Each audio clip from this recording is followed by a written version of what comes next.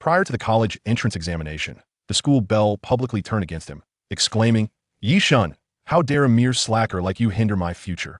In the span of a single night, the world was irrevocably transformed.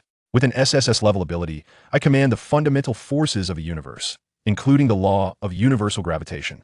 The family heirloom bracelet turns out to be a top-tier forbidden artifact. The authorities of the Divine Land convene an emergency meeting. At all costs, we must secure Ye Shen, an exorbitant contract from the Ability Management Bureau, an exceptional promotion in the border military, honorary president of a prestigious academy. Please hold on, I must first navigate this battlefield. The school Belle, filled with regret, knelt and wept, pleading, "Ye Shen, I was blind. Allow me to return as your devoted admirer." The cold and alluring queen of abilities forcefully extends an olive branch. "Ye Shen, let us unite.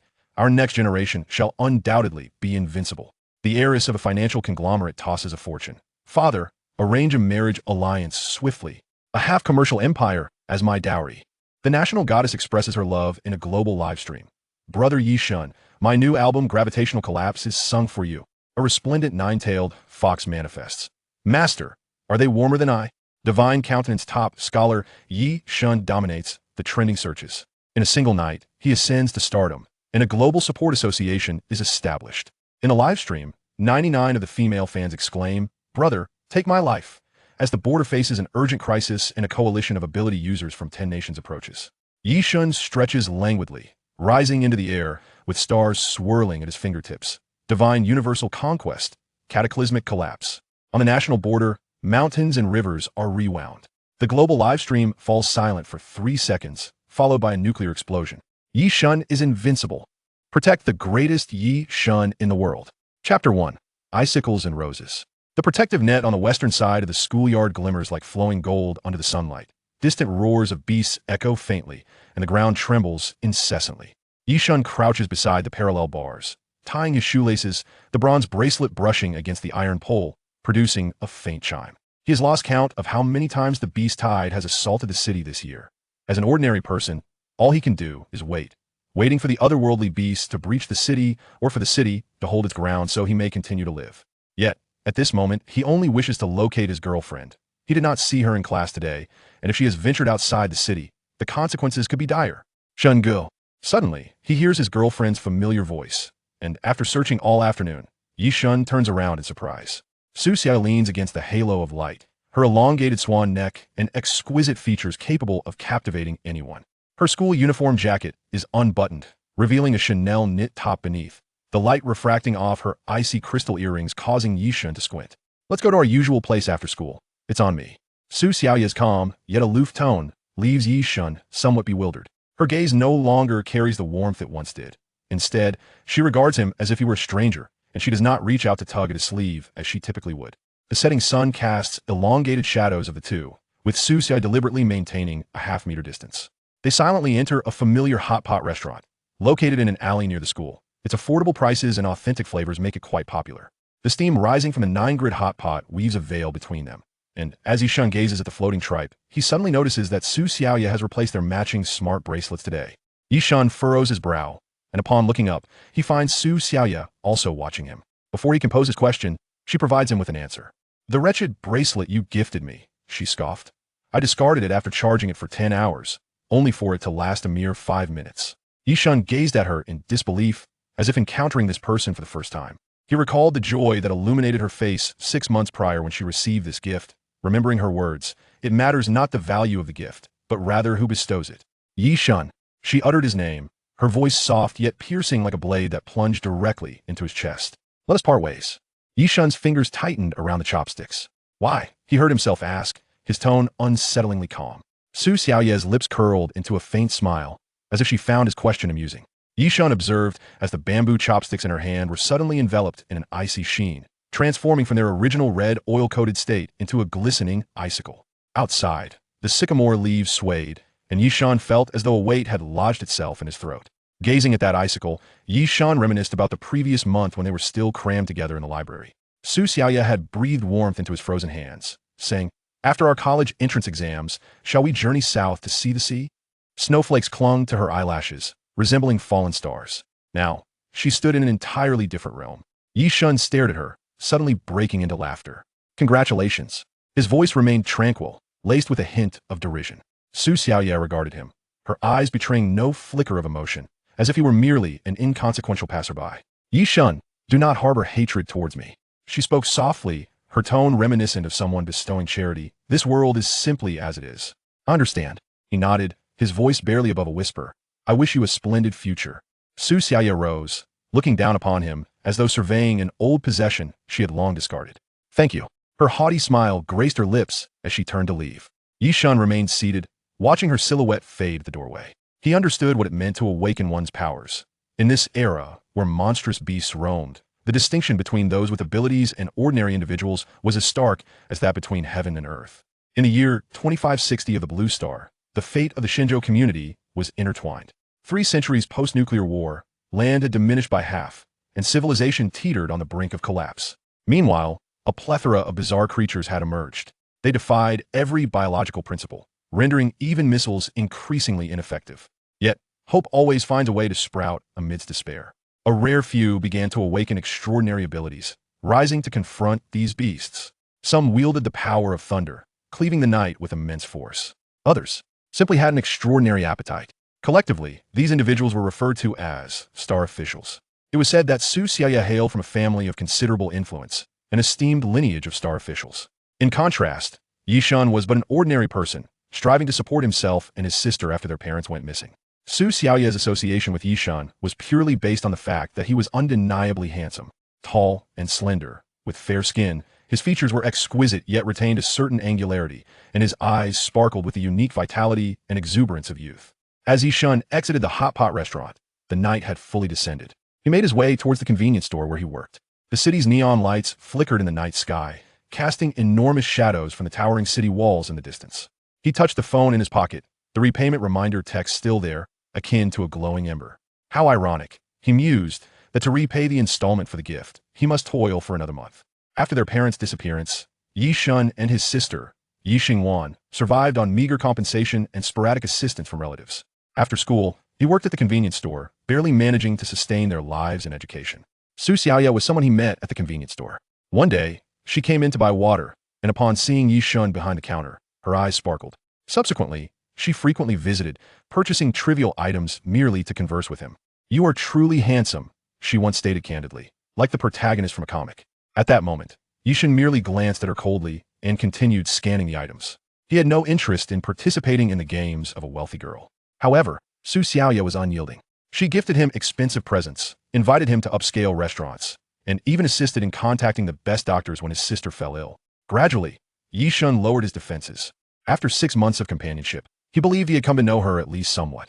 In hindsight, he realized he was mistaken. She merely regarded Ye Shen as an amusing plaything. The first sword of awakening, to first sever ties with the one cherished. The glass door of the convenience store swayed gently in the night breeze as Ye Shen leaned against the counter, his fingertips unconsciously tapping the surface.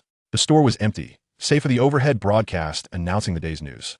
This marks the 6th occasion this year that the southwestern settlement has encountered a large-scale beast tide of divine caliber, with the mountain city bearing approximately 60 of the burden during this onslaught. After a grueling day and night of fierce combat, the Qishao army has once again withstood the assault of the beast tide, though the precise casualty list is still being compiled. The star official. Ye Shen clenched his fists, realizing that only by becoming a formidable star official could he engage in battle against the alien beasts and wield any influence. The items on the shelves cast elongated shadows under the dim light, and Ye Shen found himself lost in thought as he gazed at the bronze bracelet on his wrist, his sole possession left by his parents before their disappearance. He had previously tested the bracelet, discovering that it exhibited no signs of star energy.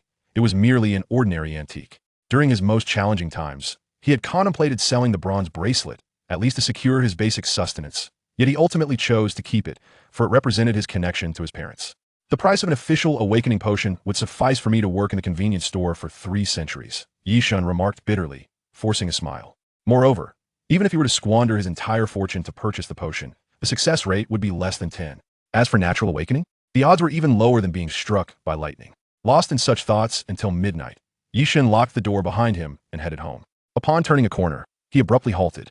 This alley, usually bustling with life, was eerily quiet tonight, with even the streetlights flickering uncertainly. The air was thick with a putrid stench, reminiscent of decaying flesh mingled with rust. The hairs on the back of Ye Shen's neck stood on end. He slowly retreated, only to hear the sound of dripping water behind him. Turning cautiously, he was met by a pair of blood-red, slitted eyes. Chapter 2: The Breath of the Bronze Bracelet. At the end of the alley crouched a dark figure. It lifted its head, revealing a grotesque visage, if it could even be termed as a visage. Its eyes were entirely black, devoid of pupils, and its mouth was split to the roots of its ears, showcasing serrated teeth. Ye Shen's throat tightened in dread. Was this a remnant of the beast tide? Though the city was fortified by walls, it was still possible for smaller aberrations to infiltrate. The patrolling star officers were powerless to intervene in time. The creature emitted a chilling, cackling laughter as it crawled towards Ye Shen on all fours, its movements eerie and swift, reminiscent of a monstrous spider. Ye Shen turned to flee, but after just a few steps, he was tripped by something. He fell to the ground, his palms scraping against the rough surface. The creature's breath was already hot against the nape of his neck, its foul stench overwhelming. "I'm going to die." This thought crystallized in Ye Shen's mind. To perish in a dark alley, perhaps even to have his corpse devoured, with no one the wiser about what transpired. What would Xingwan do? Just as the beast's claws were about to make contact with Ye Shen's back, a strange surge of warmth suddenly erupted from his mind, swiftly radiating throughout his body. Ye Shen felt each of his cells scream as something long dormant awakened within him. In an instant, a transparent, spherical force field surged forth from his chest like a tidal wave. This force field was so powerful that it distorted the surrounding air upon its emergence. Buzz! The creature's claws halted in midair for a moment, emitting a terrified shriek as it attempted to retreat, but it was too late. Ye Shen's palm erupted with an invisible energy, a violent repulsion that sent the creature crashing away, accompanied by the metallic lament of snapping power poles. The distorted body left a bloody trail across the asphalt, ultimately collapsing like a rag doll. Ye Shen felt a warm current surge within him, his senses sharpening to an extraordinary degree. He could hear conversations from several streets away, see the dust swirling in the darkness, and even sense a peculiar energy flowing through the air, star energy. Gazing at his palm in disbelief, he pondered, supernatural powers? Suddenly, he recalled Su Xiaoya's words as she departed. This world is just like that. He clenched his fist, feeling the new energy coursing through him. In the distance, the whistle of patrolling star officers echoed, prompting Ye Shen to hastily exit the alley. He needed time to process everything that had transpired tonight. Yet one thing was abundantly clear. His life had irrevocably changed from this moment onward. Upon returning home, the attic was suffused with the aroma of mangoes. Ye Shen sat on the edge of her bed, painting her nails and swinging her delicate, fair feet. "Brother, you're back." Ye Shen similed. Ye Shen was 2 years his junior, and aside from her unappealing traits, she was undeniably charming. Ye Shen was quite beautiful, her lips slightly curled like petals, her teeth as white as snow. Her inky hair cascaded over her shoulders, and her brows resembled distant mountains, while her eyes mirrored the depths of a cold pool reflecting the stars. This visage was a stark contrast to the first time Ye Shen had encountered her. It was a rainy night when he saw the disheveled Ye Shen, akin to a discarded rag doll, lost in thought amidst the rain. She curled up in the shadows, her face and clothes drenched in water and mud. Ye Shen approached and inquired about her home, but she merely hung her head in silence. Perhaps it was this little girl who made him see himself. Ye Shen brought her back to his own home. Ye Shen quietly ate the noodles Ye Shen had prepared, remaining mute, though her spirits seemed to lift slightly. After several days of being a silent doll, she finally began to speak, though it was more accurate to say she started to cough. Having been alone in the rain for an indeterminate time, it was no surprise that she developed a fever. Ye Shen took care of her for a few days as she battled her cold. In those early days of their companionship, Ye Shen's most frequent question was, "Will you send me away?" Ye Shen had indeed considered this, yet he never voiced it. Eventually, he learned that Ye Shen lived with her step-parents, despite her earnest efforts to be understanding. The little Ye Shen would prepare breakfast and do laundry for the entire family. She always sought to prove her worth. Finally, her stepfather announced a family trip, and she believed it was a recognition of her efforts, a reward from her parents. However, during this orchestrated journey, Ye Shen was abandoned in the mountain city. Currently, there are only 9 major human settlements standing amidst the wilderness ruled by aberrations in the land of Shenzhou. Due to the numerous beasts beyond the city walls, The Shenzhou authorities expended considerable resources to establish routes between these settlements, allowing ordinary citizens to travel by train. These routes were guarded by numerous star officers and soldiers, and traversing the city was exceedingly costly, from the coastal settlement in the south to the mountain city in the southwest. Given such a vast distance being left behind, there was a clear indication of her stepfather and mother's desire to sever ties with her. Subsequently, Ye Shen ceased to inquire further and arranged for Ye Wan to attend school. Ye Wan lived cautiously, performing various household chores, striving to minimize expenses, and her wardrobe consisted solely of her school uniform and the sweatshirt and jeans she wore upon arrival. Ye Shen resolutely provided for her, and only after a considerable time did she gradually regain her once cheerful disposition. As Ye Shen gazed at his sister, who was lost in thought, he noticed her cheeks visibly redden as she discreetly adjusted her skirt to cover her fair, slender thighs. Ye Shen snapped back to reality, his thoughts clouded. He was merely reminiscing about the past. What on earth was this silly sister thinking? Initially intending to explain, he sensed that dwelling on the matter would only complicate things further. I have something to attend to, so I'll head to my room, Ye Shen stated awkwardly, unable to maintain a composed expression. Okay, Ye Wan replied softly, lowering her head, though a smile lingered at the corners of her mouth. Almost immediately, as if struck by a thought, Ye Wan furrowed her brows, the shadows cast by her long, thick lashes obscuring the depths of her gaze. A faint whisper escaped her lips. Su Xiaoya, I will reclaim my brother sooner or later. Chapter 3 My awakening method is a bit off. Ye Shen returned to his room, his fingertips still trembling slightly from the initial awakening of his powers. He stared at his palm, as if he could perceive the invisible force field flowing beneath his skin, a miracle bestowed by the stars. After some time, Ye Shen attained a rough understanding. What he had acquired was the authority to manipulate gravity. After all, in this era of supernatural powers, although he had not awakened until now, Ye Shen possessed a fundamental understanding of them. The ranks of star officers were Mingxin, Tongyu, Fuyo, Guizhong, Yushin, and Taichu. The distinction lay in the number of stars lit within the starry nebula in their minds. The more stars illuminated, the greater the strength. The starry nebula in his mind slowly rotated, and a star traced a silver trajectory. Mingxin realm, the starting point of the star officer's journey. Nearby, he could faintly sense many stars lying in slumber. Once he illuminated 8 stars, he could ascend to the Tongyu realm. Ye Shen similit silenti. A smile akin to a gambler who had finally grasped a life-saving straw. Just as his spirits surged, he felt a throbbing in his temples, as if countless silver needles were reconfiguring the nerves within his skull. Meanwhile, the once dull patterns on the surface of his bronze bracelet had transformed into striking and eerie designs without him realizing it. The scene before Ye Shen resembled an entry into a kaleidoscope, swirling before plunging into darkness. Then, suddenly it illuminated. The damp floor transformed into an abyss of inky void, with liquid starlight cascading beneath his feet. A colossal bronze door loomed 10 paces away, its knocker adorned with writhing Tao-Tai patterns, and the beastly eyes forged in bronze radiated a fierce menace. Intricate carvings adorned the door, resembling a myriad of beasts and perhaps some arcane formation. Even in this already fantastical world, the sight stirred profound bewilderment within Ye Shen. Suddenly, he felt a subtle warmth radiating from his wrist. Looking down, his pupils constricted in shock. The bronze bracelet he had worn had vanished, replaced by a circle of dark azure patterns embedded beneath his skin like a brand.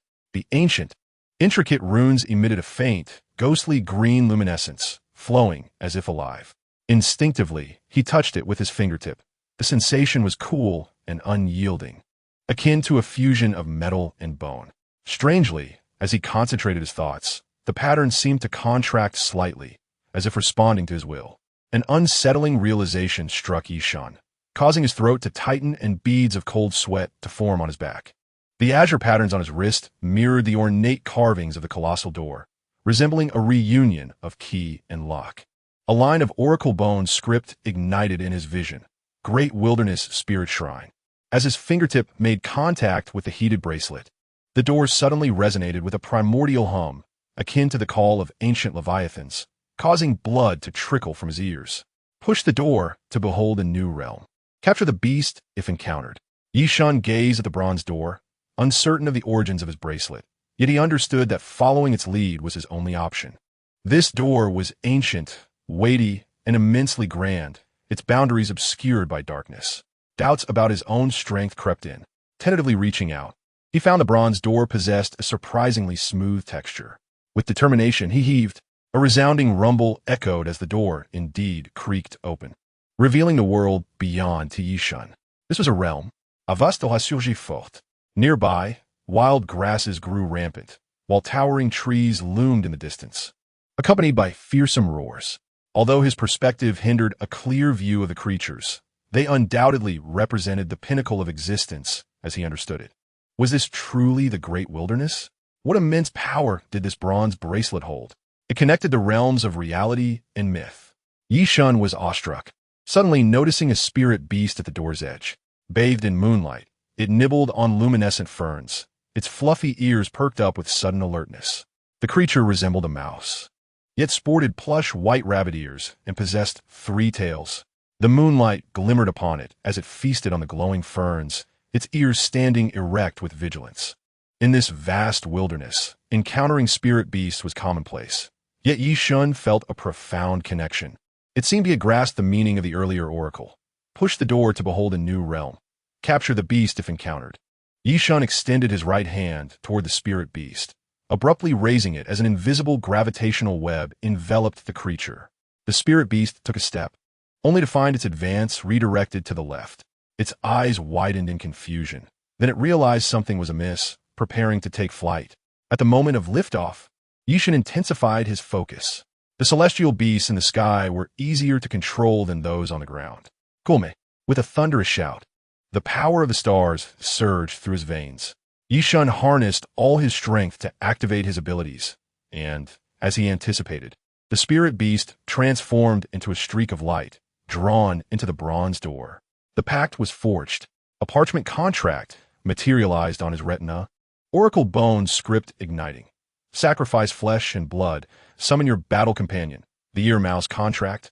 Without hesitation, Ye Shen inscribed his name. The paw print of the ear mouse appeared, the contract transforming into radiant light, merging with his being.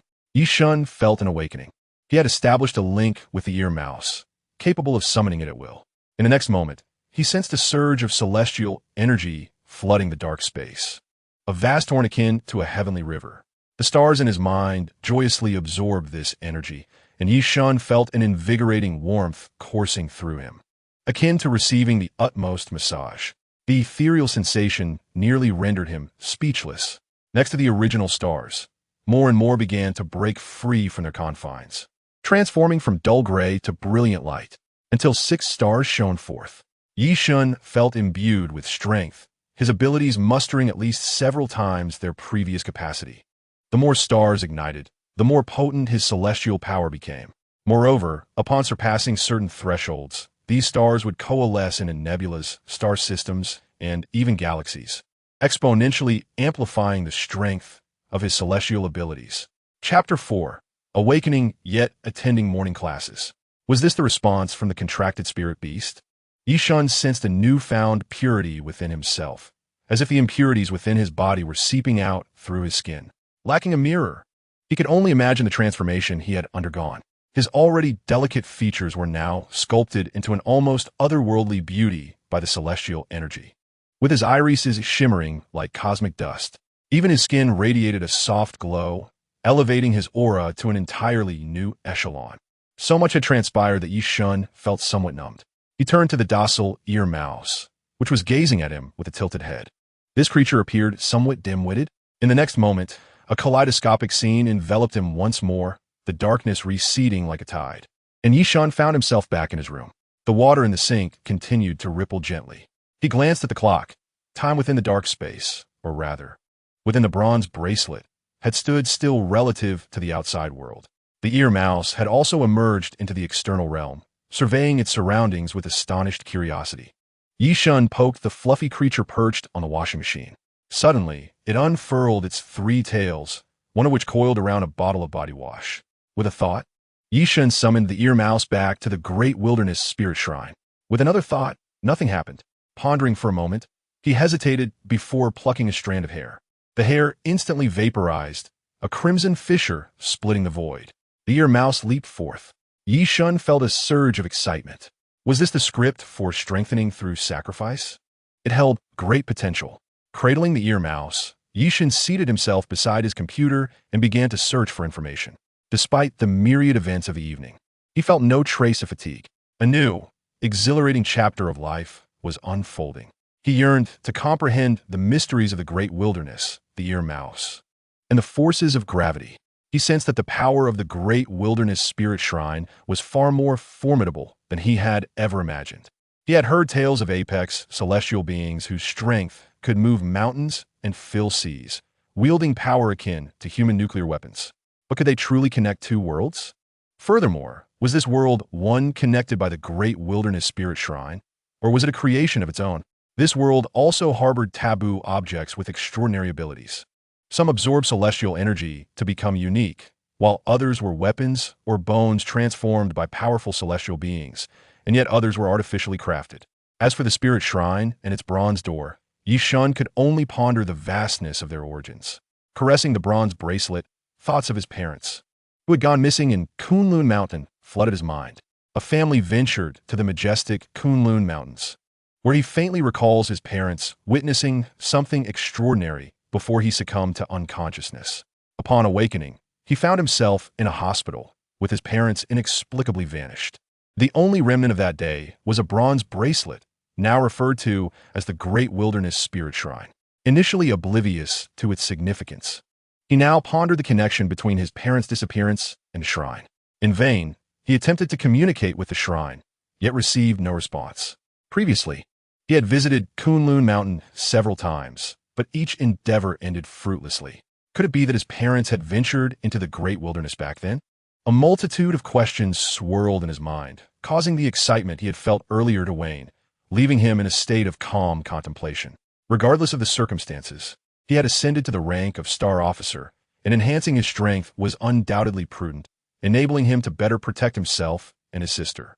With greater power would come elevated status. The shrine on his wrist pulsed with warmth, as if making a silent promise to grow stronger and uncover the truth. But how could he enhance his abilities? Typically, Star Officers draw upon the celestial energies of the universe and insights from combat to break through their limitations. Moments ago, within the shrine, he had captured a spirit beast, which had instantly elevated his rank. With this realization, Ye Shen attempted to return to the bronze door from earlier. As he focused his thoughts, a prompt appeared in his mind. Countdown, 30 days. He had hoped to continuously capture spirit beasts and receive uninterrupted elevation. But the shrine had denied him the opportunity to exploit any loopholes. It appeared that progress was indeed required. Ye Shen took a deep breath. Concentrating on the flow of celestial energy around him, he soon realized that the shrine on his wrist was absorbing all the celestial energy. It then dispensed a small portion back to him, as if to soothe his spirit. However, this energy seemed distinct from that of the external world.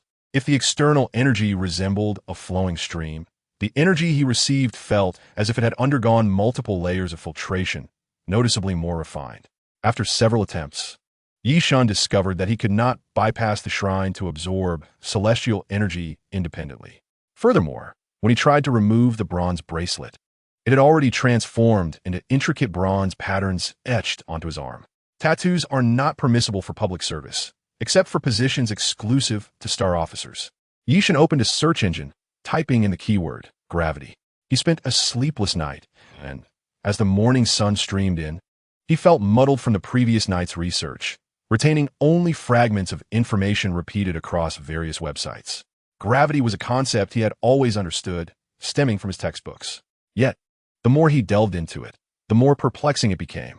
It is the mutual attraction between objects due to mass, one of the four fundamental forces of nature, symbolizing the distortion of space-time. Ye Shen questioned whether he was still interpreting the characters of his homeland correctly. The great wilderness is rooted in chaos. The ear mouse represents both medicine and poison. There is still much to learn. The pursuit of knowledge is boundless. Today was Friday, and he still had to attend classes. However, Ye Shen planned to transfer to the Starlight class next week. Chapter 5. Su Xiaoya floated away. The Starlight class is the only class composed entirely of star officers at the second highest secondary school in the mountainous city, consisting of merely 20 or so students. Although the number of students appears small, it is indeed a result of several nearby school star officer students coming together. The scarcity of star officers contributes to their esteemed status. Many schools do not even have a single awakened student, let alone a dedicated class for star officers. The curriculum primarily teaches fundamental applications of celestial energy. As the university's Supernatural Abilities program separately requires a comprehensive celestial energy examination alongside traditional subjects such as language, mathematics, history, geography, and science. The bus stop was crowded with students clad in identical uniforms, and Ye Shen fished out a warm egg-filled pancake that Leafing had insisted he take. He had heard that the newly constructed urban rail transit would soon open, connecting the entire southwestern settlement, with many routes within the mountainous city at remarkably affordable fares. This would undoubtedly ease his commute to school, Ye Shen mused. Was it tomorrow? It was said that there would be a live broadcast of the event, with many prominent figures attending the first ride. Suddenly, the crowd erupted in excitement as Su Xiaoye descended from a private car. Her newly cut princess hairstyle billowing in the wind, the tips dyed a striking shade of blue. Their gazes locked in the air. Su Xiaoye's expression was serene, as if she had transcended to another realm. While she had no need to deny her past affections, there was equally no need to reminisce. After her successful awakening, her father had sent invitations to familiar colleagues and leaders, preparing a celebration for her awakening. This also served as an opportunity for her to ascend further, provided everything was managed correctly. Su Xiaoye's spirits lifted considerably. The Frost sequence ranked among the higher tiers of supernatural abilities, currently cataloging over 500 sequences. The Frost sequence possesses both damaging and control capabilities, with excellent potential for development, ranking 137. An A-grade. Sequence 50200 is also classified as an A-grade ability, but 137 stands among the elite. In any context, this would warrant focused cultivation. Ye Shen's aloof demeanor was anticipated by her. Yet, why did he seem so much more handsome? Was he wearing makeup? Did he think his looks could rekindle her affections? Although undeniably charming, Su Xiaoye felt her aspirations lay elsewhere, pursuing a higher path and seeking a like-minded companion along the way. That would suffice. The naming Sheen realm, how melodious it sounded. She finally comprehended herself. In the distance, a short-haired girl jogged over, gleefully taking Su Xiaoye's hand. Su Xiaoye showed no signs of resistance. This was her closest friend, Feng Ling. Despite having become a star officer, she still maintained her social circle. Most of her acquaintances were star officers, but having a friend or two from her past was also a treasure. Feng Ling's face radiated joy. Xiaoye, your hair looks stunning. You exude such elegance since your awakening. Su Xiaoye modestly nodded. I told you, you should have kicked the Ye Shen to the curb, even without considering his status as a star officer. Just looking at his face, he may be decent looking, but he is unworthy of you. Indeed, after her awakening, Su Xiaoye's parents were the first to know, followed closely by her best friend. Feng Ling observing Su Xiaoye's evident happiness. Feng Ling seized the moment. Xiaoye, I've managed to save enough money for the Awaken Ability Potion. Star 2, but I can't find a way to purchase it. Could you assist me? Upon witnessing her friend's pleading gaze, Su Xiaoye, now residing in the heights of achievement, hesitated for a moment before agreeing. I can inquire, but don't hold your hopes too high. You're so kind, Xiaoye. If I really awaken, I'll heed your every word. Ultimately, they both retained their youthful spirits. One was impatient, rushing home to plead with her parents for savings to explore a potential opportunity upon witnessing her friend's awakening, while the other considered herself to be of an exceedingly high tier, believing that accumulating connections was only natural. In the end, it was always the parents who provided both financial support and networks. Naturally, parents would comply, which also correlated with the prevailing zeitgeist. Star officers reigned supreme. Throughout the day's lessons, Ye Shen remained attentive, for becoming a star officer did not exempt him from the need for knowledge. Conversely, there are numerous occasions when the battles of the star officers necessitate a profound accumulation and application of knowledge. Previously, Ye Shen consistently excelled academically, firmly securing a position within the top 10 of his grade. Even with the emergence of his extraordinary abilities, Ye Shen remains resolute in his commitment to diligent study. However, He finds himself pondering the nature of gravitational sequences. This seems to belong to a higher echelon, yet he was unable to uncover any information on it yesterday. The online resources pertaining to extraordinary abilities are shrouded in a degree of secrecy, lacking comprehensive and detailed exposition. Perhaps this is a relatively niche ability, Ye Shen mused.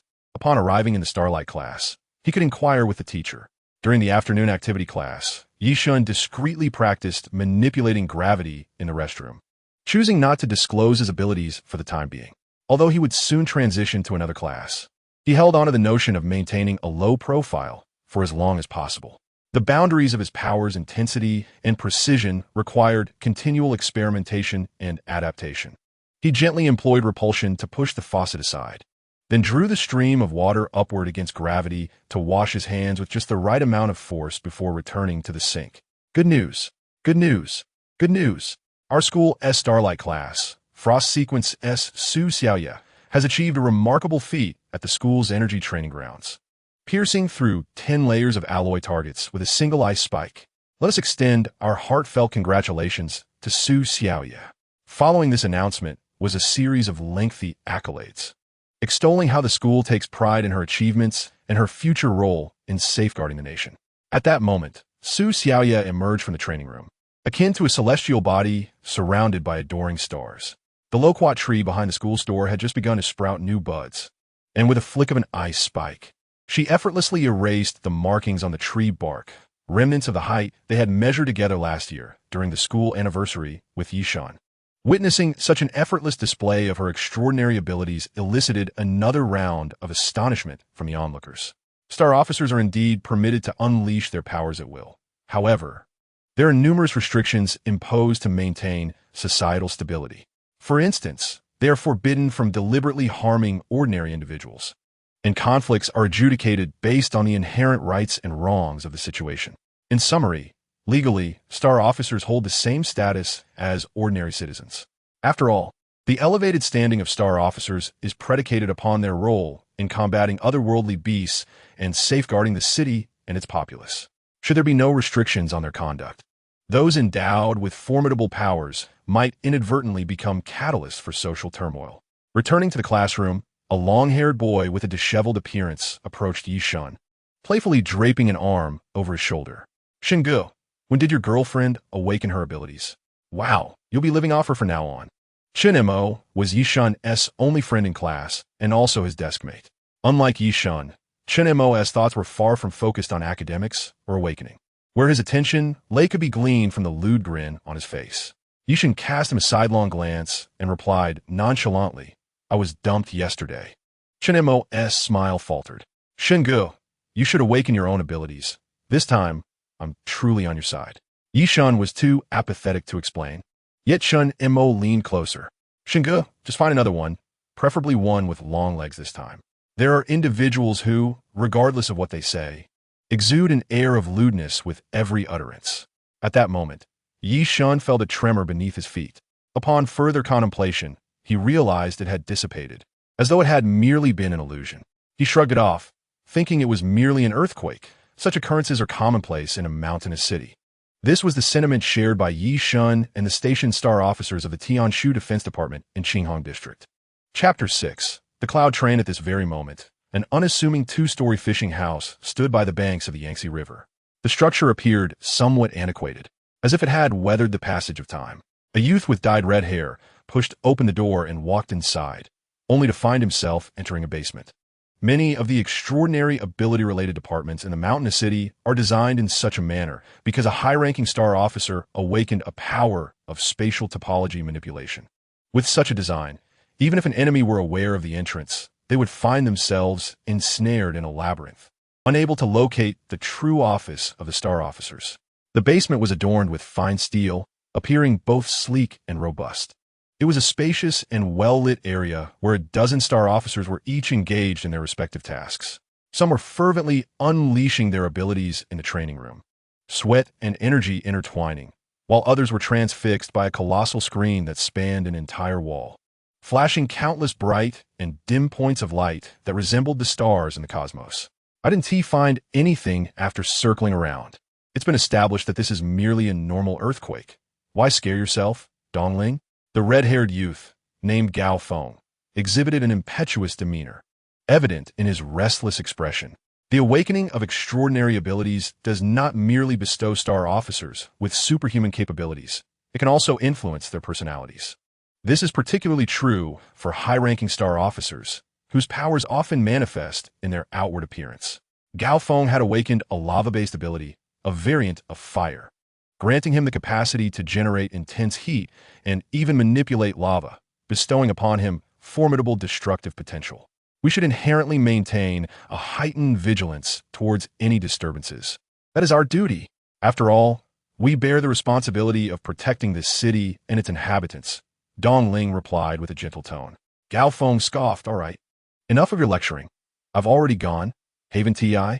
Standing beside them was a man resembling a towering iron pillar, silently observing their exchange, a faint smile gracing his lips. The three of them were star officers from the Tianshu Defense Department in Qinghong District, forming part of the foundational enforcement unit within this extensive system.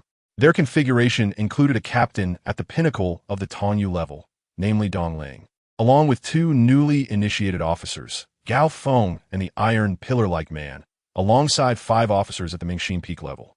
The ranks of star officers indeed reflect, to some extent, the magnitude of power they can wield.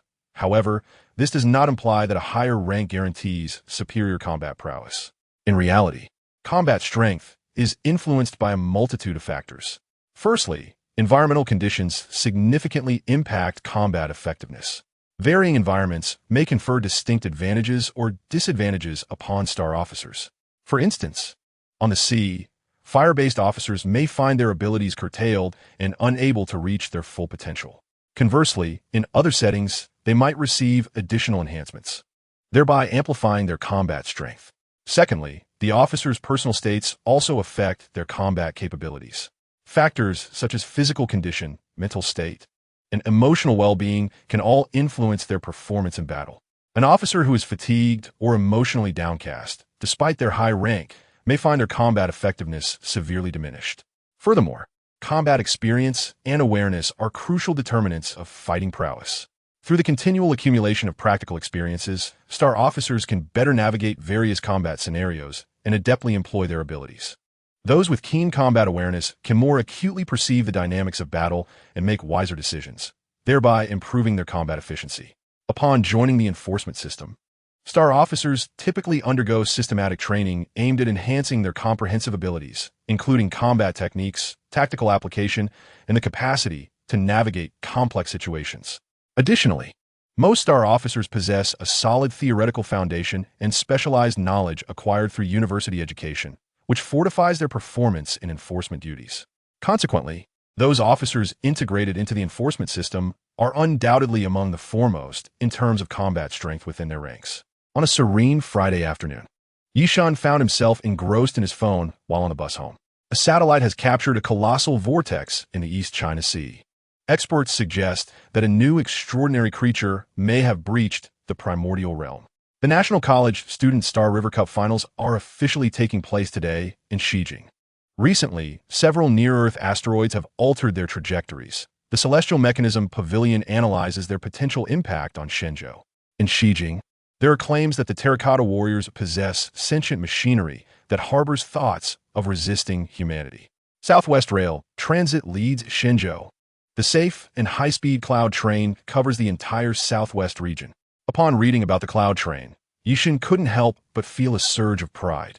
This project was reportedly approved by the director of the Southwest Urban Construction Bureau in collaboration with various city lords. With the assistance of numerous related star officials from the Earth and Sand systems, and after expending substantial human and material resources, the train service was finally extended to various transportation hubs.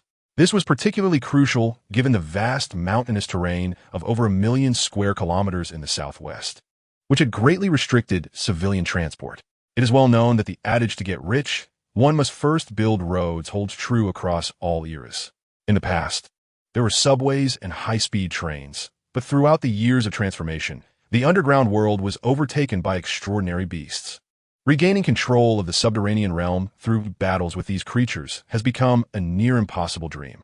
As for high-speed trains, the The city's planning and original routes were thrown into disarray.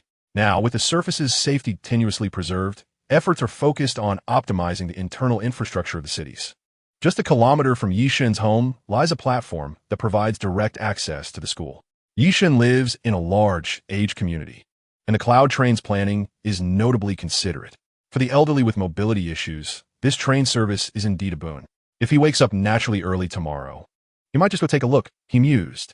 After spending the entire night studying his gravitational powers and attending classes during the day, he was feeling quite fatigued. Upon returning home, he found that Ye Shen was not there, likely still at school studying. Although Ye Shen was accustomed to studying late into the night, since awakening his extraordinary abilities, he often felt compelled to ponder his powers more deeply, intending to allocate some time away from his regular studies for this purpose. The next morning, Ye Shen ventured to the sparsely populated riverbank to hone his gravitational skills. While both the Starlight class and university offered systematic training for extraordinary abilities, such training was generic. Each individual's powers differed, making it impossible for every student to receive one-on-one guidance from specialized instructors. Moreover, many university faculty members were not sufficiently equipped, as numerous mentors had external duties, such as defending the borders or participating in quelling unrest among star officials within Shenzhou. Some exemplary students even accompanied their mentors in these endeavors, both to contribute and to enhance their own qualifications for future employment. Ye Shen pondered his gravitational potential and how best to develop it. Undoubtedly, this extraordinary power must be released in a strategically sound manner. In the absence of a teacher, he resolved to take the initiative in enhancing his abilities. As he exerted himself, a wave of exhilaration surged through him, having already ignited 6 celestial stars. His energy reserves were now quite impressive. In his quest to develop combat techniques, Ye Shen recalled a profound statement from the great mind behind the general theory of relativity. Imagination is more important than knowledge. Chapter 7. My code is above yours. In the early morning, sunlight filtered through the mist, casting a tranquil glow over a high-end residential area in the mountain city. Zhao Chong stood in the living room, gazing at his daughter Nuan, who had just reached his knees, his heart brimming with paternal love. He knelt down, gently stroking her hair, and tenderly said, "No, Daddy has to go to work now." With her adorable pigtails, Nuan immediately wrapped her arms tightly around his leg, playfully pleading, "No, Daddy, take me with you to work." Zhao Chong looked at his daughter's innocent expression, a smile of indulgence spreading across his face. He patiently explained, "Although Daddy can't take you to work, if you behave and listen to Mommy at home, you'll be able to see Daddy on TV." Nuan Seyus, already round and bright, widened with surprise and anticipation. After sharing a few short stories and ensuring her mood had stabilized, Zhao Chong kissed her forehead and stood up to leave. "Goodbye, Daddy." Nuan waved her little hand, bidding him farewell. Remember to listen to Mommy. Once the door closed, Zhao Chong took a deep breath, savoring the warmth and happiness of family life. He couldn't help but reflect on how, just a few years post-graduation, he had already attained such a fulfilling family and a successful career, a reality that brought tears of joy to his eyes. Zhao Chong graduated from an ordinary university and became a typical bus driver. However, what set him apart was his awakening of extraordinary powers. Shortly after graduating and starting his job, he manifested the ability known as Metal Pulse. While this power lacked direct offensive capability, it granted him heightened perception and the ability to repair metal, a rarity among bus drivers. After all, star officials were few and far between, let alone those with specialized powers. Zhao Chong's career flourished. What was once merely a means of getting by had transformed into a bright future. Today was particularly significant, the inaugural operation of the Cloud Train. He was to be the driver of the first journey. Entering the preparation room with a sense of pride, he knew that although the launch would take place in the afternoon amidst great anticipation, all train crew members needed to prepare in advance. "Good morning, train conductor." Zhao Chong greeted the crew with a smile. Although there were many drivers and crew for the Cloud Train, Zhao Chong had gained recognition in this circle as the chosen driver for the inaugural journey. At a desolate riverside, the river breeze carried a hint of rust past the towering support columns. Ye Shen, for the 8th time, rose from the mud, his pant legs soaked through with river water. As he infused his feet with gravitational energy, once more, the gravitational waves suddenly stabilized, lifting his body 3 inches off the ground. Success! Ye Shen crushed a few fallen leaves underfoot, but, while attempting to turn, he stumbled and fell heavily into the shallow waters.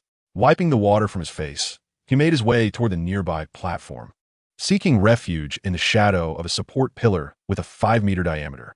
Being a novice at awakening his powers, Ye Shen lacked experience. Despite feeling the surge of energy within him, he wielded it clumsily. The importance of mastering combat techniques was evident here.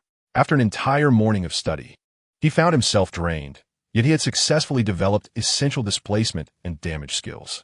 Those familiar with gaming understood their value. Noticing that the cloud train was about to depart, Ye Shen decided to witness the event. His choice of practice location was also influenced by the train's route, as starting points would likely attract many passengers, making mid-route boarding a preferable option. As he passed by the support pillars, Ye Shen marveled at the well-laid tracks near his home, recalling how Ye Xingwan had taken him to see them before. As Ye Shen traversed a secluded corner, 2 figures cloaked in robes and hoods observed him with keen interest. Why did the esteemed adult prevent me from executing my judgment? He is merely an ordinary individual. His presence here seems rather anomalous. He may have already discerned our plans. It would be prudent to eliminate him directly to avoid complications, inquired the man in gray robes with a tone of deference. The other, clad in white and lazily chewing on a blade of grass, appeared to sway slightly even as he stood. After a moment, he spat out the chewed stem and nonchalantly remarked, "What is there to explain to you? Those of lower rank ought to obediently heed the commands of their superiors." The gray-robed man clenched and then relaxed his fists. In terms of combat prowess, he could easily overpower this insolent youth tenfold. However, when it came to contributions, he found himself at a disadvantage. Within the organization, contributions reigned supreme, denoting status and access to resources. Despite the seemingly carefree demeanor of this white-robed youth, he was, in fact, the mastermind behind the current operation, while he and the other gray-robed adjudicator were merely enforcers. The shadow cast by the hood obscured the expression of the young man in white. Though he had only recently joined the organization, his contributions had already surpassed those of many seasoned members, thanks to his awakened ability to avert calamity and attract fortune. To a significant extent, he could foresee the consequences of his actions and the individuals he would encounter, gauging their potential impact on him. His ability proved exceedingly useful, albeit at the cost of his own lifespan. Yet, he had compelling reasons to engage with the organization and utilize his powers. Apart from one individual, he felt little attachment, and the strength of that person alleviated any concerns he might have harbored. Thanks to his unique ability, life had been a continuous stream of good fortune. Akin to his name, Yin Yu, wandering as effortlessly as if floating on clouds. However, unbeknownst to the gray-robed man, cold sweat had begun to bead on Yin Yu's brow. He idly rotated his ring, repeatedly confirming the rising intent to kill that his power revealed, as blood-red warnings erupted in his consciousness. Strangely, when a mud-streaked boy encroached upon his perception, all premonitions became engulfed in a thick fog. This mission was of utmost importance, hence his involvement. He had calculated the odds numerous times, each indicating a higher probability of success. Yet this time, clarity eluded him. "What is the situation?" Yin Yu murmured to himself. The previous individual, though handsome, appeared otherwise unremarkable. Even amidst the obscurity of unfolding events, he pressed on. Several kilometers away, at the Mountain City Convention Center, a bustling crowd thronged, creating a lively atmosphere. Just as Ye Shen had anticipated, the venue for the opening of the cloud train was a veritable sea of humanity. People gathered in excitement, their faces radiant with anticipation and curiosity. Not only were there ordinary citizens of the Mountain City, but also several leaders, including Lu Jiantao, the city's mayor, and mayors from nearby cities, all present to witness this historic moment. After a lengthy summary and expressions of hope for the future, the pivotal moment of the cloud train's inaugural journey finally arrived. At this juncture, Director Lu Jun of the Urban Construction Bureau was in high spirits, chatting amiably with a scholarly middle-aged man beside him. "Old Qin, today I shall ensure you experience this thoroughly, so you can understand what true modern transportation feels like. Just look at this dual-line operational model. We have meticulously devised it after profound consideration. This is not a haphazard idea. We have drawn inspiration from the inner-city trains and subways of a century past. The speaker beamed with excitement, evidently proud of his ingenuity. He patted Qin Jinyue on the shoulder and continued, just imagine if your pharmaceutical system could be built upon such a swift logistics framework. Wouldn't your growth accelerate like a rocket? At that point, even the deities might envy your achievements. Qin Jinyue listened quietly, a contemplative expression gracing his features. In stark contrast to his companion's exuberance, he exuded a more reserved demeanor, resembling a well-read scholar rather than a businessman who had established a new pharmaceutical trading platform. Director Liu, you overestimate me. However, should the Urban Construction Bureau seek equity, as previously discussed, we are willing to pay rent, but the ownership must remain within our medical system. If it were to be distributed, the nature of the arrangement would change, and this is not directed at you. It applies universally, Qin Jinyue clarified. The founding purpose of the Yaego platform was to ensure that more individuals could access affordable medicine while subsidizing hospital expenses. Lu Jun chuckled heartily, attempting to smooth over the conversation. All right, since we have the rare opportunity to meet, let us set aside such matters for now and enjoy a couple of drinks this evening. Lu Jun invited several leaders to experience the event, and those who came to support had dedicated carriages. The other carriages were filled to capacity with onlookers. Chapter 8. The Cloud Train Under Attack. This Saturday and Sunday, the Cloud Train offered free rides, allowing people to experience its conveniences. Outside the crowd, Du Ling stood, gazing up at the sleek, streamlined train.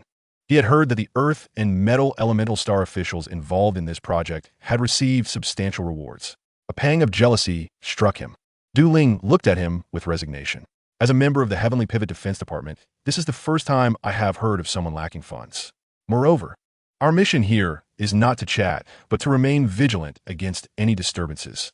As the train prepared for departure, he questioned what could possibly go wrong, emphasizing that their focus should be on those stationed in other locations. Besides, the train benefited both us and the forces of evil. What motive would they have for sabotage? In the realm of Shenzhou, 3 factions existed. The Guardian faction, which fought against the encroachment of aberrant beasts, the evil faction, opposing Shenzhou, and the neutral faction, which remained uninvolved. Ensuring the safety of the populace and leaders, many members of the Heavenly Pivot Defense Department from Mountain City had been summoned as bodyguards. Zhao Chong, in the control room, observed as the doors sealed tightly and gradually pressed forward. The journey would last 1 hour, returning to the starting point, followed by media interviews, allowing Nuan'A to finally see himself in the spotlight. With the metallic pulse ignited, Zhao Chong felt as though the train and tracks were cheering for him. Qin Jinyue gazed quietly out the window.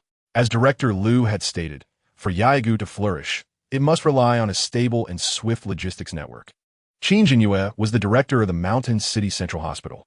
He had established this platform due to witnessing countless star officials lose their lives due to a lack of spiritual medicine or the presence of counterfeit remedies. With hospitals forming platforms, those who ventured into forbidden areas to harvest spiritual herbs now had access to a reliable insurance channel, free from a fear of being devoured or underpriced. Upon return, specialists would authenticate and process the herbs before placing them on the platform for hospitals to request as needed. The only caveat was that he had inadvertently touched upon the interests of many individuals. Nevertheless, Qin Jinyue remained unfazed. He was a star official of the Fuyo realm. If one deemed Fuyo insufficient, his father-in-law was a prominent figure among the Southwest's 3 great Taichu realms, titled the Earth Vein Guardian. Was that sufficient? Enemy attack. Accompanied by the piercing scream of terror, the previously tranquil carriage was instantly enveloped in a tense atmosphere. Qin Jinyue's heart raced as he swiftly turned his head, his gaze piercing as he peered into the distance. A glint of cold light flashed, a sharp sword beam, racing toward their carriage like a bolt of lightning. In the blink of an eye, several figures clad in gray robes materialized outside the carriage like phantoms. With hoods drawn low, they gripped their sharp, long swords firmly, shattering the windows without hesitation before leaping into the carriage. The movements of these gray-robed assailants were swift and ruthless upon entering. They launched their attack with the ferocity of starving tigers, their cold gazes betraying an aura of lethal intent. There were civilians aboard the train. Upon witnessing this, Lu Jun's eyes ignited with fierce anger. He bellowed, his muscles surging with power, akin to an enraged lion, exuding strength. Without a moment's hesitation, he unleashed a punch, propelled with overwhelming force, striking fiercely at the gray-robed intruder before him. The blow was akin to a cannonball, the air whistling in its wake. Meanwhile, other leaders within the carriage began to display their own means of self-defense. Some swiftly unleashed their abilities, others deftly dodged to the side, while some retrieved weapons, preparing to confront the enemy. In the driver's compartment, a tall and beautiful attendant leisurely wiped the blood from her short blade, her face adorned with a practiced smile. "I truly apologize, esteemed train conductor." Zhao Chong lay in his seat, the gaping wound in his chest a stark sight. He could feel the sorrow of the train, hear the distant sounds of battle unfolding behind him. The situation was painfully clear. They had been ambushed. The attendant had even greeted him that morning. As he listened to the fading footsteps, a surge of inexplicable strength welled up within Zhao Chong.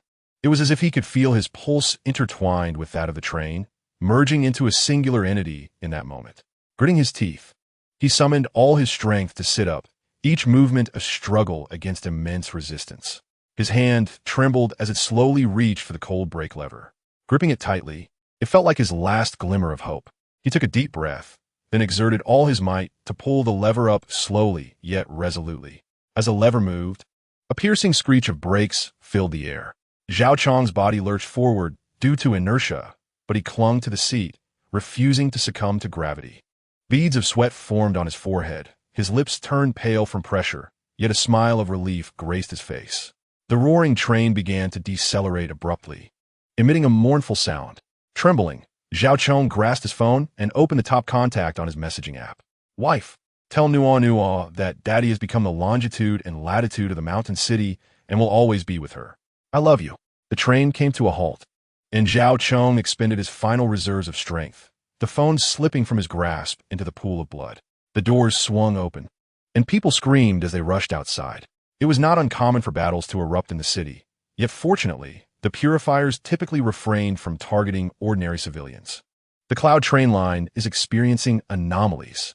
A battle has already commenced. Jiang Shaoshan, stationed at the base, wore a grave expression. Those present at the base gathered around. "I will contact the Jioding Strategic Command Bureau. I implore everyone to provide swift support." The location is 1 kilometer east of the Mingyuan community, perilously close to the residential area. Everyone hurriedly grabbed their equipment and rushed outward. From a distance, Ye Shen, approaching, gazed at the vibrant clash of abilities, his lips twitching involuntarily. Though he was unaware of the exact circumstances, he was certain that fleeing was the wisest course of action. Without hesitation, Ye Shen turned to leave. However, the black-robed figures nearby had already identified him as a member of the supporting camp. Chapter 9. The Initial Battle of Gravity. The early spring breeze carried a biting chill, sweeping across the abandoned platform and stirring up a few withered yellow leaves. Ye Shen stood upon the gravel-strewn ground, beads of sweat forming on his brow. He was merely a novice who had recently mastered his abilities, and today, he had come to this place with the intent of catching a glimpse of the legendary Cloud train, merely to satisfy his curiosity. Yet, who could have foreseen that the moment he stepped into this area, he would be swept into this sudden conflict? "Bro, don't misfire. Perhaps we're on the same side?" Ye Shen's voice caught in his throat, but his youthful pride prevented him from uttering the words. Opposite him, the towering figure in black robes crouched low, muscles coiled, resembling a beast poised to pounce. The hood had slipped down due to inertia, revealing a stoic face with bronze skin, veins pulsating like worms beneath the surface. A physical enhancement type, Star Officer. Ye Shen se pupils constricted. The physical enhancement type was the most common among all ability categories, characterized by a high lower limit and a low upper limit. In the early stages, they were almost unbeatable within the same tier. After all, while fire-type Star Officers were still conjuring fireballs, enhancement types could already close the distance in a few strides and deliver a knockout punch. However, in the later stages, the potential for enhancement types became limited. Compared to the bizarre methods of those with special rule types, their combat style was far more straightforward. Yet the problem was, Ye Shen was currently facing a bona fide physical enhancement Star Officer. The black-robed figure's eyes glinted with murderous intent, clearly intending to hold nothing back. A surge of anger welled up within Ye Shen, Did this guy truly think he was an easy target to be toyed with? After all, he was also a star officer, and although he had only recently gained his abilities, he was far from being a helpless victim. Boom! In the blink of an eye, the black-robed figure closed the distance of several dozen meters. Ye Shen could even see the icy murderous intent in the other's eyes, as if he were gazing upon a lamb to be slaughtered. Yet the more perilous the situation, the calmer Ye Shen became. He suddenly raised his hand and thrust his palm forward, emitting a repulsive force. The black-robed figure's seemingly unstoppable punch was suddenly disrupted by an invisible power. Its trajectory slightly altered. From the black-robed figure's perspective, Ye Shen's form bizarrely shifted to the right. Teleportation? The black-robed figure felt a flicker of doubt. Yet his movements did not falter. He immediately spun around, ready to deliver a counterattack. However, just as he was about to exert his strength, he suddenly felt a resistance. His movement slowed, and his right leg felt as if it were weighed down with lead, causing him to uncontrollably sink downward. Crack! The black-robed figure fell to one knee, the stone slab beneath him shattering, spiderweb-like cracks spreading outwards. A mere parlor trick, he roared, his neck muscles straining as he forcibly broke free from the gravitational restraint. Yet Ye Shen had already seized the opportunity, sidestepping to the side and snatching up an iron crowbar from the ground, swinging it fiercely. Whoosh!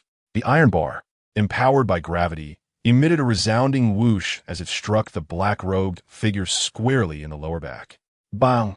The black-robed figure staggered back 2 steps, yet a sinister grin crept across his face. He reached back, gripping the crowbar tightly, and yanked it forcefully. Ye Shen felt an immense force surge through him, lifting him off the ground and sending him crashing down. As the sensation of weightlessness hit him, Ye Shen instinctively unleashed his repulsive force. His body hovered bizarrely 1 meter above the ground for half a second before rolling upon landing, yet his back was still scraped by sharp fragments of stone, a searing pain causing him to gasp. The black-robed figure, however, offered no respite. He lunged forward in a blur, executing a sweeping kick that kicked up a cloud of dust. Ye Shen gritted his teeth, abruptly withdrawing all his force fields. Seizing the moment when the opponent's center of gravity tilted forward, and with a swift motion, he launched a barrage of pebbles like shotgun pellets. Puff! Puff! Puff! The pebbles struck the black-robed figure's eyelids, throat, and armpits, vulnerable areas, spattering blood. The black-robed figure let out a muffled groan, his 200-pound frame crashing to the ground, kicking up a cloud of dust. Ye Shen panted heavily, his hands trembling uncontrollably. He lowered his gaze to his palm, then glanced at the lifeless figure of the man in black robes sprawled on the ground. A sudden wave of nausea surged within him. Ugh! He clutched his stomach and bent over, retching violently. This was his first experience with taking a life, and in such a gruesome manner. I merely wished to observe the train, he murmured, his throat feeling as though it were stuffed with cotton, parched and dry. At this moment, Ye Shen was entirely oblivious to the fact that the bronze patterns on his wrist were absorbing the star energy emanating from the corpse of the man in black, akin to a weary traveler in the desert savoring a refreshing spring. Meanwhile, the 9th dim star in his mind grew slightly brighter. The battle was far from over. In the distance, Qin Jinyue was engaged in a fierce duel against 2 gray-robed swordsmen, perilously close to defeat. As a wood element star official, Qin Jinyue excelled in manipulating flora. Yet at this moment, his thorny vines were being relentlessly severed by the coordinated attacks of the 2 swordsmen, their blades flashing like snow, closing in with relentless precision. More bizarrely, other gray-robed individuals seemed to have received some sort of directive, intentionally shifting the battleground towards Qin Jinyue. Ye Shen took a moment to collect himself, lifting his gaze to the distant skirmish. Were these individuals targeting that middle-aged man? He hesitated. Logically, he should retreat immediately, as this conflict held no bearing on him. Yet a voice within urged him that having stepped into the realm of star officials, he could not perpetually retreat. Moreover, should he assist, perhaps he could seize the opportunity to join the ranks of the enforcers? If that were the case, his and his sister's lives might improve. Just as he pondered this, the dynamics of the battlefield shifted dramatically. Those gray-robed individuals, who had been engaged with other enforcers, suddenly charged towards Qin Jinyue.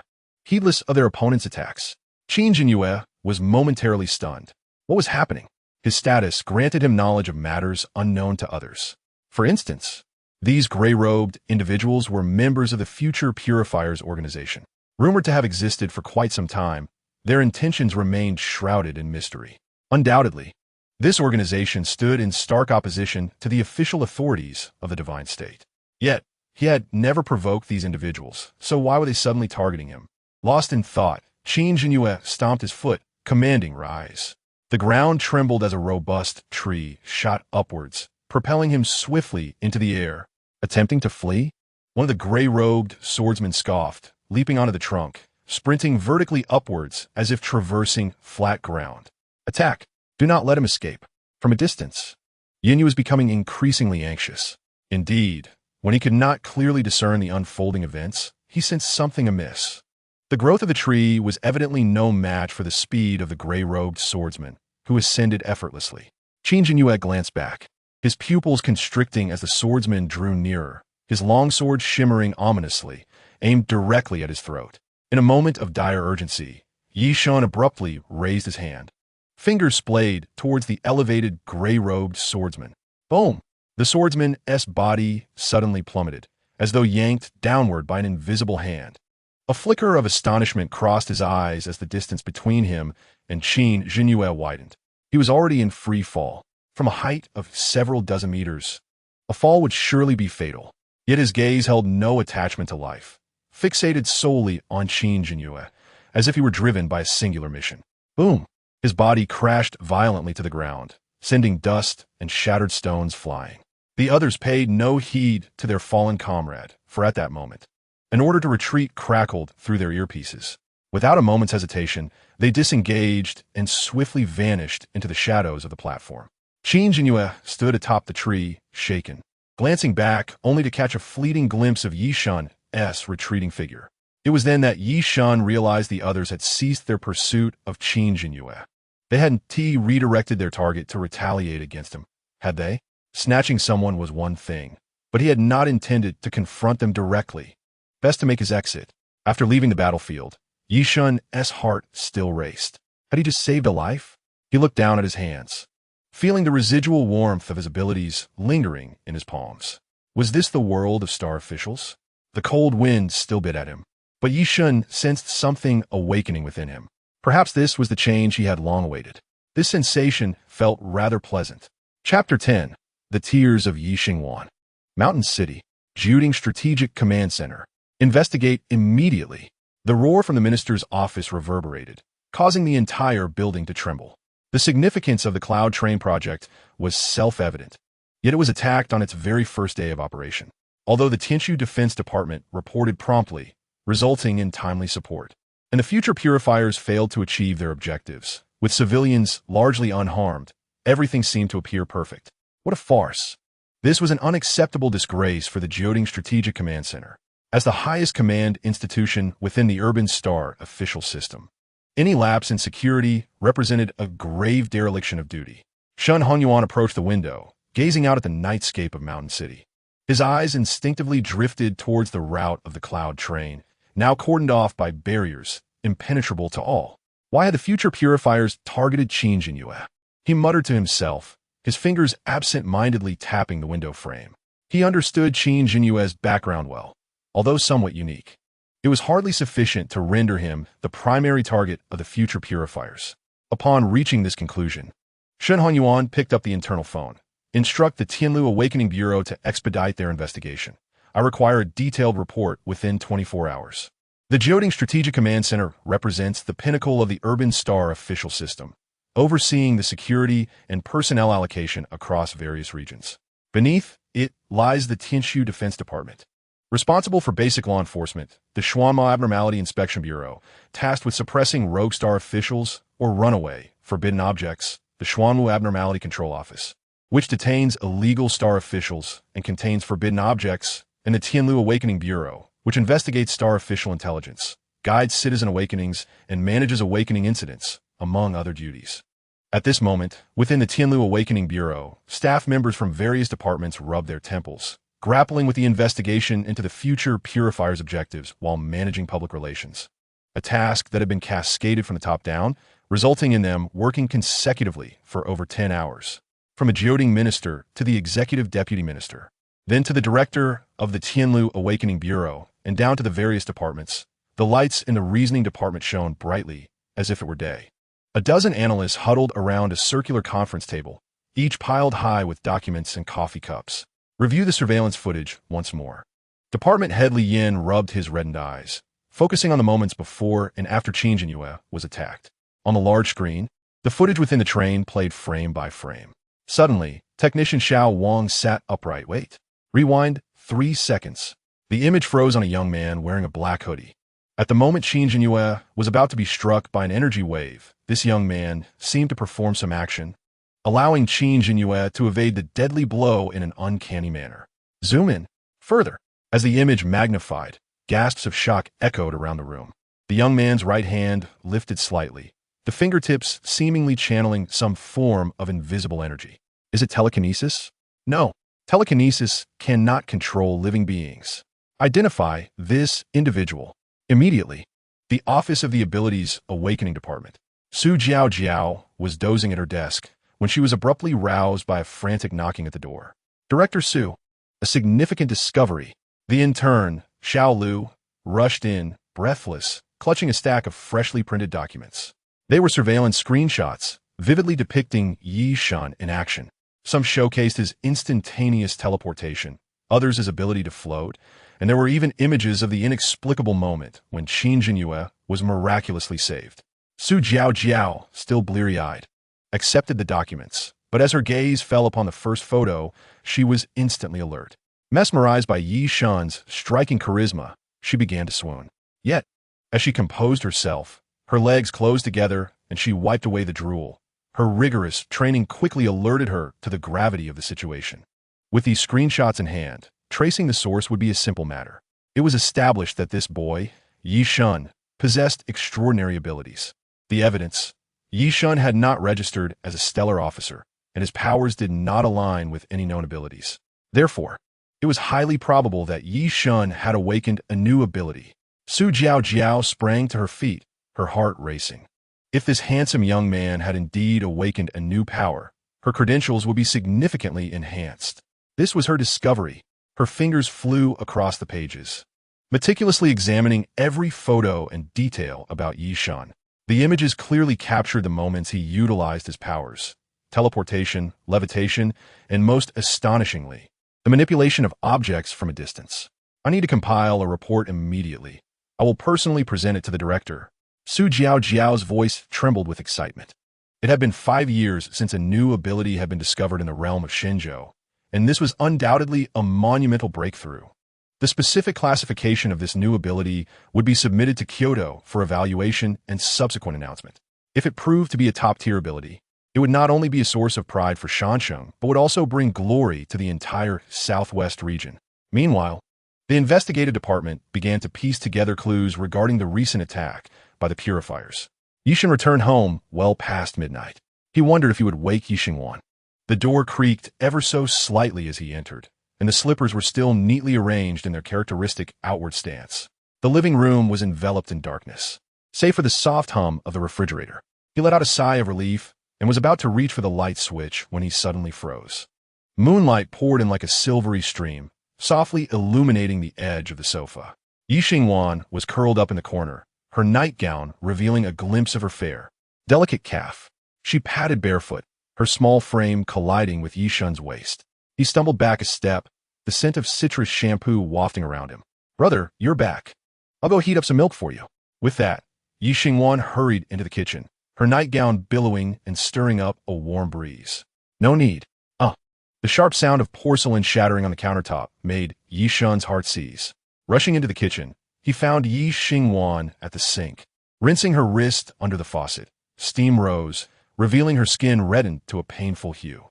"Don't be angry," she said, hiding her burnt hand behind her back, her nose scrunching adorably. "I was just careless." Ye Shen silently took her hand. As cold water washed over it, her slender wrist resembled fragile porcelain, and a blister had formed at the burned site. Ye Shen looked up at him with bright eyes. Ye Shen lifted the pot lid, steam clouding his vision. Memories flooded back of a time when she clumsily stood on a stool to make porridge, her fingers burning against the pot's edge. Yet she blew on it to cool it down before serving it to him. "Brother, please get better soon," echoed the little girl from his memories, her sore fingers pinching her earlobe. "I'm scared." Now she had grown up, yet still retained her clumsiness. "Thank you, Xiaowan." Ye Shen's eyes sparkled, and then she suddenly threw herself into Ye Shen's embrace, her fluffy head resting against his collarbone. Ye Shen was taken aback, but gently caressed her long hair. The moment was tender and heartfelt, until Ye Shen felt something unexpected. "Brother, you're hurt." She quickly turned him around, revealing his tattered shirt and a gruesome, crusted wound on his back. Ye Shen's expression stiffened. He had nearly forgotten about it. Other minor injuries had healed rapidly, thanks to his ability. After examining his numerous wounds, he summoned his ability to test its effectiveness, and it had surprisingly worked wonders. The fluffy tail of his ability spread like dandelion fluff, and upon contact with his wounds, transformed into glistening droplets. Ye Shen felt a cool, minty sensation wash over the pain as the debris was drawn out of his skin and the wound healed quickly. Thus, he had returned home carefree, forgetting that his sister would worry. Although it had healed, the first sight of it was still shocking. Tears streamed down Ye Shen's face like pearls from a broken string, cascading down in large droplets. She cried like a lost child, her shoulders trembling, her usually neat hair now tangled against her tear-streaked cheeks. Ye Shen had never seen her like this. She was usually so strong and composed, especially in front of others. Though she would act a bit more delicate around him, her grievances were often playful. But at this moment, her sorrow felt achingly genuine, tightening Ye Shen's heart as if gripped by an invisible hand. "Xiaowan, please don't cry." He fumbled, his voice rising an octave. "Look, it's already healed. It's scabbed over." He awkwardly turned around, attempting to show her the now-healed wound on his back. "Does it hurt?" Her voice was barely above a whisper, laced with a heavy nasal tone. A chilly little hand trembled as it grazed his back. Ye Shen's fingers carefully avoided the wound, yet trembled even more when touching the surrounding skin. "Not at all. I told you it's all healed." Ye Shen turned back, trying to lighten the mood, but was halted by the sight of her swollen, tear-filled eyes. He sighed and gently pulled her into his embrace, feeling her tears soak through his t-shirt, the warmth clinging to his skin. The sensation of being cared for was comforting. Ever since their parents went missing, Ye Shen had come to regard Ye Shen as true family, and she likely felt the same. Suddenly, a sweet voice broke the tension. "Brother, you must have gotten hurt because of Sister Su Xiaoya. She must be so moved that she would offer herself to you." Ye Shen looked up, her eyes still glistening with tears. Ye Shen widened his eyes, nearly choking on his own saliva. What a sour tone. He looked down in shock at his sister. "Do you even hear what you're saying?" Yet Ye Shen met his gaze without flinching. Moments later, she suddenly dove back into his arms, her voice muffled against his chest. "Brother, please take care of yourself, even if it's just a little bit for me, okay?" Her words sliced through his heart like a blunt knife, slow yet profound, evoking a deep sense of guilt. "I've already broken up with Su Xiaoya. It was because of that Chinamo guy. I was just helping him out. I promise, just this once, it won't happen again." "Really?" Ye Shen's eyes lit up, her expression transforming from sorrow to joy, her smile radiating like the sun breaking through the clouds. Ye Shen hesitated for a moment. Ye Shen seemed to realize her lapse in composure, clearing her throat in an attempt to rein in her expression. Yet the delight evident in her eyes and brows was impossible to conceal. That sister has such wide-set eyes and a pronounced nose. She seems to have a husband-harming aura. She suddenly leaned in closer. "Unlike me, the fortune teller said I would bring good fortune to my husband." What nonsense! Watching Ye Shen nestle into her own embrace, Ye Shen lightly top it, had for the hut in annoyanje. "All right, hurry and go to sleep. MHM, MHM, MHM." Ye Shen nodded vigorously, bouncing towards her room, but at the doorway, she abruptly turned around, her long hair tracing a graceful arc in the air. "Good night, brother." It was difficult for Ye Shen to articulate just how elated she felt as she rolled about in bed. Su Xiaoya was out of the picture. Her greatest rival had vanished, and what could possibly stand in her way now? Wait a moment. Ye Shen furrowed her beautiful brows, biting her nails in contemplation. Why did they break up? Was it Ye Shen who initiated it? Or was it that woman? Was there a chance for reconciliation? She needed to find a way to discern the truth to prevent that woman from resurfacing. As Ye Shen returned to his room, however, the smile gradually faded after he closed the door. His fingers unconsciously grazed the scab over his wound, and his thoughts drifted far away. In truth, he had intended to speak candidly just now. He had become a star officer, and his injuries were the result of battle. Yet, gazing into her sparkling eyes, those words were swallowed back down. If she were to learn that these injuries stemmed from battles involving supernatural abilities, how much worry would she endure every time he stepped out? Regardless of how one viewed it, becoming a star officer was indeed a momentous occasion. However, witnessing Ye Shen's earlier demeanor, Ye Shen opted to use Chun Mo as a shield. A good brother serves a purpose in such moments, does he not? As for the news of his awakening, it would be best to wait for a more opportune moment to reveal it to her. After all, he was nearing the college entrance examination. There was another matter to consider. It seemed that Xiaowan's attitude towards him was increasingly transcending the boundaries of sibling affection. Those fleeting touches, possessive words, and tonight's slightly sour remarks. Was this how siblings behaved? Why did it feel somewhat distorted? Maintaining a bit of distance should help her understand. She likely had limited interaction with boys, but they shared no blood relation. What was he even thinking? Ye Shen abruptly sat up, rubbing his face vigorously. It must be the recent stress giving rise to illusions. Ye Shen was merely overly reliant on him. After all, they had been each other's sole support for so many years. Once she entered university and encountered more peers her age, this dependence would naturally diminish. Perhaps it was time to help her establish a proper perspective on relationships. Once her emotions stabilized, they would need to have a serious discussion. With that thought, Ye Shen turned off the lamp. He was indeed weary today and soon slipped into a deep slumber. At that moment, Ye Shen was unaware of the considerable stir he had caused in Kyoto. Monday, Ye Shen sat in the classroom, leisurely sipping the red bean and koik seed tea from his thermos. The warm, sweet aroma melted on his tongue. With just the right amount of sweetness, Ye Shen always had an uncanny knack for discerning his tastes. Deep brother, does your sister treat you like a plant? Chunamo suddenly leaned over, mischievously poking at his thermos filled with red bean and koik seed water, goji berry chrysanthemum tea, and longan red date soup. Ye Shen shot him a sidelong glance, too lazy to respond. If I had such a beautiful sister who dotes on me, lets me live in a villa, and allows me to be a star officer, I would gladly accept. Now is the time for daydreaming. Yet Ye Shen remained focused on the clock on the wall. 11:59, 50, 58. Obsessive-compulsive disorder. At precisely 12 o'clock, Ye Shen stood up as if a switch had been flipped. The satisfaction of his compulsive tendencies caused the corners of his mouth to lift slightly. He needed to change classes. Old Huang, cradling his thermos, was savoring goji berry tea, his balding head shining in the sunlight. Report. A familiar voice echoed from the doorway. Gumin. Old Huang did not lift his head. Ye Shen, what is the matter? Did that Chun Mo kid cause trouble again? No. Ye Shen stood before the desk, his back straight. Teacher, I have awakened. Uft. Old Huang sputtered out his goji berry tea. What did you say? You've awakened your abilities? Chapter 12. Visitors from Kyoto. The cup trembled violently in his hand. A few drops of hot water splashing onto the simulated exam paper on the desk, spreading dark water stains. Old Huang fumbled for tissues, his eyes fixed on Ye Shen as if trying to discern a flower blooming on his face. Come, good boy, quickly sit.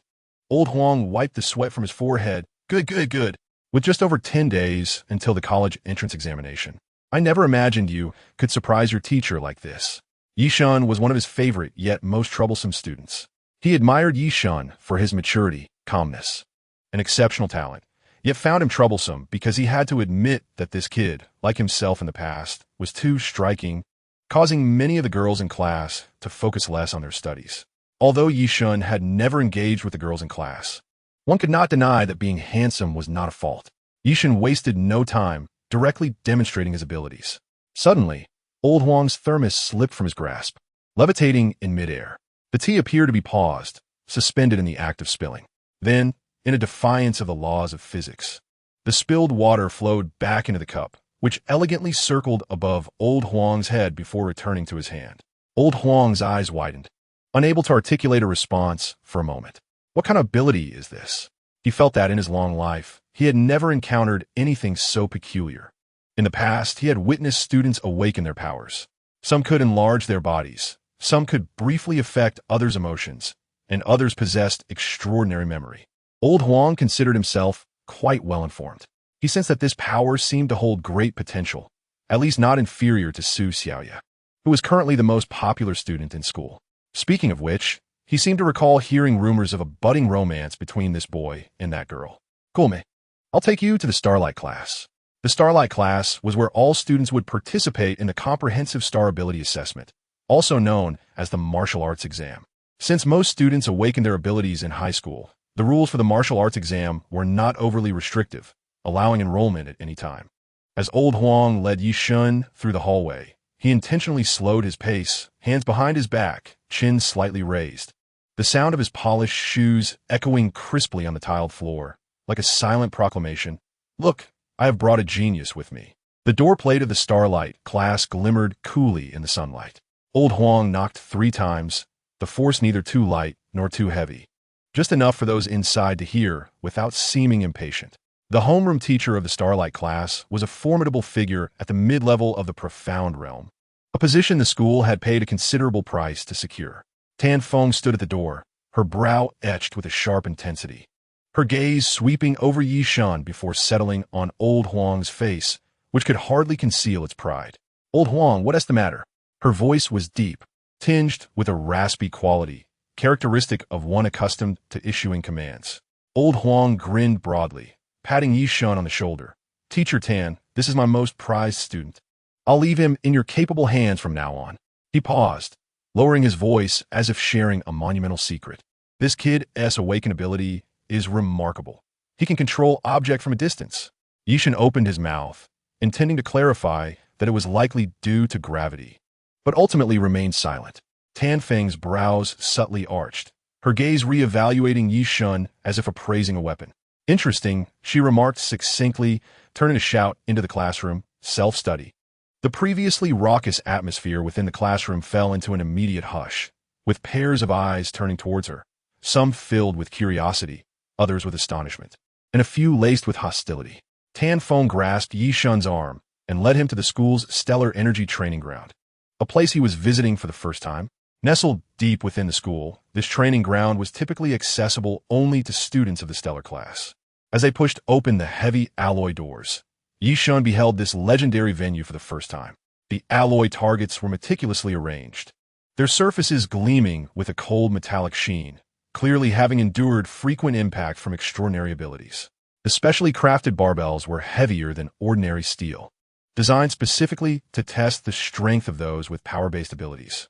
Behind the glass doors of the temperature-controlled chambers, faint traces of frost and flame could be seen. Shall we get a try? Tan Feng casually picked up a 50-kilogram barbell and tossed it toward Ye Shen. He raised his hand, and the barbell abruptly halted mid-air, then began to rotate slowly as if supported by an invisible force. Lao Huang's eyes widened, his breath quickening. This control, without a word, Tan Feng retrieved a coin from her pocket and tossed it into the air. The coin traced an arc, seemingly destined to fall to the ground. Ye Shen splayed his fingers, causing the coin to hover instantly before gently returning to Tan Feng's palm. Tan Feng pondered deeply. What sort of ability is this? How much weight can you lift? She inquired further. Ye Shen did not respond immediately, but moved to the center of the training ground, pressing his palm downwards. The barbells, dumbbells, and alloy blocks on the ground began to slowly levitate, rotating steadily in the air as though in a state of weightlessness. Tan Feng's pupils constricted slightly. It felt akin to telekinesis, but she recalled her encounter with a telekinetic user years prior, who could only lift a single object even at the profound level. Teacher Tan, what's my ability? Ye Shen asked, looking at her. She gazed back at him, as well as at Lao Huang and the new student, Ye Shen. It is indeed a telekinetic ability, and it appears to be at least of B rank, Tan Feng declared with conviction. Lao Huang rubbed his hands together in excitement. Excellent. Excellent B rank ability. Tan Feng inhaled deeply, fixing her gaze on Ye Shen. How many stars are lit in your nebula map? Ye Shen paused for a moment before answering. 6 stars. The nebula shimmered brilliantly in the mental realm, 6 celestial bodies illuminating each other. To have awakened 6 stars in just a few days. Tan Feng was taken aback. The student with the most stars in their class had only reached 8 after a year of awakening. She struggled to accept this revelation. By the way, Ye Shen, remember to register on the Lingdingtong app. If you fail to do so within 7 days and are caught, there will be penalties, Tanfeng advised. Ye Shen recalled this matter, having forgotten amidst the widespread promotion by the government. He promptly downloaded the app, which contained various legal articles related to star officials, along with introductions and recommended careers for extraordinary abilities. During registration, he could briefly describe his ability, followed by a step-by-step AI verification process. Ye Shen filled in his basic information: name, ID number, contact number, awakening date, year, month, day. Awakening triggers multiple choices, intense emotional fluctuations, e.g., anger, fear. Accidental incidents, e.g., falls from heights, electric shocks. Natural awakening, without obvious triggers. Use of awakening medications. Other. Next, he was required to record a video demonstrating weight control, distance manipulation, and duration. For instance, moving a pen in a U shape through the air. Ye Shen stared at the requirements, feeling utterly unaccustomed. The moment he utilized his ability, the pen floated directly into the air, and the forces of gravity and repulsion alternated back and forth until he had complied with the request.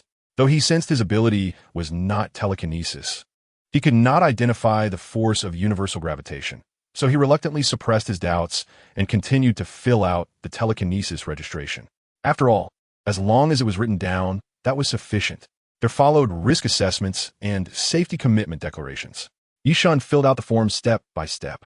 Meanwhile, in a desolate expanse of northern China, the sunset bathed the wilderness in a sanguine hue, wind stirring up dust, accompanied by the occasional low growl of beasts. Brother gang, what on earth is happening in the southwest that they sent us to over there? A young man sauntered, idly toying with 2 magnets, occasionally letting them spin and collide at his fingertips, sparking tiny electric flashes. The man, known as Wang Gang, or Brother Gang, donned a black trench coat, his hands tucked into his pockets, his eyes half closed as if on the verge of slumber. I heard there are 300-meter sandworms appearing in the northwest. What do you think they taste like when roasted? The youth, undeterred by Wang's silence, continued to chatter.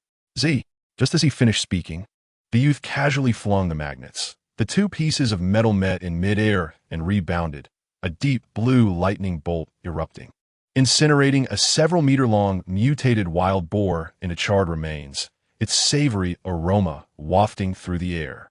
Brother gang, could you use water to clean this thing? We can make do with it for dinner tonight. Wang Gang finally opened his eyes, giving the youth a sidelong glance before waving his hand. A column of water shot up, enveloping the wild boar and washing away its charred exterior, revealing the tender meat beneath. As dusk descended, a campfire crackled to life, with the boar roasting over the flames, sizzling and oozing fat. This mission is quite simple, Wang Gang said, turning the meat over, his voice low.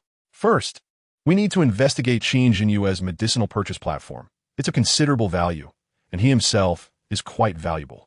They want to recruit him to Kyoto. The second matter, there are rumors of a newly discovered ability in the mountain city, universal gravitation.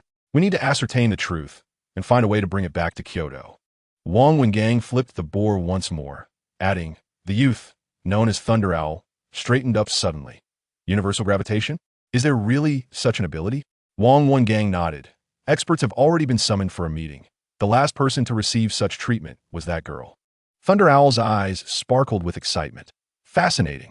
I truly wish to see just how much this kid can control gravity. Wang Gang tore off a piece of meat. Chewing leisurely. Don't scare him. Observe first. Understood, Thunder Owl grinned, electric sparks flickering at his fingertips. But if he's truly that important, surely others have their eyes on him as well? Wang Gang did not respond. Instead, gazing into the night sky towards the south, his expression contemplative. Mountain City, a storm is brewing. Here, it is because universal gravitation is a brand new ability that Tanfeng misjudged the situation. This will be clarified to everyone later. Chapter 13. Su Xiaoya's shock. Silence. Tanfeng's voice sliced through the clamor of the classroom like a blade. From today onward, our class welcomes a new student who will participate alongside everyone in the upcoming comprehensive examination of stellar energy. Instantly, the classroom fell silent, all eyes fixated on the podium. Tanfeng, clad in a deep blue stellar instructor uniform, with a silver badge glimmering in the sunlight on her chest, scanned every corner of the room with a piercing gaze, finally resting upon the tall young man standing beside her.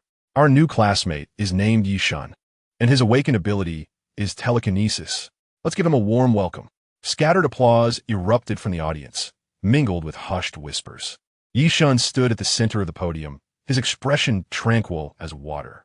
Dressed in slightly worn school attire, he nevertheless radiated a subtle brilliance. What stands out most is the ancient bronze pattern adorning his right wrist, shimmering with a peculiar luster under the sunlight.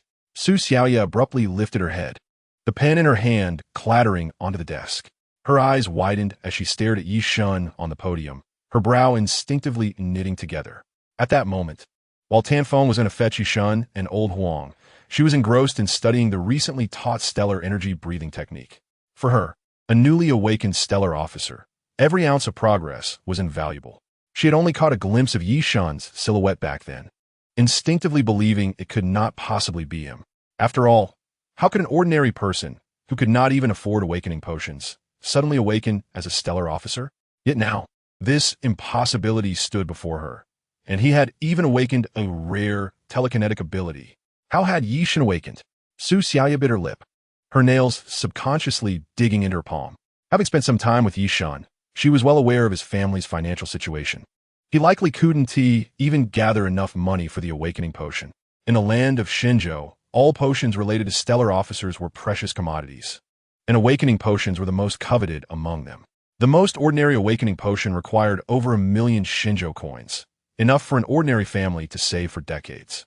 Moreover, even having the money did not guarantee a purchase. One needed special connections. Could it be that Su Xiaoya thought she had grasped the truth, her smile turning somewhat knowing? Ye Shen must have procured a substandard potion from the black market, although the prices on the black market were merely a fraction of those through legitimate channels. The risks were immense. Such black market potions, while significantly cheaper, harbored many instabilities, including a high probability of failure to awaken and the risk of physical mutation. According to data released by the Celestial Awakening Bureau, the success rate of awakening through black market potions was less than 3, with a considerable chance of causing bodily mutation or even death. Unexpectedly, after I proposed a breakup, he was provoked to such an extent. A flicker of pity crossed Su Xiaoya's eyes. In a bid to prove himself, he had chosen this self-destructive path. She gazed at Ye Shen with compassion. On the podium, Ye Shen suddenly turned his head, his gaze locking onto Su Xiaoya's position with precision. Their eyes met in the air, and Ye Shen raised an eyebrow, a hint of confusion flickering in his eyes. The expression of pity mingled with superiority on his former girlfriend's face baffled him. What was this woman imagining now? Ye Shen rolled his eyes internally. Was she indulging in her own mental victories again? Tanfeng patted Ye Shen on the shoulder, directing him to an empty seat by the window in the front row. You can sit there. Ye Shen nodded, striding confidently toward his seat. His new deskmate was a boy wearing black-rimmed glasses, appearing taciturn. As Ye Shen approached, the bespectacled boy merely glanced at him, not even greeting him, silently shifting aside to provide Ye Shen with more space. We will continue discussing the foundational course and feel the flow of energy, Tanfeng announced as she moved to the center of the podium. Abilities are not magic. They're about understanding and mastering stellar energy. Now, close your eyes and seek the source of energy within your brains. Ye Shen shut his eyes, directing his attention inward as instructed. Soon, he sensed that familiar warmth, like a miniature sun, continuously emanating streams of warm energy. Have you found it? Professor Mo's voice echoed from afar. Now, attempt to guide it towards your right hand. Ye Shen made the effort. The energy moved slowly along his meridians like viscous honey.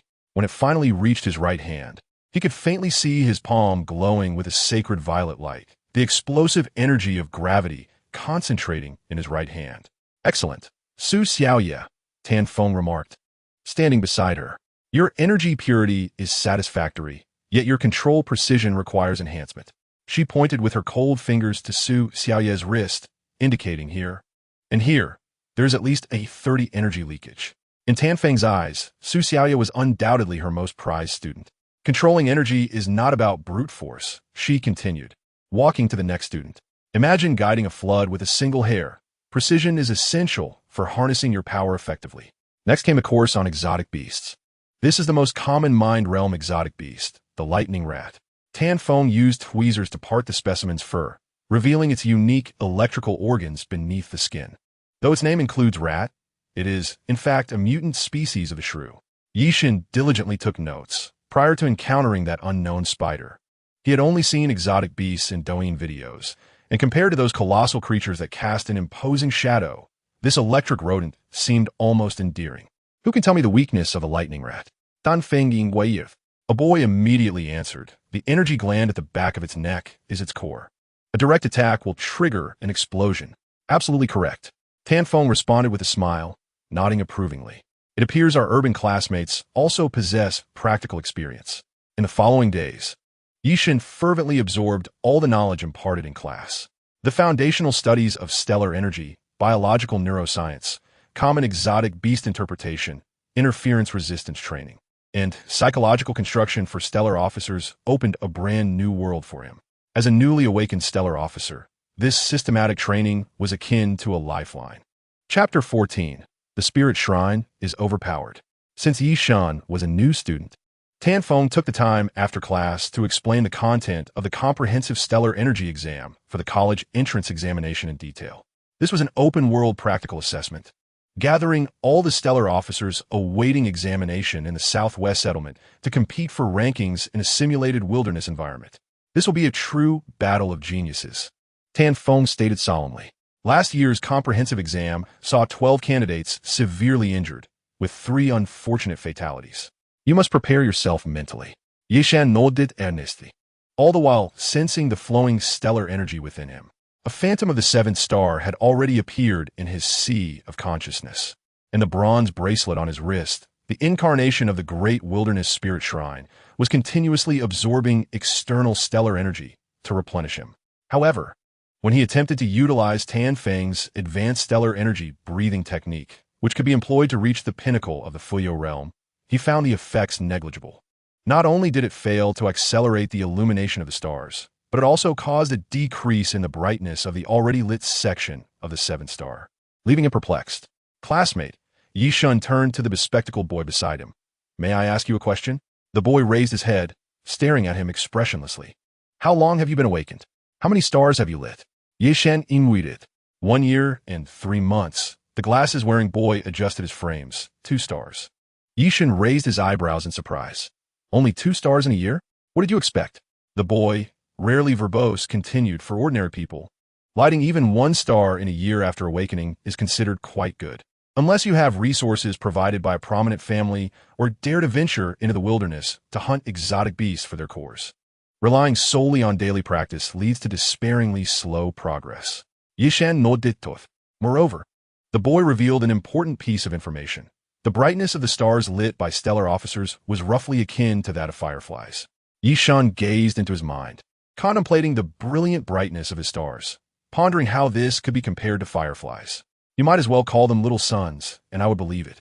By the way, the boy suddenly lowered his voice. If you truly wish to enhance your strength rapidly on the rest days before the college entrance examination, you could check the black market in the west of the city.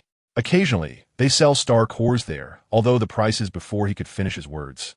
The sound of Tan Feng's footsteps echoed down the corridor, prompting the bespectacled boy to immediately revert to his taciturn demeanor. The bell signaling the end of the school day rang, and Ye Shen began packing his books, his mind a whirlpool of thoughts. Tomorrow was a day of rest, and the day after would herald the fateful college entrance examination. Ye Shen swiftly stuffed his notebook on stellar energy theory into his backpack, his movements precise and fluid, his slender fingers nimbly navigating through the pages. As he exited the classroom, a familiar figure loomed at the doorway. Chen Mo leaned against the wall with his arms crossed, his face a canvas of melancholy. Ever since learning of Ye Shen's awakening last week, this fellow had taken to appearing punctually at the entrance of the Starlight class. Come rain or shine. Brother Shen, Chen Mo exclaimed, dashing forward to grasp Ye Shen's backpack strap. How could you awaken secretly without your brother? We agreed to remain ordinary together. Yet again, this same refrain. Ye Shen felt his ears might develop calluses from hearing it so often. He sighed in resignation and rubbed his temples. I've told you, my awakening was entirely accidental. Perhaps you should venture into the wilderness and provoke a beast for a thrill? Ye Shen chuckled as he pushed away Chen Mo's eager face. Well, that's enough. Chen Mo shivered slightly. It's true what they say. Afraid your brother suffers, yet afraid your brother drives a luxury SUV. All right. Ye Shen glanced at his watch. Are we still playing basketball? If we dawdle, it'll be dark. Of course we are. Chen Mo's spirit surged. This is the last game before the exams. We must play to our heart's content. The two of them walked side by side toward the basketball court, the sunset stretching their shadows long. Chen Mo continued to chatter on the way. Let me tell you, yesterday I drew a limited edition skin in the game. Brother Shun, warm up first. Chen Mo tossed the basketball to him and dashed to the sidelines for a drink. Ye Shen caught the ball, giving it a couple of light taps. He could effortlessly employ gravitational forces to ensure every shot hit the hoop, yet he found such actions beneath him. What allure remains in competitive sports if one resorts to cheating for victory? With a resounding thud, the basketball swished through the net, eliciting immediate cheers from the sidelines.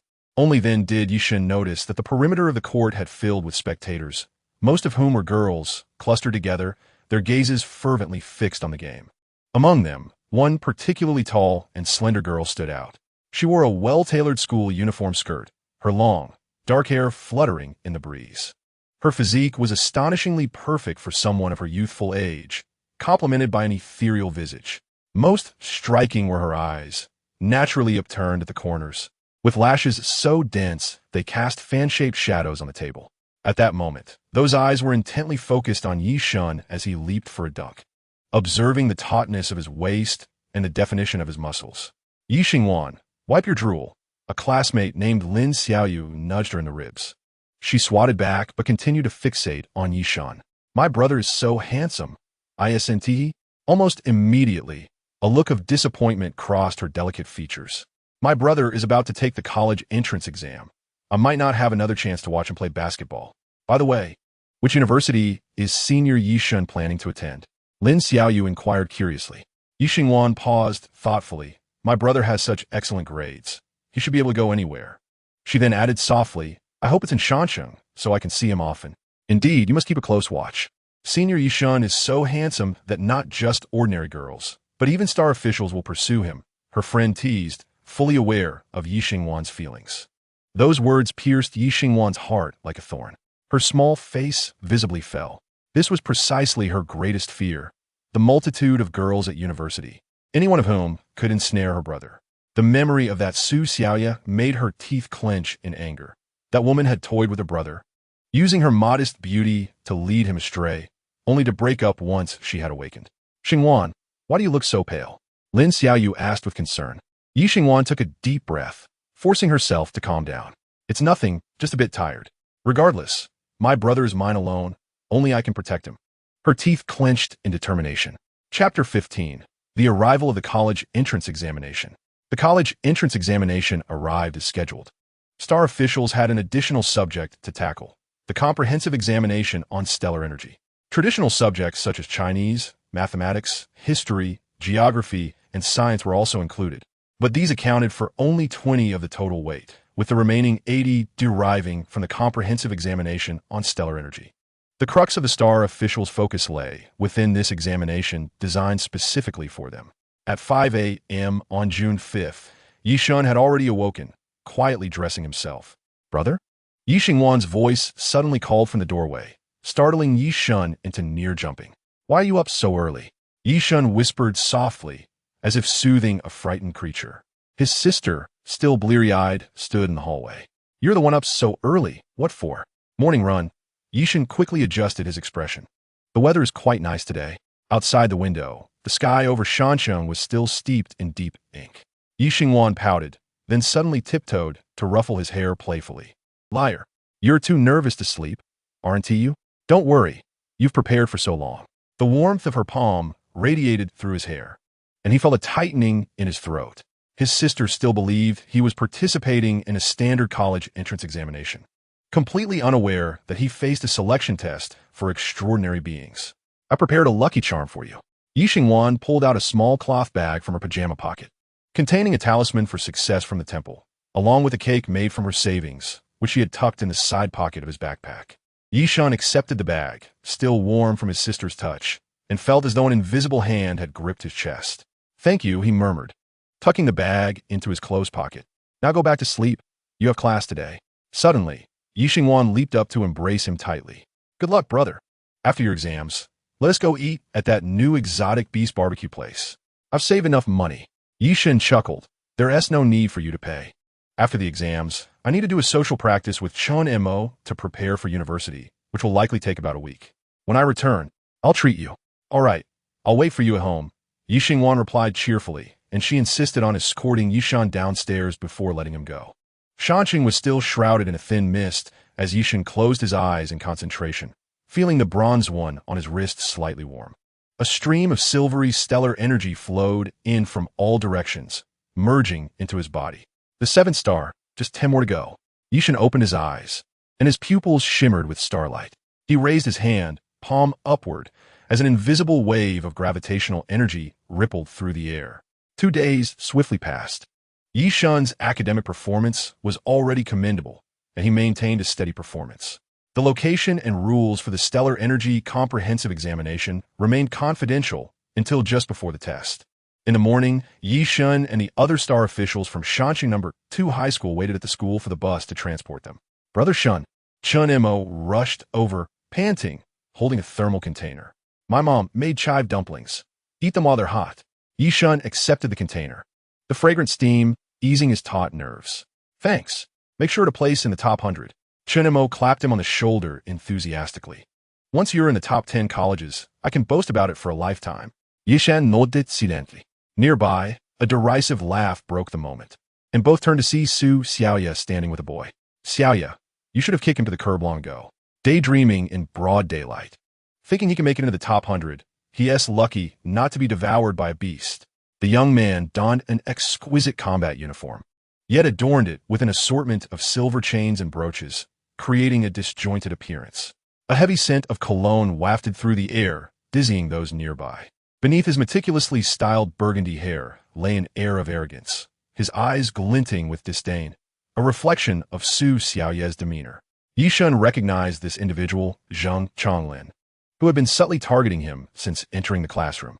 The motive was simple. Zheng Chonglin was pursuing Su Xiaoya and sought to elevate his presence through such tactics.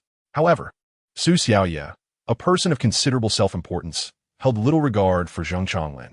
Consequently, he had been desperately flaunting himself of late. Chun Mo felt a flush of anger, wishing to defend his friend, yet he understood that the man before him was a bona fide star officer, and confronting him would yield no favorable outcome. Zheng Chonglin continued to mock, raising his voice deliberately. What's the matter? Flattering it. You're a B rank. Bluntly speaking, aren't you just a brick-moving ability user? Ha ha ha. Do you think you can slay beasts with telekinesis?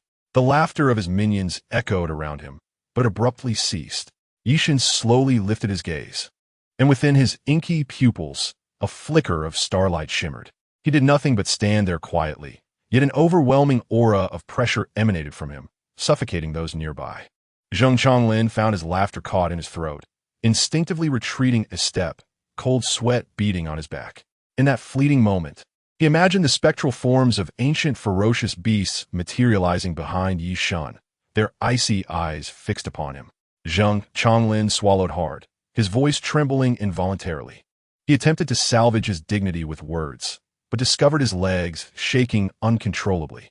Su Xiaoya frowned at the suddenly unhinged Zheng Chonglin, her eyes flashing with impatience. Casting a disdainful glance at Ye Shen, she spoke lightly. Let us go. Why bother with a lucky fool? As she turned, her hair brushed against Zheng Chonglin's cheek, and he snapped back to reality. His face fluctuated between shades of green and white, ultimately settling for a venomous glare at Ye Shen before hastily following Su Xiaoya. Ye Shen watched their retreating figures, the starlight in his eyes gradually fading. He glanced down at his arm, where faint bronze patterns flickered momentarily. In the distance, Zheng Chonglin stumbled as if tripped by an invisible force. He awkwardly regained his balance, hastening his pace without looking back. Deep brother, if you hadn't stopped me just now, I would have dared to confront him. He is a star officer. Chun Mo exclaimed, shaking his fist in anger, to which Ye Shen chuckled softly while patting his shoulder. Chun Mo was an ordinary person and would be at a disadvantage.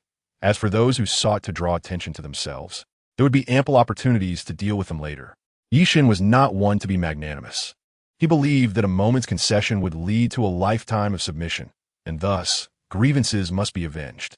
The survival strategy of a small fry was never to endure humiliation, but to seize the opportune moment for a decisive strike. At 6 o'clock sharp, a dark green military bus rolled over the dew-kissed asphalt road, gradually arriving at the second high school of Shanshan. The words Chi Shao glimmered coldly under the morning sun, while the gaps in the tires still bore the red earth of the wilderness. The roar of the engine startled the birds roosting in the campus sycamore trees, sending them fluttering towards the brightening sky. Chapter 16. Announcement of the Gaokao Rules.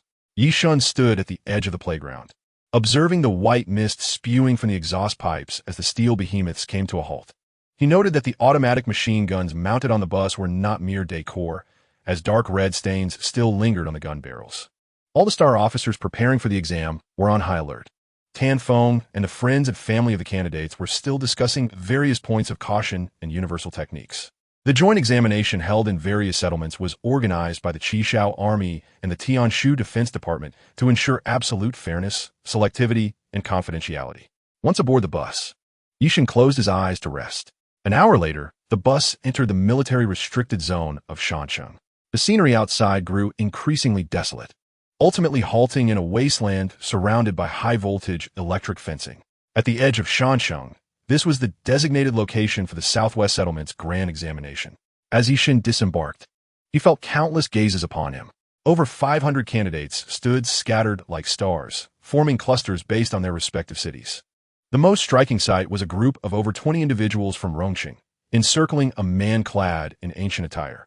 It was said that the Kyoto settlement had the largest number of examinees, with annual figures reaching over 1,000.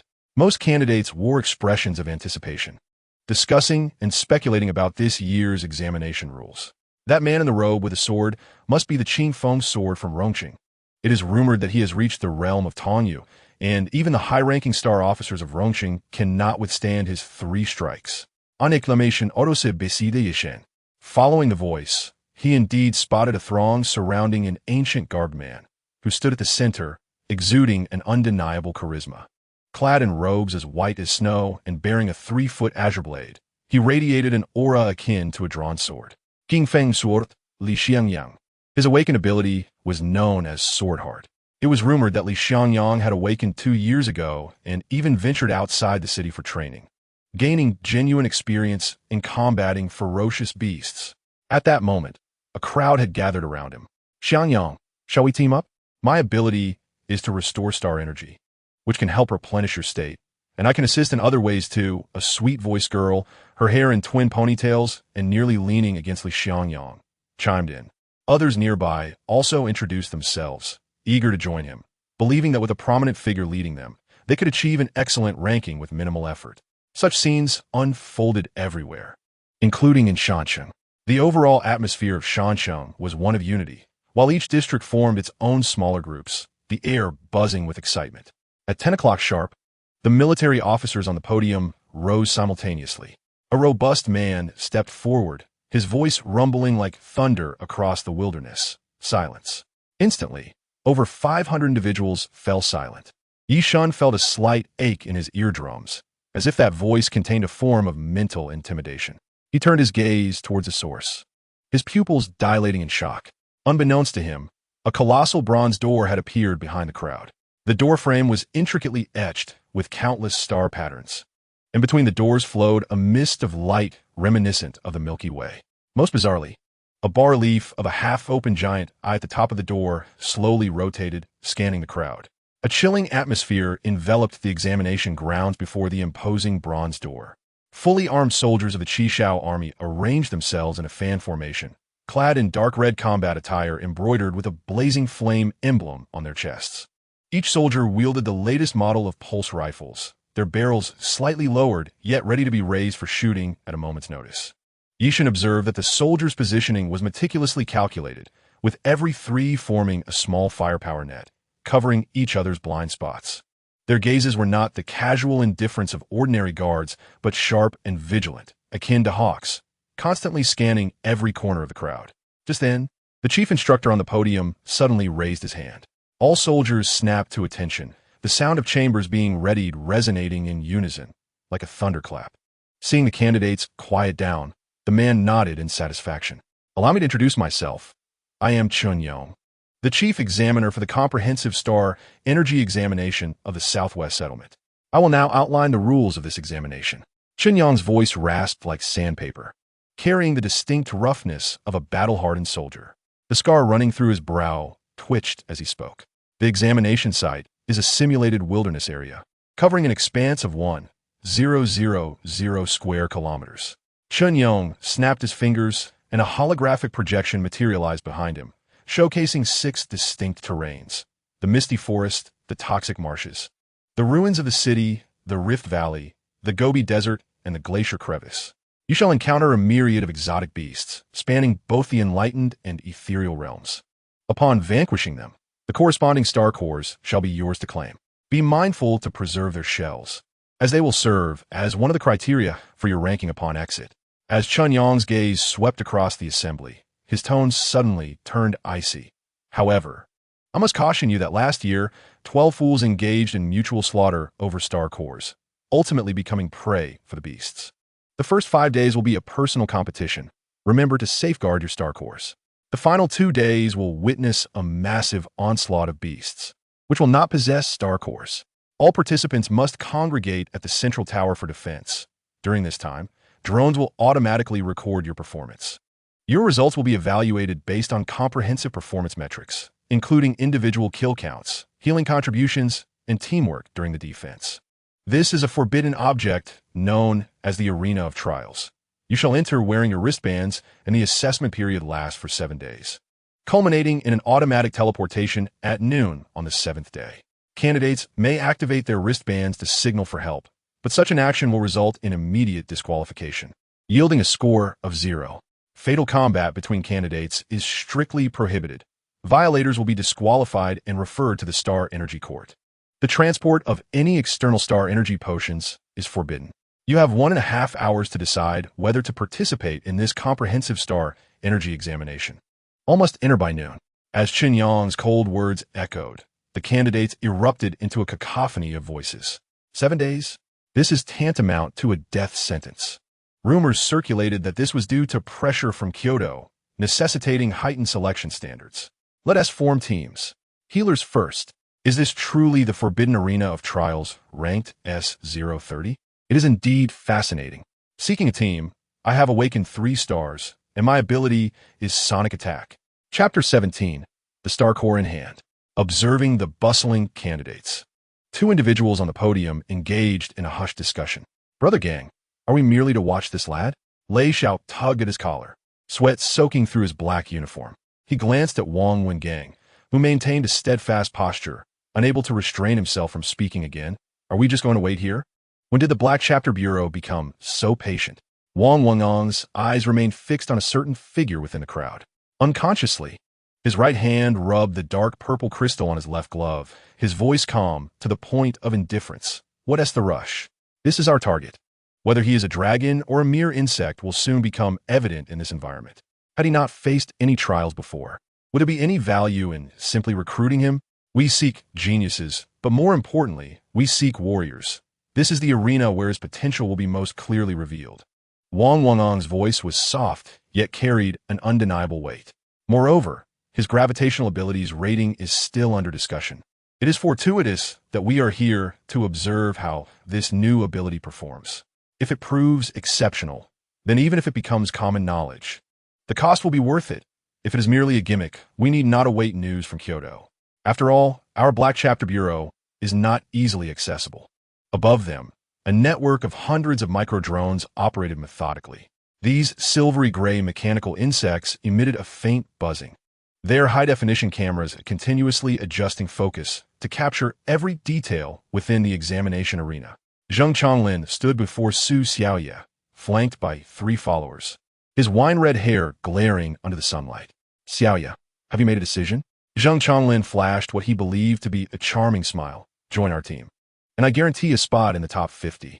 Su Xiaoye shot him a cold glance. Not interested. Don't be so heartless, Zheng Chonglin persisted, inching closer. I know you've been practicing Frost Nova, but such area skills require protection. Step aside. Su Xiaoya's voice suddenly dropped in temperature, the air around her seemingly thickening. She maneuvered around Zheng Chonglin, not looking back as she proceeded toward the entrance. Zheng Chonglin's expression darkened instantly. He turned to his followers and whispered, "Keep an eye on her. There will be ample opportunity once we enter the examination." Meanwhile, at the opposite end of the gathering, Li Xiangyang stood alone beneath the shade of a tree. Clad in white, he appeared starkly out of place amidst the surrounding clamor. At that moment, he focused intently on polishing his 3-foot-long sword, the silver white of his pupils glinting with a flicker of sword light. The midday sun scorched the earth as the bronze giant gate's sculpted eyes fully opened, eerie starry glimmers swirling within their pupils. 537 candidates. None chose to withdraw. They formed a long line, slowly advancing, each face reflecting a spectrum of emotions, some nervously biting their lips, others feigning ease and laughter, while others closed their eyes, quietly adjusting their breathing rhythm. One by one, they received their black wristbands and approached the door leading into the unknown. Ye Shen stood amidst the Mountain City team, his fingertips grazing the inner side of his wristband, where a line of small text read, "Death is not the end." The inscription appeared to have been etched by some sharp object, with dark red remnants still visible along the edges. As he crossed the threshold, the light and mist before him abruptly warped. Bang! Ye Shen landed heavily on a patch of withered grass. He quickly rolled to his feet, a short blade already gripped in his hand. The air was thick with the stench of decay and mingled blood, the distant roar of an unknown beast resonating ominously. This is the arena of trials. He surveyed his surroundings, discovering he was situated in a barren plain. Ye Shen glanced down at his wristband, where a line of glowing numbers appeared on its black surface. 168-0000, the countdown for 7 days. Below it was a small red button, presumably the distress signal. First, ascertain his location. He leaped onto a relatively sturdy dead tree, scanning the horizon. At the far end of the plain lay a stretch of black gobi, its rocky mountains riddled with honeycomb-like caves. To the left, the outline of a city was faintly visible, likely the area of the city ruins.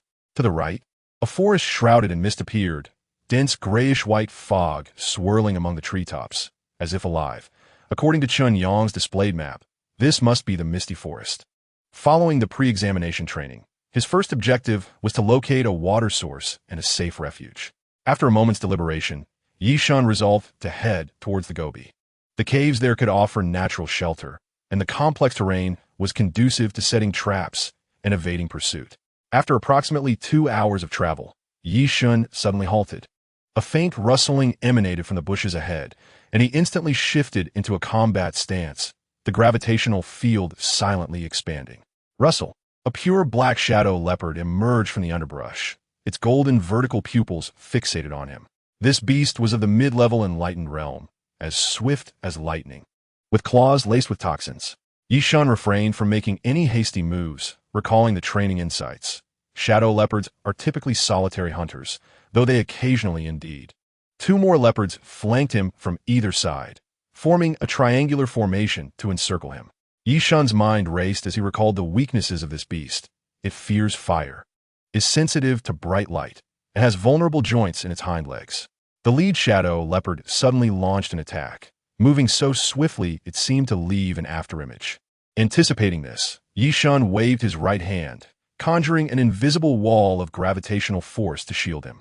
The shadow leopard collided with the barrier, emitting a pained whimper. Seizing the opportunity, Ye Shen's left hand thrust the short blade precisely toward its vulnerable hind leg joint. A howl erupted from the wounded shadow leopard, its movements immediately slowing. The other 2 leopards, witnessing this, lunged simultaneously from both sides. Ye Shen rolled on the ground, narrowly evading the attack, while channeling his psychic energy to lift and hurl the fragmented stones beneath him. With a series of sharp impacts, the stones struck the eyes of the 2 shadow leopards, causing them to writhe in agony. Seizing the opportunity, Ye Shen deftly plunged his dagger into their throats. Gasping for breath, he gazed at the 3 lifeless bodies on the ground, only then noticing a gash along his arm, blood trickling down his wrist. He hastily retrieved his medical kit and performed a hasty bandage. This technique proved to be remarkably effective. However, he needed to vacate the area swiftly. Ye Shen scanned his surroundings with vigilance, the scent of blood would undoubtedly attract more predators. With the star cores in hand, he swiftly extracted them from the 3 shadow leopards. The black crystals, the size of soybeans, shimmered with an eerie glow under the dim red light of the twilight sky. According to his training, the star cores could be directly absorbed to enhance his strength, but their shells must remain intact for evaluation purposes. After a moment's hesitation, Ye Shen resolved to absorb one as a trial. He pressed the star core to his forehead, feeling an icy stream of energy surge into his body, coursing through his veins. The absorption was still filtered through his spiritual altar, and he could sense that the brightness of the 7th star had progressed by about 3 increments before the crystal turned a grayish white. It appeared that real combat was indeed the quickest path to improvement. He carefully placed it into a specially designed collection bag. Overall, it had been a relatively effortless endeavor. Lifting Ye Shen's sipirits somat. The scorching sun baked the desert into a blistering heat as Ye Shen trudged across the burning sands, the soles of his boots searing with every step. Although the heat waves made breathing arduous, he felt a sense of relief, compared to the miasma of the toxic marsh or the eerie fog of the misty forest. This open expanse of desert at least allowed him to discern the direction of potential threats. After all, he had just entered this arena and should remain cautious. Wiping the sweat from his brow, he scanned the jagged rock formations ahead, seeking a shaded spot to rest. At that moment, a whiff of blood wafted through the air. Ye Shen immediately crouched low, stealthily making his way behind a weathered rock. 30 meters away, an enormous beast, 5 meters in length, lay on an open patch, its body encased in a shell resembling granite. Each bone plate was the size of a basin, and as its massive tail swept across the ground, it sent sand flying like rain. The sandstorm hound. Ye Shen squinted his eyes. The training materials had mentioned this as an early-stage creature of the ethereal realm. Its shell as hard as alloy. Yet what caught his attention was the slight opening of the rocky shell at the back of its neck, revealing a fist-sized red star core as it gnawed on the remnants of an unknown candidate, blood dripping from its fangs onto the sand. Suddenly, the sandstorm hound raised its head, its nostrils flaring as it turned towards Ye Shen's direction. His heart skipped a beat, but his reflexes were quicker than his thoughts. With a swift motion, his left hand lifted, causing a sand pile 10 meters away to explode, sending grains soaring 3 meters into the air. The beast's attention was indeed diverted. It let out a low growl, its forepaws digging into the ground, stirring up a miniature sandstorm. Ye Shen sidestepped to avoid the flying debris, yet a line of blood was still drawn across his cheek. He noted silently that the creature always crouched for 2 seconds before charging, during which the star core was most exposed. As the sandstorm hound lowered its head for the 3rd time, Ye Shen shot forth like an arrow released from its bow. His right hand reached out, and the scattered stones across the desert responded to his call, rising and coiling around the beast's neck as if they were sentient. With a resounding crack, the stone chains tightened, and Ye Shen felt a tremendous resistance. The star core of an ethereal realm beast was not so easily obtained. Gritting his teeth, he clawed backward, wrenching the core from the flesh with a muffled thud. The hound's roar abruptly ceased, and its rocky shell began to flake away like a weathered wall. As its 5-ton body crashed to the ground, Ye Shen had already retreated to a safe distance, clutching the still-throbbing red star core in his hand. It had gone more smoothly than he had anticipated, and he let out a breathless laugh. This was perhaps the first time since entering the examination that he had truly unleashed his combat abilities. He panted, gazing at the red star core in his hand, a subtle smile gracing his lips. All done.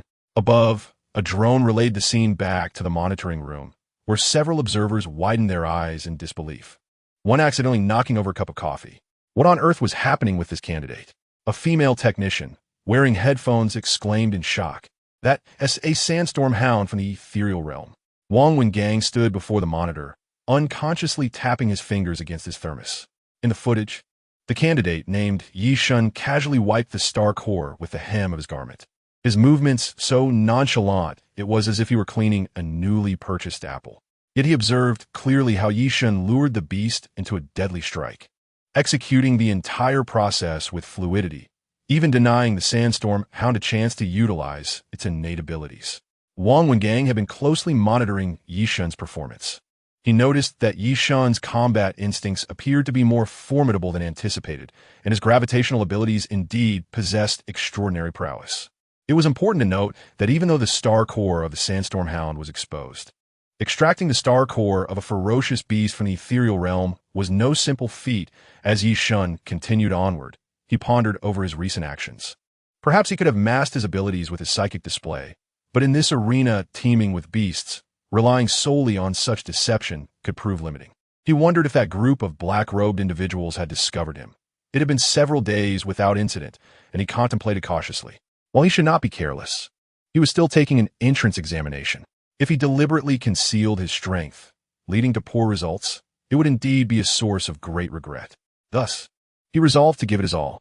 If he were to be a candidate or even a prospective freshman at a prestigious university for supernatural abilities, seeking refuge would surely be possible. With this in mind, he felt a renewed sense of ease. Weighing the star cores he had collected in his backpack, he ventured deeper into the desert. In the distance, several drought-resistant sea buckthorns swayed in the heat, casting sparse shadows. Muttering to himself, he declared, "If I am to compete, I shall do so with vigor." In the monitoring room, Wang Wengang observed as the candidate straightened his posture, a slight smile forming on his lips. Perhaps he could look forward to this.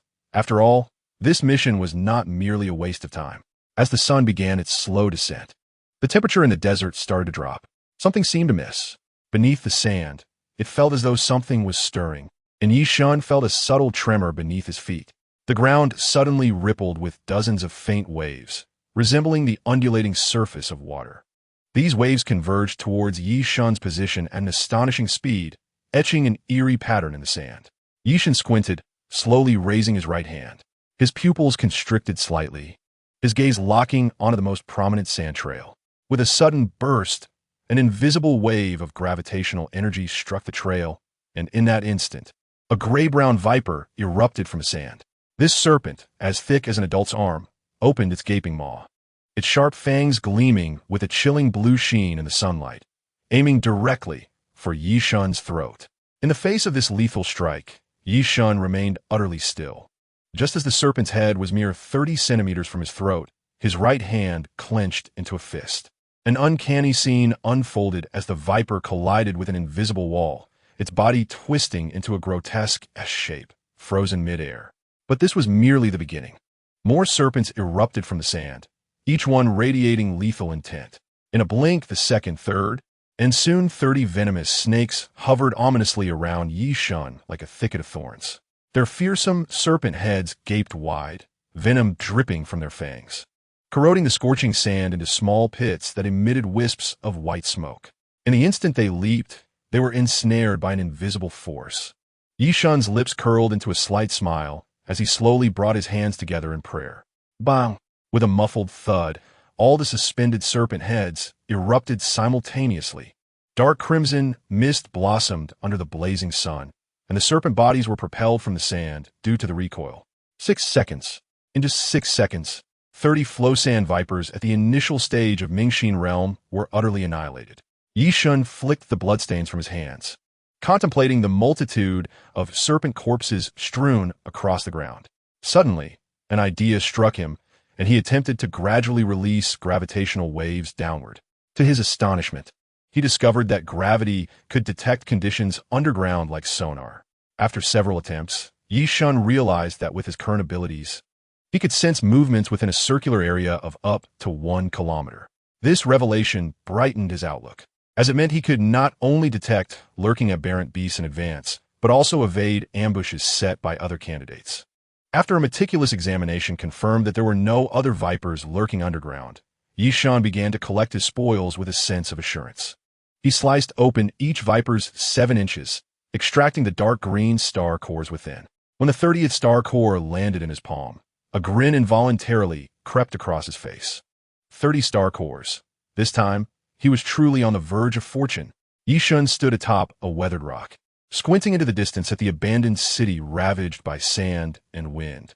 Once a thriving metropolis, it now lay in ruins, with twisted steel rebar protruding from crumbling concrete like the desiccated bones of a colossal beast left to the ravages of time. The aberrant beasts of the desert are too weak, Ye Shen muttered to himself, His fingers unconsciously traced the bronze patterns on his wrist, and he made a decision. Taking a deep breath, the star energy coursed through his body as gravitational abilities gradually infused his feet. With a soft sound, his figure shot forth like an arrow released from its bow, every step precisely covering a distance of several meters, leaving behind a series of shallow footprints in the searing sand, which were soon scattered by the hot wind. In a brief span of time, Ye Shen's performance rendered the monitoring room utterly silent. Inside, Lei Xiao stared at the real-time footage, his throat involuntarily working. Brother Gang, his voice slightly hoarse. Is this truly something a star officer with merely 3 awakened stars can achieve? Wang Wengang did not respond immediately. His gaze was fixated on the figure moving like a specter on the screen.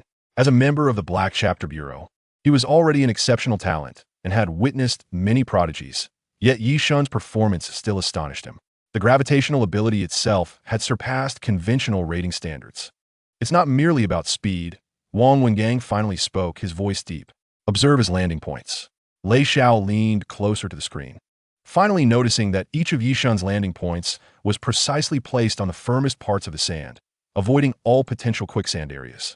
Even more astonishing was the unnatural arrangement of sand particles in the wake of his movement, a remnant of the gravitational field.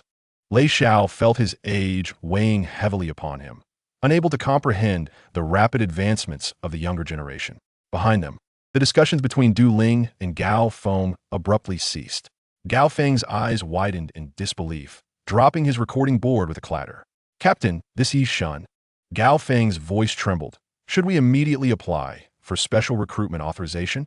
Du Ling's expression was complex as she glanced at Wang Wengong's profile, lowering her voice. Do you think the Black Chapter Bureau isn't watching? She shook her head with a wry smile.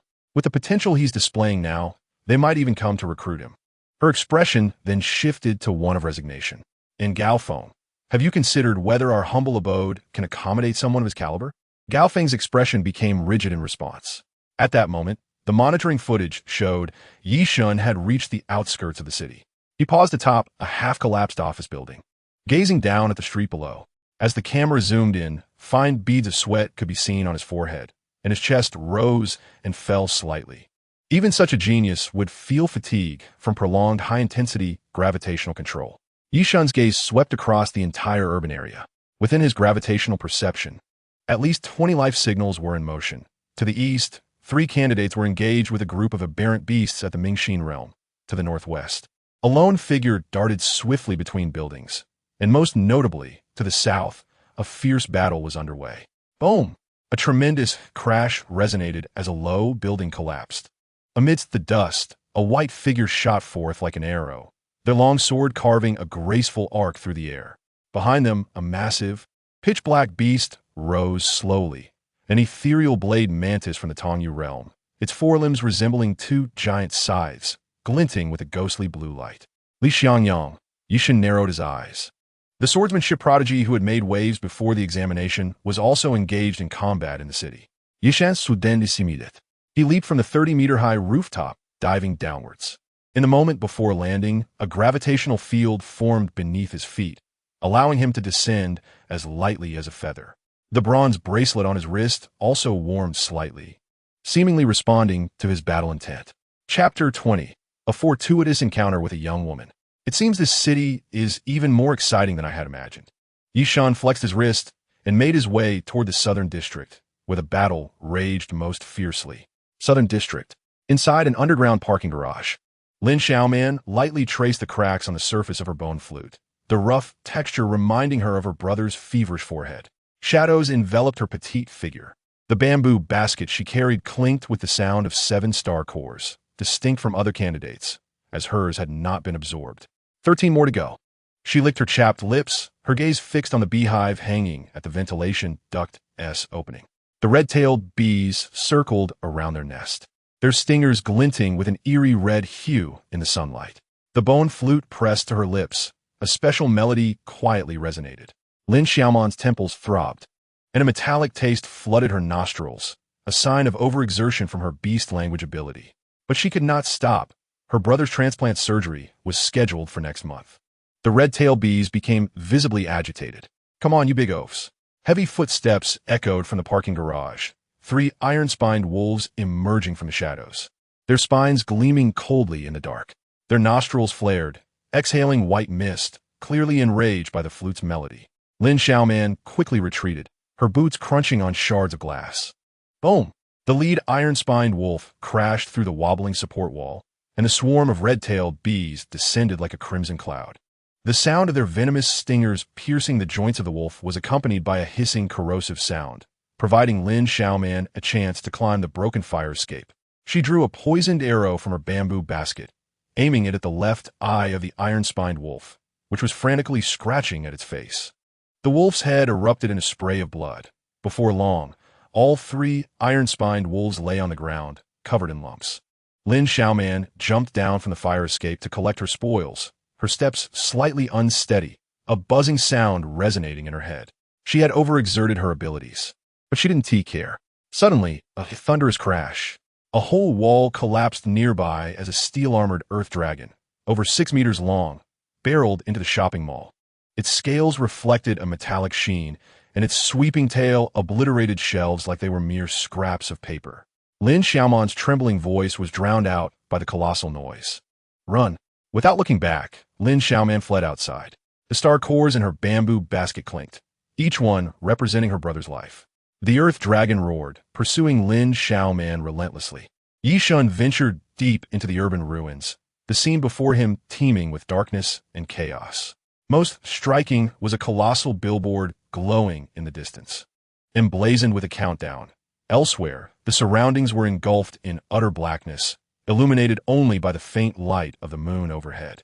103,610, 103,609, 103,608. Faint sounds of battle could be discerned from the right, prompting Ye Shen to move in the opposite direction. The star core of the initial stage of the Tongyu realm could rival 10 advanced practitioners of the Mingxin realm. Although he was inclined to collect all that came his way, he sensed that harvesting from the Tongyu realm was more cost-effective. Was the ground trembling? Ye Shen glanced down in confusion. Suddenly, a girl burst forth from an underground passage, closely pursued by a massive earth dragon that crashed through the tunnel's entrance. Lin Xiaoman glanced back as she emerged, only to find the dragon had followed her out, its enormous claws descending upon her. In a moment of dire urgency, Lin Xiaoman emitted the sharpest note of her life. Buzz! The dragon's claw, poised to crush her, inexplicably halted for half a second, allowing her to narrowly evade it. Yet, her limits had been reached. Ye Shen had no time to ponder. His figure vanished in an instant, leaping several meters to land upon the dragon's back. A sacred white light emanated from his right hand, his arm appearing to vanish into the void. The gravitational field collapsed. With a low, resonant voice, Ye Shen caused the dragon's head to suddenly cave in, as if it were being squeezed by an invisible giant hand. Lin Xiaoman gasped. This was the first time she had witnessed someone slay a beast of the Tongyu realm with bare hands. At that moment, she could no longer hold herself up and collapsed to the ground. Her vision began to blur, and the last thing she saw was Ye Shen catching a golden star core that flew from the dragon's cranium. With great difficulty, she managed to speak. Lin Xiaoman wanted to laugh, but instead coughed up a mouthful of blood. Then she fainted face down, just before closing her eyes. The smiling face of her younger brother appeared in the darkness. She clutched her bamboo basket tightly as her consciousness sank into the boundless night. Ye Shen furrowed his brow and crouched down to check her condition. He noticed a spreading scaly pattern on her exposed arm. This was the fate of the Beast Whisperer. With a sigh, he reflected on the C-grade ability of the Beast Whisperer, which granted the power to converse with beasts. However, the more one conversed, or the stronger the beast, the closer one would draw to becoming like the beast itself, ultimately transforming into one and losing their human form. In the end, only beasts should communicate with one another. Ye Shen gazed at the unconscious girl, his brow deeply furrowed. The golden star core radiated warmth in his palm. Yet this unexpected acquisition placed him in a dilemma. Should he simply leave her here? What if other candidates or beasts discovered her? A troublesome situation indeed. Was it worth risking one's life for the sake of collecting star cores? Ye Shen murmured to himself, his gaze sweeping across the bamboo basket tightly held by the girl. It rattled with the sound of numerous star cores. She appeared to be quite formidable. Distant roars of beasts echoed, and Ye Shen's expression hardened. Prolonged delays would only attract more trouble. He gently lifted his right hand, an invisible gravitational field slowly elevating the girl, suspending her a meter beside him. Let it be understood that I am merely offering temporary shelter. Ye Shen spoke to the unconscious girl, asserting that once she awoke, they would part ways without causing him any trouble. The night breeze stirred the dust on the ground as Ye Shen adjusted the strength of the gravitational field, ensuring the girl would not collide with any obstacles along the way. The scene was indeed surreal. A boy traversing the ruins with an unconscious girl levitating beside him. Anyone witnessing this would certainly harbor doubts. Had the girl come from some other realm? Ye Shen quietly calculated his route, determined to find a safe place to wait for her to awaken. A day later, Lin Xiaoman's consciousness surfaced from chaos, her first sensation being the overwhelming stench of blood mingled with rust. Chapter 21. Disturbance in the Fuyo realm. She abruptly opened her eyes, a wave of metallic sweetness flooding her throat, forcing her to cough up a mouthful of congealed blood. Her right hand instinctively sought the emptiness at her waist. "Do not move." A deep voice emanated from above, laced with fatigue and hoarseness. Only then did Lin Xiaoman realize she was lying within a partially collapsed concrete pipe. A dusty black combat suit, picked up by Ye Shen on the way, draped over her. Moonlight streamed through the cracks in the pipe, casting the silhouette of a tall figure.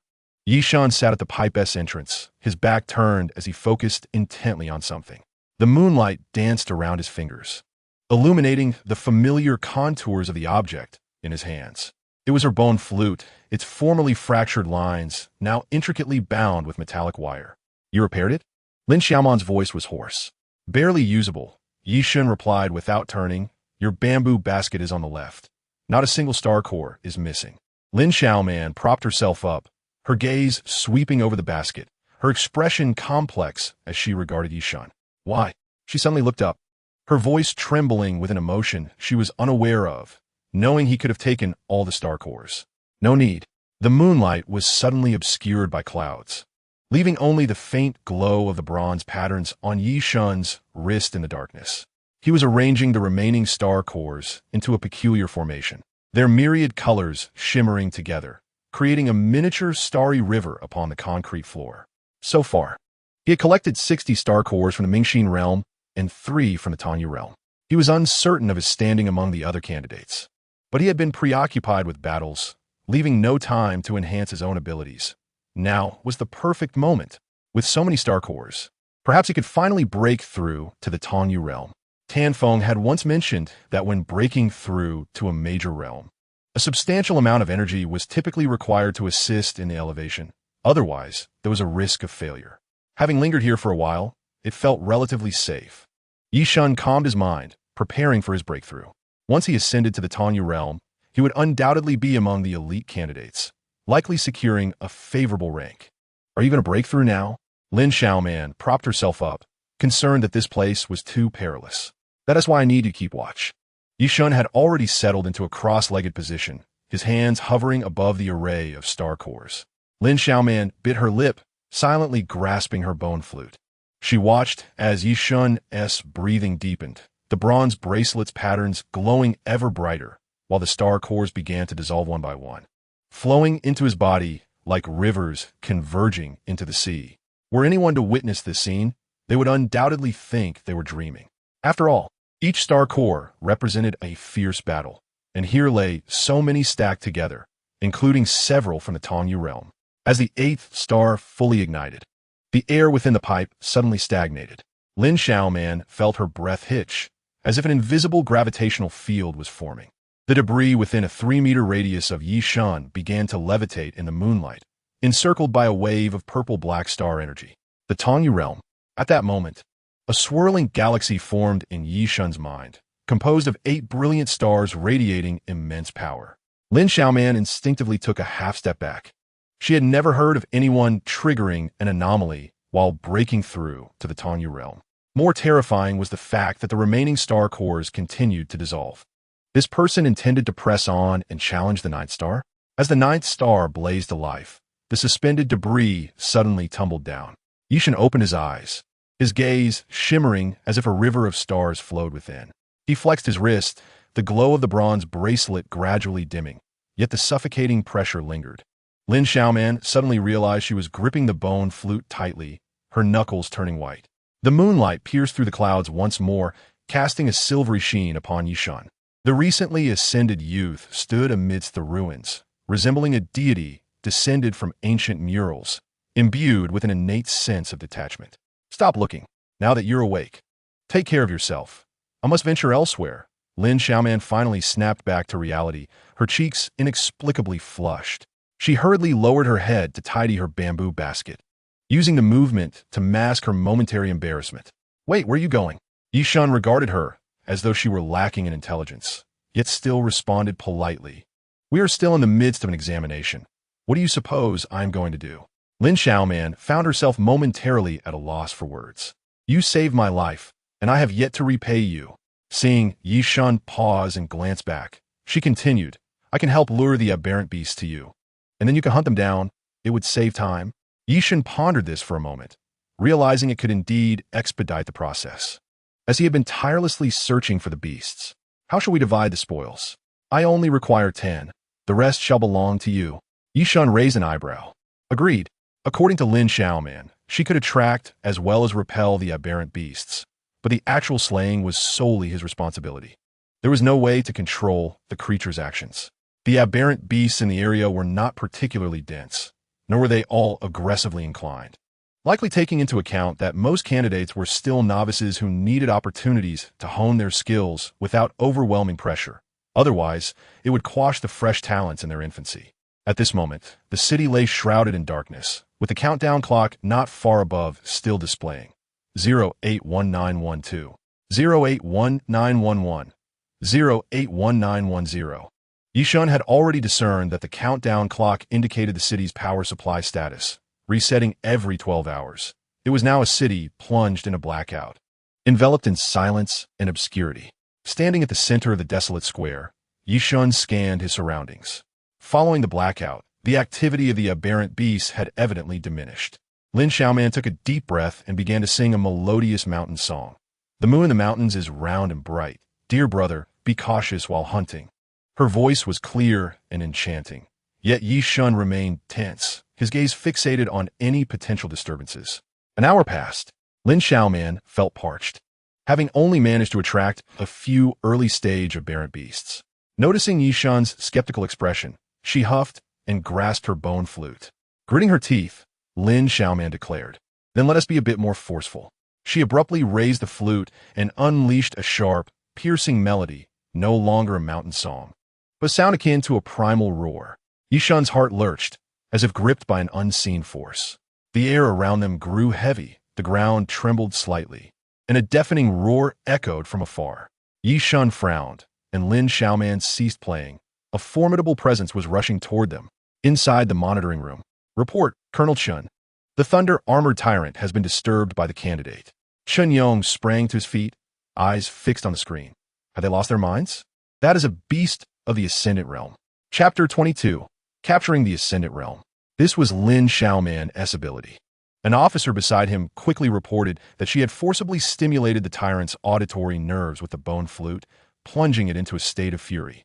The others, including Juling, Wang Wengang, and Lei Xiao, furrowed their brows. The thunder-armored tyrant was well known to all. This was an intentionally arranged bonus question by the examination committee, designed to widen the disparity among the candidates. An aberrant beast of the Ascendant Realm. This creature possessed extraordinarily high offensive and defensive capabilities, far beyond what Lin Xiaoman at the early stage of the Enlightened Realm and Ye Shen at the initial stage of the Concealed Realm could contend with. Their current strength was utterly inadequate to challenge the thunder-armored tyrant. Chen Yong's brow furrowed, mirroring the thoughts of the others. Gao Feng sighed. Geniuses always enjoy playing with fire, but those who do so either become legends or perish in flames. His eyes brimmed with regret. He held high hopes for Ye Shen, recognizing his immense potential and integrity.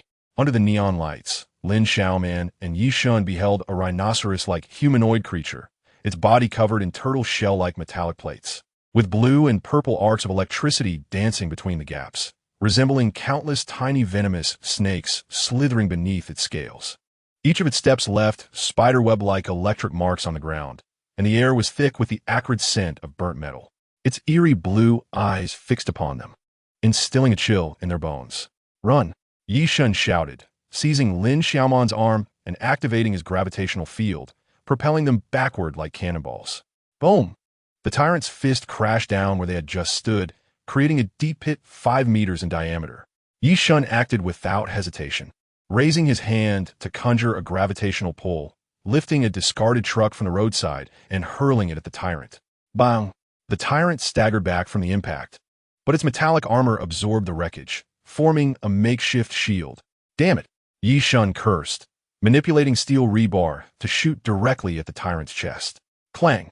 The rebar struck the armor, leaving only a white mark on the surface before bouncing off. More terrifyingly, blue and white lightning surged back along the rebar, darting towards Ye Shen like a venomous serpent. "Watch out!" Lin Xiaoman pushed him away just in time. The lightning grazed her shoulder, scorching a charred mark. The rain has amplified its electrical power. Lin Xiaoman gritted her teeth. "We can't engage head-on." Ye Shen looked up, noting that the sky had become overcast. Raindrops beginning to fall. The electricity crackling around the thunder-armored tyrant vaporized the rain into a white mist, accompanied by a piercing metallic screech as its forelimbs slammed into the ground. The web-like currents spread through the rainwater, and Lin Xiaoman leaped, barely escaping as her previous position erupted in a burst of electric light. This was the first time Lin Xiaoman had encountered such a formidable aberrant beast. A single hit would likely spell her doom. Engaging head-on was futile. Lin Xiaoman quickly scanned her surroundings. The creature's armor could absorb kinetic energy, rendering their attacks ineffective. And it could wield lightning as well. "Let us go," Ye Shen urged, pulling Lin Xiaoman towards the high-voltage power plant at the end of the commercial street. "Are you insane?" Lin Xiaoman's eyes widened. "That's the power plant. The tyrant can control lightning." "Precisely." Ye Shen's voice was calm. "Its powers must have limits." They dashed into the power plant, the tyrant hot on their heels. The rain slowed its movements, but it remained relentless. "Lin Xiaoman, keep provoking it." Lin Xiaoman gritted her teeth and blew her bone flute once more. The piercing sound waves caused the tyrant to thrash its head in agony, consumed by rage. Seizing the opportunity, Ye Shen maneuvered to the side, manipulating gravity to snap the dangling high-voltage cables. Crackle! The unpowered cables struck the tyrant, causing minimal effect. Yet, Ye Shen's target was not the cables themselves. Inside the plant, the enormous transformer's casing lay shattered, exposing the dormant coils, the air thick with the acrid scent of ozone. He leapt, the gravitational field lifting him onto the insulator platform of the transformer. The tyrant roared in pursuit, slamming into the transformer with such force that the entire power plant trembled. Ye Shen's gaze was now utterly composed. Lin Xiaoman's flute had driven the tyrant into a complete frenzy. Star trajectory. Ye Shen spread his fingers. Dozens of high-voltage cables coiling around the tyrant's form like living entities. Lin Xiaoman looked on in confusion. Not only were the cables currently uncharged, but would the thunder-armored tyrant, capable of controlling lightning, even be harmed? Indeed, the tyrant remained fixated on Ye Shen above, oblivious to the increasing number of cables entwining its body. "Rise!" Ye Shen roared with fury, the steel rebar suspended in the air. A glint of mockery flickered in the eyes of the thunder-armored tyrant. Such a form of assault held no efficacy against him. The sound of air being sliced through echoed, yet the rebar did not lunge at the thunder-armored tyrant, but rather towards a distant signboard. Now was the moment.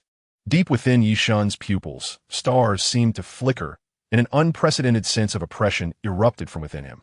He forcefully clasped his hands together, his knuckles whitening from the exertion, veins bulging on his arms like coiling dragons. The stellar energy within him burned fiercely, transforming into invisible gravitational chains that constricted towards the thunder-armored tyrant from all directions. The air momentarily stilled. The tyrant's massive form trembled violently, the steel-like scales emitting a grating sound under the gravitational pressure, while its claws scraped against the transformer, producing blinding sparks. Yet it could not escape as Ye Shen nearly drained every ounce of stellar energy within him, pushing the gravitational field to its utmost limit. A trickle of blood seeped from Ye Shen's lips, yet his gaze grew ever more frigid. It was over. Boom! The signboard exploded as the rebar pierced through it. The countdown reached 0. Instantly, The power of the entire city was restored. In that moment, all the lights of the city blazed to life. Ziz. The power plant's currents surged wildly, with all exposed metals erupting in dazzling arcs of electricity, like countless silver serpents emerging from the depths of hell. The roar of the current peaked. The tyrant's body contorted and warped under the overload of electric light, its metal armor glowing a near-transparent crimson, akin to iron glowing white-hot in a furnace. The tortoise shell-like metal plates began to peel away layer by layer, revealing the flesh beneath. Riddled with gaping wounds from the electroplasma, arcs of electricity surged chaotically within it. Bang! The final explosion struck unexpectedly. The tyrant's form burst open like a watermelon crushed by an unseen giant hand, thousands of metal fragments radiating outward. Yet before these fragments could travel 3 meters, they were suddenly suspended in midair by an unseen force. Ye Shen's gravitational field, opened in time, acted as a transparent barrier, firmly trapping the deadly storm of metal within a safe range. The arcs of electricity twisted like dying silver snakes upon the ground of the power plant. Bathed in the blue-white glow, Ye Shen's face appeared pale as a sheet, the blood trickling from his mouth taking on a bizarre purple hue in the strong light. His hands remained clasped. In the monitoring room, a profound silence ensued. Synchronized Ye Shen's recent performance back to Kyoto, Wang Wengang quickly commanded Lei Xiao, who too was astonished by the overwhelming force of gravity. Displacement output, control, gravity was the omnipotent ability. Moreover, having just broken through to the realm of clarity, he could already control beasts of the ascendant realm, indicating a high echelon of capability. Observing the varied expressions of those nearby, Wang Wengang frowned, feeling that his competition had greatly increased, yet he remained absolutely confident. Ye Shen would undoubtedly choose the right path for himself. In Kyoto, the Black Chapter Bureau, everyone knew what this represented. Just as they could now disseminate Ye Shen's performance, the Qishao army could only turn a blind eye. Chapter 23. The deeds reached Kyoto. Just as they could now disseminate Ye Shen's performance, the Qishao army could only turn a blind eye. Geniuses always managed to turn peril into safety time and again. Gao Feng sighed. Of course, one should not concern themselves with how such peril came to be. On the battlefield, as Ye Shen leapt down from the transformer, his left leg noticeably stumbled. The backlash from the excessive use of his abilities began to manifest. Yet he straightened his back, striding towards the deep blue star core suspended in midair. Did you plan to exploit the power plant's overload all along? Lin Xiaoman managed to prop herself up. Ye Shen wiped the blood from the corner of his mouth, revealing a weary smile. It was a spur-of-the-moment idea. The countdown sign controlled the city's electricity. Although the tyrant could manipulate lightning, there must be a limit to absorbing it. It was merely an experiment. Ye Shen used the gravitational field to draw the star core into his palm. This egg-sized crystal felt icy to the touch, yet within it surged a disquieting wave of energy. He could feel the bronze bracelet grow scorching hot upon contact with the star core, as if yearning for this energy. In the distance, a new countdown sign illuminated. Kyoto. At 7:15 a.m., the headquarters of the Celestial Awakening Bureau was shrouded in a thin mist. Suyue, clutching a file bag taller than herself, hurriedly chased after Fei Yu down the corridor paved with star-patterned stones. Her high ponytail swayed with her brisk pace, a few damp strands clinging to her smooth forehead. Slow down, Suyu gasped, her voice echoing in the empty corridor. This file is heavy. Fei Yu halted, her eyes sparkling with excitement as she turned. Her slender fingers lightly brushed over the photograph on top of the file bag. This Ye Shen, in the Southwest examination venue, single-handedly took down the Ascendant Realm Thunder Armor Tyrant. In the photo, the black-haired youth stood atop the transformer, his hands clasped as if performing some ancient rite. Countless blue-white currents danced around him like tamed silver serpents. Yet, what was most unsettling was his gaze, devoid of the fear or madness one would expect in the face of a formidable foe. Instead, it bore an almost indifferent focus, as though he were merely completing an ordinary task. I heard he awakened just a month ago, Fei Yu whispered, her fingertips unconsciously tracing the edge of the photograph. That S-class genius we prioritized training last year barely reached the peak of the clarity realm in 3 months. Because of him, we've been revolving around him like satellites. Suyu abruptly switched the file bag to her other arm, rolling her eyes in complaint. I stayed up all night organizing his data yesterday. Feiyu suddenly leaned closer, her eyes glimmering with mischief. But don't you think he is worth studying? Look at that profile. Those eyes are simply captivating. Ah, I so want to meet him in person in the Southwest. Infatuated, Suyu pretended to strike. Yet Feiyu deftly dodged. As the two laughed and joked, they nearly collided with a squad of soldiers clad in crimson uniforms as they turned a corner. The leading officer's countenance was stern, his sharp gaze sweeping over them as the flame emblem on his chest glimmered under the light. What are the Qishao army doing here? Suyu muttered softly. Feiyu did not respond. Her attention was fixated on the scene at the conference room entrance, where 7 or 8 heads of various departments stood, each wearing a grave expression. She recognized the iron-faced judge from the Celestial Defense Department, the esteemed academicians from the Research Institute, and even a few elder figures who were typically elusive. As the heavy doors slowly closed behind them, all external clamor was shut out. Within the 30-meter diameter circular conference hall, 15 bronze seats were arranged in a radiating pattern, each armrest intricately carved with distinct celestial diagrams. At that moment, several holographic projections hovered above some of the seats, while most of the physical seats were already occupied by real individuals. Suyu and Feiyu continued to whisper to each other. Why are even the Qishao Army and Celestial Defense Department people here today? Suyu leaned in closer to Feiyu, her voice barely above a whisper. This is starting to feel like the annual summit. Feiyu lightly shook her head, signaling her to refrain from speaking further. They took their places at the back.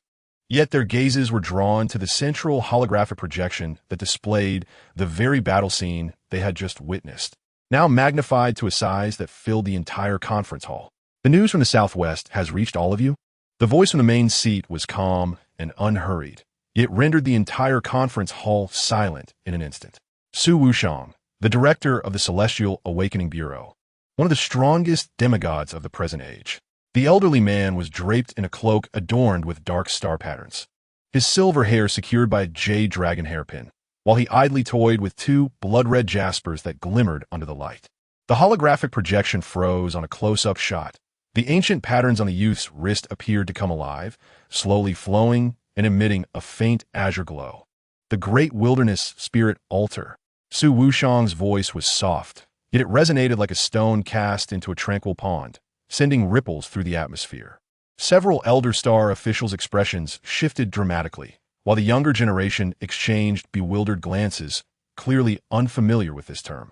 The White Tiger envoy, seated in the 3rd position on the right, abruptly stood, his chair screeching against the floor. This is impossible. The usually composed star official's voice trembled, his bronze-hued face twitching slightly. After the fall of the Qingyang Saint Lord 3 centuries ago, this forbidden object should have been, as one of the few privy to that secret. He understood all too well what the great wilderness spirit altar entailed. The rise of the Qingyang Saint Lord was entirely reliant on the power of the great wilderness spirit altar, which was not something an ordinary individual could simply stumble upon. Rather than suggesting that the altar chose the Qingyang Saint Lord, it was more accurate to say that the era chose him. Su Wuxiang raised his hand in a gesture of restraint, and the White Tiger envoy immediately fell silent, taking his seat once more. His gaze swept slowly over each person present. The facts lay bare before them. The pressing concern now was how to handle this youth. 1 month since awakening. Capable of slaying those at the ascending wind realm, his newly emerged ability being the universal gravitation. Su Wuxiang opened the dossier before him. More critically, he had already garnered the recognition of the great wilderness spirit altar. A collective gasp echoed in the conference room. He has awakened a new ability? What can universal gravitation achieve? Over the next 30 minutes, the room erupted into fervent debate. He should be immediately inducted into the Qishao army. A military officer clad in red slammed his palm on the table, the fiery emblem on his chest flickering with his movements, asserting that the front lines desperately required such combat prowess.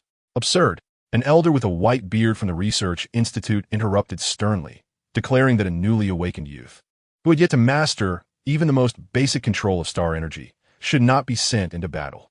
A representative from the security department scoffed. Let's not forget the lesson from 3 centuries ago, when the Qingyang Saint Lord lost control. Half of the 10,000 mountains turned to ash. Yet we cannot let fear stifle potential. An elder general from the military glared furiously. questioning whether the fear of loss of control warranted the obliteration of a genius capable of altering the course of battle. Fei Yu noticed that throughout the escalating debate, Su Wuxiang remained silent. The elders simply observed the crowd with an inscrutable glimmer in his unfathomable eyes.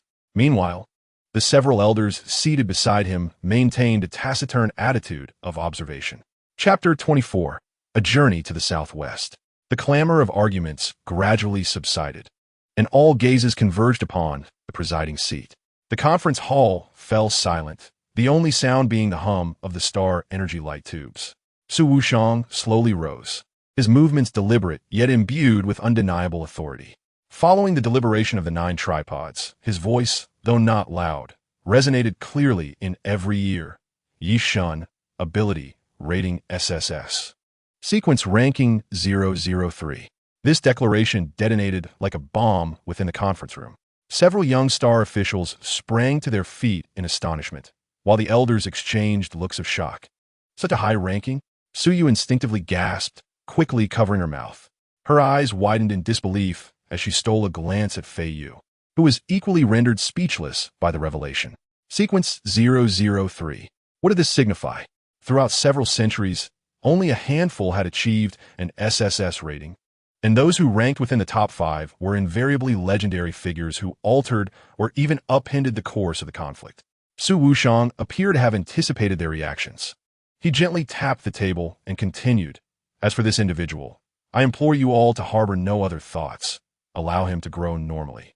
The ominous undertone in his words prompted an immediate curtailing of expressions across the room. As the holographic projection dimmed and the attendees dispersed, Su Wuxiang stood upon the stargazing platform. This was his vantage point for observing destiny, where he gazed up at the stars and down at the sea of clouds. "Master," the voice of Nangong Jing, his most esteemed disciple, emerged from behind. The middle-aged scholar's face was etched with confusion. The student struggled to comprehend why such a high rating was bestowed upon him. Was universal gravitation truly deserving of a direct assignment to sequence 003? Do you understand what it means to develop universal gravitation to its utmost potential? Su Wuxiang's eyes, hidden beneath white brows, resembled a deep abyss. The student faltered. The essence of this fundamental force in the universe is the distortion of space-time. Nangong Jing gasped in shock. Are you implying he will master the power of time and space in the future? Do you believe the tests in the Southwest rely solely on electric currents to defeat the thunder-armored tyrant? The footage captured reveals the shadow of that monster, indicating its surrounding space was slightly folded. Thus, the thunder-armored tyrant was the first to be breached. The energy within you is star energy derived from the stars. Su Wuxiang elaborated, and what force can control the stars? Consider the celestial phenomenon of falling stars we witnessed a few days ago. Are you referring to those near-Earth asteroids that suddenly altered their trajectories? Nangong Jing furrowed his brow. That was the awakening phenomenon of universal gravitation. Any ability capable of manifesting such an awakening phenomenon is at least S-class, but Ye Shen has transcended the scope of mere ability awakening. The awakening phenomenon of any S-class ability could affect a radius of no more than 100 miles. To extend beyond the blue star was unfathomable for Nangong Jing. The last recorded occurrence of such a scale of anomaly was during the era of Jiang Ziya's canonization, in the transition from the Shang to Zhou dynasties. When I observed his fate, I was engulfed in a fog, and the only thing I discerned was the morning star. Do you grasp the implications of the morning star? Su Wuxiang continued. A complex glimmer flickered in Nangong Jing's eyes. As an authority on astrology, he was well aware of the prophecy in the Kaiyuan divination classic that successive dynasties had sought to suppress. When Venus appears in the sky, a new saint shall descend. When the morning star shines, a new era shall dawn. A new epoch is on the horizon, heralding the end of the old. Someone must tear asunder this eternal night. The mountain wind whisked away unuttered words, and when Nangong Jing looked up again, the stargazing platform was devoid of its occupant. Meanwhile, in a clandestine residence somewhere in the capital, a raspy voice inquired from the shadows, "Is the news confirmed?" "Absolutely." The responder knelt on one knee, his voice betraying his suppressed excitement. He had been validated as the possessor of the great wilderness spirit altar, and he had awakened the SSS-rated ability of universal gravitation. Sequence 003. The Qishao Army and the Tianshu Defense Department have already dispatched personnel to the southwest. The sound of a teacup shattering echoed in the darkness. Shards of porcelain flying toward the kneeling figure's face, leaving a thin trail of blood. They must not succeed. The raspy voice sharpened, imbued with an irrefutable command. The bearer of the great wilderness spirit altar shall be the holy son of our future purists. This was the directive left by the Qingyang Saint Lord. At all costs. A gust of wind swept through, rustling the phoenix trees in the courtyard. 8,000 miles away, in the southwest examination grounds, Ye Shen was asleep. The luminous radiance of the morning star pierced through the clouds and the training grounds, casting his shadow upon the wall, a silhouette that remained fixed in a gaze toward the heavens. Dusk in a mountain city always arrived particularly early.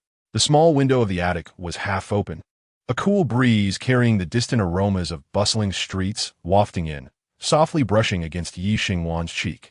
She sat by the window, hugging her knees, resting her chin on her arms, her gaze unfocused as she watched the sun sink toward the horizon. 3 days. Her brother would need 3 more days to return. She unconsciously fiddled with her fingers, her fingertips gently caressing her palm, as if this simple act could shatter time and hasten its passage. Yet, the days stubbornly clung to her like elongated strands of spun sugar, refusing to break. Had it only been a few days since she had departed, and already she felt this way? Yi Xingwan bit her lower lip, a wave of sourness surging within her. She despised this sense of dependency, loathed that she felt like a child who had yet to mature, losing herself merely because her brother was not by her side. Yet, despite her efforts, she could not rein it in. The small clock on the windowsill ticked rhythmically, its sound ringing out starkly in the quiet attic. She fixated on the second hand as it moved incrementally, her thoughts drifting further away.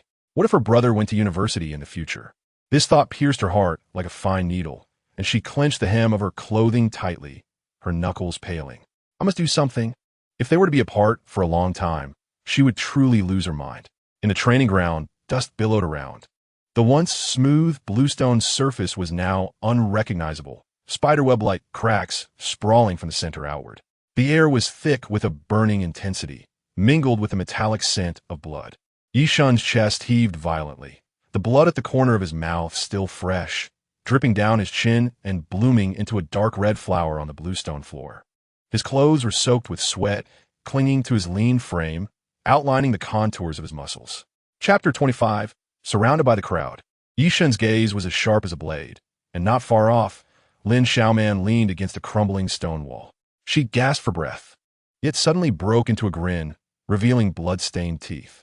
Her right arm hung limply, clearly injured from the recent battle, yet her lips curled into a fervent smile. Since I embarked on the path of cultivation, every word has felt like it was squeezed from between my teeth, yet carries an uncontrollable excitement. Whether in the trial grounds or on the battlefield, I have never encountered anyone as formidable as you. Upon finishing this sentence, she seemed to expend her last ounce of strength, her body sliding down the stone wall. Yet her eyes remained fixed on Yi Shen, burning with near fanatical admiration and awe. Yi Shen slowly lifted his gaze, his eyes piercing through the swirling dust to meet hers. His stare was as sharp as a knife, yet unfathomably deep, as if it harbored endless malice and deeper fatigue. Shut your mouth and conserve your strength. His voice was hoarse, yet carried an undeniable command. Yi Shen's perception expanded like ripples on water, each subtle fluctuation of star energy manifesting distinctly within his gravitational field. 3, 5, 7. An increasing number of presences were rapidly closing in, like sharks drawn to the scent of blood from all directions. Just as I suspected. A cold smile crept across his lips, his eyes devoid of surprise. In this survival of the fittest world, such was the essence of humanity.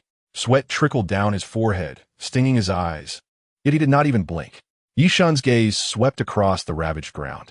The deep fissures reaching several meters down, and the collapsed stone pillars were remnants of the energy surges from the battle. This earth-shattering conflict had lasted a full half-hour. During this time, not a single soul had offered assistance.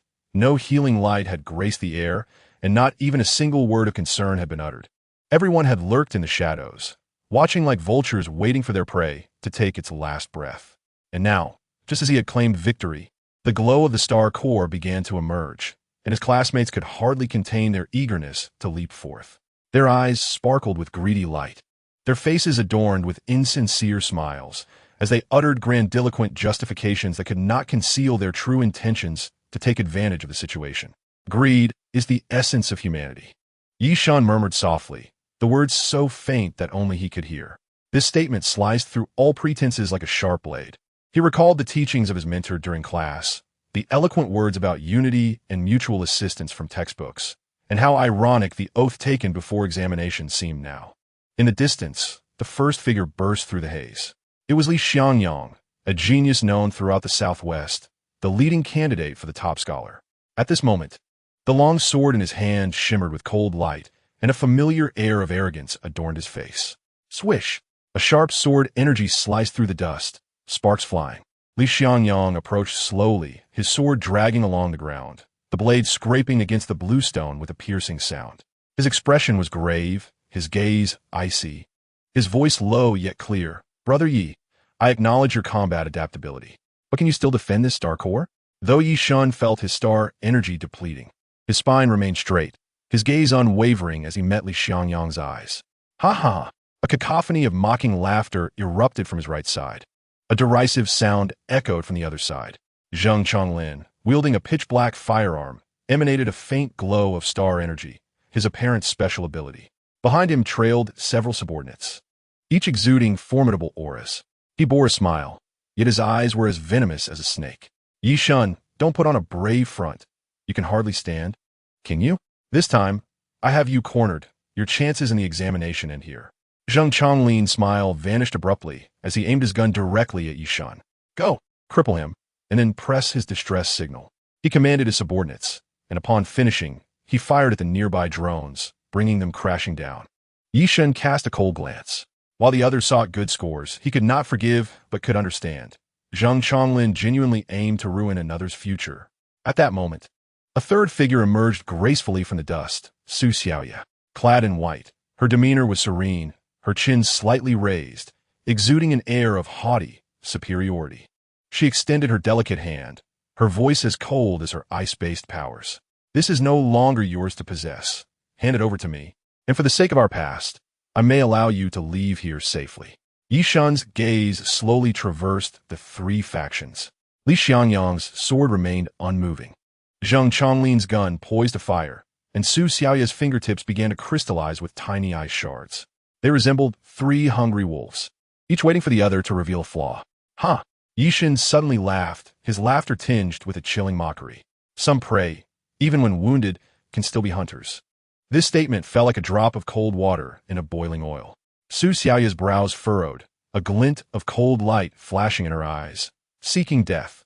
Whoosh, whoosh, whoosh. 10 ice spikes formed instantaneously, tearing through the air with a sharp whistle. Each spike was precisely aimed at Ye Shen's vital points, refracting deadly glimmers under the sunlight. Ye Shen's gaze swept over the three, suddenly noticing how the shadows cast by their bodies elongated and intertwined on the ground. A bold plan began to take shape in his mind. Li Xiangyang. Ye Shen suddenly spoke, his voice hoarse yet inexplicably calm. Are you certain you wish to make a move here? He deliberately concealed his right hand behind his back, his fingertips quietly gathering the last remnants of star energy. The rubble beneath began to tremble slightly. Stop the nonsense. Zheng Chonglin impatiently raised his firearm. Hand over the star core. In that instant, Ye Shen forcefully injected the minuscule amount of star energy he had managed to restore into the ground. With a thunderous roar, a violent surge of energy erupted from his center, kicking up clouds of dust. Watch out! Su Xiaoya immediately raised an ice crystal shield. But what Ye Shen desired was precisely this moment of chaos. In a flash, he charged directly at the most formidable opponent, Li Xiangyang. This unexpected maneuver left everyone utterly astonished. Seeking death, Li Xiangyang swept his sword horizontally, only to see Ye Shen suddenly crouch down, channeling his force beneath his feet, and accelerate sharply, brushing past Li Xiangyang. What? Li Xiangyang quickly turned around, only to witness Ye Shen leap into the air, placing a foot on Zheng Chonglin's shoulder, using him as a springboard to soar once more. Stop him! Su Xiaoya hastily shot forth ice spikes, but Ye Shen twisted midair, and the ice spikes merely grazed his sleeve. Chapter 26. Entering the Wetlands. What was most astonishing was that upon landing, Ye Shen did not continue his flight, but abruptly turned back, charging towards what appeared to be the most formidable wall of the grandstand. As he lost his mind, Zheng Changlin stared in disbelief. Just as Ye Shen was about to collide with the wall, his right hand suddenly glimmered with a faint red light. This was the last bit of stellar energy he concentrated in his fist. Boom! The seemingly sturdy wall was shattered by his punch, revealing a gaping hole. It turned out the wall had sustained damage in previous battles, its internal structure already compromised. Amidst the dust, Ye Shen's figure vanished through the wall's opening. By the time the three arrived at the wall's edge, they could only see a deep passage and faint footfalls echoing in the distance. Damn it! Zheng Changlin pounded the wall furiously. He had meticulously observed the terrain. Su Xiaoye's expression darkened. Chase. He can't run far. Yet all three understood that if they allowed an opponent like Ye Shen to escape their encirclement, capturing him again would be exceedingly difficult. Moreover, he held that invaluable star core. Who knew what advancements he could achieve by absorbing it? Deep within the passage, Ye Shen leaned against the wall, trudging forward with difficulty. His right fist was bloodied and mangled, yet a cold smirk lingered at the corner of his mouth. He must avenge the grievances of these few individuals. But he could not linger in this area, Ye Shen murmured to himself, his voice hoarse, as if it were sandpaper scraping against stone. His gaze swept across the surroundings. The corpses of the beasts that had once roamed here lay strewn about, some still emitting wisps of smoke. The air was thick with a pungent mixture of burnt flesh and blood. Too many battles have transpired here. Ye Shen retrieved his water bottle from his waist and took a swig. The cool liquid coursed down his throat, awakening his muddled mind. He closed his eyes, mentally sketching the terrain of the examination grounds. The beasts in the urban ruins were likely all slain. He furrowed his brow, realizing that ahead lay the toxic marshlands. That area was one of the least populated sections of the exam, due to the myriad of bizarre insects and plants. Yet at this moment, it had become the safest option. At least no other candidates would rashly invade. Ye Shen suddenly halted, a peculiar sensation washing over him. He felt as though he had forgotten something. He murmured, unconsciously reaching for the pocket on his chest. The star core was still there, emanating a faint glow. He shook his head. Unimportant, the immediate priority lay elsewhere. A gentle breeze swept by, carrying distant sounds of combat. He paid no heed and sprinted towards the toxic marshlands, needing to find a secure hiding place before nightfall. Crossing the last remnants of rubble, Ye Shen inhaled sharply at the sight before him. He stood at the junction between the ruins and the marsh, his boot crushing a piece of severely weathered concrete. The terrain gradually dipped, and the damp air was imbued with a faint scent of humus. Before him lay a vast expanse of marshland, with bubbles occasionally surfacing, producing a gurgling sound. A few gigantic carnivorous plants loomed in the mist, their vibrant petals still stained with dried blood. Such a place, indeed, would deter anyone from venturing here. It was perfect for his recuperation. The ground beneath his feet began to soften. Initially, his shoes sank only half an inch into the earth. But as he pressed on, the mud enveloped his ankles. With each step, he could hear the squelching water from the depths of the marsh. As if some creature lurked in the shadows, drinking. Ye Shen chose to advance along the path formed by several clumps of reeds, as their root systems typically anchored in relatively firm soil. His pant legs became soaked with muddy water, clinging heavily to his skin. Occasionally, he would snap a dead branch beneath his feet, the sharp crack echoing hauntingly across the desolate marsh. Suddenly, a bubble erupted from the waterhole to his right. Ye Shen paused cautiously, observing a series of small bubbles rising to the surface. It could be decaying plants releasing marsh gas, or perhaps some creature breathing beneath the water. He remained still for several seconds until the water settled, before continuing forward. He carefully circumvented the area, fixing his gaze on a half-dead fir tree not far ahead. This tree was thick enough for 3 people to encircle, and the hollow section formed a natural shelter. What was even better was its location. Positioned atop a relatively dry hillock, surrounded by murky, stagnant water, creating a natural barrier. Ye Shen tentatively tested the ground, confirming its weight-bearing capacity, before swiftly leaping onto the hillock. The hollow within the tree was more spacious than he had anticipated, ample enough for him to sit cross-legged. The interior walls were lined with dried moss, exuding a faint scent of greenery that starkly contrasted with the acrid odors from the outside. Ensuring his safety, He finally retrieved the ethereal blue star core. Its glow illuminated Ye Shen's fatigued visage, causing him to momentarily hold his breath. He could sense the immense energy contained within, akin to a nebula poised to explode. Let's begin. Ye Shen gripped the star core with both hands, closed his eyes, and commenced channeling its energy into his body. This process demanded unwavering concentration, as he had never encountered such violent energy before. Yet at this moment, he had no other choice. Time was of the essence. He must regain his strength swiftly. The fragments of the star core trembled slightly, emitting scorching heat, transforming into countless minuscule energy particles that surged into his being through his spiritual altar. In an instant, the tumultuous energy surged through his meridians like a torrential flood, the agony causing his muscles to tense, while beads of cold sweat trickled from his forehead. Ugh! Ye Shen clenched his teeth, enduring the pain as he guided the energy to circulate within him. Boom! An invisible wave of energy erupted from within, causing the surrounding air to distort slightly. Ye Shen opened his eyes, a glimmer of ethereal blue flashing within his pupils. Success! He slowly rose to his feet, clenched his fist, and heard the crisp, cracking sound of his knuckles. He could feel that his 13th star had fully ignited, shimmering brightly within his mind. His status completely restored. This place would now become a hunting ground. Chapter 27. Self-comfort. This area harbored a high density of beasts. He gently closed his eyes, perceiving the gravitational fluctuations surrounding him. His gravitational ability allowed him to keenly detect any changes in mass. 30 meters to his left, the water beneath the mud was disturbed by some creature. Ahead to the right, behind a withered tree, faint breaths could be heard. I shall make you my first target. Ye Shen raised his right hand, fingers slightly splayed, palm facing down, and pressed down gently. Boom! The air around the withered tree suddenly warped, as a terrifying gravitational field descended in an instant. Squeak! The shadow mouse hiding behind the tree emitted a sharp cry, its agile body seemingly pinned by an invisible mountain. Its limbs pressed firmly against the ground as its bones cracked under the unbearable weight.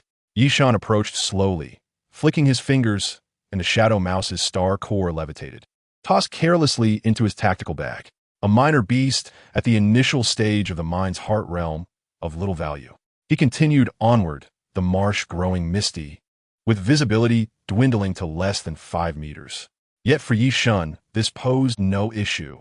Within the range of his gravitational perception, no object with mass could escape detection.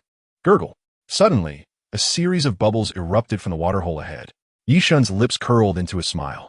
At long last, a formidable entity has arrived. The water's surface erupted with a thunderous roar as a 4-meter-long iron-scaled crocodile surged forth, its barbed tail sweeping menacingly. Yet, Ye Shen did not flinch or evade. He merely raised his hand gently. Gravity confinement. The creature's assault came to an abrupt halt, its colossal form eerily suspended in midair as if grasped by an invisible titan.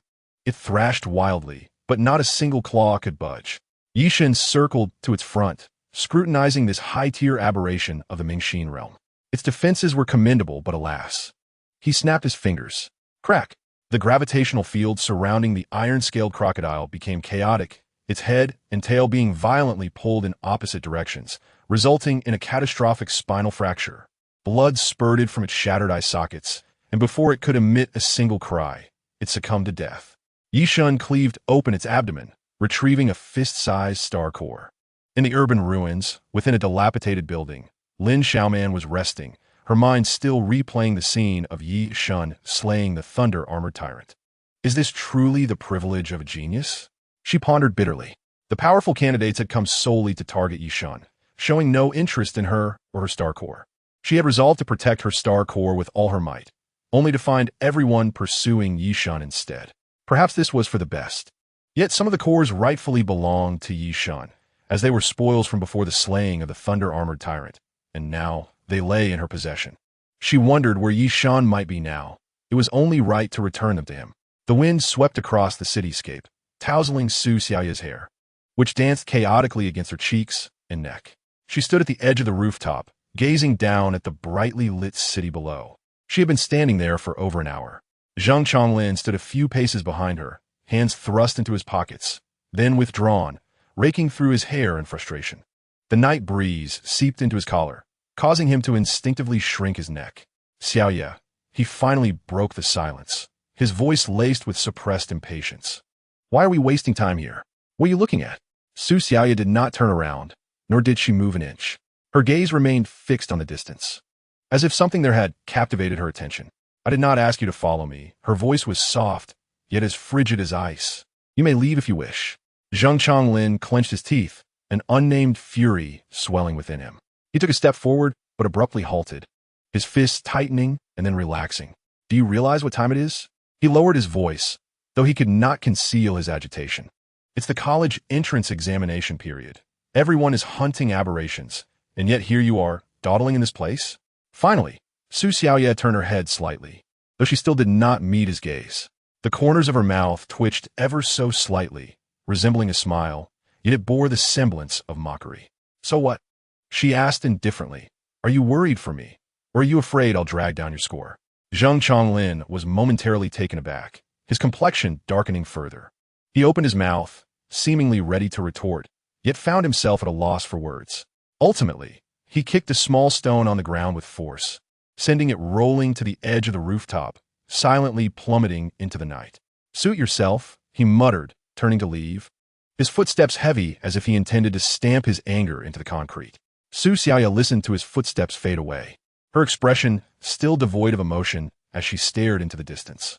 Her fingers absent-mindedly traced the railing of the rooftop, the cold sensation snapping her back to reality.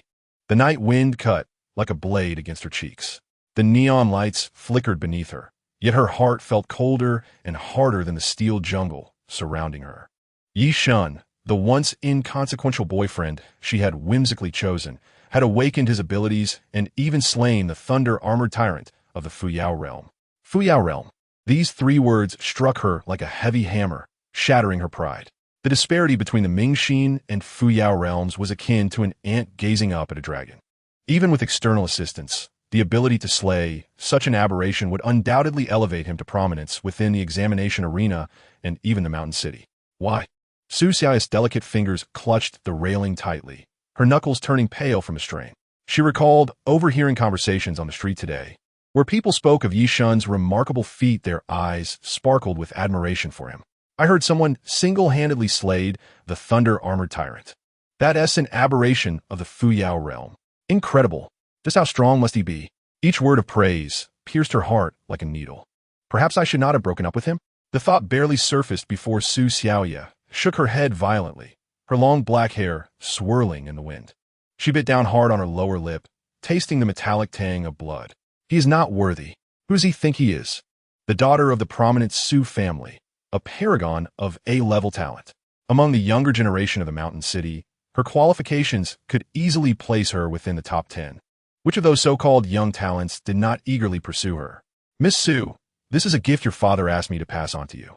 Xiaoye, you must grace us with your presence at the banquet this weekend. Memories of those sycophantic faces flashed through her mind. Su Xiaoye golf goldly, a glint of malice flickering in her eyes.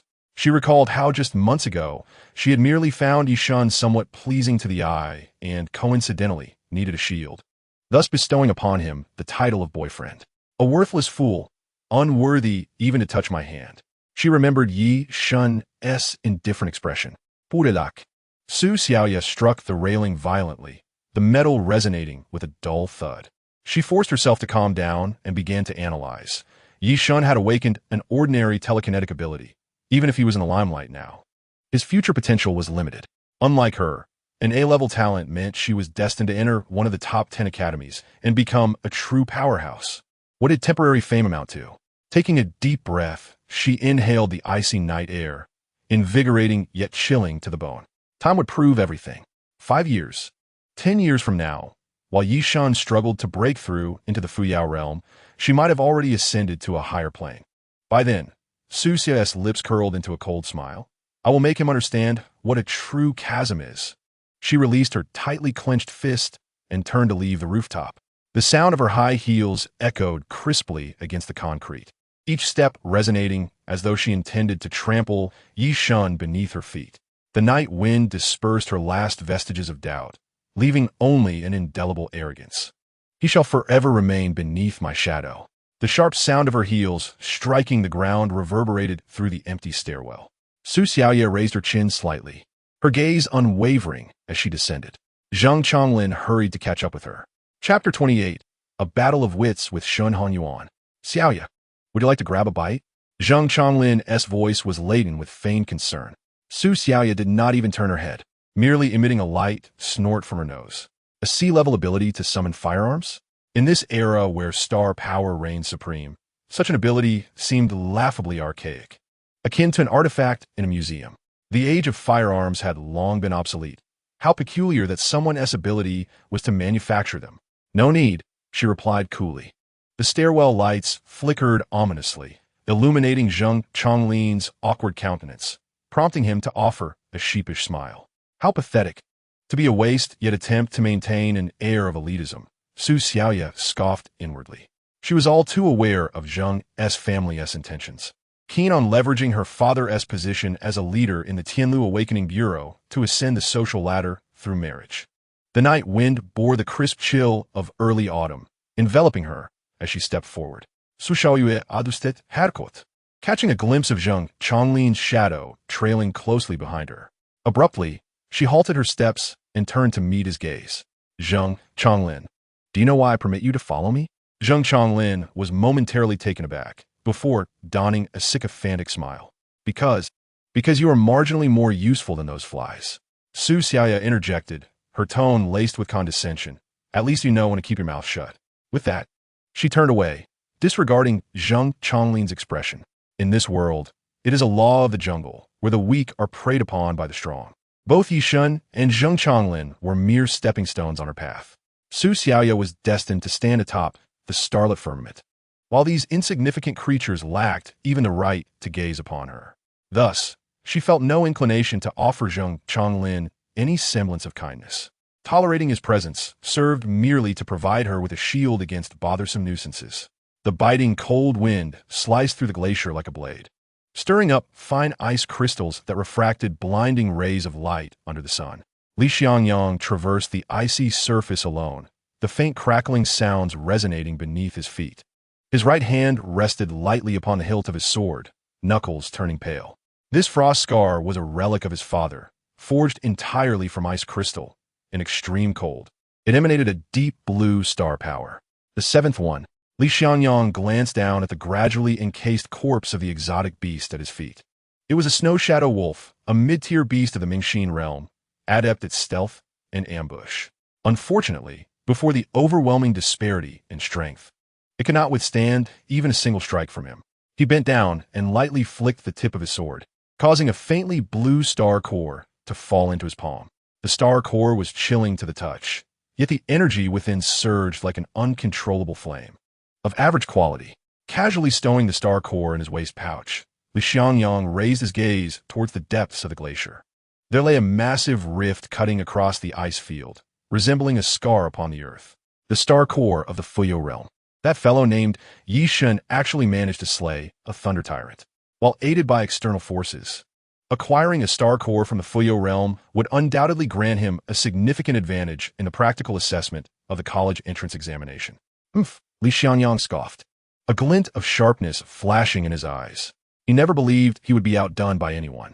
Since awakening his S-rank sword heart, the title of champion in the Southwest had been destined for him. Yet now, someone dared to take the lead?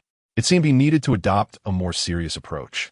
The frost scar trembled slightly, the star power patterns along its blade suddenly illuminating. The surrounding temperature plummeted further, causing even the falling snowflakes to crystallize into tiny ice shards in midair. Li Xiangyang strode towards the glacier rift. There lay the domain of the ice spirit demon serpent, an exotic beast on the verge of breaking into the Fuyo realm. Though it fell just short of being a true Fuyo entity, the quality of its star core would undoubtedly surpass that of ordinary beasts.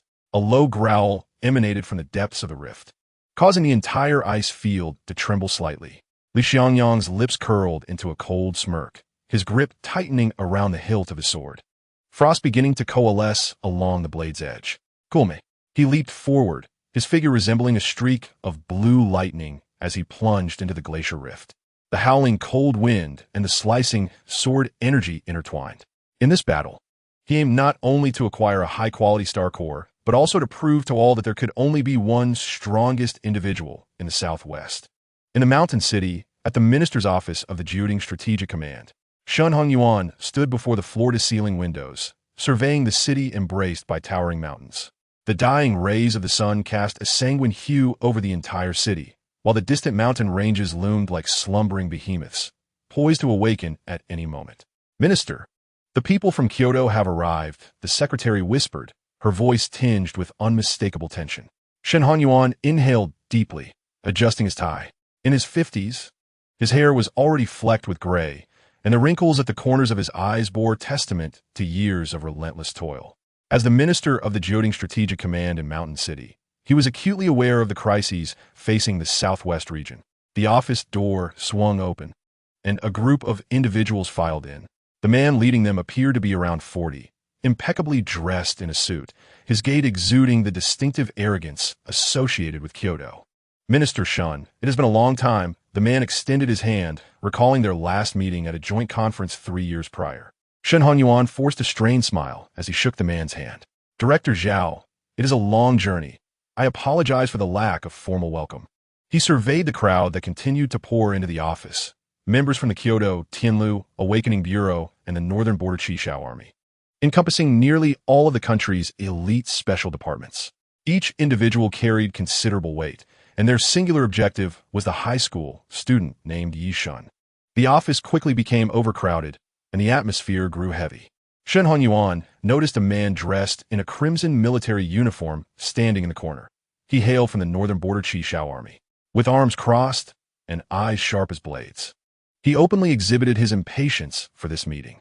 The presence of the Qishao Army intensified Shen Hongyuan's furrowed brow. "Minister Shen," Director Zhao spoke first, his voice deliberately subdued, yet each word struck like a hammer. "Let's not beat around the bush. A talent of Ye Shen's caliber is far too precious to waste in Mountain City." Shen Hongyuan's fingers lightly tapped on the desk, the rhythm slow yet resolute. "Director Zhao, your assertion is misguided. Ye Shen is a native of Mountain City. His family and friends reside here. Moreover what?" Director Zhao interrupted abruptly, his voice booming like a bell. "Given the current state of affairs in Mountain City, you can't even guarantee the most basic safety of the city." He brushed off non-existent dust from his suit and continued. "Last year, Kyoto handled 63 of the national SSS-level incidents, with a casualty rate of only 27. Meanwhile, Mountain City." He deliberately paused, then resumed, 78. The temperature in the office seemed to drop several degrees. Shen Hongyuan felt a throbbing at his temples. Yet he forced himself to remain composed. "Precisely for that reason, we require geniuses like Ye Shen. The safety of Mountain City is intrinsically linked to the stability of the entire southwest region." Chapter 29. Underestimating the Enemy.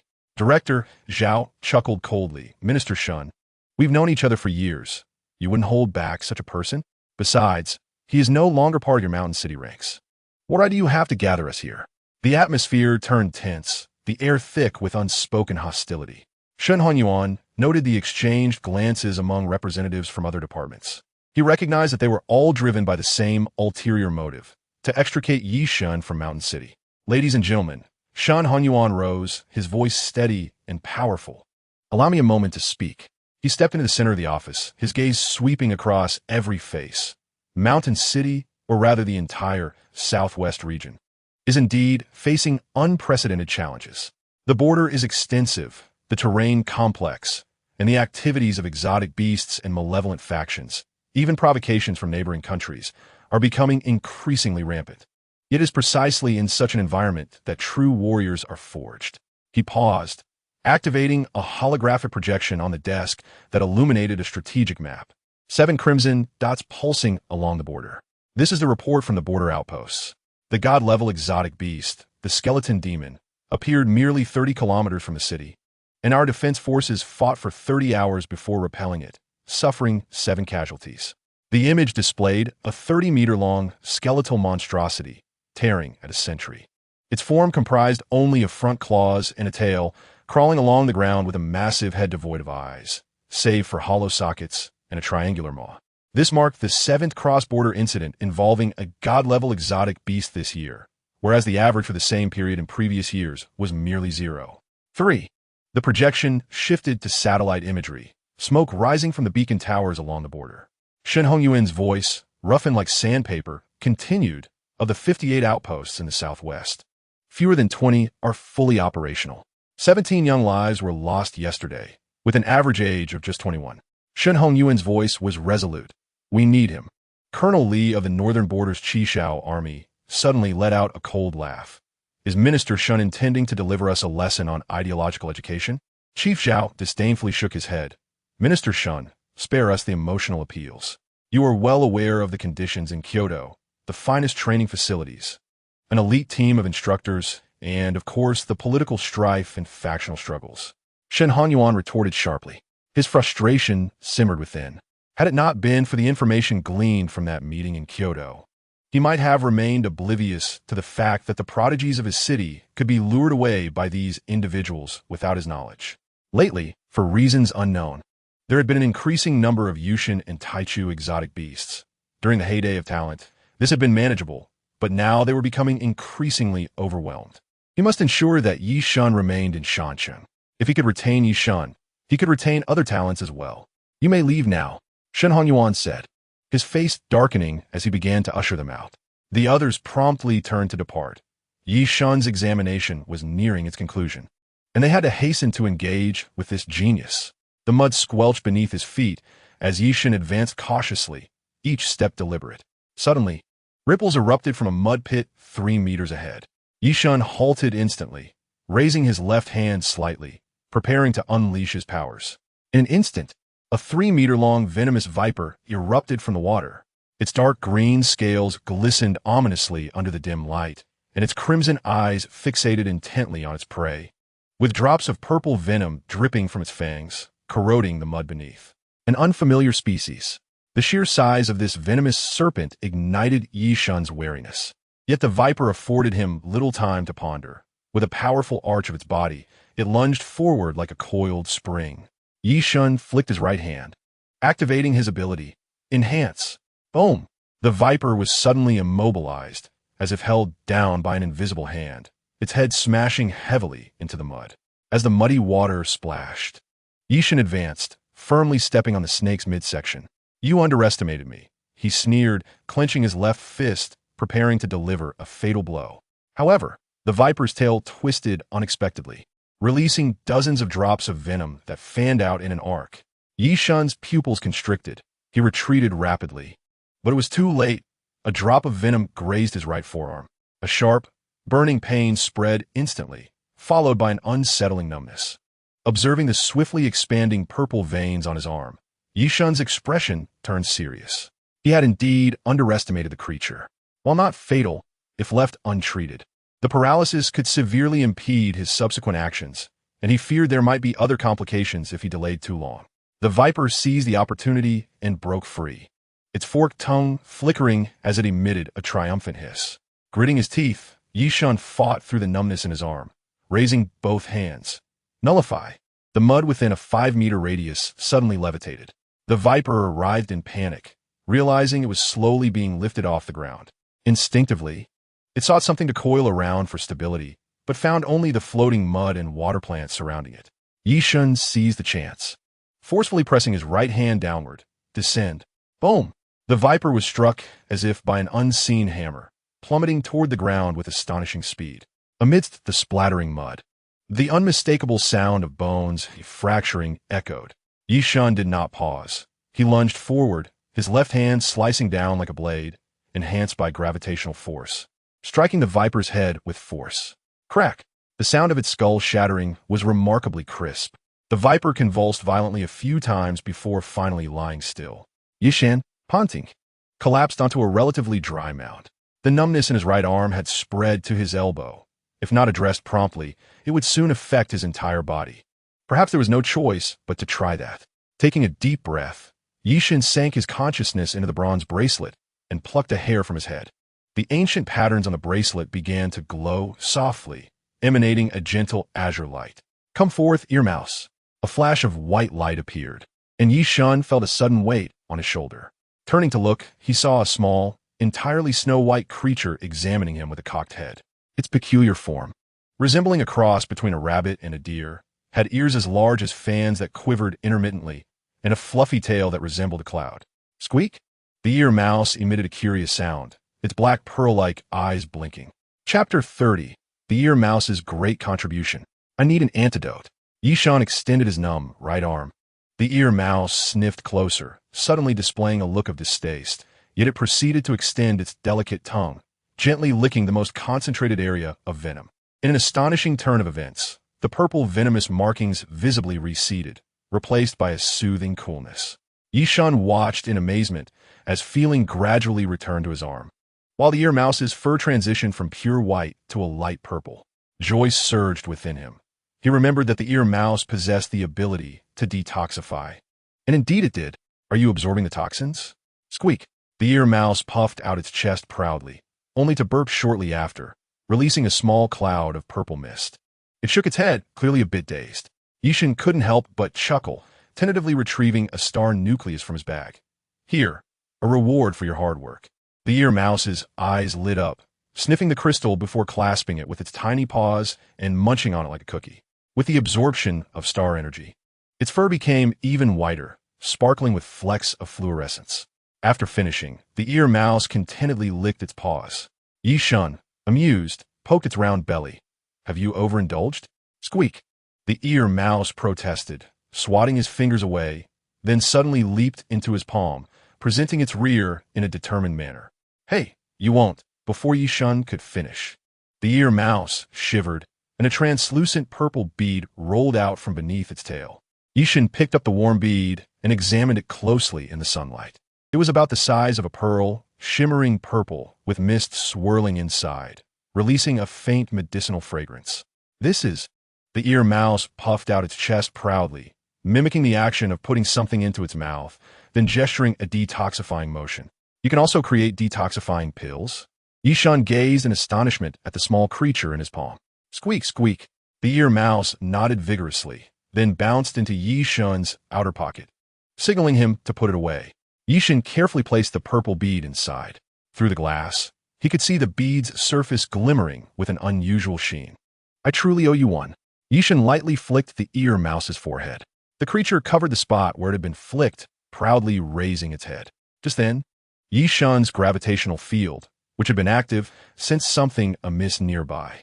He abruptly looked up to see the surface of the swamp boiling violently, with a dozen snarling snake heads breaking through the water. Ye Shen's expression changed drastically. They're social creatures. They were larger than the previous one, with the longest exceeding 5 meters, their eyes flashing with a wild, crimson light. Shen Hunyuan stood by the floor-to-ceiling window, his knuckles rapping heavily against the tempered glass, producing a dull thud. Outside, the iconic three-dimensional traffic network of Shansheng sprawled before him, with cloud trains weaving like silver serpents between the buildings. Yet at that moment, what he perceived was the determined countenance of those arriving from Kyoto. Such brazen audacity. On his desk lay a confidential document titled Temporary Resolution on the Cross-Regional Movement of Special Talents. This document, embossed with a golden seal, was unmistakably a blatant permit for talent theft. Contemplating the band of robbers from Kyoto, who were currently preparing to clandestinely meet with Ye Shen and other local prodigies at various hotels in Shansheng, Shen Hunyuan felt his temples throbbing violently. Boom! He forcefully slammed the thermos on the table, startling the secretary who had just entered. Notify all department heads. There will be an emergency meeting in 10 minutes. Shen Hunyuan loosened his tie, a glint of ruthlessness flashing in his eyes. 10 minutes later, the highest-ranking officials of Shansheng gathered in the conference room. Qin Liao from the Xuanma Abnormality Inspection Bureau, Zhao Taizhan from the Tianshu Defense Department, Zhou Zhen from the Xuanwu Anomaly Control Office, Wang Mingyuan from the Tianluo Awakening Bureau, and Chen Li, the director of the Shansheng Education Department. Each individual bore an exceptionally grave expression, for they had all received the same alarming news. The people from Kyoto had begun engaging with Ye Shen. Without preamble, Shen Hunyuan projected Ye Shen's file onto the central screen. Name, Ye Shen. Age, 18 years. Awakening ability, rank 3, gravitational manipulation, possibly unique in the world. Artifacti, da Huangi Spiritu Shrini. Achievements, independently slew the thunder-armored tyrant, an anomaly of the Fuyo realm. All eyes were fixed on the combat footage displayed in the hologram, their fingers subconsciously stroking their chins. The scene where Ye Shen manipulated the gravitational field, rendering the thunder-armored tyrant immobilized, caused even these seasoned veterans to narrow their pupils in astonishment. Zhao Taizhan furrowed his brow. Is this kid truly just a high school student? An invisible tension enveloped the conference room. Gentlemen, Shen Hongyuan's tone sent chills down everyone's spines. Kyoto has decided to directly admit him to Kyoto Xingqiang University, with a subsequent position at the Tianluo Awakening Bureau headquarters. He paused deliberately. Of course, his academic records will be transferred to the Kyoto system. A few gasps of disbelief echoed from beneath the conference table. Kyoto Xingqiang University, as the premier academy for supernatural abilities in the nation, had never before admitted a student without standard procedures. Once Ye Shen's records were transferred to Kyoto, Shanshan would lose all control over this prodigy. All of his future research contributions and combat achievements would belong to Kyoto, leaving Shanshan with only a token resource compensation. How absurd! Zhao Taizhan clenched his fists tightly, his knuckles turning white. Suddenly, Qin Liao slammed his palm on the table, causing teacups to rattle. Let me make myself clear. The Black Chapter Bureau will take him. Regardless of whether it's you or Kyoto, no one else will do. Don't be too presumptuous, Qin Madman. Zhoujin sneered. Gravitational manipulation is best suited for suppression. Our Xuanwu Bureau is the most qualified. Director Shen. The debate in the conference room abruptly ceased. Everyone turned their attention to the entrance, where a tall young woman stood, her black uniform accentuating her exaggerated curves, and her short hair sleekly framing her face, making her appear like a drawn sword. Her voice was cool, yet tinged with an unmistakable excitement. Has the information about the Da Huang Spirit Shrine been confirmed? And Yuqing, the leader of the Shanchang Forbidden Object Containment Team from the Xuanwu Bureau, felt her fingertips tremble slightly, her heart racing audibly in her chest. The name Da Huang Spirit Shrine resonated in her mind like a thunderclap. As the leader of the containment team, she understood better than anyone present what this implied. Mythical-level forbidden items, treasures capable of altering the fate of a city. Her breath quickened and her chest heaved violently, her ears feeling as though they were aflame. Calm down, and Yuqing, you must remain composed. She fervently reminded herself, yet her body betrayed her, trembling slightly. Shen Hongyuan's gaze lingered on Yuqing's face for 2 seconds before he slowly nodded. Confirmed. His voice was soft, yet struck Yuqing's heart like a heavy hammer.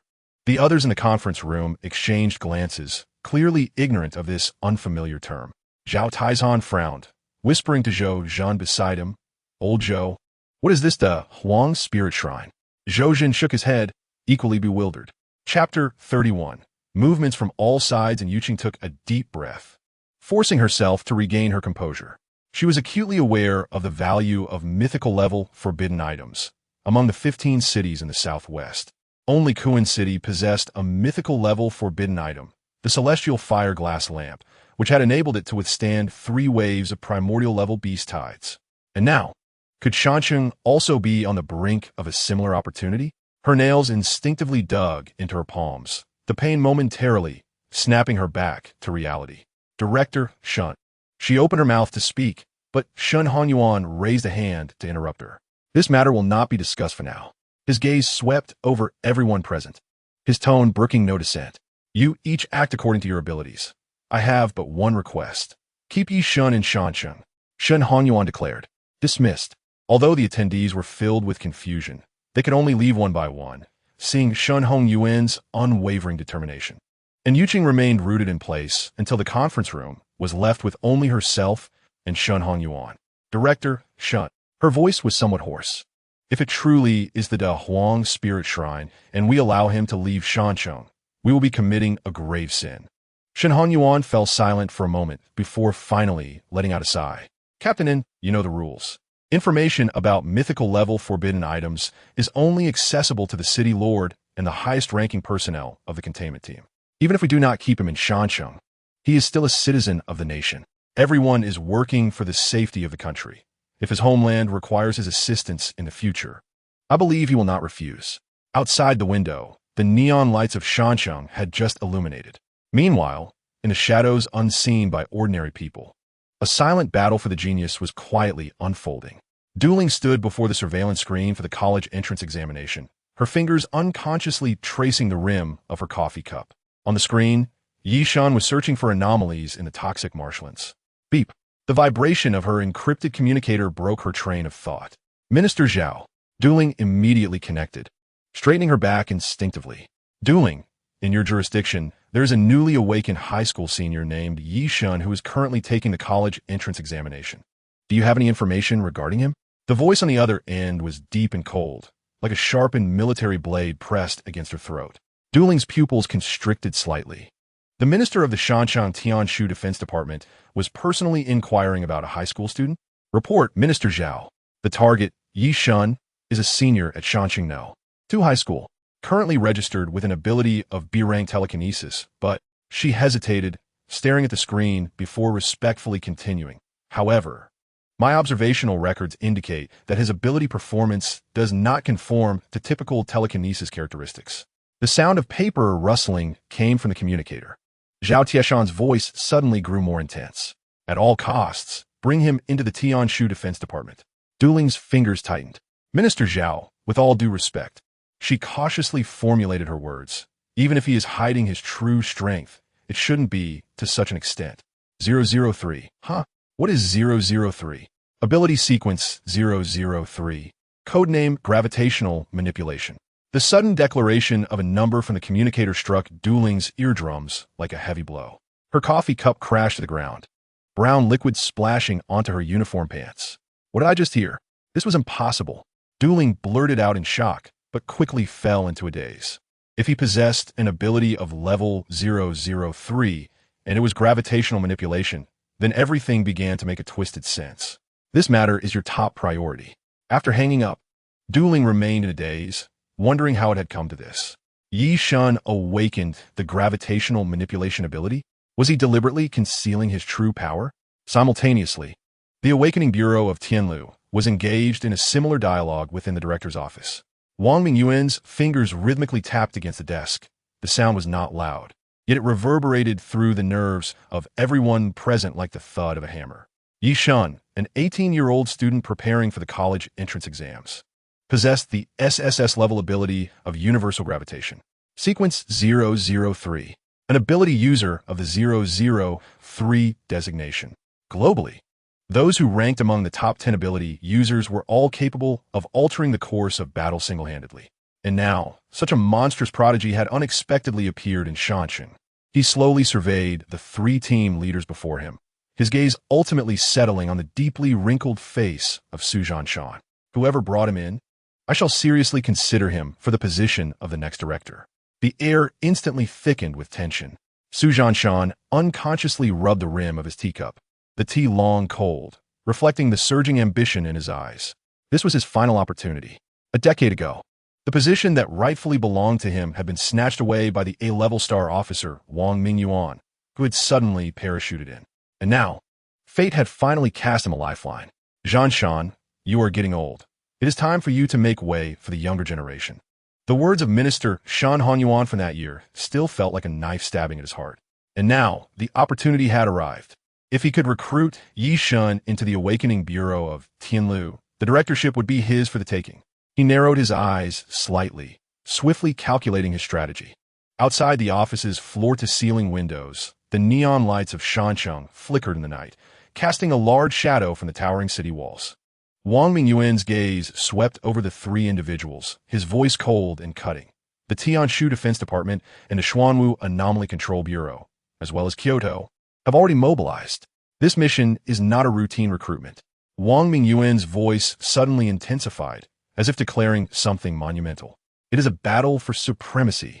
Su Zhanshan sat in the back seat of a special vehicle, repeatedly reviewing Ye Shen's dossier. The youth in the photograph had a clear brow and eyes that betrayed a maturity beyond his years. What a prize catch, he muttered to himself, his brow furrowing.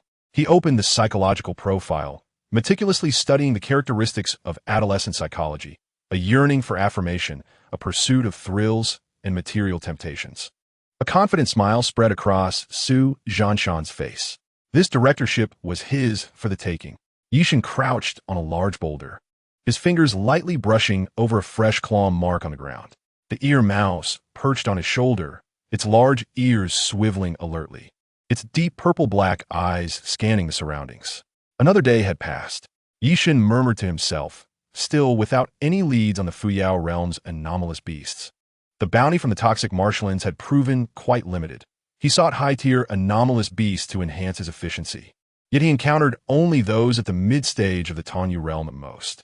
The ear mouse chirped twice, its tiny paws patting his cheek, seemingly offering comfort. A slight smile graced Ye Shen's lips as he reached out to ruffle the ear mouse's fluffy head. Just then, a faint buzzing sound echoed from the distant sky. Ye Shen immediately looked up, squinting towards the source of the sound. In the azure sky, a small black dot was rapidly approaching. As it drew nearer, the silhouette revealed itself to be a completely black drone. It was a patrol drone from the examination site. Ye Shen stood up, brushing the dust off his knees.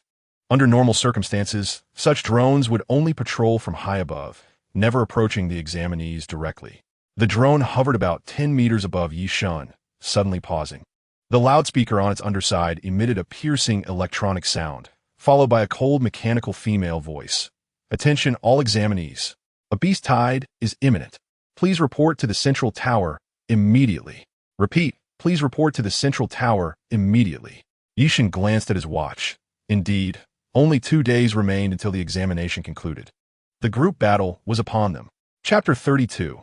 Zheng Chonglin's Demise. The mechanical voice echoed through the air, startling a flock of birds into flight. Ye Shen sensed the agitation in the atmosphere. The anomalous beasts must have been roused into a frenzied state. The ear mouse squeaked anxiously, its paws gripping tightly onto his combat suit. Ye Shen quickly steadied himself, preparing to advance towards the central tower. He took a deep breath, his leg muscles tensing. The stellar energy within him began to flow, the gravitational ability quietly activating. In the next moment, his figure shot forth like an arrow released from its bow. Each step landing with a subtle adjustment of the gravitational field, providing him with additional propulsion, his speed instantly doubling that of an ordinary examinee. The ear mouse clung tightly to his shoulder, its purple-black eyes sparkling with excitement, as if reveling in the thrill of such rapid movement. The wilderness blurred past him on either side as he chose the most direct route, weaving through low shrubs and leaping over several dry riverbeds. As he drew closer to the central tower, a faint scent of blood wafted through the air. Anomalous beasts had already infiltrated. "They're here," Ye Shen murmured, slowing his pace and cautiously observing his surroundings. Suddenly, the ear mouse's ears perked up, its tiny paws tugging insistently at his collar. Ye Shen sensed something too. He halted, holding his breath and focusing intently. Approximately 200 meters ahead, the sounds of a fierce struggle and human screams faintly reached his ears. "Help! Someone please." The voice was filled with despair and agony. Ye Shen had no intention of getting involved, but the ear mouse was unusually agitated, persistently pointing in the direction of the sound. "You want to check it out?" Ye Shen frowned and asked. The ear mouse nodded vigorously, its eyes shimmering with purple light. After a moment's deliberation, Ye Shen resolved to cautiously approach the situation. He suppressed his presence, using rocks and bushes as cover, moving silently towards the source of the commotion. As he closed the distance, the sounds of battle grew clearer. Ye Shen concealed himself behind a massive boulder, cautiously peeking out. The scene before him caused his pupils to constrict in shock. On an expanse of sandy ground, 3 figures were locked in a desperate struggle against a dozen grotesque, decaying hounds. 2 bloodied bodies lay on the ground, evidently torn apart by the anomalous beasts. Among the 3 survivors, 2 were battered and bruised, barely holding their ground back to back. The individual standing at the forefront was none other than Zheng Chonglin, whom Ye Shen recognized all too well.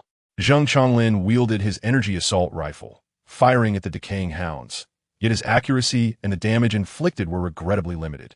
His movements had become noticeably sluggish, beads of sweat mingled with blood cascading down his forehead. His 2 teammates were in even worse condition. One had a gaping wound in his abdomen, intestines visibly protruding. "Hold on. Rescue is on the way," Zheng Chonglin shouted, though his voice trembled with fear. Ye Shen coldly observed the unfolding scene. "It seems like fate has a hand in this," he murmured to himself, a glint of cold light flashing in his eyes. The ear mouse seemed to sense the shift in its masteress emotions, gently grasping a strand of Ye Shen's hair as if to remind him to stay calm. Ye Shen inhaled deeply, refocusing his gaze on the center of the battlefield. Zhang Chonglin's squad was on the brink of collapse. Another decaying hound had pounced upon the injured examinee, its sharp fangs sinking into the man's throat. "No!" Zhang Chonglin roared, firing his weapon frantically. The remaining 7 or 8 decaying hounds seemed to sense their prey's weakness, slowly encircling them, emitting low growls. Ye Shen observed silently, as a plan gradually took shape in his mind. He gently stroked the ear mouse's head and whispered, "Let us lend him a hand, shall we?" The ear mouse tilted its head, a flicker of doubt crossing its purple-black eyes. Ye Shen's lips curled into a cold, disdainful arc, but not in the way you envision assistance. He first lifted his gaze to scrutinize his surroundings, and indeed spotted an operational drone in the northwestern direction. After a moment's hesitation, Ye Shen's resolve solidified. With a subtle flick of his finger, the drone erupted in a fiery explosion. Ye Shen nodded in satisfaction. He could now intervene without reservation. He channeled the stellar energy within him, silently unleashing his gravitational powers. His slender fingers moved slightly, targeting a decaying dog-like creature poised to pounce on Zhang Chonglin. The force of gravity intensified locally. Boom! The decayed beast suddenly seemed to be struck by an invisible hand. Its entire form crushed into a puddle of flesh, blood, and entrails splattering in all directions. Zhang Chonglin was momentarily stunned, only to be overtaken by a surge of ecstatic hope. He thought rescue had arrived, or that some latent power of his had awakened. Yet his smile quickly froze. For Ye Shen's fingers moved once more. This time, he did not target the beast, but rather directed his gravitational manipulation at Zhang Chonglin himself. The weight of gravity surged. Boom! Zhang Chonglin suddenly felt an overwhelming weight pressing down upon him, as if he bore the burden of 1,000 pounds. His knees buckled involuntarily, nearly collapsing to the ground. The rifle in his hands felt unbearably heavy, almost slipping from his grasp. What is happening? Panic-stricken, he scanned his surroundings, yet found no trace of an enemy. The decayed dogs would not grant him the luxury of contemplation. Sensing their prey's vulnerability, the remaining 7 creatures lunged simultaneously. No! Zhang Chonglin barely managed to fend off the first 2 attackers, but the other 5 had already sunk their teeth into his left arm, right leg, and back. Ah! A chilling scream echoed across the desolate landscape. Zhang Chonglin struggled desperately, but the gravity imposed by Ye Shen rendered him incapable of effective resistance. Blood gushed from his wounds, staining the sandy earth a dark crimson. His last remaining teammate attempted a rescue, but was swiftly taken down by one of the decayed beasts, its throat pierced by sharp fangs. Despair finally flickered in Zhang Chonglin's eyes. He laboriously raised his head, locking eyes with Ye Shen's cold gaze emerging from behind a distant boulder. In that instant, understanding dawned upon him. Ye Shen. He managed to utter those 2 words, disbelief flooding his expression. Ye Shen slowly stepped out from behind the boulder, his face devoid of emotion as he regarded the blood-soaked Zhang Chonglin. He spoke not a word, merely lifting his hand to intensify the gravitational control once more. Crack! Zhang Chonglin's right leg bone could not withstand the pressure, snapping with a sickening crunch. He emitted a sound that was more beastly than human, collapsing heavily to the ground. Ye Shen, I beg you. The plea was cut short as the decayed dogs descended upon him, their sharp teeth tearing at his flesh. One particularly large beast clamped down on his throat, yanking forcefully. Blood gushed forth like a fountain, and Zhang Chonglin's pupils dilated rapidly, his final gaze fixated on Ye Shen, filled with resentment and unyielding defiance. Ye Shen observed the scene in silence, waiting until he was certain Zhang Chonglin had succumbed to death before retracting his gravitational powers. "This is what you owe me," he murmured, his voice chillingly calm. The ear mouse perched on his shoulder remained inexplicably silent, its small eyes glimmering with purple light, seemingly exhilarated by its master's ruthless actions. Chapter 33. Entering the central tower. Ye Shen did not depart immediately. Instead, he carefully surveyed the area, ensuring no other examinees were present before advancing towards the bloody battleground. The pack of decayed dogs abruptly shifted their attention, their murky yellow eyes locking onto the slowly approaching Ye Shen. Their mouths, agape, dripped with foul-smelling viscous saliva, while their front paws clawed at the ground. sending up plumes of sand. The lead giant dog was as large as a calf, its spine piercing through its fur, glistening with a dark sheen in the sunlight. It emitted a low growl of aggression, and a dozen decayed dogs lunged forward simultaneously. Their sharp fangs aimed for the most vulnerable part of a human, the throat. Ye Shen did not even flinch.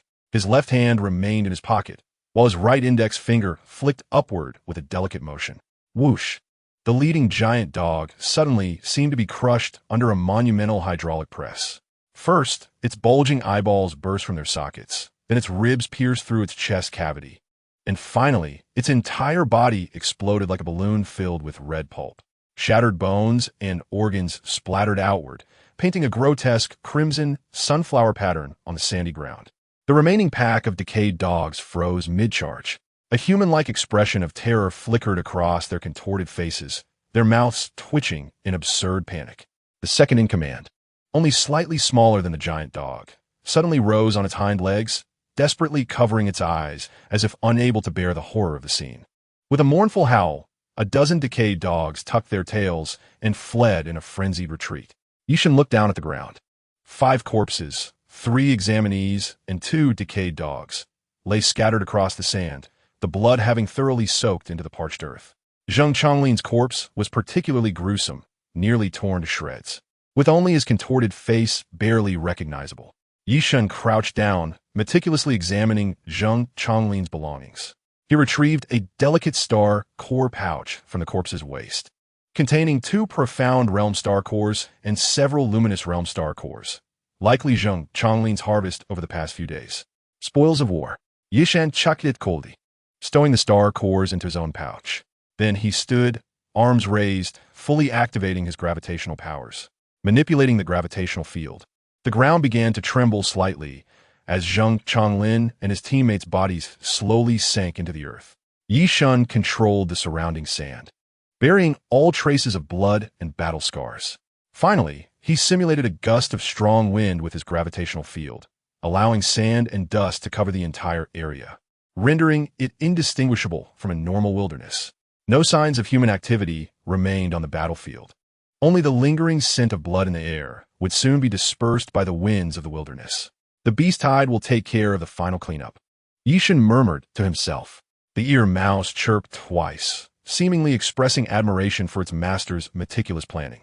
Ye Shen cast one last glance at the area, ensuring no traces that could expose him remained, before turning to continue his journey towards the central tower. As he ran, his heartbeat gradually returned to normal, yet the haunting echoes of Zheng Chonglin's dying screams reverberated in his mind. Surprisingly, he felt neither guilt nor unease. Instead, a sense of relief washed over him. Is this what revenge feels like? He asked himself quietly. The ear mouse patted his cheek with its tiny paw, its purple-black eyes shimmering with an unusual light. As if to say, well done. Ye Shen gently shook his head, momentarily suppressing these thoughts. Now was not the time for reflection.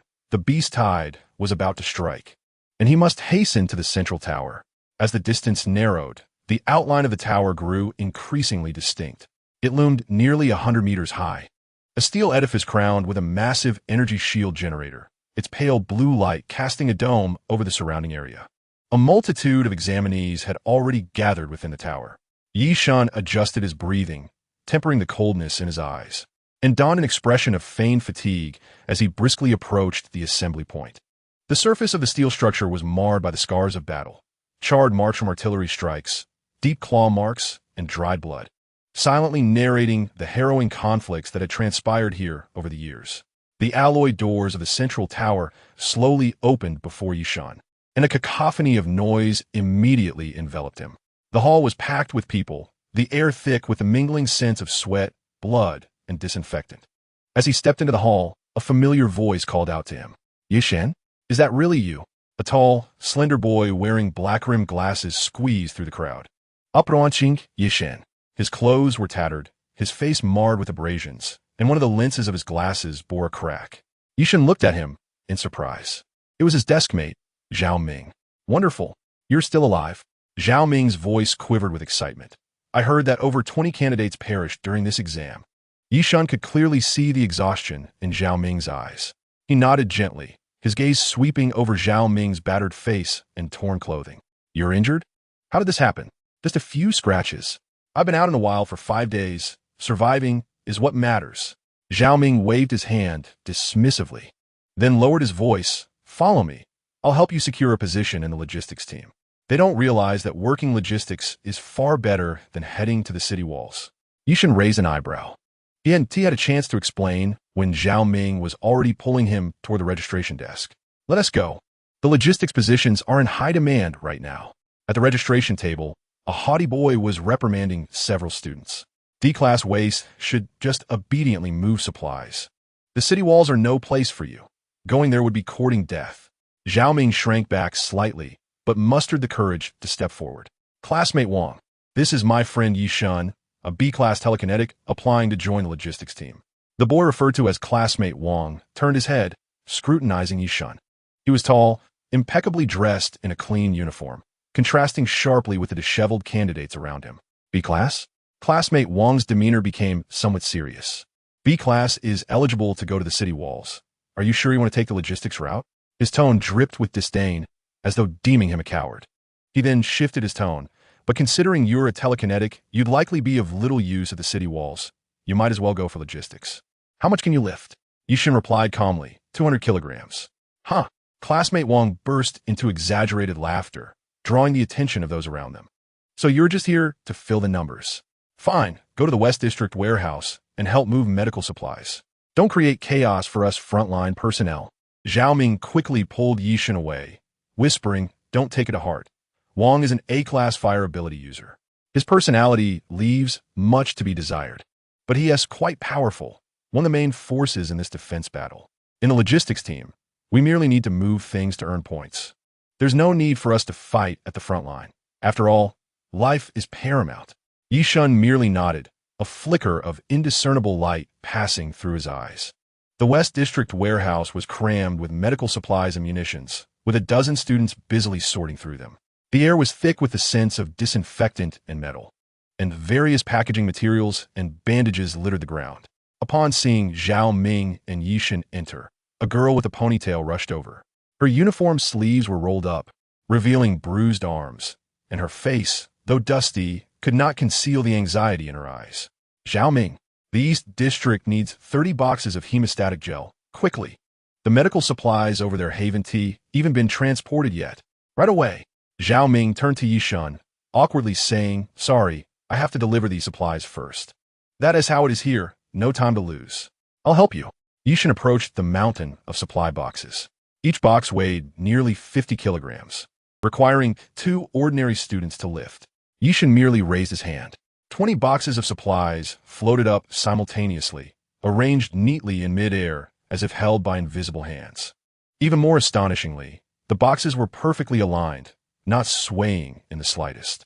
The warehouse fell silent, all eyes widening at the astonishing display. Such effortless weightlifting was not something just anyone could achieve. The girl with the ponytail gaped. What kind of ability is this? Ye Shen ignored her and turned to the equally astonished Zhao Ming. Lead the way? On their way to the East District, Zhao Ming kept stealing glances at Ye Shen. His eyes behind the glasses filled with disbelief. Your telekinesis is this strong? I remember you weren't this outrageous before. Ye Shen's lips curled slightly. People always improve. As they traversed a long corridor, the walls were adorned with displays showing real-time conditions outside the city walls. In the footage, the distant edge of the forest revealed a dark horde of beasts gathering, their numbers enough to send chills down one's spine. Ye Shen's gaze inadvertently swept past the other side of the tower. There, Su Xiaoya was conversing quietly with several companions, her long fingers twirling a strand of her silver hair, an anxious habit of hers. Occasionally, she glanced toward the wilderness, her amber eyes flickering with complex emotions as if she were waiting for something. Or perhaps someone. Ye Shen's lips quirked upward slightly before he turned toward the city walls. As he ascended the lift platform, he noticed Su Xiaoya suddenly turning to look in his direction, their eyes meeting briefly in the air. Su Xiaoya's pupils constricted sharply. She saw the boy in black standing on the lift platform, the wind tousling his hair, revealing his tranquil eyes akin to a deep pool. That gaze was too familiar, yet eerily strange, tightening her heart. What's wrong, Xiaoya? A companion nudged her arm. Nothing. Su Xiaoya quickly averted her gaze. returning to watch the distance, though her fingertips unconsciously dug into her palm. A complex expression flickered across her delicate features. Ye Shen calmly shifted his gaze, as if merely taking a casual glance. The lift platform hummed with mechanical operation, slowly carrying him upward toward the city walls. Su Xiaoya's heart was a tumult of conflicting emotions. Only she knew of the harrowing scene that had unfolded hours earlier on the road. We're making such a commotion. Reinforcements are surely on their way. Zheng Chonglin was covered in blood. Surrounding them were more than a dozen corpse dogs, their decaying muscles revealing stark, white bones beneath. She was an A-class star officer, a promising ice ability user, and should never have found herself in such a dire predicament. Yet at that moment, fear washed over her like a tidal wave, drowning all rational thought. I. Her voice trembled uncontrollably. She could not even condense her star energy. So, she fled. Seizing the moment while Zheng Chonglin drew the attention of the corpse dogs, she broke through. She heard Zheng Chonglin's furious roar behind her. But she did not look back. Coward. Now, as she recalled that moment, Su Xiaoya's nails dug deeply into her flesh. The sunlight was blinding, yet could not illuminate the shadows within her heart. In the distance, the mechanical notification sound of the lift platform reaching the top of the city walls echoed. Su Xiaoya subconsciously glanced toward that direction. The figure of the boy in black had already vanished atop the walls. Now, she both hoped to see Zheng Chonglin return alive so that her heart might feel at ease, yet dreaded facing a companion who might resent her. This internal conflict tore at her heart more painfully than any wound. As the altitude increased, the entire examination arena gradually unfolded before Ye Shen's eyes. The central tower stood like a sword piercing the clouds. Radiating out from the tower, 5 city walls fanned out like the fingers of a giant, guarding vital thoroughfares in every direction. The outermost wall bore a breach, where an Earth-type star officer was urgently making repairs. Just as Ye Shen set down the medical supplies in the East District, a sharp alarm pierced the air. The broadcast crackled with urgent shouts, mixed with the screech of static. Attention, everyone! The vanguard of the beast tide has reached 500 meters outside the city walls. Take your positions. At the command post on the East City Wall, a perception-type ability user suddenly staggered backward, his eyes shimmering with an unnatural silver light, blood seeping from his nostrils. There are too many. Their numbers have surpassed 100,000. His voice was hoarse from overexertion. Ye Shen hastened to the precipice of the city wall, and as he gazed into the distance, even his steadfast composure could not prevent his pupils from involuntarily contracting. A dark tide of beasts surged forth, resembling a living carpet that enveloped his entire field of vision. At the forefront, the corpse hounds raced towards him with an eerie synchrony, their decaying muscular tissue shedding as they ran, revealing stark white bones, yet their speed remained unabated. Following closely were the venomous scorpions, their tails glistening with a purplish-black sheen under the sunlight. Each collective movement unleashed a cloud of lethal venom. Fire! All units, fire! The commander's roar echoed across the battlements. In an instant, a cascade of colorful energy beams rained down like a deluge. Flames, ice shards, and wind blades erupted within the beast horde, instantly tearing apart the foremost creatures. However, Ye Shen swiftly noted the peculiarity. These beasts emitted no cries of agony upon being slain, and their shattered bodies bled not a drop, but rather swiftly morphed into a black sludge that seeped into the ground. Ye Shen narrowed his eyes, his gaze traversing the chaotic front lines towards the depths of the beast tide. Therein, several armored giants, towering 3 stories high, advanced with deliberate strides. Chapter 35, The Gravity Showdown. This segment had already been assigned to the star officers for defense, and rather than rushing to assist, Ye Shen chose to observe cautiously. The combat positions atop the city wall were crowded with students, their various abilities pouring forth haphazardly. A fire wielder unleashed over 30 fireballs, yet many exploded in midair like fireworks.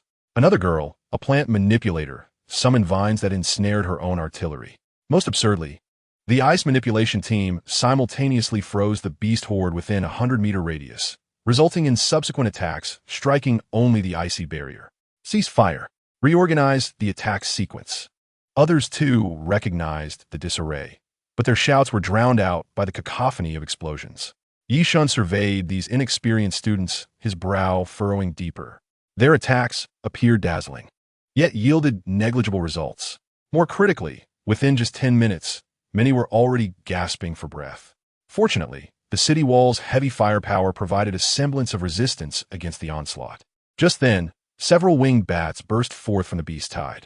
These creatures, boasting wingspans exceeding 2 meters, agilely dodged energy barges as they swooped towards the star officers atop the wall. Protect! Activate shields! Someone screamed, crouching down with arms over their head. A shadow darted past Ye Shen. One of the winged bats lunged at a stunned examinee. With a subtle flick of his fingers, the creature abruptly twisted mid-air, crashing violently against the metal railing. Seizing the opportunity, he employed his gravitational force to pull a relatively intact winged bat corpse onto the wall. The body thudded to the ground at Ye Shen's feet. He crouched down, summoning a thread of energy at his fingertips, and gently sliced open the beast's chest cavity. The surrounding students were preoccupied with the aerial assault, oblivious to the anomaly in this corner. The dissection confirmed his suspicions. The internal structure of the corpse was intact, yet devoid of star core. Raising his gaze to the battlefield, Ye Shen's eyes sharpened. A swarm of drones circled above, their cameras faithfully documenting each student's performance. This was an examination, a selection process, and a characteristic of teamwork. There are no star cores, only individual strengths to be displayed for the examiners. If that was the case, merely acting as a logistics team member seemed somewhat disadvantageous. While indeed safer, the performance points garnered would undoubtedly be limited. Ye Shen stood at the edge of the wall, coldly surveying the surging beast tide below. The howls of the corpse hounds, the hissing of venom from the scorpions, and the heavy impacts of the armored bulls combined to create a suffocating cacophony of battle noise. Slowly, he raised his right hand, finger splayed, then suddenly clenched into a fist. Increased gravity. The 3 climbing corpse hounds suddenly felt as if ensnared by an invisible hand, their once agile forms plummeting heavily to the ground. Crack, crack, crack. The sounds of shattering bones were distinctly audible as their spines broke in an instant, limbs twisting grotesquely, black sludge oozing from their ruptured eye sockets and mouths. Yet, astonishingly, these monsters did not fully perish. Their mangled bodies continued to convulse, struggling to crawl. Ye Shen's expression hardened as he tightened his fingers slightly. Boom! The 3 remnants exploded utterly, transforming into a pool of viscous black sludge. However, an even greater number of corpse hounds continued their frenzied ascent, their sharp claws embedding deep into the steel wall, creating a jarring metallic screech. The venomous scorpions raised their tails high, venom sacs swelling, aiming at the soldiers on the wall. Puffed, puffed, puffed. Dozens of corrosive venom projectiles shot forth. Ye Shen waved his hands, and the gravitational field distorted instantaneously. The venom that should have struck the wall inexplicably veered mid-air, splattering onto the surrounding beasts. Hiss! The corpse hounds, drenched in venom, emitted piercing howls as their skin rapidly rotted, muscles dissolved, and even their bones softened and deformed under the venom's assault. Students nearby gasped in shock. This fellow could manipulate the trajectory of venom? Ye Shen paid no heed to their astonishment. His focus locked onto a massive armored bull charging forth from behind the beast tide, growling low. Its body was encased in thick bone armor, each step sending tremors through the ground. Thud, thud, thud. It accelerated, head lowered, sharp horns aimed at the wall, preparing to unleash a devastating charge. Ye Shen's lips curled upward, fingers spread wide, then suddenly pressed down. Gravity multiplied. Boom! The charging armored bull suddenly seemed to be crushed by an invisible mountain. Its limbs buckled instantly, bones creaking under the unbearable weight. Crack! Its foreleg shattered first, the massive body losing balance and crashing down. Yet, Ye Shen did not relent. He continued to apply pressure. Bang! The entire bulk of the armored bull succumbed to its own weight, the hard bone armor fracturing. Innards bursting forth from the ruptured abdomen, black blood splattering. Well done! A nearby student exclaimed, eyes wide with astonishment. Just then, an alarm blared, and urgent voices crackled through the communicator. Warning. Suspected high-level ethereal beast detected. All personnel, remain alert. Ye Shen's gaze pierced through the densely packed beast tide, locking onto a colossal creature, the fissured earth lizard. Its size rivaled that of a heavy-duty truck, its back cloaked in thick rocky armor, each plate resembling a naturally forged shield, gleaming with a cold, hard brownish-gray sheen under the moonlight. Its limbs were as robust as stone columns, each step sending vibrations through the ground, dislodging debris from the city wall. Even more terrifying was its speed. This behemoth was not clumsy or slow, but charged forth with astonishing explosive power, cracking the earth beneath and raising clouds of dust. Damn it, conventional firepower is ineffective against it. A nearby examinee gritted his teeth, his high-energy sniper rifle already aimed, but the bullets merely sparked upon striking the rocky armor. Ye Shen inhaled deeply, suddenly exclaiming, "I'm going." "What?" Zhao Ming whipped around, eyes wide with disbelief. "Are you insane? That's an ethereal realm beast." Ye Shen offered no explanation.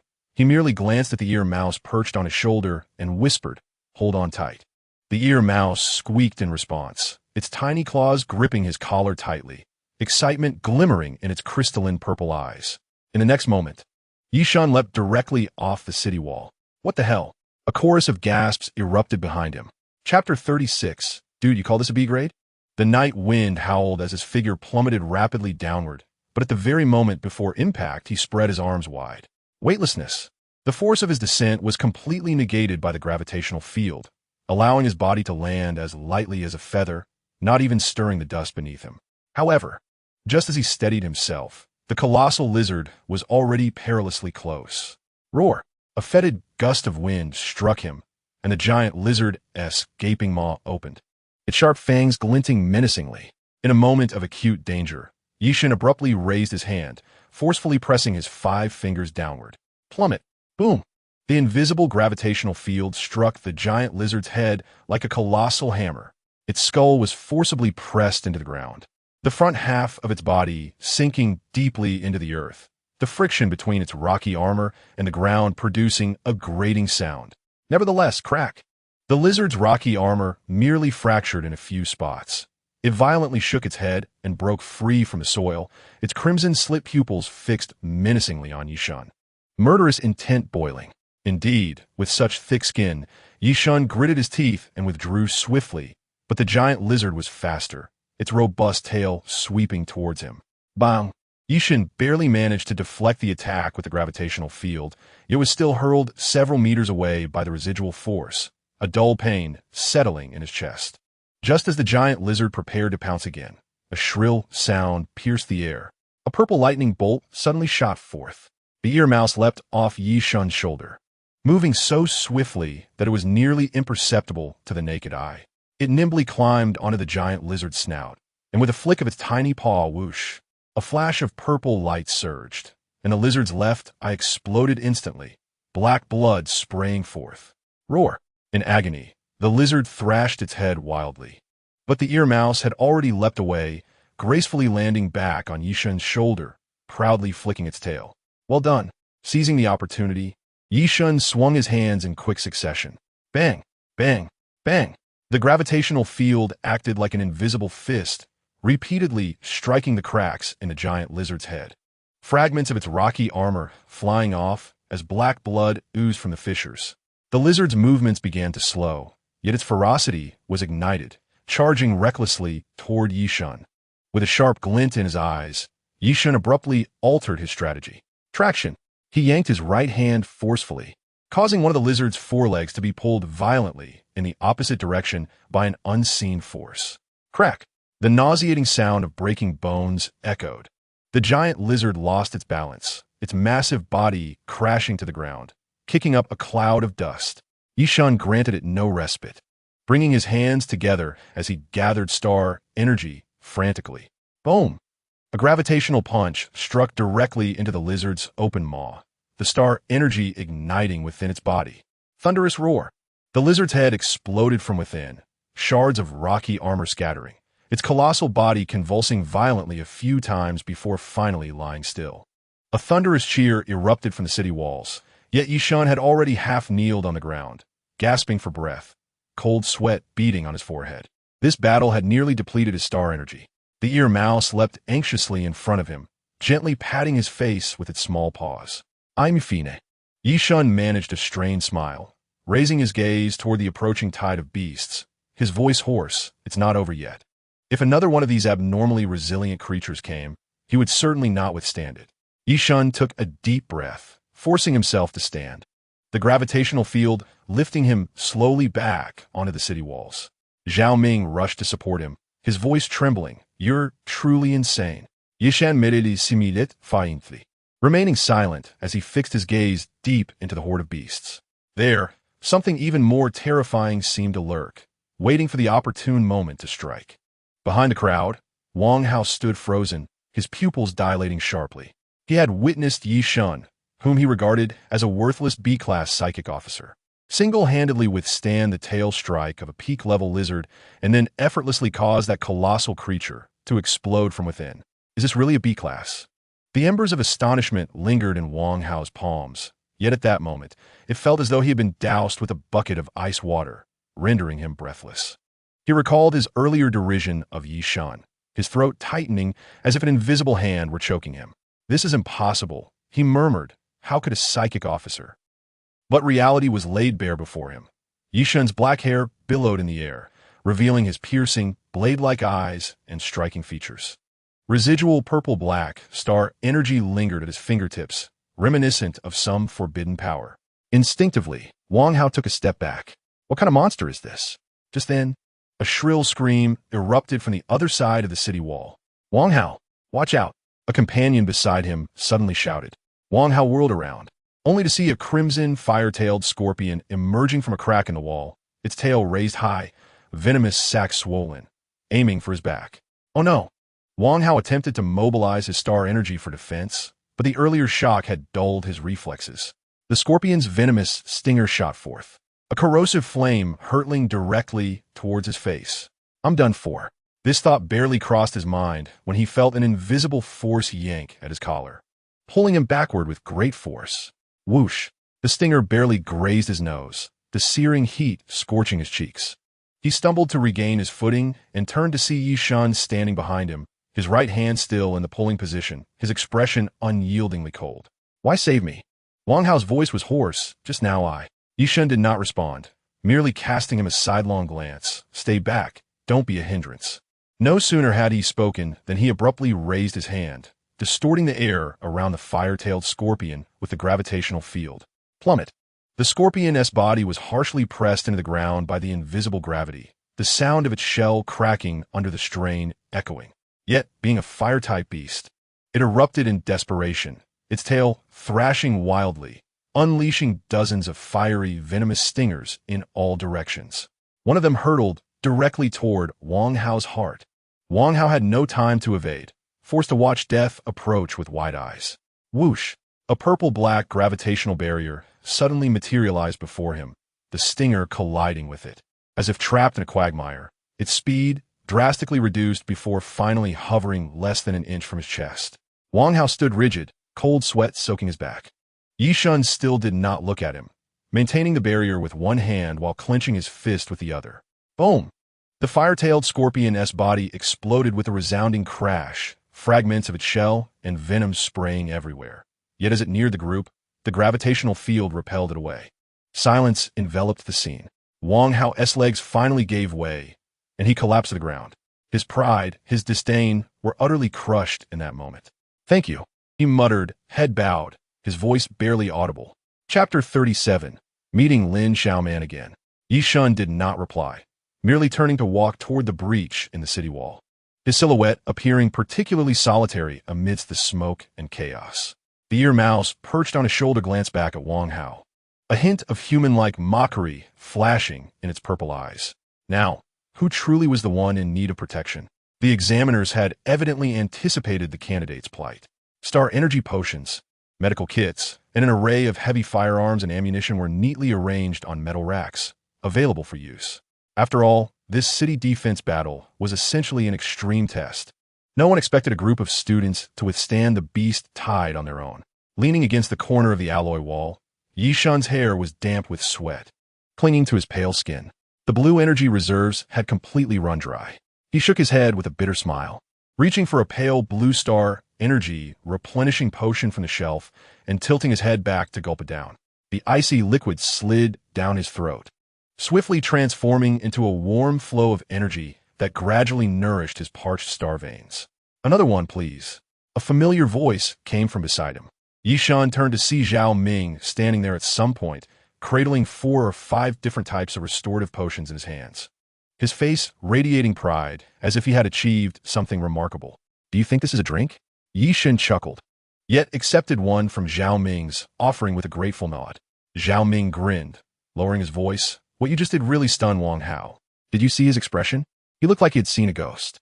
The usually reticent Zhao Ming was now animated, buoyed by Ye Shen's performance. At the entrance of the supply area, several students were surreptitiously glancing over, their eyes a mix of awe and curiosity. But when Ye Shen's gaze swept past them, they hurriedly averted their eyes, pretending to be occupied with their gear. "Am I now a monkey in a zoo?" Ye Shen raised an eyebrow. "Big shot, you're far more rare than any monkey." Zhao Ming puffed out his chest, as if guarding something precious. "This achievement is explosive in any city." Ye Shen shook his head, disinterested in further explanation. He glanced down at his palm, where a trace of dark purple star energy lingered, resembling a mark that should not exist. "This power," a delicate voice suddenly interjected. Ye Shen looked up to find Lin Xiaoman standing 3 paces away, a petite figure with chestnut hair cascading loosely over her shoulders, the ends dusted with remnants from the city walls. Unlike others, her eyes sparkled with a certain exhilaration rather than fear. "Is there something you need?" Ye Shen softened his tone. Lin Xiaoman bit her lower lip, suddenly opening her palm to reveal several star cores the size of thumbs, quietly resting there, gleaming with a lustrous orange hue under the light. "For you," she said, her voice soft yet resolute. "This is our shared harvest from earlier." Ye Shen was taken aback, not expecting her to keep such precious spoils until now. "Thank you," he replied, accepting the star cores, his fingertips inadvertently brushing against the calluses on her palm. Lin Xiaoman's eyes shone brightly as she gathered her courage and took a half-step forward. "Ye Shen, which university do you plan to apply to?" The question caught him off guard, leaving him momentarily speechless. University? Given the prowess he had displayed today, he could likely gain entry into any of the top 10 elite institutions. "I haven't decided yet," he finally said, his tone laced with rare hesitation, for he had not previously given it much thought. Lin Xiaoman's cheeks flushed suddenly. She quickly lowered her head, her hair falling to obscure her profile, her fingers nervously twisting the hem of her clothing. "Can I?" Her voice grew increasingly faint. Can I have your contact information?" She blurted out, suddenly lifting her head, looking at him with determination. "After all, we were comrades for a while. It feels like we have a bond." A moment of silence enveloped them. Ye Shen gazed at the girl before him, her ears tinged with crimson, and a smile broke across his face. "Of course." He recited his phone number. Lin Xiaoman fumbled to jot it down on a piece of paper, then solemnly tucked it into her pocket. Ye Shen tightly clutched the warm star cores in his hand, as if he could feel the immense power contained within them. He inhaled deeply and then retrieved all the star cores he had previously collected, laying them out on the table before him. These unabsorbed star cores varied in size and color, each emitting a faint glow. Among them were 3 star cores from the Insight realm, their radiance more pronounced than the others. Additionally, there were over 20 cores from the Enlightenment realm, though weaker. They were not to be underestimated. Ye Shen fixed his gaze upon these star cores, an intense physiological craving swelling within him. Without hesitation, he picked up the first Insight realm star core, placing it in his palm, and then closed his eyes, guiding the energy within the core to flow slowly into his body. As the energy surged in, Ye Shen's body began to warm slightly, absorbing core after core, his strength continually augmenting. By the time he absorbed the last star core, 15 of his star points had fully ignited, with the 16th glowing brightly. Upon stepping outside, he found the main force of the beast tide had retreated, likely gathering strength. Ye Shen ascended the city wall steps at a measured pace, the soles of his boots crunching over the congealed blood, emitting a crisp sound. Suddenly, the entire eastern defense line fell into a hushed silence, the air seemingly solidifying. The Earth-type ability user, transporting ammunition, froze mid-motion, a heavy metal box suspended in the air, droplets of still wet blood slowly falling from it. The injured resting against the parapet instinctively straightened their bodies, one even accidentally knocking over a nearby medical kit. the sound of rolling bandages piercing the silence. Even the drones navigating through the air seemed to be manipulated by an invisible hand, all turning their lenses to focus on the black-haired youth.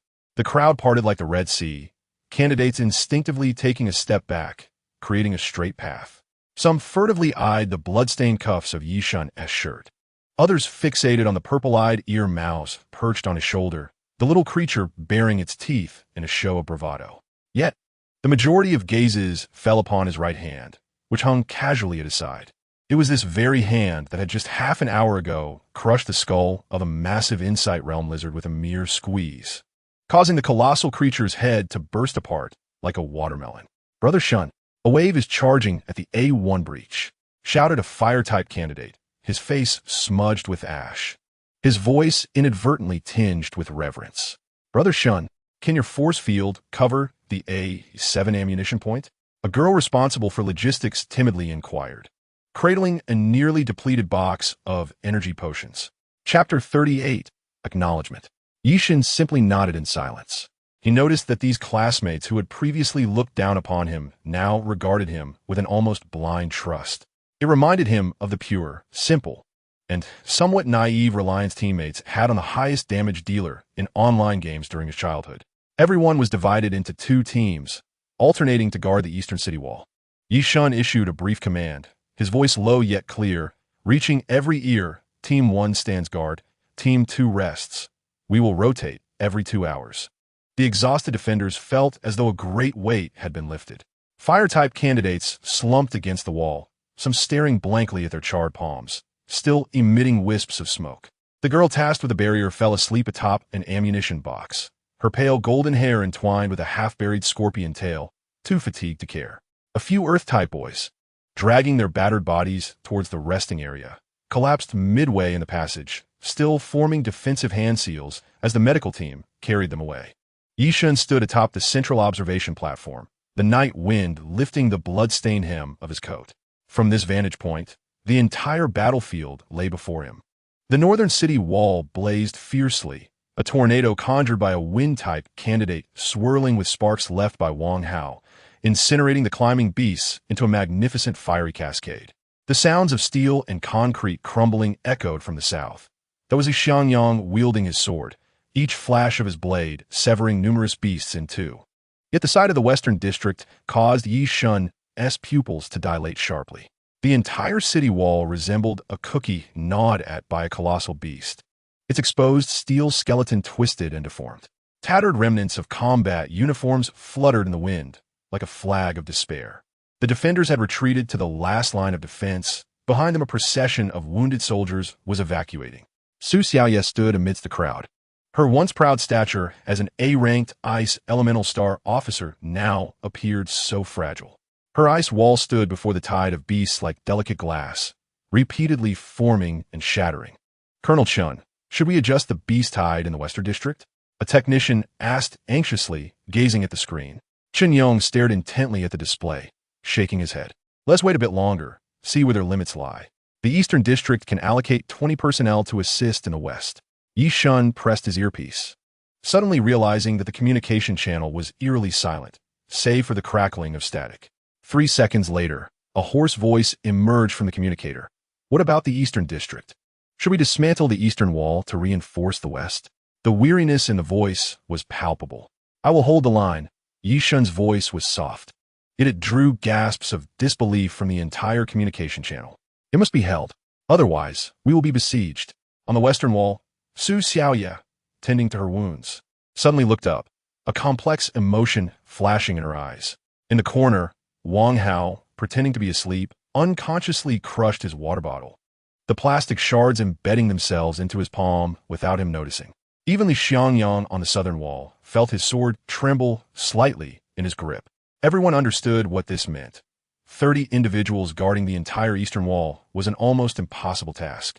As Ye Shen leaped from the observation platform, all drones stationed on the eastern wall pivoted, their lenses focusing on the solitary figure advancing toward the beast tide. They faithfully recorded every detail. The ground beneath the boy's feet stirred with fine gravel, creating a suspended trail behind him. The ear mouse on his shoulder burst forth with fluffy fur, and determination flickered in his violet eyes. The faces of the Western defenders lit up with a glimmer of hope as they turned back. The true war was only just beginning. Ye Shen felt the surging star energy within him. He gazed toward the encroaching beast tide in the distance, a cold smirk gracing his lips. The ear mouse emitted excited squeaks as the purplish-black star energy began to swirl around him, forming an almost imperceptible force field. The searchlights on the wall elongated a shadow, which morphed against the mottled surface, sometimes resembling a sword-wielding warrior, at other times an eagle in flight, ultimately solidifying into the stance of a solitary sentinel. The wait was not prolonged, as the sensing star officer reported. Unusual movements detected in the eastern wall's beast tide. They may be preparing to assault. And indeed, as he had indicated, the roars of the beast tide grew ever closer, the ground trembling as if the entire city wall were shaking. It's coming. Ye Shen's voice was quiet, yet it set everyone on edge. In the next moment, a dark mass of beasts surged over the horizon like a wave of shadow, consuming everything in their path. Corpse dogs, venomous scorpions, bone-blade wolves. The countless monsters of the bright mind realm charged furiously, their eyes glinting red in the darkness, saliva dripping from their fangs. Open fire against these cannon fodder from the bright mind realm. Heavy firepower remained an effective means of attack. With a command, the heavy machine gun arrays on the wall unleashed torrents of flames, bullets raining down like a violent storm, shredding the foremost beasts into pieces. Zhao Ming stood beside the artillery, hands pressed against the ammo box, channeling star energy into the bullets. Each shell was infused with tremendous potential energy, exploding into a sea of fire amidst the beast horde. Boom! Boom! Boom! The explosive flames illuminated Ye Shen's stern profile, his gaze fixed on the depths of the beast tide, where several colossal creatures were drawing near. Brother Shen, 3 o'clock, 3 bone-blade wolves have broken through the fire net. Ye Shen did not turn around. He merely raised his right hand, fingers splayed, then clenched into a fist. Bang! Bang! Bang! The 3 bone-blade wolves' bodies contorted abruptly, as if crushed by an invisible giant hand. The sound of shattering bones clear to hear. Blood and entrails erupted into the air, transforming into a mist of crimson. Wow! Someone gasped in astonishment. Ye Shen did not pause. He stepped forward, vanishing from his original spot, only to reappear at the forefront of the gaping wall. A pitch-black corpse dog charged through the fire line, jaws agape to bite him. Ye Shen didn't even blink, casually waving his right hand. Smack! The corpse dog's head exploded as if struck by a heavy hammer. Brother Shen, watch your back. Ye Shen sidestepped, a venomous scorpion's tail already poised to strike. He raised his left hand, and the scorpion's body suddenly froze mid-air, then crunch. Its form was twisted into a helix by an unseen force, green venom splattering outward. But upon contact with the purplish-black force field surrounding Ye Shen, it evaporated instantaneously. Continue suppressing fire. Do not let them approach the wall. Ye Shen's voice was calm and clear. Chapter 39. The innate guardian of the city. Understood. The gunners on the wall unleashed a frenzied barrage. Bullets and shells intertwining into a deadly web, repeatedly repelling the beast tide's charge. In the Western District, bolstered by a considerable influx of reinforcements, the star officers gradually reclaimed territory. Su Xiai stood atop a height, hands forming seals, ice blue star energy coalescing at her fingertips. Ice seal of 1,000 mountains. Crack! The ground instantly froze, countless ice spikes erupting from below, impaling several beasts. The ice elemental energy spread, dramatically slowing the charge of the beast tide. Fighting is exhilarating. Wang Hao laughed heartily, flames swirling in his hands, transforming into a massive fireball that roared into the beast horde, reducing the creatures in its path to ashes. Brother Yi, the Southern District is in dire straits. Li Xianyang can't hold on any longer. The communicator crackled with urgent shouts. Ye Shen furrowed his brow, casting his gaze toward the southern wall. There flames soared high, explosions echoing relentlessly. Li Xianyang's sword aura remained sharp, but the sheer number of beasts was overwhelming. The southern wall had been breached, the defenders retreating in disarray. How much longer can the Southern District hold? Ye Shen asked gravely. At most 10 minutes. Ye Shen took a deep breath, his gaze returning to the beast tide before him. Then we must resolve the Eastern District within 10 minutes. His hands pressed together. The purplish-black star energy surged wildly, stars in his mind igniting with brilliant light. In that moment, the entire battlefield seemed to be grasped by an invisible force. The air thickened, the wind stilled. His feet sank deeply into the stone tiles of the wall, ripples of purplish-black star energy visibly spreading beneath him. 16 stars trembled violently. Everyone retreated. Ye Shen gritted his teeth, the defenders within 20 meters of him instinctively stepping back 3 paces. In the next instant, boom! The ground within several dozen meters of Ye Shen suddenly collapsed by a meter. This was no ordinary collapse. The gravity of the entire area had been abruptly amplified. The charging beast horde was crushed to the ground as if struck by an invisible hammer. The spines of the bone-blade wolves snapped with a crisp crack. The shells of the venomous scorpions splintered like spider webs, and the foremost corpse dogs were reduced to mere flesh pancakes beneath their own weight. What in the world is this? Wang Hao's flames extinguished with a puff, sparks landing on his combat uniform unnoticed. Su Xiaoya instinctively grasped the battlements, her ice-blue pupils constricting sharply. This was not telekinesis. It was absolutely impossible. A tempest of turmoil surged within her heart. Not enough. Ye Shen raised his right hand. Fingers splayed wide, and the crushed remains of the beast suddenly floated eerily into the air. A vortex of purplish-black stellar energy coalesced in his palm, drawing in the blood. Flesh, rubble, and even shards of metal within a 100-meter radius. With a flick of his wrist, thousands of beast carcasses and battlefield debris soared to a height of 10 meters, creating a chilling aerial graveyard beneath the moonlight. A severed scorpion tail twitched nervously, and a decapitated wolf head bared its blood-stained fangs. With a downward thrust of his right hand, a cacophony of impacts erupted, akin to a torrential downpour battering a tin roof. Each corpse transformed into a projectile, sending the ensuing tide of beasts tumbling in disarray. A crimson flame-tailed scorpion, having just unleashed a torrent of venomous fire, was pierced through its abdomen by the carcass of a companion. 3 bone-blade wolves, charging in unison, were knocked over like rolling gourds by a descending cadaverous hound. In an instant, a vast expanse of the Eastern District battlefield was rendered barren. A boy operating a heavy machine gun released the trigger, the belt of ammunition clattering to the ground. His goggles were splattered with blood, yet he forgot to wipe them clean. Su Xiaoya suddenly dropped to one knee, prompting a healer girl to rush to her side. "Sister Xiaoya, what's wrong?" "I'm fine," Su Xiaoya replied, wiping the cold sweat from her forehead. Perhaps the pressure of the ethereal realm was simply too overwhelming. The healer girl nodded gravely. "Indeed, although Brother Shun's power does not directly affect us, I can feel the flow of stellar energy within me becoming sluggish. This must be the aura of a formidable being, akin to deep-sea fish being suddenly cast ashore, struggling even to breathe." In the monitoring room, the air felt as though it had solidified. Technician Xiao Wang's legs trembled, nearly collapsing to the floor as he clutched the edge of the console, his knuckles whitening from the strain. Good heavens, his voice quavered with uncontainable fear. This is far beyond what a star officer should possess. Chen Yang's eyes sparkled with intensity. As a seasoned veteran of the Qishao army, he understood the implications of this scene more than anyone. He envisioned what it would be like when Ye Shen developed further. A vivid image materialized in his mind. Ye Shen, clad in the Qishao army uniform, standing atop the city walls, enveloped by that suffocating purplish-black stellar energy field.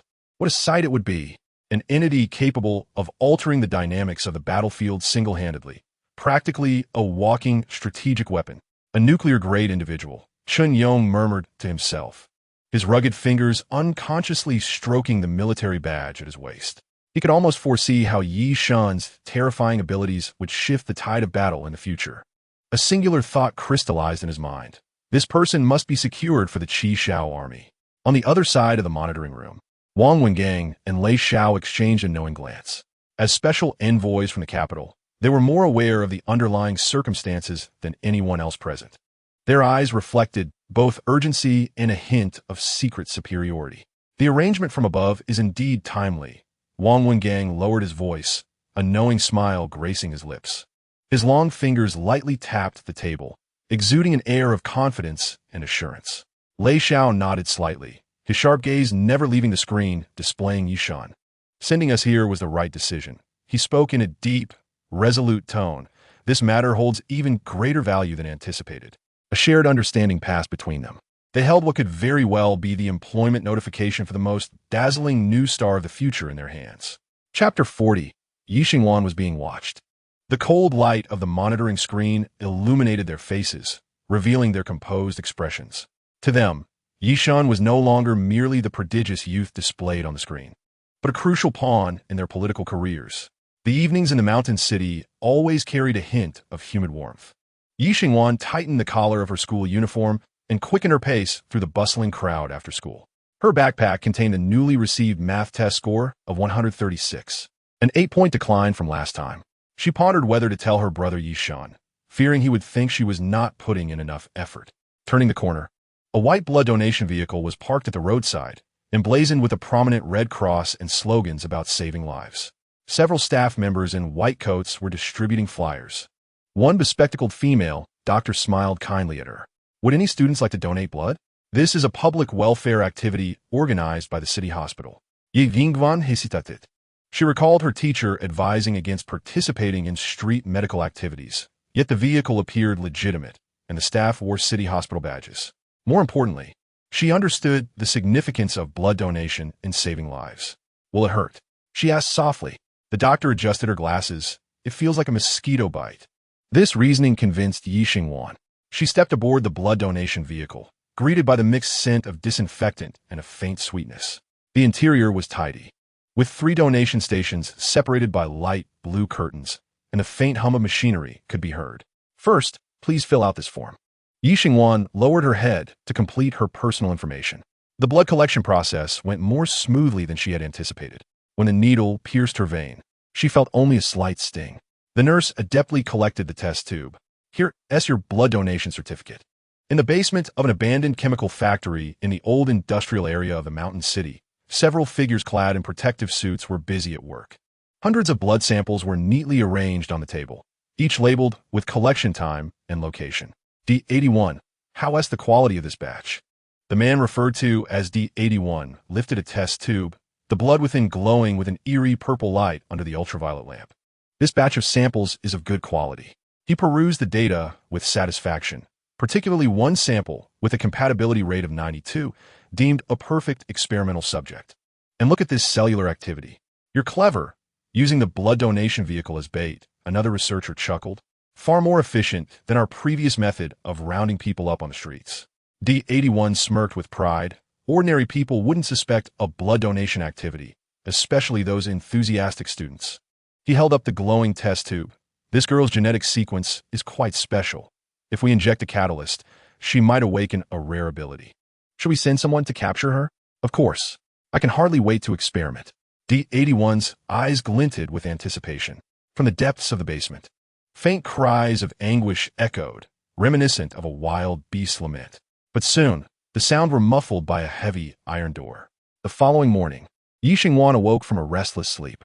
Light rain pattered against the window, the damp air imbued with the scent of earth and grass. She stretched and rubbed her eyes, a smile unconsciously forming as she recalled that today was the day her brother would return. I need to buy some fresh pork ribs, she murmured to herself. Getting out of bed, Ye Shen changed into a simple t-shirt and jeans, hastily tying her hair into a ponytail. The girl in the mirror looked slightly pale, with faint dark circles under her eyes. A nightmare from the previous night had disturbed her rest. It felt as if someone was pursuing her, though she could never discern their face. Perhaps I've just been too tired lately. She shook her head, dismissing her unease. The market bustled as always. Auntie, how much for the pork ribs? Ye Shen cheerfully inquired at her familiar meat stall.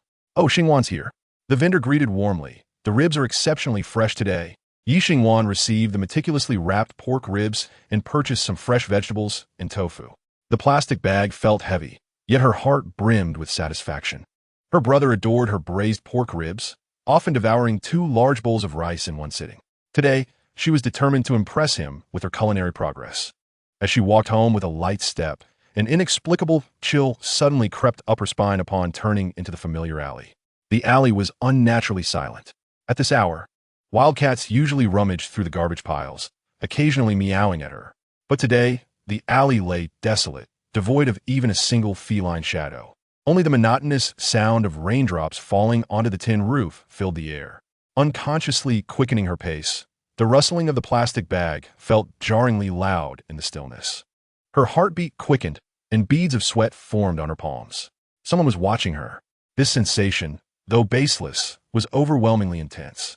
The nape of her neck prickled, as if a pair of icy eyes were observing her every move from the shadows. Ye Shen?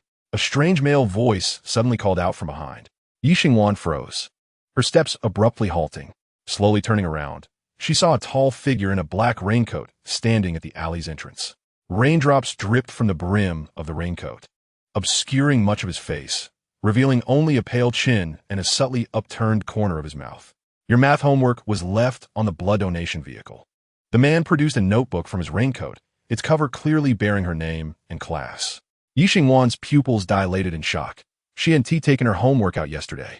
I don't want it. Her voice trembled, instinctively retreating 2 steps until her back pressed against the cold brick wall.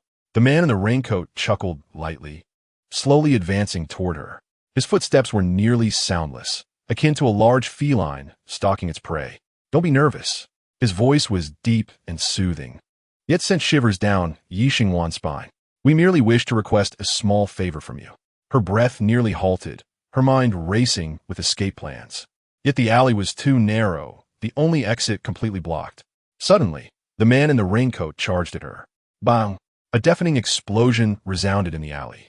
Ye Shen watched in horror as he was hurled away by a sudden fireball, crashing heavily into a garbage bin 5 meters away. Ah, the youth of today. A languid male voice echoed from the alley's entrance. Ye Shen turned to see a tall man in a black trench coat sauntering towards her. Sparks still flickered from his fingertips, and the cigarette he held glimmered in the rain. Who are you? The raincoat man struggled to rise, his voice quivering. Mind your own business.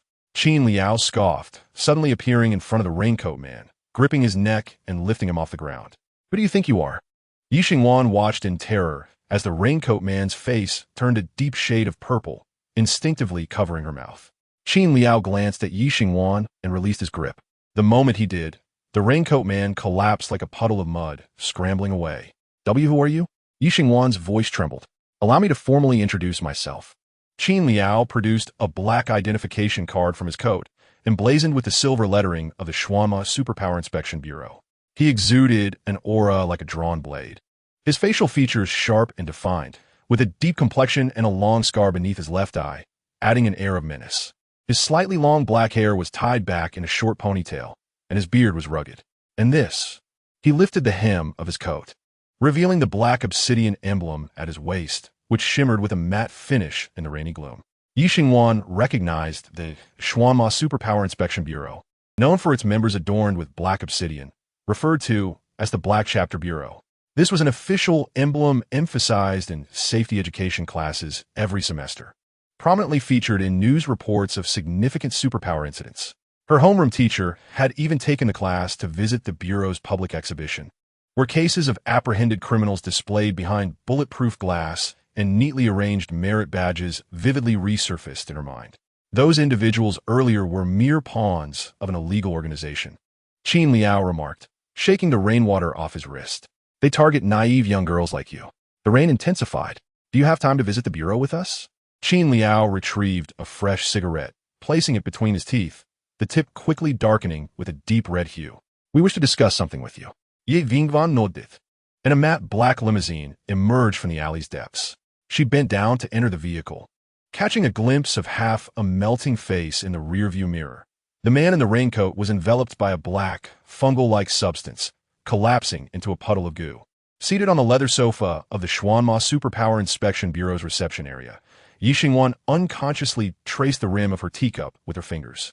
The Longjing tea within the celadone cup glowed amber, steam rising in delicate wisps, shrouding her vision in a thin mist. Will you be taking a statement? She inquired, glancing up at the woman pouring tea. I have matters to attend to and need to return home early. Su Hongli chuckled softly, appearing younger than Qin Liao, with her fiery short hair contrasting against her snow-white skin, a beauty mark beneath her right eye. Tilting her head, she spoke lightly, Don't be anxious. Did you purchase ingredients for a grand feast? My brother is returning from social practice today, and I'm preparing braised pork ribs, she replied softly, unaware of the raised eyebrow Qin Liao gave at her words. Social practice? Su Hongli exchanged glances with Qin Liao. The social practice your brother is participating in. She suddenly changed her tone. Does he prefer his braised pork ribs sweet or savory? Savory, Ye Shen answered without a second thought, then blinked in confusion. Why do you ask? The meeting room fell silent for a moment. So, why have you called me here? Ye Shen pressed for clarity. Quite simply, we would like you to persuade your brother to join our Shuama Superpower Inspection Bureau, Qin Liao stated candidly. You possess considerable potential. We can provide you with a superpower awakening serum, and perhaps you may successfully awaken as well. This would also serve as your reward. What I need to do?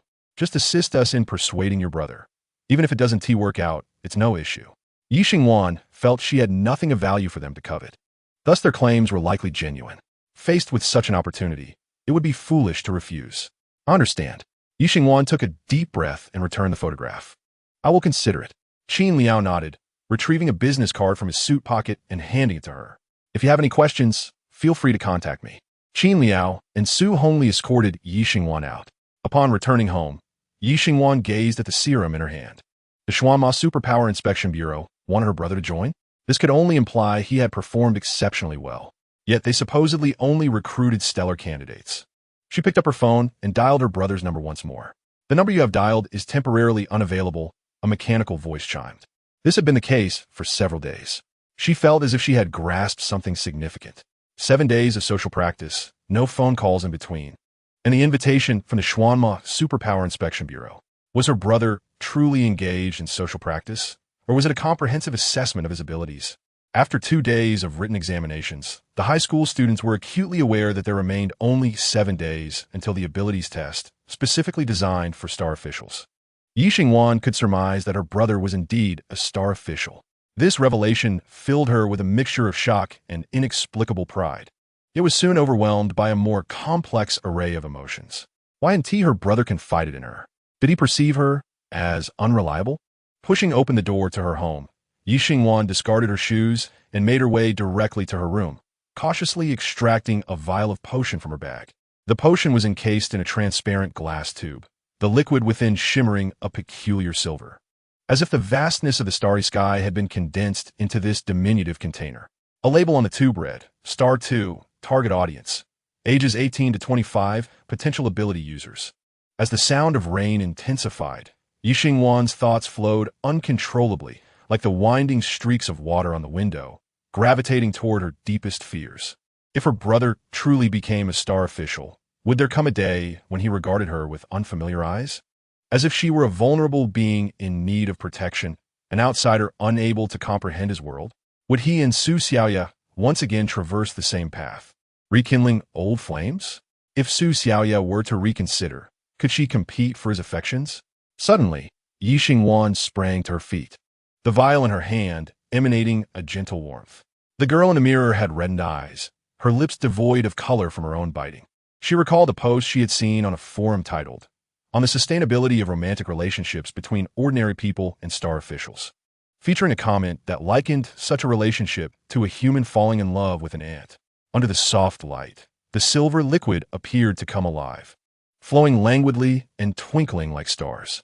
In a moment of resolve, she twisted the metal cap off the vial, releasing a crisp, metallic scent into the air. Without hesitation, she tilted her head back and consumed the potion in one swift motion. Chapter 42. The examination concludes. The liquid proved to be more viscous than anticipated, sending a sharp sting down her throat, followed by a searing sensation that spread from her esophagus to her stomach.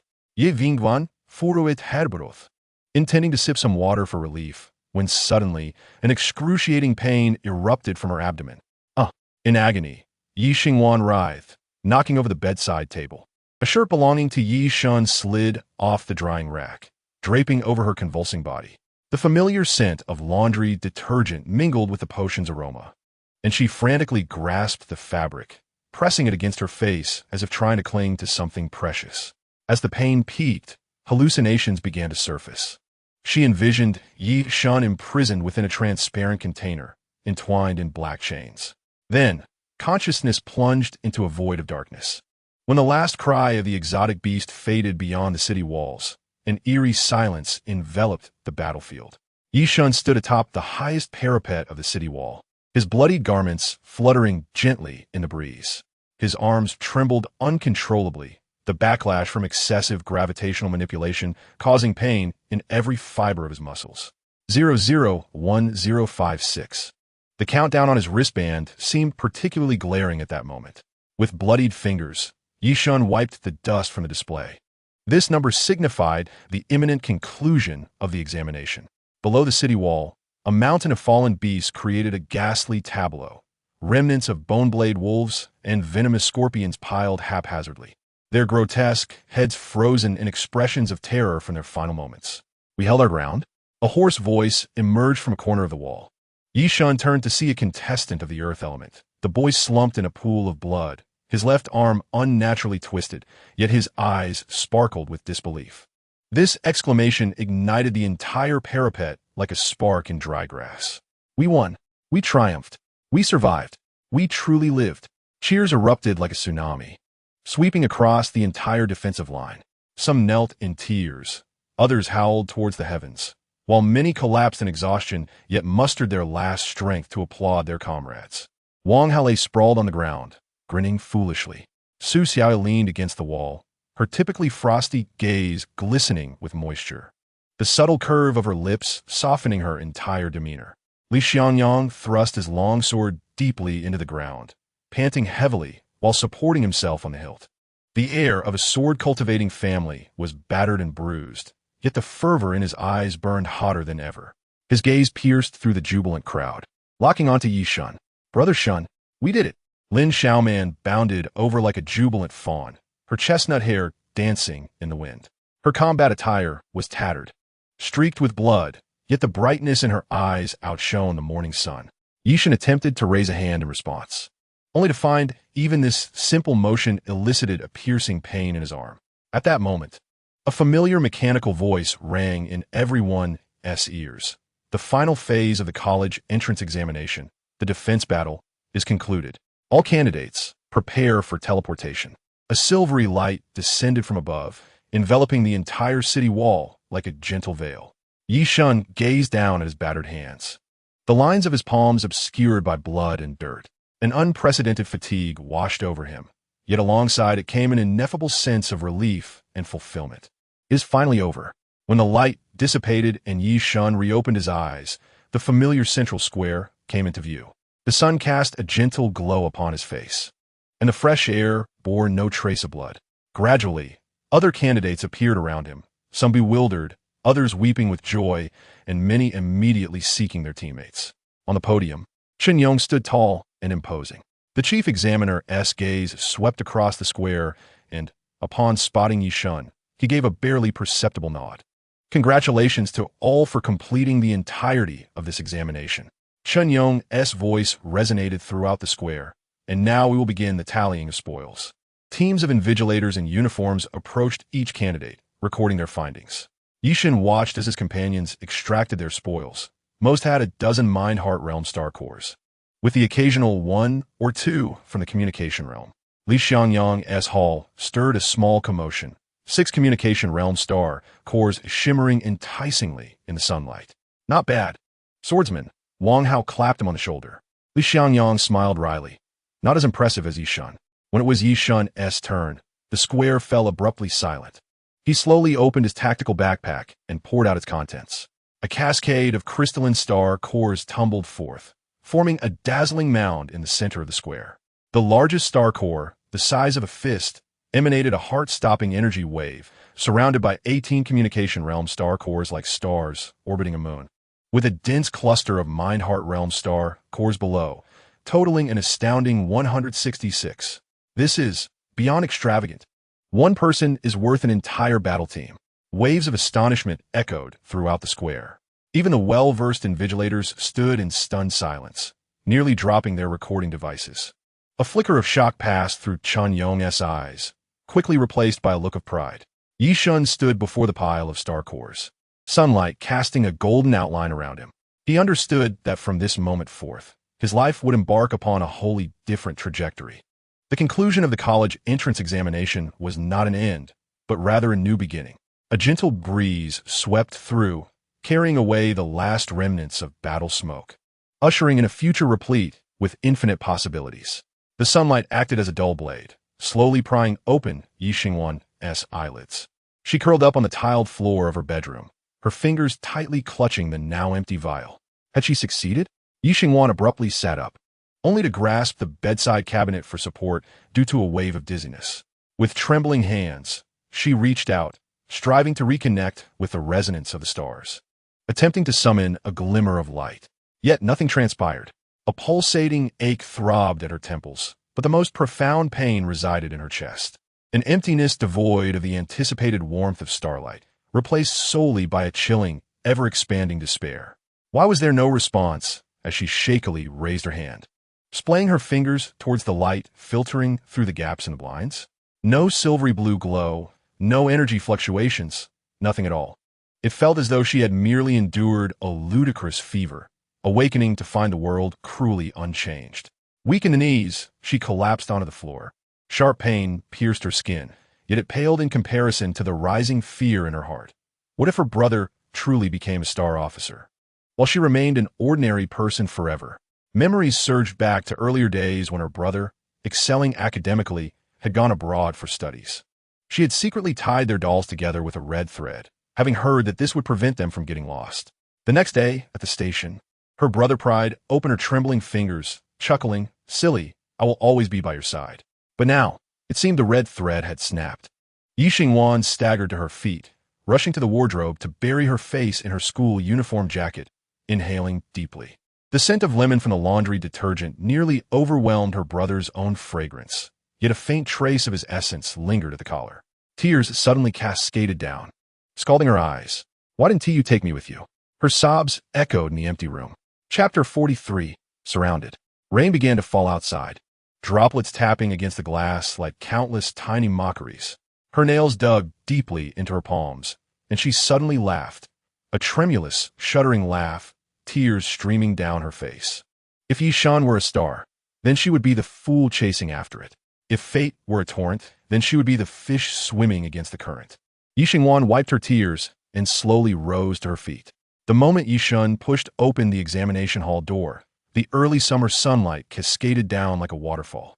Instinctively, he raised a hand to shield his eyes, allowing the long-missed warmth to seep into every inch of his skin. 7 days of grueling examinations had bestowed upon this 18-year-old youth a composure that belied his years. He exhaled deeply, as if trying to expel all the accumulated fatigue from his body. The residual energy from the stars still lingered, a slight warmth, a consequence of overexerting his gravitational control. Yet, at this moment, none of it mattered. However, before he could take a few steps, hurried footsteps approached from behind. Before Ye Shen could turn around, he was encircled by 7 or 8 middle-aged men in formal attire.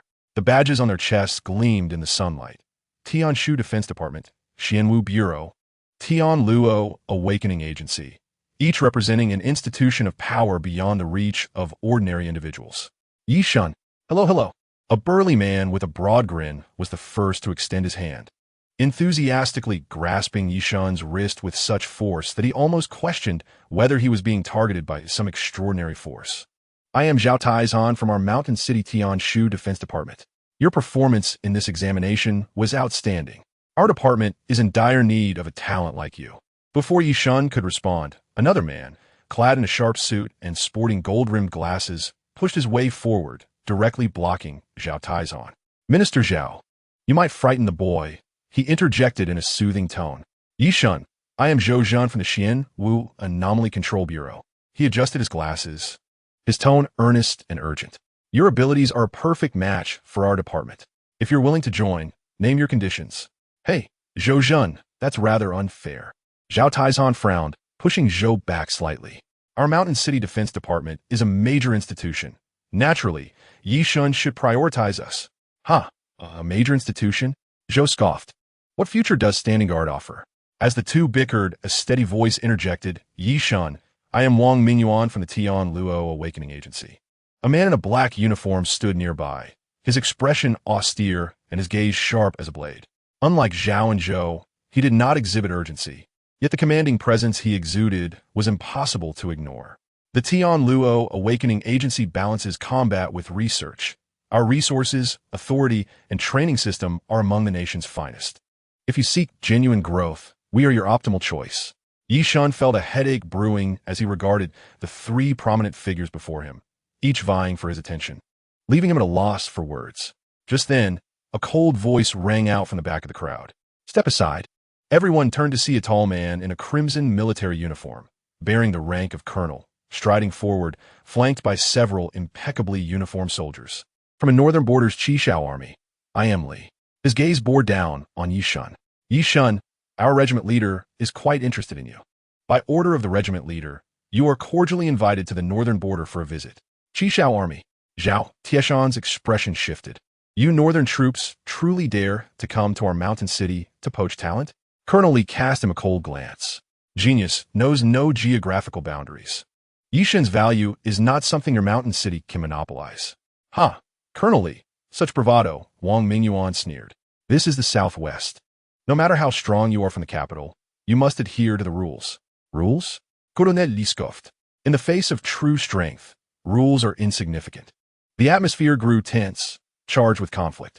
Ye Shen felt as though he were a plump lamb being eyed by a pack of hungry wolves. As the argument escalated, Wang Mingyuan suddenly lowered his voice, exchanging glances with his assistant.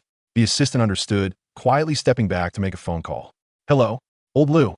Arranged to intercept the Tian Luo Awakening Agency people from the capital immediately. Just tell them there's special control in Mountain City today, and all incoming vehicles must reroute. The voice on the other end responded, Understood. I'll have the traffic department set up a checkpoint right away. A smirk crept onto Wang Mingyuan's lips as he thought, Humph. You think you can poach talent from our mountain city? Not that easily. Ye Shen surveyed the scene before him, the prominent figures embroiled in heated debate, and at last could no longer restrain a sigh. Gentlemen, his youthful voice cut through the tension, halting their quarrels. May I have a moment to speak? Everyone held their breath. First, I would like to express my gratitude for your affection. Ye Shen bowed respectfully. However, I currently wish to accomplish 3 things. He raised his fingers. First, enjoy a hot pot meal. Second, sleep for a full 24 hours. Third, find a quiet place to reflect without interruption. Indeed, Ye Shen aspired to join a national institution, a dream cherished by many. Yet, having just completed his college entrance examinations, he was uncertain where he would attend university. Rushing into a decision would only hinder him. It was best to return home, gather information, and review online evaluations. Finally, Ye Shen collected business cards from all present, indicating that he would discuss matters with them at school in 3 days, prompting them to finally allow him to leave. The kitchen light cast a long shadow of Ye Xingwan. Chapter 44. Has the purifier from the future stolen home? She gazed at the bubbling fish ball soup in the clay pot, the milky broth adorned with vibrant green scallions. As she gently stirred with a slotted spoon, the fish balls bobbed like plump little moons, floating in the nebula-like broth. This was Ye Shen's favorite soup, and she had specially ventured to an old establishment in the southern part of the city to buy freshly made fish balls, adding his beloved soft tofu. In the refrigerator, 2 cans of beer lay chilled, and though she despised the taste of alcohol, tonight she required a modicum of liquid courage to bolster her resolve. Ye Xingwan wiped away the condensation clinging to the can with her fingertips, the coolness creeping up her spine. The sound of the door lock turning caused her hand to tremble, the ladle clinking against the pot with a crisp note. The aroma of ribs and fish balls had permeated the entire living room.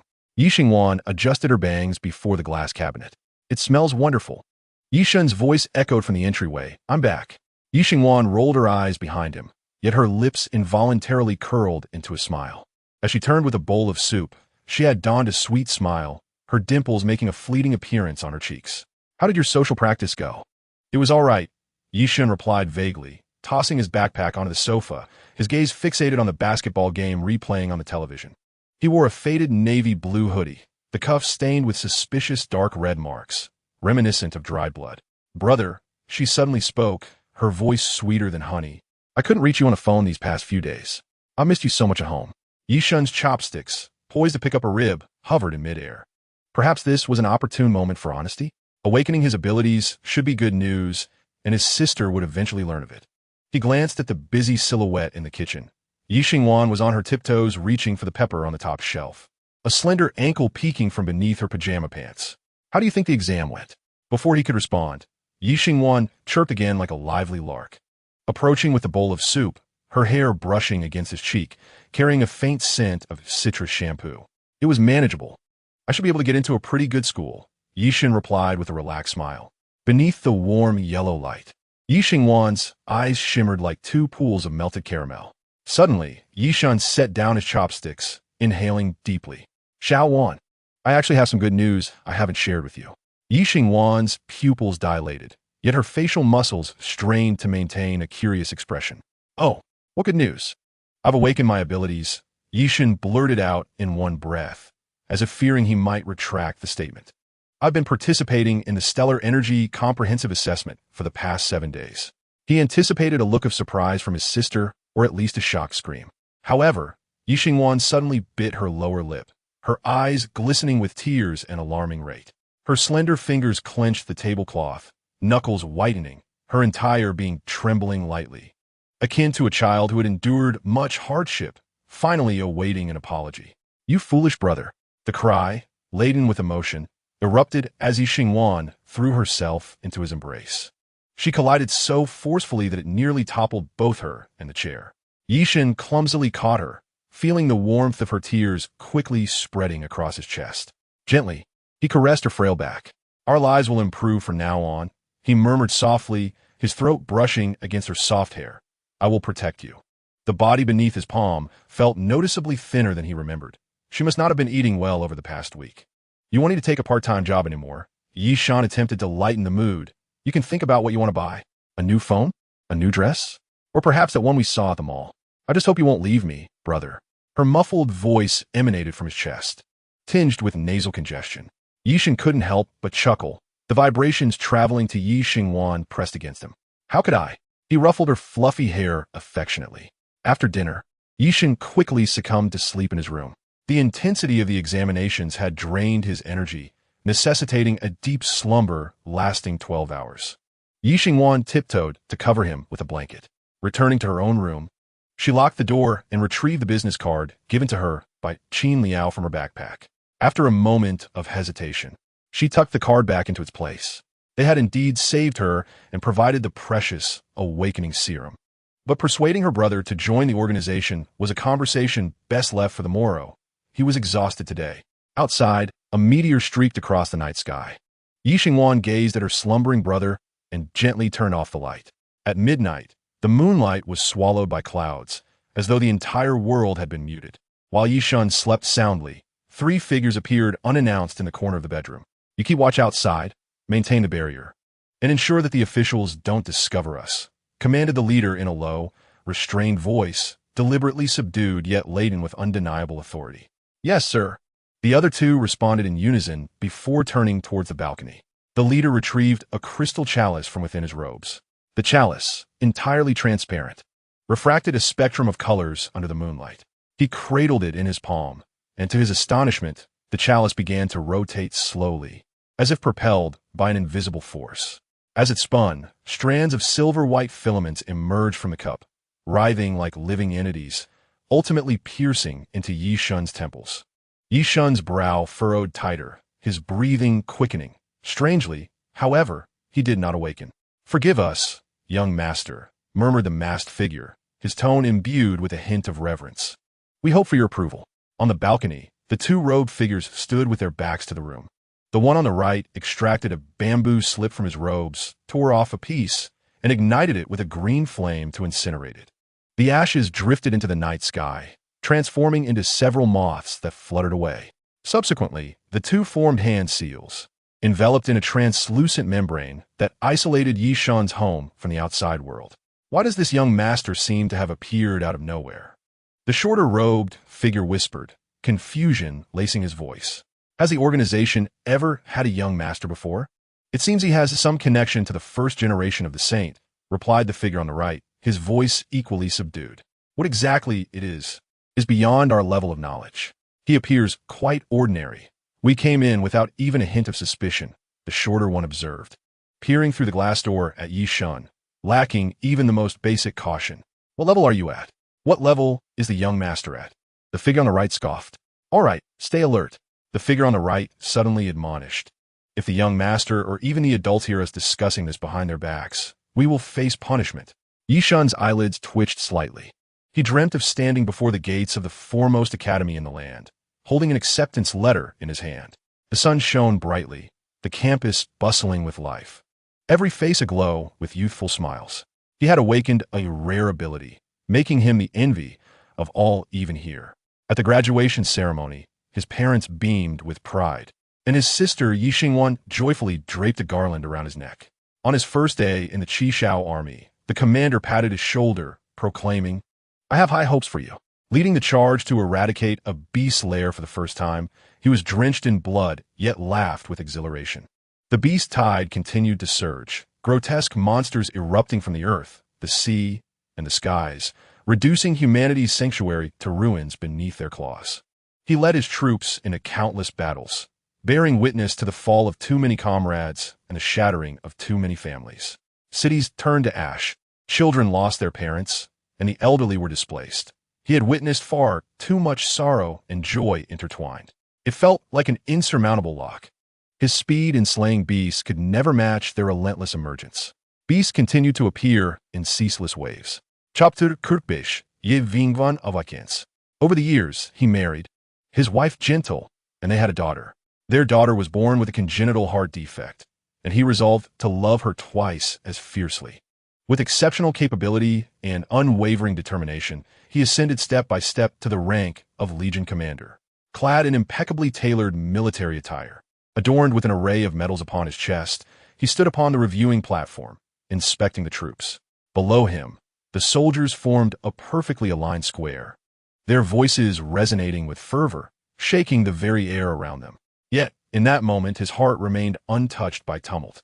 It was not until he was informed that this boundless existence could come to an end that they sought to harness his strength. As the world transitioned into a mechanical civilization, the monstrous beasts would vanish, and war would cease to exist. He joined their ranks, wielding violence, wielding power. One by one, those he once safeguarded fell beneath his army. They cried out in bewilderment, questioning the reason for such betrayal, yet he perceived them as ignorant. Even his daughter lamented, "Daddy, I no longer feel pain."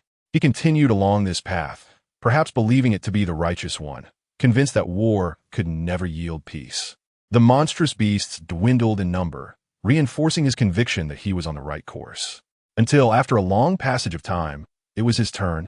Along with his sister, he gazed at the woman before him, suddenly feeling a sense of estrangement. The sister of his memories was exquisite and charming, her eyes brimming with unspoken words. Yet the woman before him retained her visage, her gaze hollow. She smiled gently, urging him, "Brother, it is time for you to act." He hesitated, motionless. Meanwhile, in the adjacent room, Ye Shen tossed and turned, unable to find slumber. Though late into the night, an inexplicable unease enveloped her, as if something of great significance were about to transpire, or was already in motion. She rolled over, kicking the blanket aside, only to pull it back again. Yet tranquility eluded her grasp. "What is happening?" she murmured, sitting up. The moonlight outside was ghostly pale, casting claw-like shadows of trees upon the curtains, inducing an inexplicable shiver within her heart. In the past, when plagued by nightmares or fear, she would run to her brother's room, burrowing into his covers. Although Ye Shen always refused, he could never withstand her pleas, ultimately making space for her, sometimes gently patting her back until she drifted back to sleep. This habit persisted to this day. The thought of seeking her brother's embrace for comfort suddenly struck her as amusing. Yet the intensity of her unease was too overwhelming to dismiss. She stepped barefoot onto the wooden floor, a chill shooting up her spine, sending shivers coursing through her. After a moment of hesitation, she slowly made her way to Ye Shen's room. The corridor was eerily silent, her footsteps swallowed by the thick carpet, leaving only the sound of her heartbeat echoing in her ears. As she gently pushed open the door to Ye Shen's room, the sight before her nearly froze her blood. A figure hovered by the bed, the hem of its robe billowing as if stirred by an unseen wind. Pale fingers pressed against Ye Shen's forehead, silver threads of energy penetrating his temple. Ye Shen lay curled upon the bed. Bang! The doorknob collided with the wall, creating a thunderous sound. "What are you doing?" she screamed, rushing forward, her fear momentarily forgotten, her sole thought being to protect her brother. Yet, just as she was about to reach the robed figure, an unseen force violently propelled her backward. Her back crashed against the bookshelf, picture frames and books tumbling to the ground, shards of glass scattering across the floor. The robed figure turned, a flicker of surprise crossing its face. The relative of the chosen one? Ye Shen struggled to rise. Let go of my brother. What have you done to him? Her voice trembled with fury and fear. The robed figure appeared momentarily taken aback by her resistance, but swiftly regained its composure. Sleep now, child. Once we take him away, you will forget all of this. With a casual wave of its hand, several silver threads shot forth from its fingertips, coiling around Ye Shen's limbs and neck like living serpents. A wave of overwhelming drowsiness washed over her, the silver threads seemingly siphoning her energy and willpower. Her vision began to blur. Her limbs felt heavy, as if submerged in viscous syrup. Brother, she called with her last ounce of strength. Ye Shen, upon the bed, seemed to hear his sister's call, his brow furrowing tighter. The world was on the brink of entering a mechanical civilization. The monstrous beasts would cease to exist, and war would be forever quelled. Yet he could not bring himself to act. His sister continued to urge him. This is wrong, Ye Shen murmured, seeing him struggle. The golden-robed figure's brow furrowed with concern as it anxiously assessed Ye Shen's condition, the holy grail spinning ever more rapidly.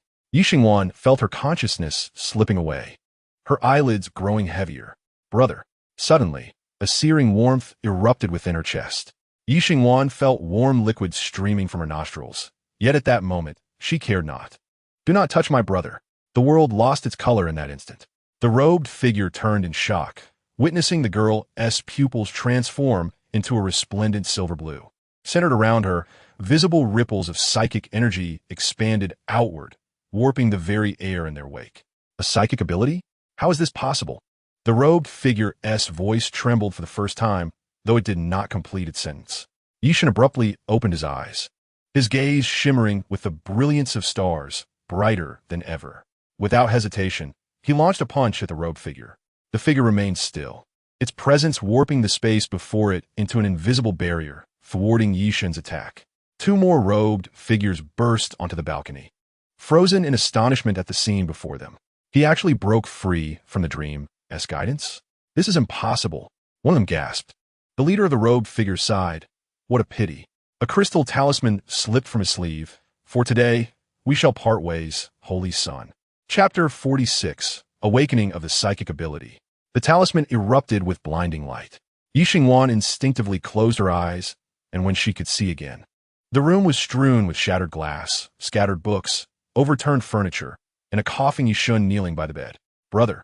She stumbled toward him, her knees buckling, almost causing her to fall. Yet Ye Shen quickly grasped her wrist. Xingwan, are you all right? His eyes brimmed with concern. Only then did Ye Shen realize her face was smeared with blood, warm liquid flowing from her nostrils and ears. The belated pang of pain surged like a tide. Darkness enveloping her vision, her last thoughts fixating on Ye Shen's panicked expression. So this is what it feels like to awaken a psychic ability. This was the final thought before she succumbed to darkness.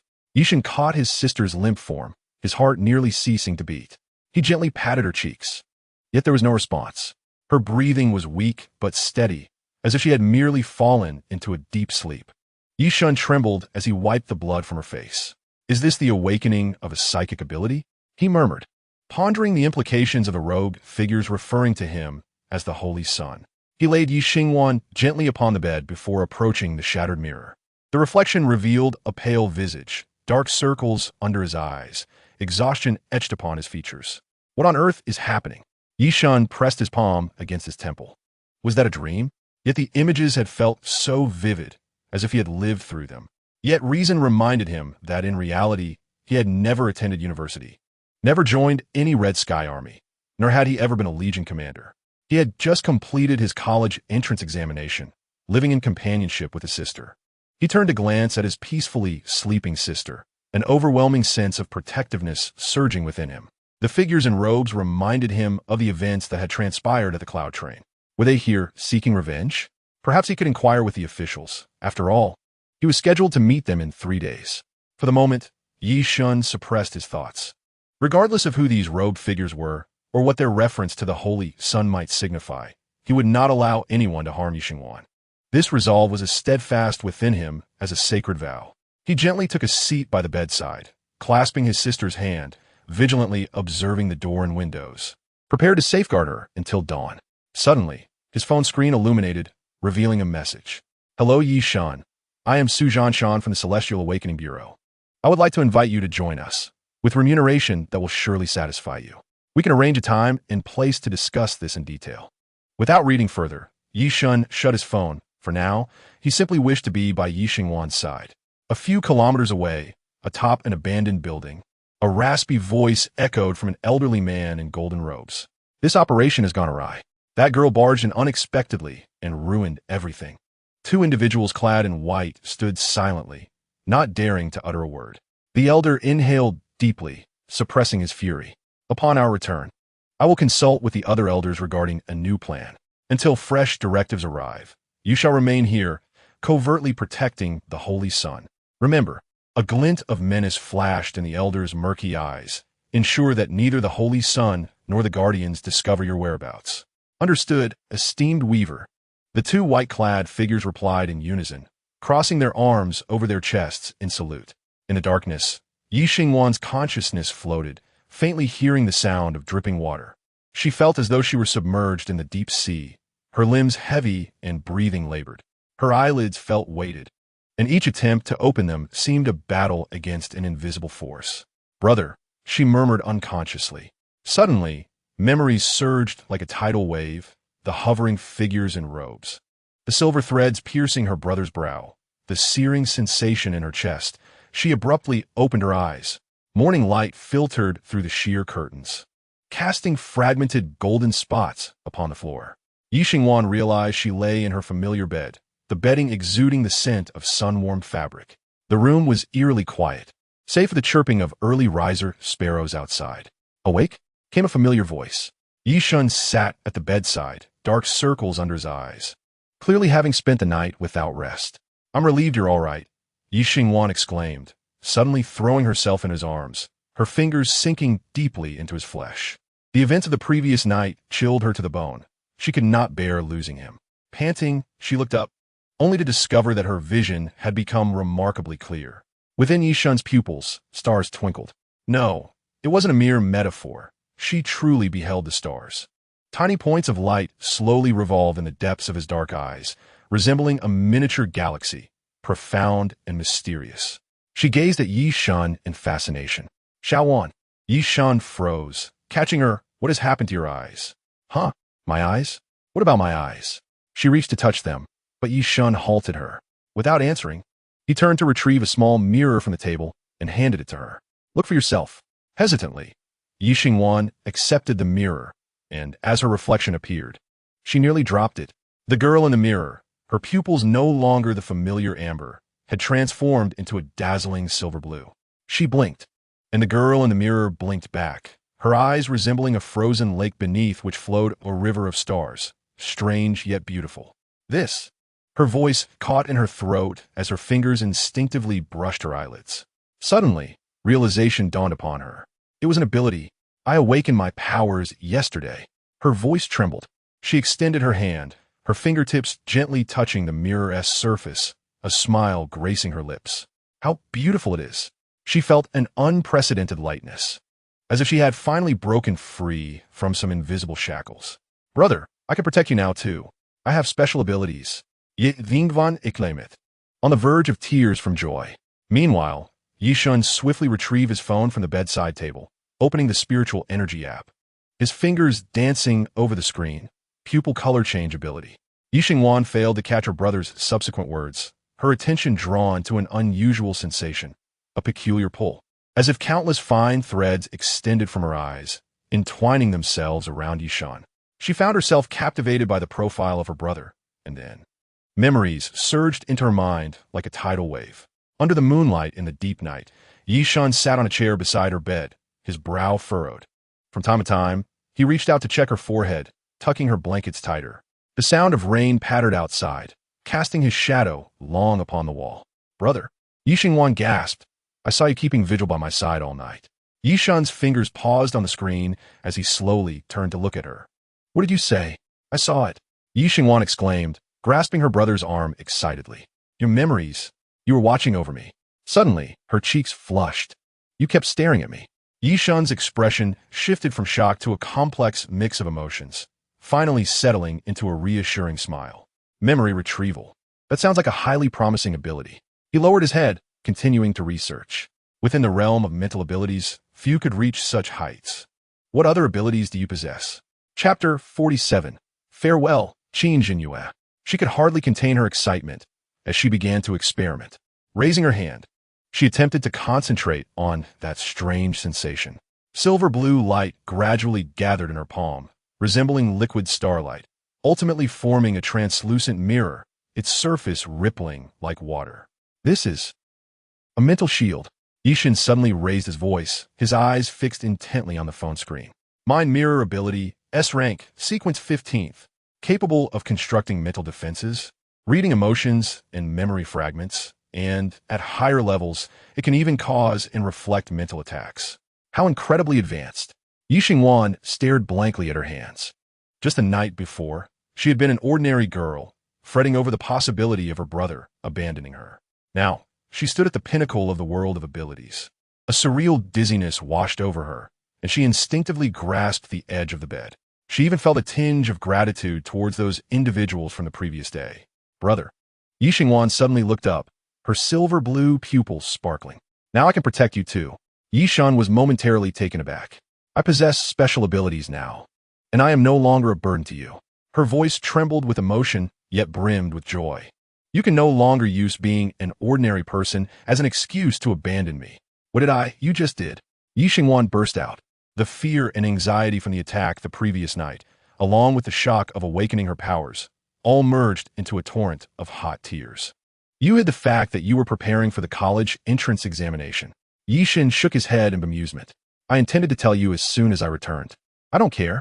Ye Shen seized his sleeve, her silver blue eyes glimmering with stubborn determination. Wherever you go, I will follow. Brother, you're handsome, and once you go to university, there will surely be many girls who like you.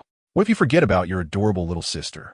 Just as he was about to retort against his sister's remarks, a shrill phone ring suddenly pierced the air. Furrowing his brow, he pulled out his phone, momentarily stunned by the flashing name of their homeroom teacher, Mr. Huang. What does Mr. Huang want? He pressed the answer button. Ye Shen. Mr. Huang's voice on the other end was elevated by 8 octaves. The background noise bustling as if he were in a lively setting. You truly bring honor to our school. The leaders from the city have come to express their gratitude. They said you saved them some time ago. Now they are here to present a banner. Ye Shen immediately recalled who it was. Fragments of memories from the cloud train flashed through his mind, revealing the man who could control plants. Now, at school, he instinctively glanced at his sister. Ye Shen had already dried her tears, her silver blue eyes blinking with curiosity, clearly having overheard the phone conversation. Yes, right in the conference room of the administrative building. The principal is thoroughly astonished. Teacher Huang's voice was laced with uncontainable excitement. When did you accomplish such a grand feat without mentioning it? Hurry over. After hanging up, Ye Shen stood in place, momentarily dazed. That had been his first true battle as a star officer. Brother? Ye Shen tugged at his sleeve, her silver blue pupils sparkling with excitement. Is there a leader here to thank you? Ye Shen helplessly rubbed his temples. Yes, I'll head to the school. Okay, brother. By the way, what kind of ability did you awaken? Ye Shen asked, her head held high. Surely her brother's awakening would be inferior to hers. Perhaps he would truly become reliant on her in the future. Telekinesis. Telekinesis? What kind of ability is that? I've never heard of it. Ye Shen silently noted it down, preparing to research the information. 20 minutes later, Ye Shen arrived at the school's administrative building. From a distance, he spotted a crowd of students whispering in the corridor. As he approached, the crowd parted to create a path, countless curious gazes directed at him. Ye Shen is here, someone exclaimed in a hushed tone. The conference room door was slightly ajar. Ye Shen gently knocked, and immediately, old Huang's warm voice called out, "Come in." Upon pushing the door open, Ye Shen was momentarily taken aback by the scene before him. The principal, vice principal, and grade directors were gathered around the conference table. And seated in the main seat was a man in a deep gray bespoke suit. Qin Jinyue, the very individual he had saved on the cloud train. Unlike the chaotic day of their first encounter, Today, Qin Jinyue exuded an air of elite sophistication with every gesture. He appeared to be in his mid-30s, with distinct features, faint lines of laughter at the corners of his eyes, and sharp yet gentle eyes behind golden-rimmed glasses. When his gaze landed on Ye Shen, those eyes visibly brightened. "Student Yi." Qin Jinyue rose and strode over to grasp Ye Shen's hand. "It's wonderful to see you again. Allow me to introduce myself. My name is Qin Jinyue, and I work at the Shanxing Central Hospital." The principal also stood with a beaming smile. "Ye Shen, Director Qin has come specifically to thank you for your heroic actions and has brought a banner and a scholarship. Such a significant event. And you didn't inform the school?" Ye Shen hardly chucked it. Student Yi probably didn't think much of it, and certainly wouldn't seek fame or fortune from it. "That is quite commendable," Qin Jinyue said sincerely, then turned to the school leaders. "May I speak to Ye Shen alone for a few moments?" There are some details regarding that day. The principal immediately understood, rising to usher the other teachers out. As old Huang left, he patted Ye Shen on the shoulder, his eyes filled with pride and curiosity. Once the conference room was left with just the two of them, Qin Jinyue's expression turned serious. "Ye Shen, after that day, I conducted an extensive investigation and finally confirmed that the assailants were affiliated with the Future Purifiers." "Future Purifiers?" Ye Shen frowned. "That extremist ability organization?" Qin Jinyue nodded. "They advocate for the purification of all humanity in exchange for a downgraded eternal life." He adjusted his glasses. "The reason for my attack is quite straightforward. I established a pharmaceutical trading platform, Yaigu, which significantly reduced the prices and transaction volume of black market drugs. And the Future Purifiers are among the biggest beneficiaries of the black market drug trade. They possess their own industries, monopolizing certain drugs and channels." Ye Shen tightened his fist. The fervor in the eyes of those assailants on the cloud train was now chillingly clear. "Therefore, Ye Shen," Qin Jinyue stated solemnly, "you not only saved my life, but also thwarted a significant operation of theirs." He produced a business card from his inner pocket. "I have some resources in the medical field. If you require assistance in any aspect, feel free to contact me." Chapter 48. Unveiling a glimpse of the Future Purifiers. Ye Shen accepted the card, the gold lettering elegant and straightforward. Qin Jinyue, followed by a series of private numbers. "Thank you." Ye Shen carefully tucked the card into his wallet. "Mr. Qin," Ye Shen inquired nonchalantly, "what kind of organization exactly is the Future Purifiers?" He paused before adding, "They were quite peculiar on the train that day."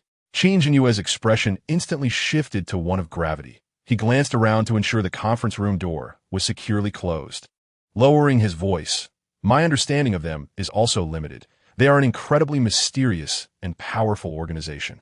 He removed his golden-rimmed glasses, slowly wiping the lenses with a silk handkerchief from his suit pocket, as though this motion afforded him time to organize his thoughts. "Firstly, they exhibit an almost fanatical absolute loyalty to their organization." As the lenses were replaced on the bridge of his nose, the glare obscured the emotions in his eyes. Their members were specific long robes, with colors representing their rank.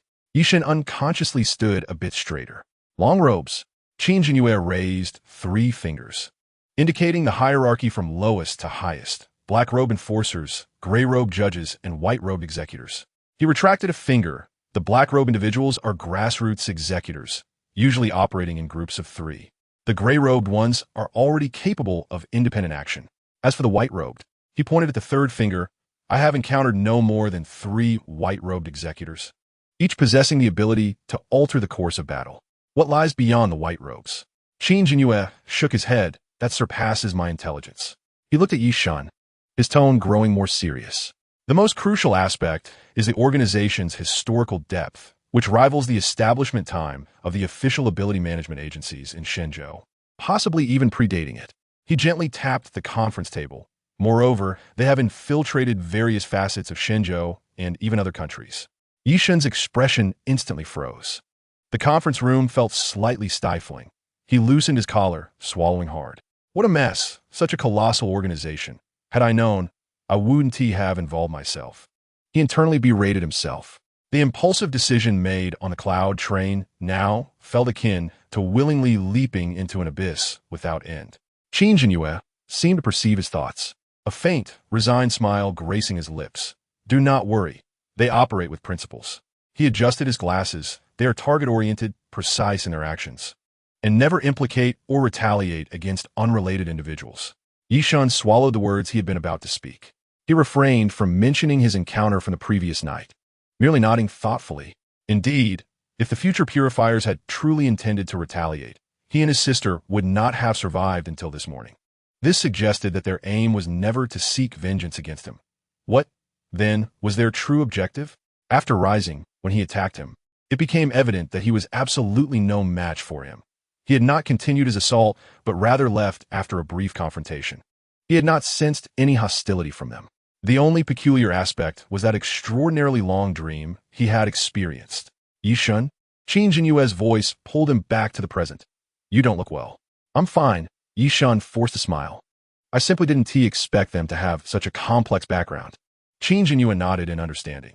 The depths of the ability realm are far more profound than you could imagine. He glanced at his watch, rising to adjust his suit. Let us conclude here for today. Feel free to contact me anytime if you need anything. After seeing Qin Jinyue off, Ye Shen stood in a daze by the corridor window. Sunlight streamed through the glass, casting diamond-shaped patterns on the floor, while the laughter from the distant playground felt surreal. Ultimately, it was still a good thing. At the very least, he now possesses a deeper understanding of his adversaries. More importantly, they have acquired a reliable channel for resources. As he steps into the realm of the star officials, Ye Shen is acutely aware of the significance of medical resources for those endowed with extraordinary abilities. For many hospitals are ill-equipped to handle injuries caused by such powers. Qin Jinyue's pharmaceutical procurement platform and connections within the medical community could very well save his life in a critical moment. Gazing at the sunlit banners proclaiming acts of bravery and youth role models, Ye Shen's heart is a tumult of emotions. He had never contemplated rewards when he saved lives. Yet now it appears that decision is altering his existence in ways he had not anticipated. Just as he was lost in profound reflection on life, an abrupt ringtone shattered the tranquility. His thoughts were instantly interrupted as he glanced at his phone screen. The caller ID displayed an unfamiliar number. Hailing from the distant city of Kyoto, Ye Shen furrowed his brow, pondering quietly. I have no acquaintances in the Kyoto settlement. Who could this call possibly be from? Despite the bewilderment swirling within him, he pressed the answer button out of basic politeness and spoke softly. Hello. Hello, is this Ye Shen? Came a gentle male voice from the other end, tinged with an unmistakable excitement. Yes, may I ask who is calling? Allow me to introduce myself. I am Zhao Wenhai from the Kyoto Tianluo Awakening Bureau. You may call me Brother Zhao. Upon hearing this, Ye Shen's brow knitted slightly. The Kyoto Tianluo Awakening Bureau? Why would they suddenly reach out to me? Yet, a flicker of understanding crossed his mind. Is it similar to the departments in Shansheng? Just as Ye Shen grappled with his confusion, the voice on the other end continued. Ye Shen, the reason we are contacting you is that we are immensely interested in your abilities and potential. We hope you will join us at the Kyoto Tianluo Awakening Bureau and become one of us. Ye Shen hesitated briefly before replying. But I am from Shansheng and not very familiar with Kyoto. The caller swiftly clarified. That is of no consequence. We are all citizens of the Central Plains, and geography will not pose an obstacle. Moreover, a wise bird chooses its roost. As the heart of the Central Plains, Kyoto offers abundant resources and opportunities that will greatly benefit your future development. He further emphasized the advantages of joining the Kyoto Tianluo Awakening Bureau. Our organization is exceptionally powerful, equipped with a top-tier training system and a professional mentor team, and we can provide you with vast avenues for growth. Additionally, regarding remuneration, we can offer you an annual salary of 20 million, which will significantly increase as your rank and contributions rise. 20 million. This figure exploded in Ye Shen's mind. He could scarcely accumulate 1/10 of that sum in a lifetime. You have just completed your college entrance examination, and you can also choose a university in Kyoto. This will facilitate both your education and future employment. Kyoto boasts numerous prestigious universities that will surely extend an olive branch to you. Zhao Wenhai continued, his tone exuding confidence. Ye Shen inhaled deeply, forcing himself to regain composure. I'm curious as to why. Even if I performed exceptionally well in the entrance examination, it hardly warrants such an offer. Ye Shen voiced his inner question. There was a brief silence on the line before Zhao Wenhai's tone shifted to one of seriousness. Ye Shen, you may not yet fully comprehend the nature of your awakened abilities.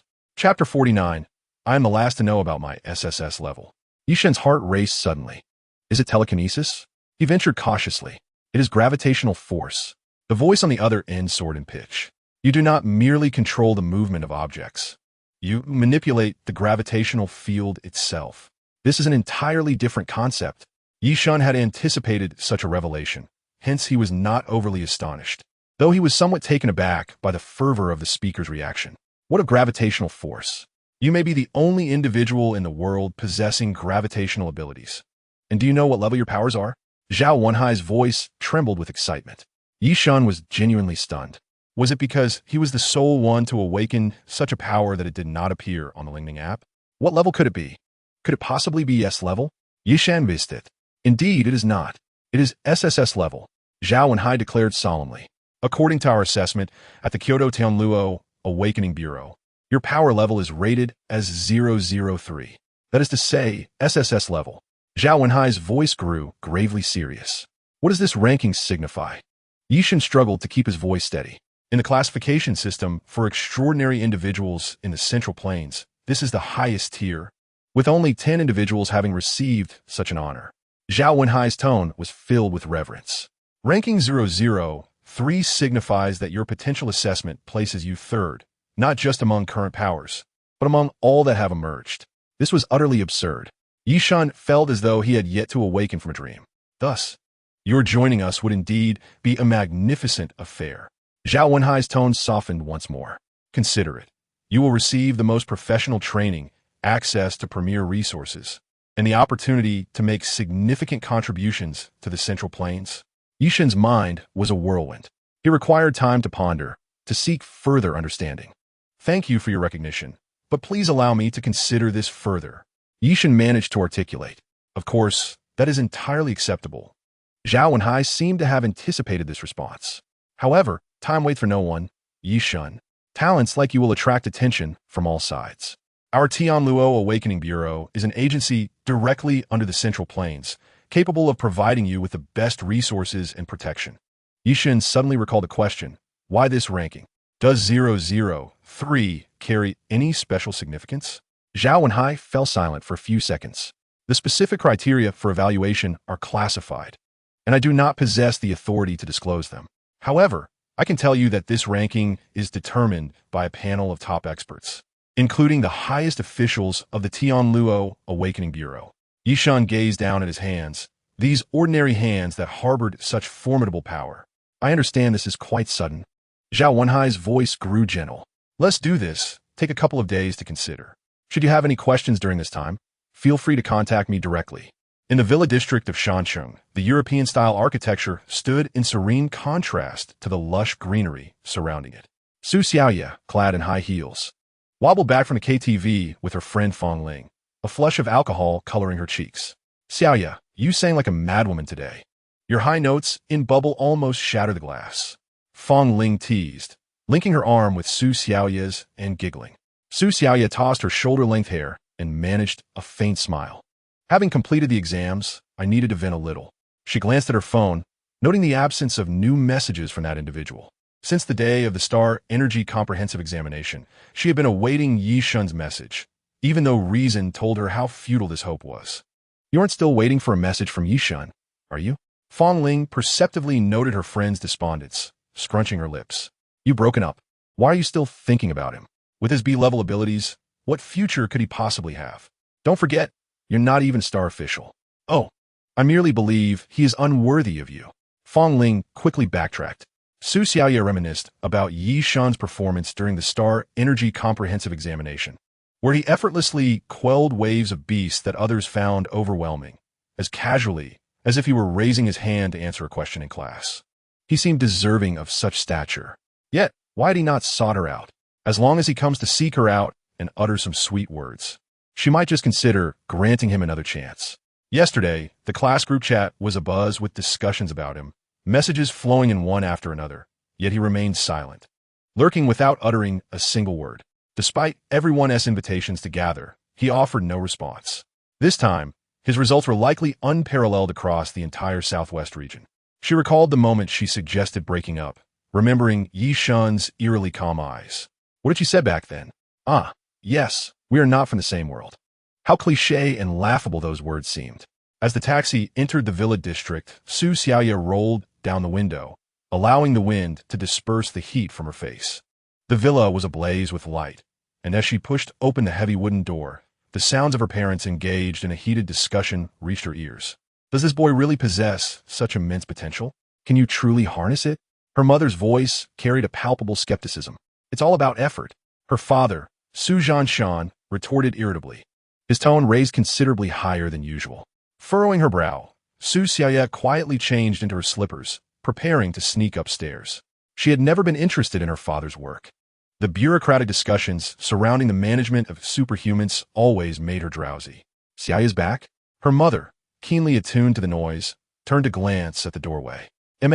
I'm heading upstairs, Su Xiaoya replied without looking back, the sound of her footsteps echoing on the stairs. Amidst the resonance of the wooden floor, she vaguely heard her father mention terms like employment and conditions. Perhaps yet another individual seeking to leverage her father's connections, she thought apathetically. The wall sconces in the second-floor corridor cast an elongated shadow of her figure. Upon entering her bedroom, she tossed her bag onto the bed and sank into the soft embrace of the beanbag chair. Her phone screen illuminated, revealing discussions about the college entrance examination results in the class group chat. She glanced at it before swiftly closing the app. Her scores were sufficient for admission to any university she desired, yet the anticipated joy was conspicuously absent. Downstairs, the argument between Su Zhanshan and his wife raged on. The conditions you offer cannot possibly compare to others. His wife was perusing the documents in her hands. The Xuanwu Hall is offering a 10 million annual salary, and Kyoto is offering 20 million, not to mention the guaranteed spots at top universities. What do you have to compete with them? Susan-san, bisibli raked his fingers through his hair. I am contemplating other options. He picked up his phone, where a message he had sent to Ye Shen awaited his attention. Yi, I am Su Zhanshan from the Awakening Bureau of Shanshan Tianluo, wishing to invite you to join our bureau with generous benefits. Awaiting your response. The message was marked as read, yet no reply had come. Shanshan number 2 high school. His wife suddenly fixated on the information in the documents, her expression shifting to one of intrigue. Isn't that Xiaoya's school? Chapter 50. Are you asking me to contact my ex-boyfriend? Su Zhanshan abruptly looked up. What did you say? This Ye Shen is Xiaoya's classmate.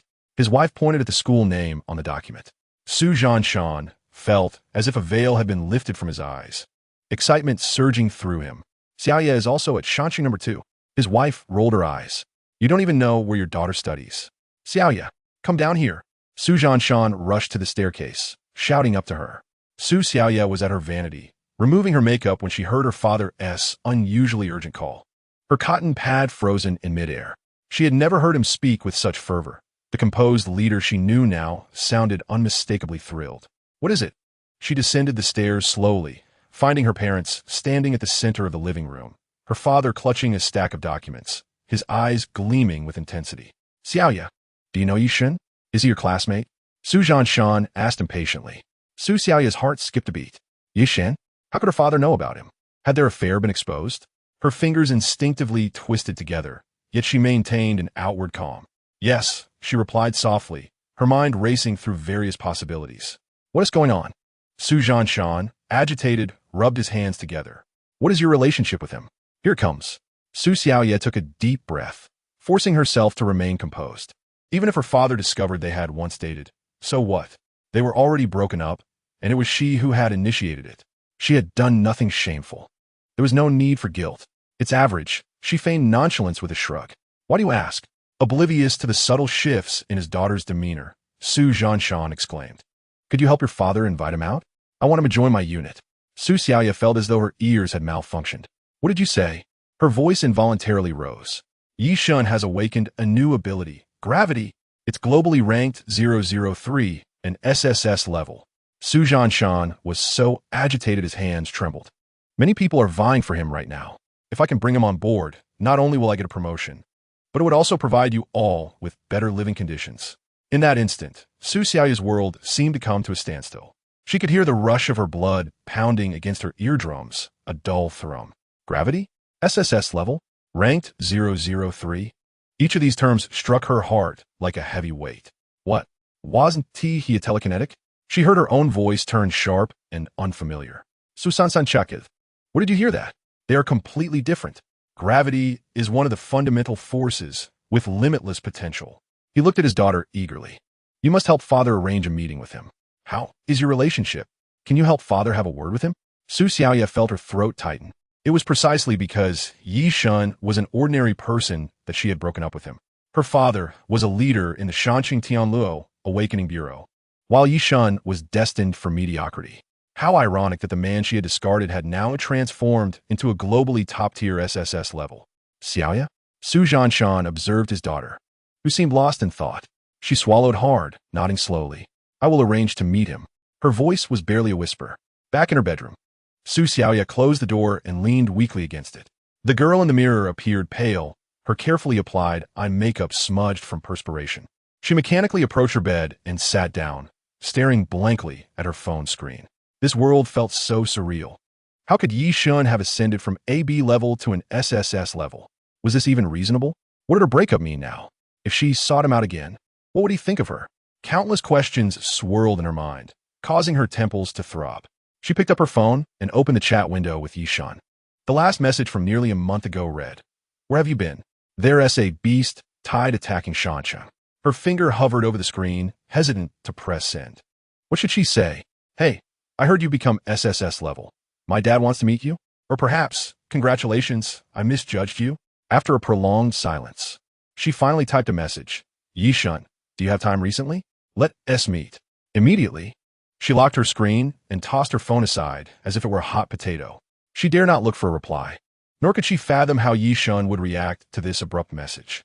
At that moment, Ye Shen was seated on the cloud train heading home, the rapidly retreating scenery reflecting on his weary face. Since the end of the college entrance examination, his phone had not ceased buzzing, inundated with invitations from various places. The phone vibrated again. Glancing at it, he noted it was an unfamiliar number. This marked the third unknown caller today. He pressed the answer button, mechanically repeating the phrases he had uttered countless times. Thank you for your invitation, but I require time to contemplate. I shall provide you with a response the day after tomorrow at school. After disconnecting the call, Ye Shen exhaled deeply, massaging his temples. He had already stated that discussions would occur exclusively at school, so why did he continue to question himself? Just then, a WeChat message popped up, and upon seeing the sender's name, he raised an eyebrow. Su Xiaoya. Ye Shen opened the message, revealing an expression akin to that of an elderly person on the subway, engrossed in their phone. Ye Shen, do you have time recently? Let us meet. Simple and direct. Devoid of any explanation or pleasantries, it was perfectly in line with Su Xiaoya's usual demeanor. Ye Shen scoffed softly, his fingers quickly typing. Not free. After sending the message, he closed the chat window and resumed gazing out the window. The sunset painted the clouds in a stunning shade of orange-red, breathtakingly beautiful. Ye Shen recalled how Su Xiaoya adored this moment, referring to it as magic time. In the past, he would capture such skies and send them to her, only to be met with a flurry of excited emojis in response.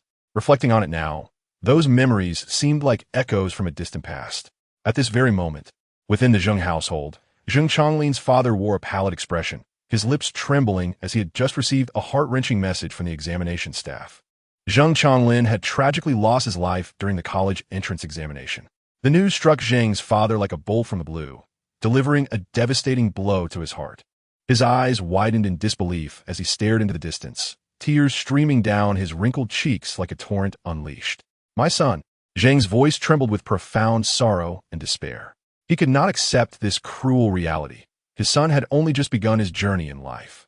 With a bright future ahead, how could he vanish in such a manner during the examination? The college entrance examination was already a path fraught with challenges and risks. Many were aware of its hardships, yet no one anticipated that such a tragedy would befall their family. Zheng's heart brimmed with questions and resentment. He could not fathom why his son had met with such misfortune. Was there an undisclosed reason behind it? Even more shocking was the fact that several of his son's friends had also failed to return safely from the examination. Was this merely a coincidence? Or was there some unseen force targeting the Zheng family? A whirlwind of speculations and inquiries flooded Zheng's mind, his eyes reddening with mingled rage and grief. This cannot be an accident. He gritted through clenched teeth, his fists tightly balled, nails digging deep into his palms. He resolved to uncover the truth behind this matter, determined to pursue every possible lead. Chapter 51. The Star Abyss Observatory. Upon returning home, Ye Shen poked her head out from the kitchen. "Brother, you're back? Dinner will be ready soon." Ye Shen nodded, placing his backpack down. The warmth of this ordinary home allowed his tense nerves, frayed from the day, to relax slightly. He moved to the window, gazing at the night scene of the mountain city, where countless lights sparkled like fallen stars. He stood there lost in thought. Moonlight streamed through the glass, casting silvery patches on the floor. He extended his hand, sensing a peculiar connection, not directed at any specific object, but rather to something more intrinsic, the very structure of space, the distribution of mass, the threads of gravity.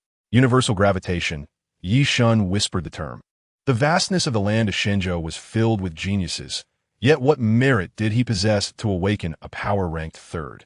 Could he truly wield it? Little did he know, at the other end of the city, Su Xiaoya was fixated on his reply of "not free," biting her delicate lower lip. He proceeded to his bedroom, with Ye Shen trailing behind him. Both he and Ye Shen had canceled their part-time jobs after awakening their abilities. There were far too many profitable avenues to explore. "Brother, do you want to play a game?" she inquired, curiously leaning over the back of the chair as Ye Shen quickly inputted his computer password. "I'm researching," he replied. Ye Shen opened the browser, fingers dancing over the keyboard. Since he was already entangled in this world, he ought to know just how deep the waters ran. He first accessed a standard search engine, entering official supernatural agencies of Shenzhou. The page instantly populated with links to the novel urban, superpowered young master and a shocking short video titled "A Fire Control Boy Spotted in XX Community." There was also a government announcement stating notice on the severe crackdown on illegal superpower organizations. In short, nothing that Ye Shen sought. As expected, after a moment of hesitation, he decided to call Qin Jinyue. 20 minutes later, Ye Shen glanced at the notes filled with passwords and clicked his tongue. He entered a complex string of characters, Orion 165 N32E. Suddenly, the login interface transformed into a deep blue vortex animation. He paused at the ID field for a long while before finally typing Deep Night. After completing the real name registration, a secure forum named Star Abyss Observatory unfolded before him. This was the largest semi-public communication platform for star officers in Shenzhou, meaning that everyone here was a star officer, sharing information with spiritual abilities. The authenticity and reliability of the content surpassed that of many ordinary online messages. The announcement bar at the top of the forum scrolled, "Juding strategic command, all posts discussing the taboo item S07 will be deleted immediately." Tianlu Awakening Bureau benefits. The 16th session of the Star Officer Psychological Counseling class is open for registration. The forum comprised several sections: encyclopedia, free discussion, survival guide. Ye Shen clicked on the first one. Please complete official personnel certification. Recommended institution, Tianlu Awakening Bureau. Qishao Army, registration website. He frowned and shifted to the free discussion section, where hundreds of thousands of posts were sorted by popularity. As he hovered the mouse over a title, a summary of the post automatically materialized. Ye Shen clicked on one. Confession box, awaken mind reading, but lost love. Posted by Heartbroken Detective. Posted on 25600810810-1823. Content. I can hear all thoughts within a 20-meter radius until I overheard my boyfriend of a year thinking, "She looks like my aunt without makeup." Now, we've broken up? But what's worse is, during matchmaking, I heard this woman say, "Her chest is so flat and she has a bad temper." My colleague pretends to praise my proposal, but is internally cursing me as a sycophant to the boss. Even my golden retriever thinks, "This idiot forgot to feed me again." The scariest was last week's interview, where the HR was calculating how to bring me in as a human cannon fodder. The Tianlu Awakening Bureau stated that this was an irreversible awakening. Has anyone successfully eliminated their ability? Popular replies: lying artist certified. B-level fraudster, come be my assistant. We specialize in targeting scumbags. Likes, 876. Hua Mulan 1, certified. Qishao Army Medical Team Sister, I recommend doing two things first. 1. Remember that your ability is meant to help you see the world clearly. 2. Join our stress management training. Likes, 116. Heartbroken Detective replies to Hua Mulan 1. Thank you, I'm going, but your medical personnel are probably thinking, here comes another fragile heart. Likes, 88. Xian just plays high-end matches. the ability I've always dreamed of. You're perfect for werewolf. Likes, 91. This forum seemed like a new world to Ye Shen. He opened another one titled Top 10 Useless but Hilarious Superpowers. Posted by Superpower Assessor. Posted on 256001221020. Dear friends, it's time for the selection of the most useless yet funniest superpowers. After a global solicitation and meticulous selection, this expert brings forth the top 10 amusing abilities ranking. The order is not indicative of superiority. Enjoy knows no hierarchy. A special note, this list is purely for entertainment. We kindly ask all listed individuals to maintain a positive mindset. After all, a smile can take 10 years off one's age. Let the streetlights dim. Let nails change color at will, attract mosquitoes, and submit your own amusing abilities. Join us in the comments. Popular replies include, Streetlight Manipulator. Are you being polite? Likes, 9231. Original poster, grinning, likes, 160,000. Ye Shen laughed so hard she could hardly catch her breath. Ye Shen was also amused. The two continued to browse through various posts until Ye Shen recalled the main topic and searched for the official institutions of Shenzhou. The most popular post, a must-read for newcomers, a concise guide to Shenzhou Star officials' official institutions. Posted by Administrator of the Star Observation Station. Posted on 25210-215. Content. Dear newly awakened ability users, welcome to the world of star officials. To prevent any missteps, here is a brief introduction to the main official institutions. 1. Tianshu Defense Department. Nature, daily patrols by star official police officers. Primary function, responsible for basic public safety across various regions. Personnel composition, few newcomers. Most are here for retirement. Primarily C and B level star officials. Benefits, basic salary and performance bonuses split evenly. 2. Xuanwu Anomaly Control Bureau. Nature, star official prison, colloquially known as the Xuanwu Grand Hotel. Primary function, detaining dangerous individuals and prohibited items. Personnel composition, those with strong hearts. Control type abilities preferred. Benefits, confidential, but rumored to be quite high. 3. Awakening Bureau. Nature, research and administrative management institution. Primary function, investigate star official intelligence, including undercover and espionage reconnaissance, monitoring ability awakenings, star official registration management, and spiritual technology research. Personnel composition, a gathering of various unique ability users, with a preference for mental type abilities, emphasizing education and professional knowledge. Benefits, confidential. The salary structure is exceedingly complex. 4. Qishao Army. Nature, armée de combat force. Primary function, their sole responsibility is to withstand the beast tide. Personnel composition, combat type ability. Benefits, extremely high subsidies. 5. Juding Strategic Command. Nature, the highest decision-making body. Primary function, coordinate all departments and implement macro control. Personnel composition, many high IQ and high attractiveness individuals. Didn't pay attention to the rest. Benefits, basic salary is very high, but additional rewards are nearly non-existent. 6. Xiomo Supernatural Inspection Bureau. Nature, the largest protective umbrella. Primary function, various high-risk suppression. Any place struggling to fight back turns to the Xuanma Supernatural Inspection Bureau for assistance. They strike at critical moments, saving the building from collapse. Personnel composition, a true haven for geniuses. Benefits, beyond the imagination of ordinary individuals. Cheng Tian, Xuanma Supernatural Inspection Bureau. My friend only engages in high-level battles. Likes, 360. 000. Anonymous. Using this space to offer a batch of special supplies. Pickup in Xijing offline. Likes, 2189-1. Secondhand training sandbags from the Qishao Army. 50,000 each. 2. Secondhand standard long knives from the Qishao Army. 500,000 each. Righteous Ally replies to Anonymous. Do you have the Xuanma Supernatural Inspection Bureau Obsidian badge? Likes, 6101. Anonymous replies to Righteous Ally. Are you awake? Likes, 9180. At this point, Ye Shen suddenly remembered. Brother, there is something I need to tell you. Her voice was slightly lower than usual, trembling a bit. What is it? Ye Shen turned to find his sister curled up in her chair like a startled hamster. The blue light from the screen illuminated her face, revealing the flickering unease in her eyes. She bit her lip, pausing for 3 seconds as if organizing her thoughts. Do you have a place in mind that you want to join? Are there some national departments wanting you to join? This question was posed with great caution, and Ye Shen sensed something was amiss. There are some invitations, he replied, turning his chair to face his sister directly. His voice very soft, but I haven't decided where to go yet. He paused, his gaze falling on her tense shoulders. What do you want to say? The room fell silent. The hum of the mainframe fan audible. Ye Shen's eyelashes cast shadows beneath her eyes. A few days ago, my voice suddenly got stuck, she said, her throat rolling. When I went grocery shopping, I encountered a blood donation vehicle. The next day, someone tried to abduct me. Ye Shen's pace quickened as if she wanted to spill everything at once. Thankfully, I was rescued by the Shanchang Black Chapter Bureau.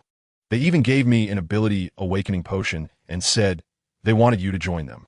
She abruptly lifted her head, hands raised in a gesture of refusal. But brother, please don't let this affect your choice. They emphasize that I'm only responsible for delivering messages and that there's absolutely no coercion involved. Ye Shen's expression darkened ominously upon hearing the words abduct. Ye vingwan lorit herhit, sitiling glances at Ye Shen.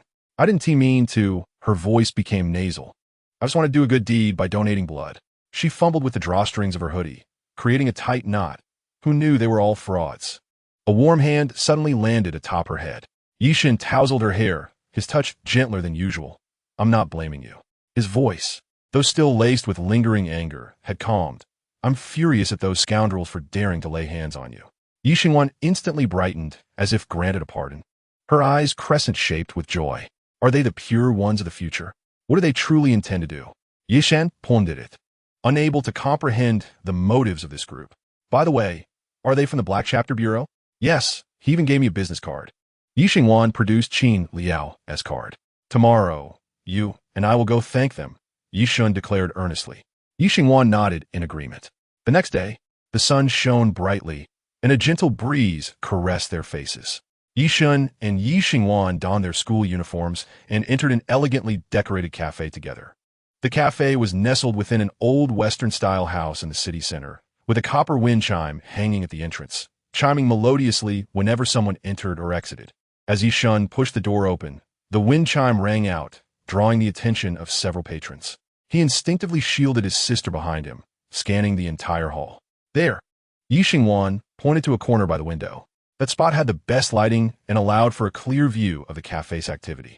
Just as Ye Shen and Ye Shen settled into their seats, a server arrived with lemonade and the menu. The menu was handwritten on leather paper. The elegant script detailing the origin and roasting level of each coffee. Neither Ye Shen nor his sister had ever encountered such a place before. Should we wait for them to arrive before ordering? Ye Shen asked quietly. Just as Ye Shen was about to respond, the wind chime at the door rang again. The two individuals who entered immediately captured their attention. The woman in front donned a burgundy blazer over a black tank top. A delicate silver chain graced her long neck, with a small fish pendant dangling. Her heels clicked sharply against the marble floor. Following her was a man in a black trench coat, casually unbuttoned, revealing a gray turtleneck underneath. Most striking was the scar that adorned his brow, resembling a lightning bolt cleaving through a chiseled visage. After a protracted wait, Qin Liao gracefully pulled out a chair and seated himself, his movements as natural as an old friend's reunion. His gaze lingered on Ye Shen for a few moments before he imperceptibly nodded. Su Hongli, on the other hand, was far more direct. Resting her chin on one hand, she fixed her unwavering gaze upon Ye Shen, a playful smile gracing her lips.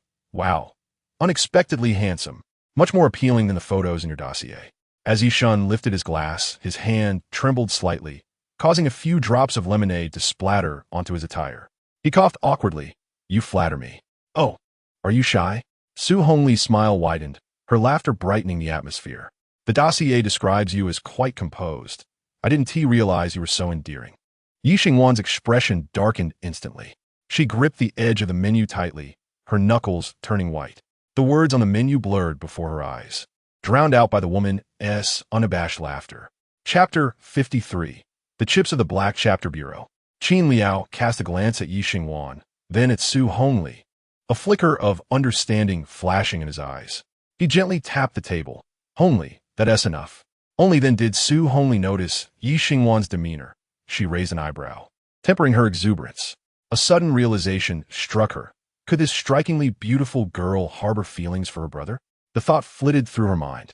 Meanwhile, Qin Liao appeared remarkably relaxed, reclining comfortably against the plush chair as though all tension had ebbed away from his muscles.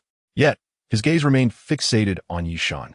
During this time, Qin Liao had adeptly utilized his investigative skills, embarking on a comprehensive and in-depth exploration of Ye Shen through various avenues.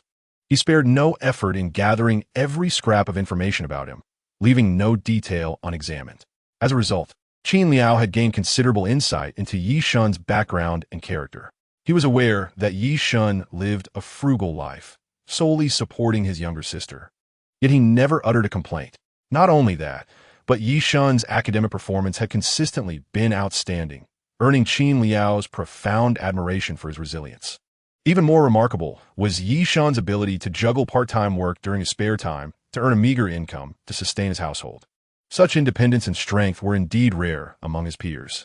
Ye Shen's gaze was firmly fixed on a man before him, whose appearance was both casual and sharp, as if he could see through everything. This man was the leader of the Black Chapter Bureau, a figure shrouded in mystery. Taking a deep breath, Ye Shen sincerely expressed, "Thank you for saving my sister. I am truly grateful." His voice resonated with heartfelt appreciation. Qin Liao's lips curved into a subtle smile, his tone calm and gentle. "It was merely a trifling matter. It is our duty to combat those ruffians who sow chaos." Seeing this, Ye Shen felt a stirring within, recognizing this as an opportunity to glean more information, and thus he inquired, "Who are they exactly? Why do they attack us?" Qin Liao's expression briefly turned contemplative before he replied, "Based on the clues and intelligence we currently possess, I suspect these individuals are affiliated with the Ember Cult." His voice carried an air of certainty. "Huh? So it's not the Future Purifiers?" Ye Shen exclaimed in surprise. "What kind of organization is that?" Qin Liao scoffed lightly. "A collective formed by those awakened with abilities in the southwestern region who exploit chaos for their gain. They possess no moral boundaries, driven solely by profit, and have connections with the Ganges nation." Speaking of the Future Purifiers, Qin Liao relaxed against the back of his chair, his fingers lightly tapping the table. "At least the Future Purifiers hold some semblance of idealism. The Ember Cult is nothing more than a pack of rabid dogs." He retrieved a tablet from his bag, displaying several images. "Look at this." The screen revealed a bizarre symbol, a triangle formed by 3 intertwining flames, surrounded by Sanskrit incantations.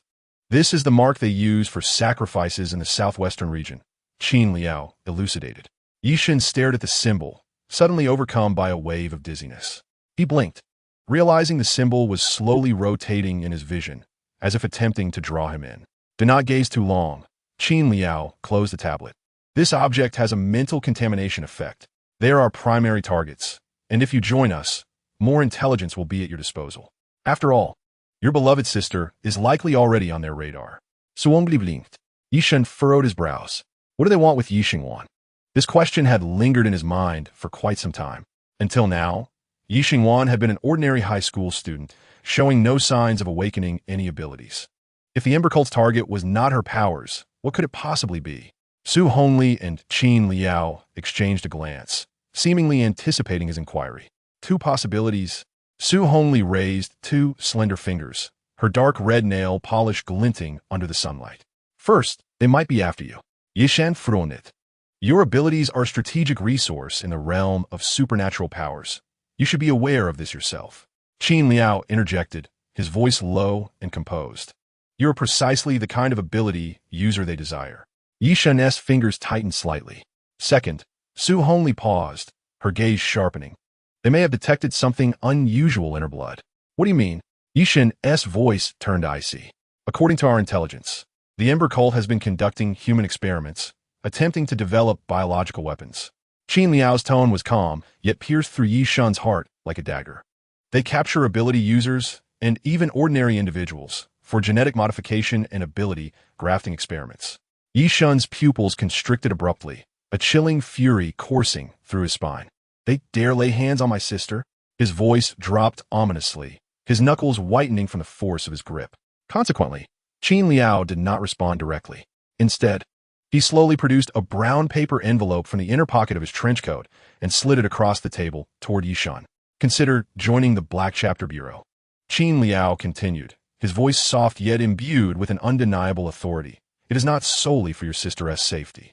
Ye Shen fixed his gaze upon the envelope, hesitating to reach for it. What can I gain from this? He asked straightforwardly.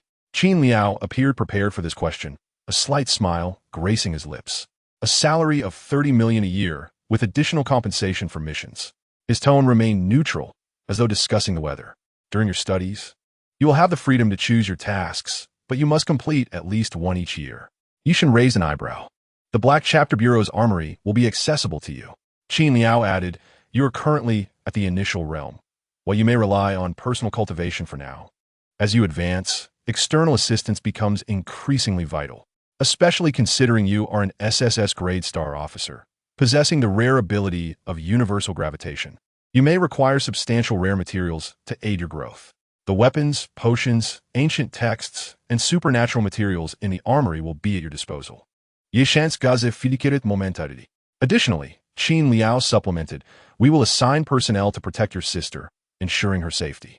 If you have any other conditions, feel free to voice them. SSS grade ability? Yi Xingwan's fingers trembled abruptly, causing the spoon to collide with the cup's wall, producing a crisp sound that drew glances from the patrons at the neighboring table. Chapter 54. Su Zhanshan was agitated. Ye Vingyans bidet momentarily sitilit. Her pupils involuntarily dilating. Wasn't it a B-grade psychic ability?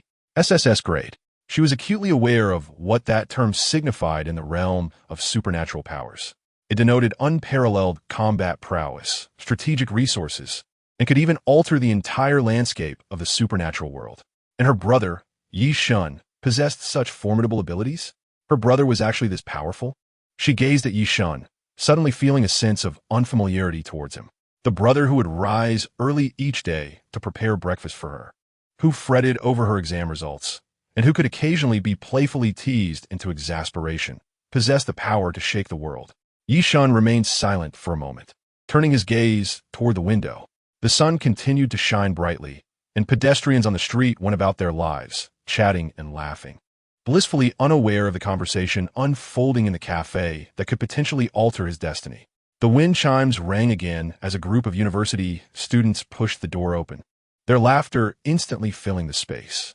Amidst this clamor, Ye Shen distinctly heard the rhythm of his own heartbeat, heavy, forceful, imbued with a blend of anticipation and trepidation.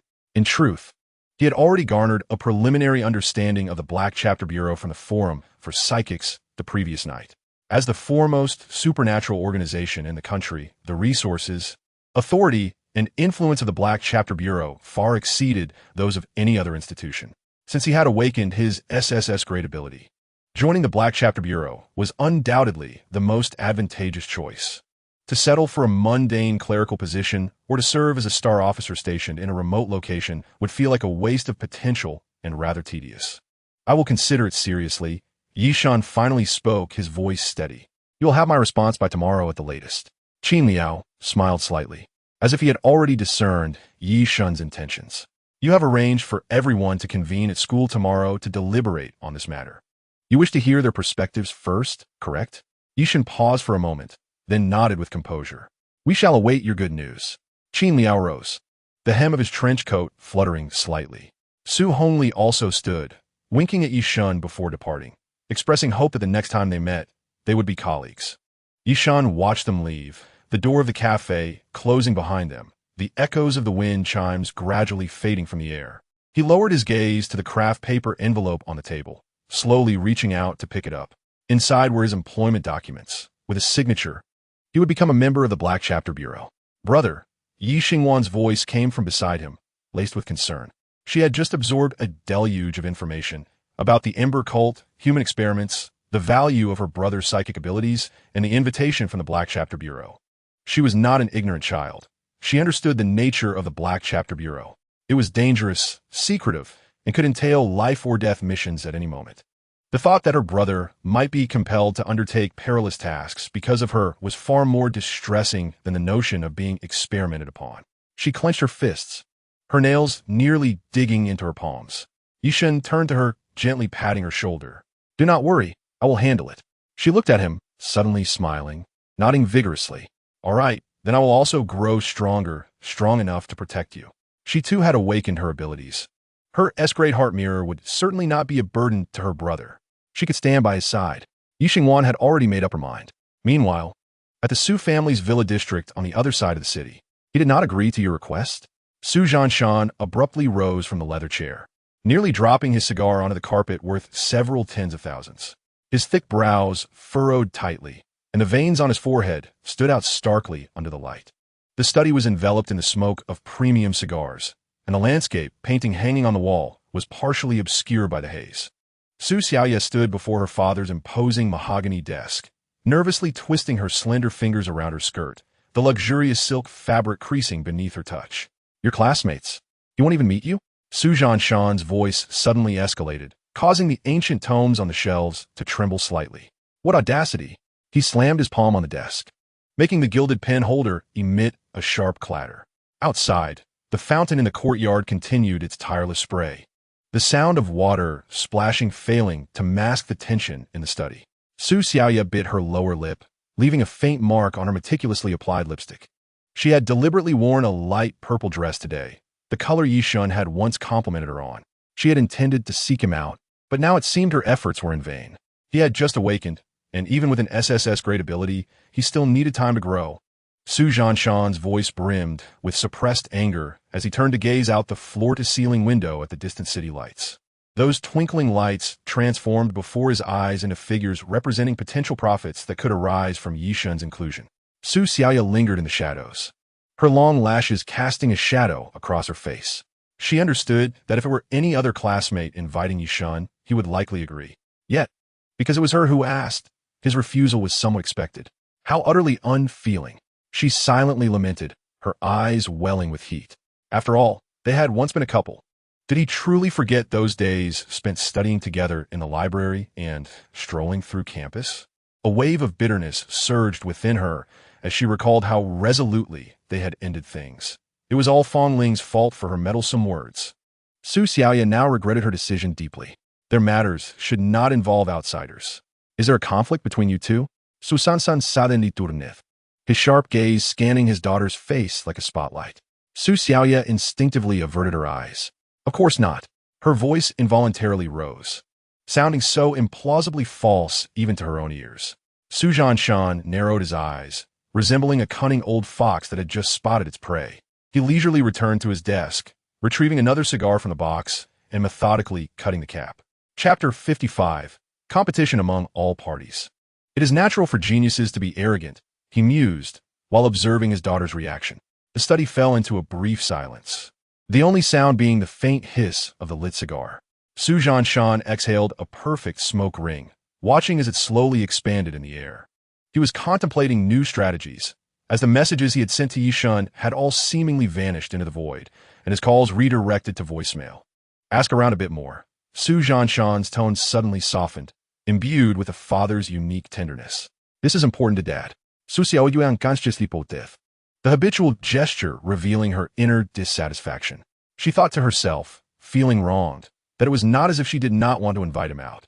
Understood, she replied, her tone tinged with defiance, clearly lacking sincerity. After all, she was also an A-grade star officer, a being of immense potential. Why was she now preoccupied with figuring out how to please Ye Shen? This suffocating feeling weighed heavily on her chest. Su Shan observed his daughter's indignant demeanor and found it somewhat amusing. He waved his hand, signaling that she could leave, then settled back into his expensive Wang Wally wooden chair. After Su Xiaoya departed, Su Shan pressed the communicator on his desk, bringing the latest information on Ye Shen. A few minutes later, a thick folder was delivered to his table. Donning his gold-rimmed glasses, Su Shan began to peruse its contents meticulously. Upon reaching a particular page, his eyes widened in astonishment. So much so that he failed to notice the ash from his cigar falling onto the documents. His younger sister had previously worked part-time at a convenience store and had a girlfriend named Su Xiaoya for a few months. Su Shan was so taken aback that he nearly leapt from his chair. His first instinct was to question the validity of the information. But then it struck him why his daughter had exhibited such a peculiar expression when he mentioned this matter earlier. He had noticed it before, but had dismissed it without further thought. He slapped his forehead in frustration, only now realizing the implications. The notion of being unable to make an appointment was clearly a ruse. She must never have intended to meet. Anger flared in Su Zhanshan, his mustache almost bristling. Yet a more startling revelation abruptly froze him in place. Wait a moment. Had he just discovered something monumental? It seemed that Ye Shen was to become his son-in-law. This thought struck him like a bolt of lightning. Why expend so much effort searching for him? Tomorrow, he would directly clarify their relationship, and the lad would naturally know where his loyalties lay.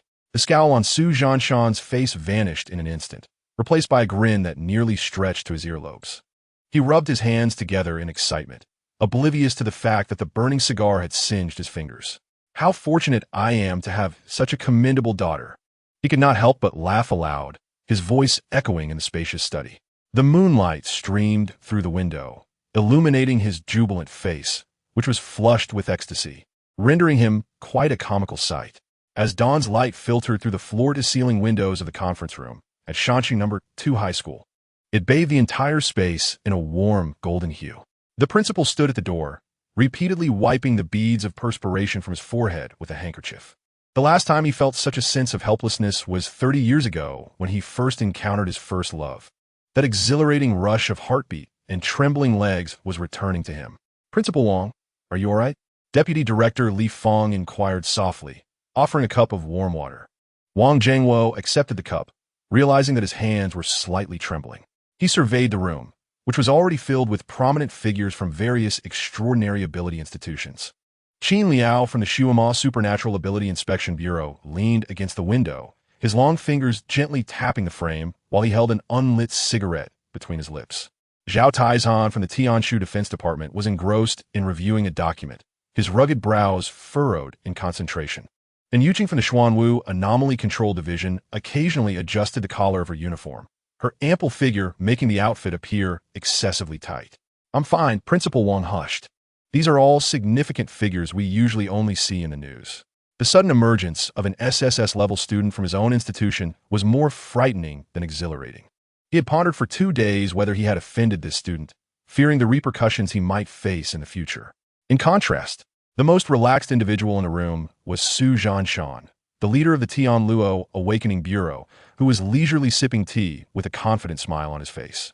The conference room door creaked open gently, drawing the attention of everyone present. Ye Shen entered, impeccably dressed in his school uniform. Sunlight illuminated the youthful contours of his face, outlining a perfect profile.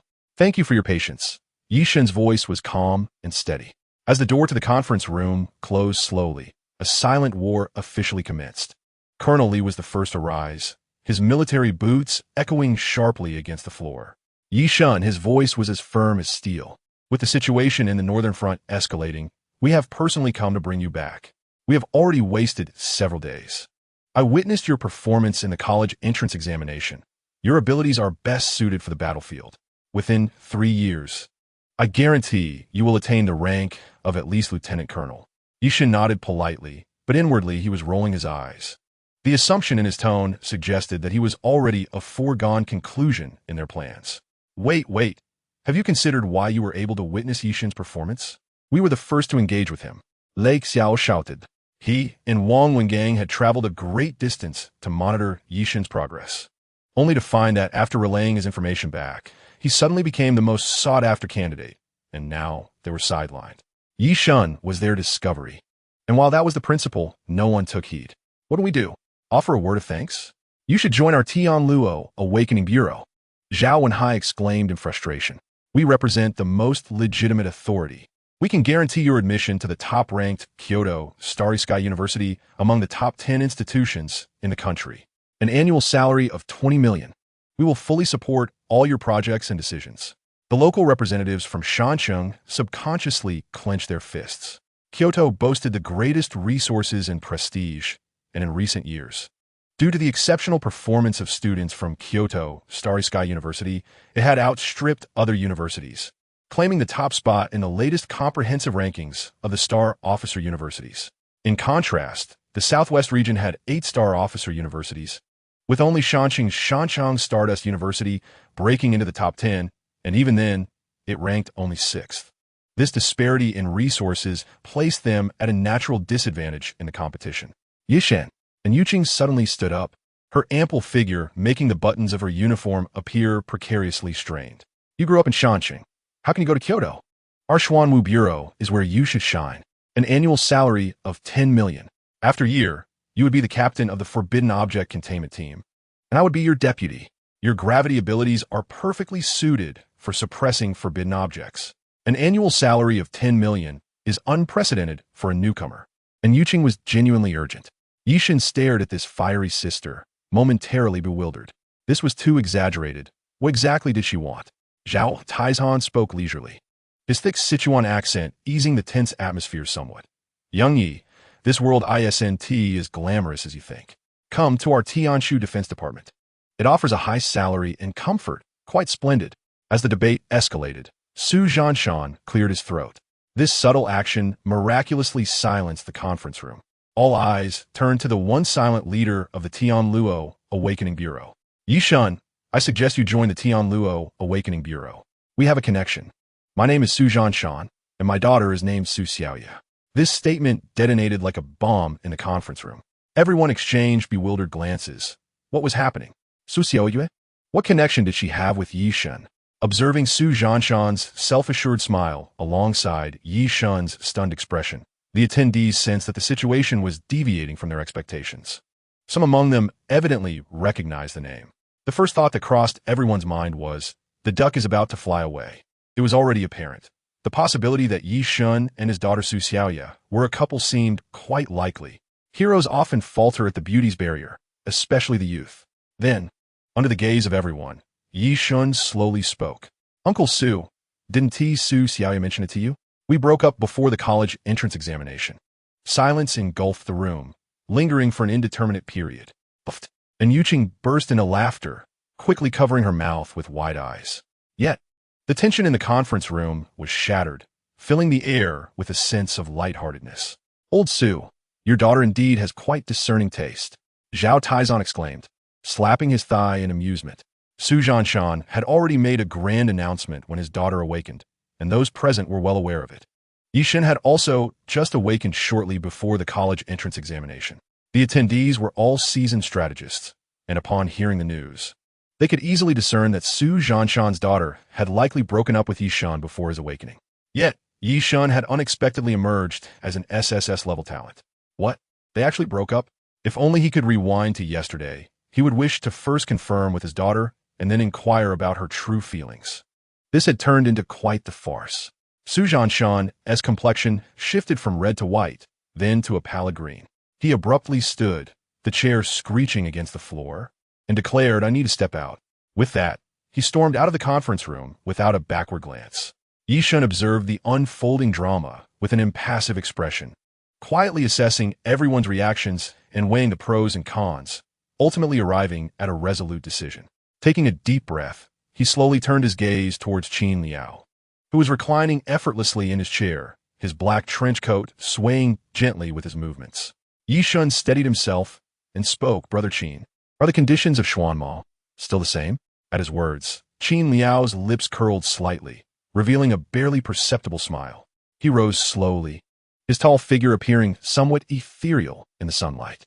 Indeed, Qin Liao replied, his voice deep and resonant, as if each word carried profound significance. Ye Shen's heart raced unbidden. He understood that this choice would alter the trajectory of his life. Yet, without a hint of hesitation, he boldly declared, I choose to join your Xuanmao Abilities Inspection Bureau. As soon as the words left his lips, the room fell into an abyss of silence. All eyes widened in disbelief as they regarded Ye Shen, as though he had just uttered an outrageous fantasy. However, Qin Liao seemed unfazed by this revelation. His smile widened, and he extended his hand towards Ye Shen, approaching him. Welcome, he said, his voice imbued with a subtle delight. Ye Shen met Qin Liao's hand, their grips firm and resolute. In that instant, time appeared to stand still, and everything surrounding them faded into insignificance. The others, finally regaining their senses, exchanged glances, their expressions a tapestry of complex emotions, some astonished, some puzzled, and many envious. Yet, with the matter settled, they could only choose to congratulate Qin Liao for this was ultimately Ye Shen's own decision. Colonel Li, face flushed with anger, slammed his hand on the table, rising furiously to bellow, "Ye Shen, do not regret your decision." His thunderous roar echoed in the conference room, threatening to rupture everyone's eardrums. In stark contrast to Colonel Li's fury, Ye Shen remained remarkably composed, merely casting a fleeting glance at him without a trace of retreat. Zhou Zhen managed a wry smile and remarked, "Ye Shen, why would you wish to work alongside such a band of lunatics?" At that moment, Qin Liao's gaze turned icy, his eyes glinting with the chill of winter as he regarded Zhou Zhen, instantly thickening the atmosphere in the conference room, the temperature plummeting several degrees. Zhou Zhen wisely chose to refrain from further comment. Qin Liao's voice was cold and commanding as he directed his unwavering gaze at Colonel Li. "Colonel Li, be mindful of your words. Should you continue to speak so recklessly, I cannot guarantee your safe departure from Shanqing." Though his tone remained calm, the underlying threat was palpable. Colonel Li, evidently intimidated by Qin Liao's imposing presence, paled slightly, but persisted. "Qin Liao, do not become too arrogant." However, Qin Liao refrained from further argument, simply fixing Colonel Li with a cold stare, his eyes reminiscent of a lion watching its prey, ready to strike at any moment. Ultimately, under Qin Liao's scrutiny, Colonel Li left in a somewhat disheveled manner, slamming the door behind him. With his departure, the other representatives gradually rose to take their leave, and soon the conference room was nearly empty. As Yu Qing exited, she let out a soft sigh of relief and stole a glance at Ye Shen's wrist, where the bronze patterns were visible, before saying, "At least, you can still remain in Shanqing." Ye Shen was left perplexed. When tranquility finally returned to the conference room, Qin Liao approached Ye Shen, patting him on the shoulder with a smile. "You can report in soon. Remember to give me a call." Ye Shen nodded, sunlight streaming through the window and casting a warm glow on his chiseled features, rendering him particularly resolute. Checking his phone, he noted it was already 10 o'clock. Chun and Mo had arranged to meet him at school. Chapter 57, Fractured Brotherhood. Internal Conflicts of the Su family.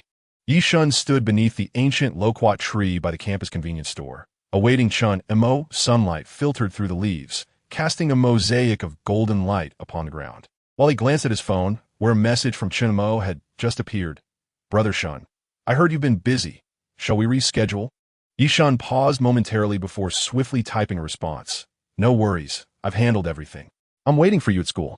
Before long, he lifted his head to see the familiar figure of Chun and Mo sprinting towards him, appearing somewhat disheveled, his collar askew, as if he had just awoken. "Brother Shun, am I truly not disturbing you? I heard many leaders came looking for you," Chinamo said awkwardly, forcing a smile. Ye Shen opened his mouth, only to find the carefully prepared words caught in his throat. In his mind, Chun and Mo was still that good brother who had brought him boxes of chives.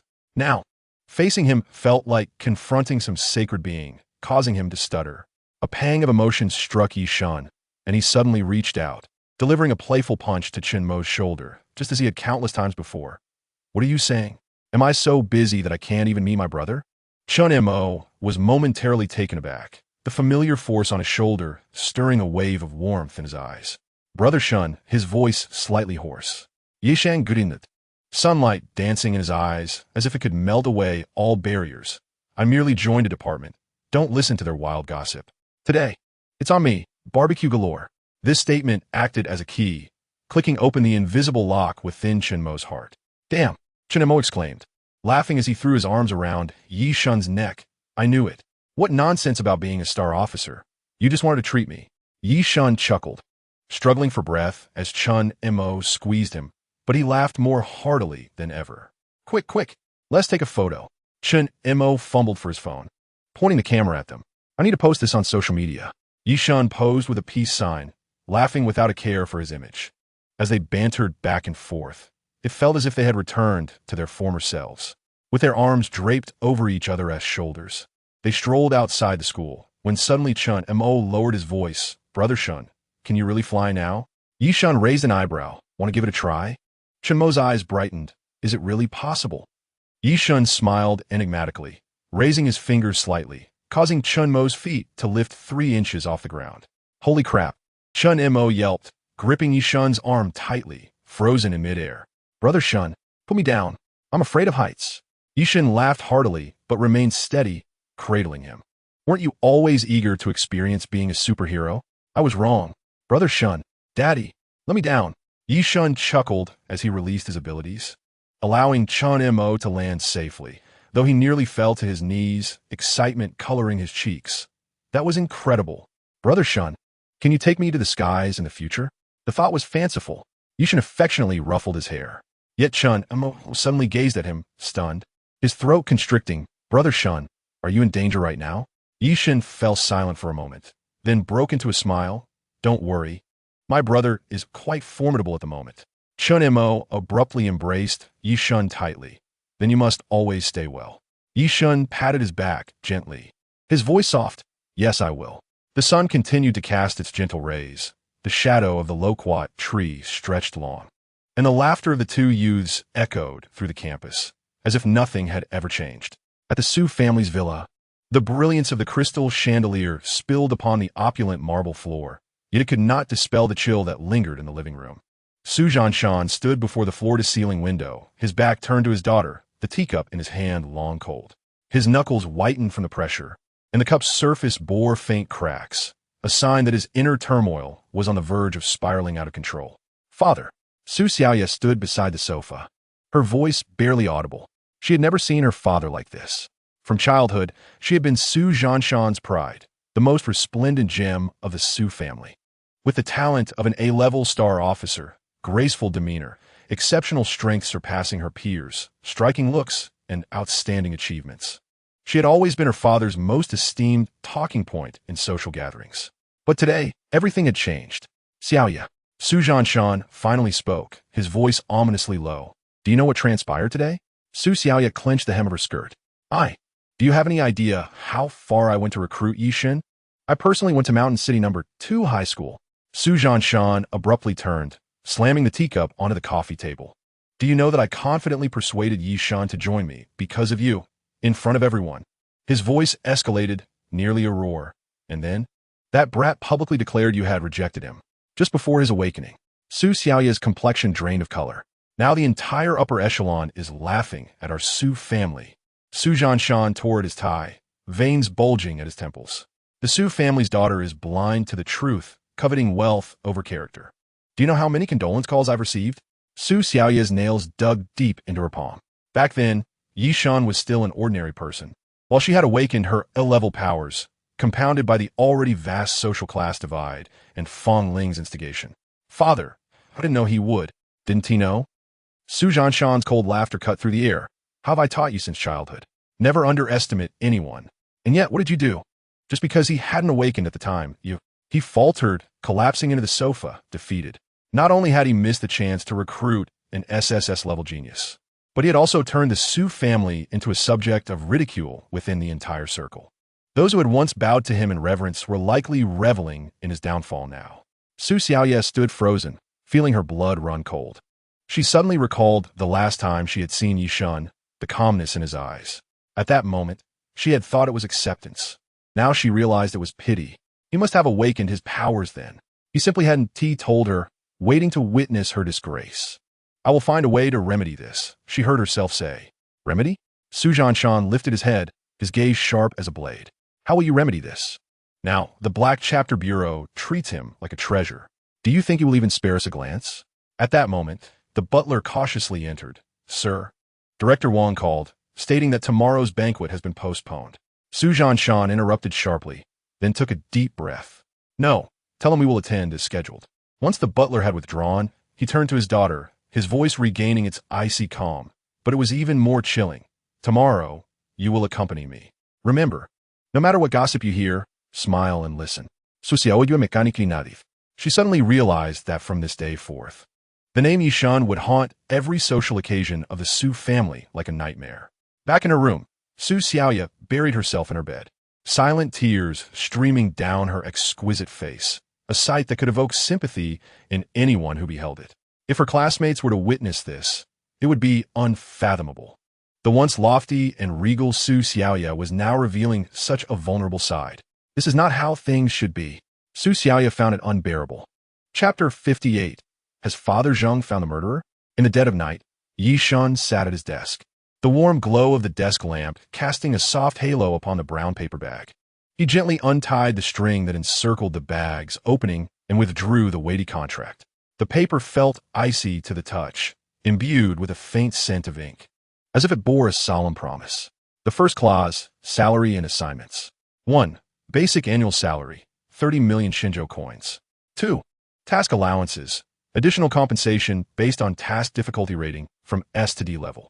3. Minimum task requirement, at least one external assignment per year. Exemptions can be applied for under special circumstances. Ye Shen's fingertips lightly traced over the text. 30 million was an astronomical figure for an ordinary family, yet it was well-deserved. The second clause, resource access.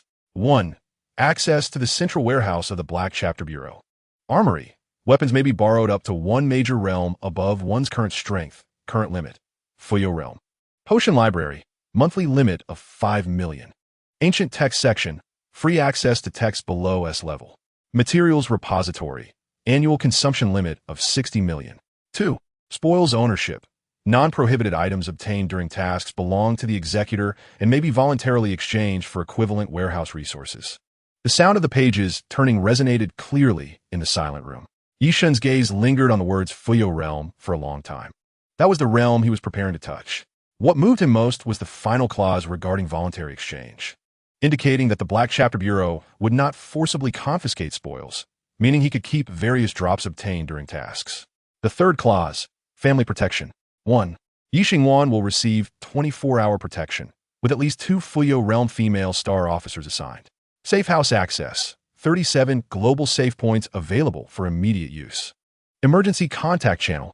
Direct line to the director's office. Ye Shen swallowed hard. This clause had been proactively proposed by Qin Liao, which spoke volumes of their sincerity. Qin Liao's exact words were, "We are not just protecting your sister. We are safeguarding your vulnerability as a human." This was indeed enticing. Supplementary provisions. Other reasonable requests may be submitted at any time and will be prioritized for fulfillment after assessment, including, but not limited to, custom training grounds, assistance with ancient text translations, and establishment of private research facilities, etc. The lamp's glow rippled across the paper, and it suddenly struck Ye Shen how significant this contract was. It was not merely a document. It was a colossal organization's gamble on potential. They wagered resources, connections, and even political capital, all to cultivate an SSS-level talent who had yet to fully blossom. At the Zheng family ancestral home, the night rain fell like tears. Father Zheng sat alone in his study, the dim light casting a long shadow that distorted on the wall. The documents spread before him were dampened by tears on one corner, the ink bleeding, yet the names circled repeatedly in red remained legible. Su Xiaoya. In individual battles, many observed that Su Xiaoya was always by his side. However, during team contests, only Su Xiaoya made an appearance. He inquired about this with her, but received a dismissive response. "It has nothing to do with me, and I'm not sure." At that moment, Su Xiaoya was preoccupied with concerns regarding Ye Shen, and when Zheng's father approached her, she replied with evident impatience. Without a moment's hesitation, it was clear that Su Xiaoya had developed a covetous desire for Zheng Chonglin's star core. During the examination period, numerous individuals were scrutinizing other candidates, as this was the simplest means to accrue points. The Su family's influence far surpassed that of the Zheng family. Her actions were easily brushed aside with a mere phrase. Zheng's father abruptly rose, causing the sandalwood chair behind him to crash to the ground. His eyes were ablaze with terrifying bloodshot veins. He turned, yanked aside the curtain on the wall, revealing the Zheng family genealogy, where Zheng Chonglin's name had been marked with a glaring red cross in cinnabar. Gritting his teeth, he seethed, each word emerging as if squeezed through clenched jaws. What a remarkable Su family. One exceptional A-grade star officer, Su Xiaoya. Outside, a bolt of lightning struck, illuminating Zheng's father's grotesque visage. "Do you think that relying on the heavenly net awakening bureau grants you the power to act with impunity, Su Zhanshan?" Zheng's father scoffed, his voice as chilling as the depths of the abyss. "I demand blood for blood from your Su family. Brother Qin, may I report to the Black Chapter Bureau tomorrow?" Having resolved to join, Ye Shen did not wish to delay. After all, the sooner he entered, the sooner he could earn money. "Of course, Hongli will come to fetch you tomorrow." At 6 in the morning, Ye Shen was already prepared. He stood by the window, watching the rising sun bathe the city in golden hues. Yesterday, he had arranged to meet Qin Liao at 8. Ye Shen, a melodious female voice called from downstairs. Peering out, he spotted a discreet black Audi A8 parked by the roadside. As the window descended, a radiant smile emerged. It was Su Hongli, her hair tied in a high ponytail, adorned with 2 delicate silver earrings that glimmered in the morning light. The vehicle smoothly merged into the rush hour traffic. "You could just call me Hongli. What is your mood about reporting today?" Su Hongli, noticing Ye Shen's silence, took the initiative to spark a conversation. A bit expectant, Ye Shen replied succinctly, "Sister Hongli, where has Brother Qin gone?" He inquired next. Su Hongli's gaze suddenly sharpened. The Ember cult is stirring trouble along the border again, this time colluding with ability users from the Ganges nation. She swerved sharply to overtake a vehicle. Last week, they attacked a border town, resulting in over 30 civilian casualties and local guardians. Them again.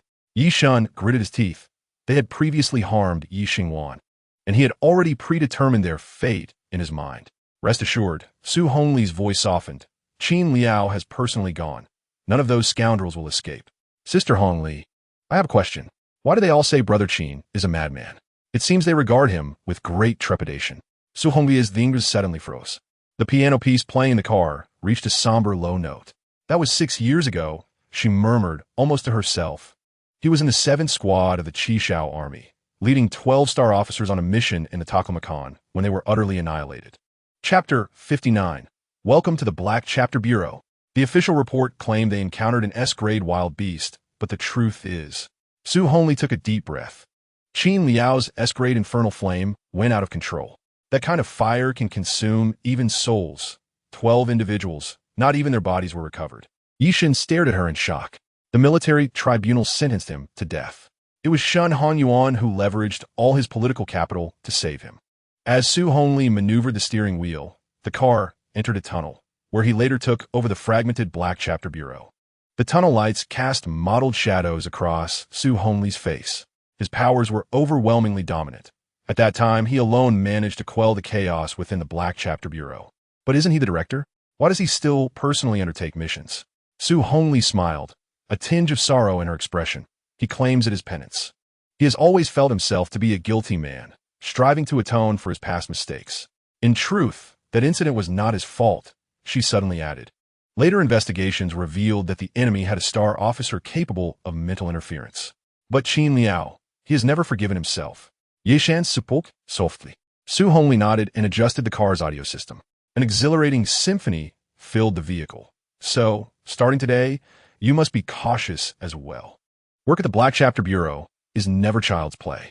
The car navigated the final winding stretch of Mountain Road, halting before an unremarkable gray concrete building. This square edifice was inconspicuous, lacking even a proper sign. Only a rusted metal plaque at the entrance bore the inscription of the Mountain City Meteorological Research Institute. Do not be deceived by appearances.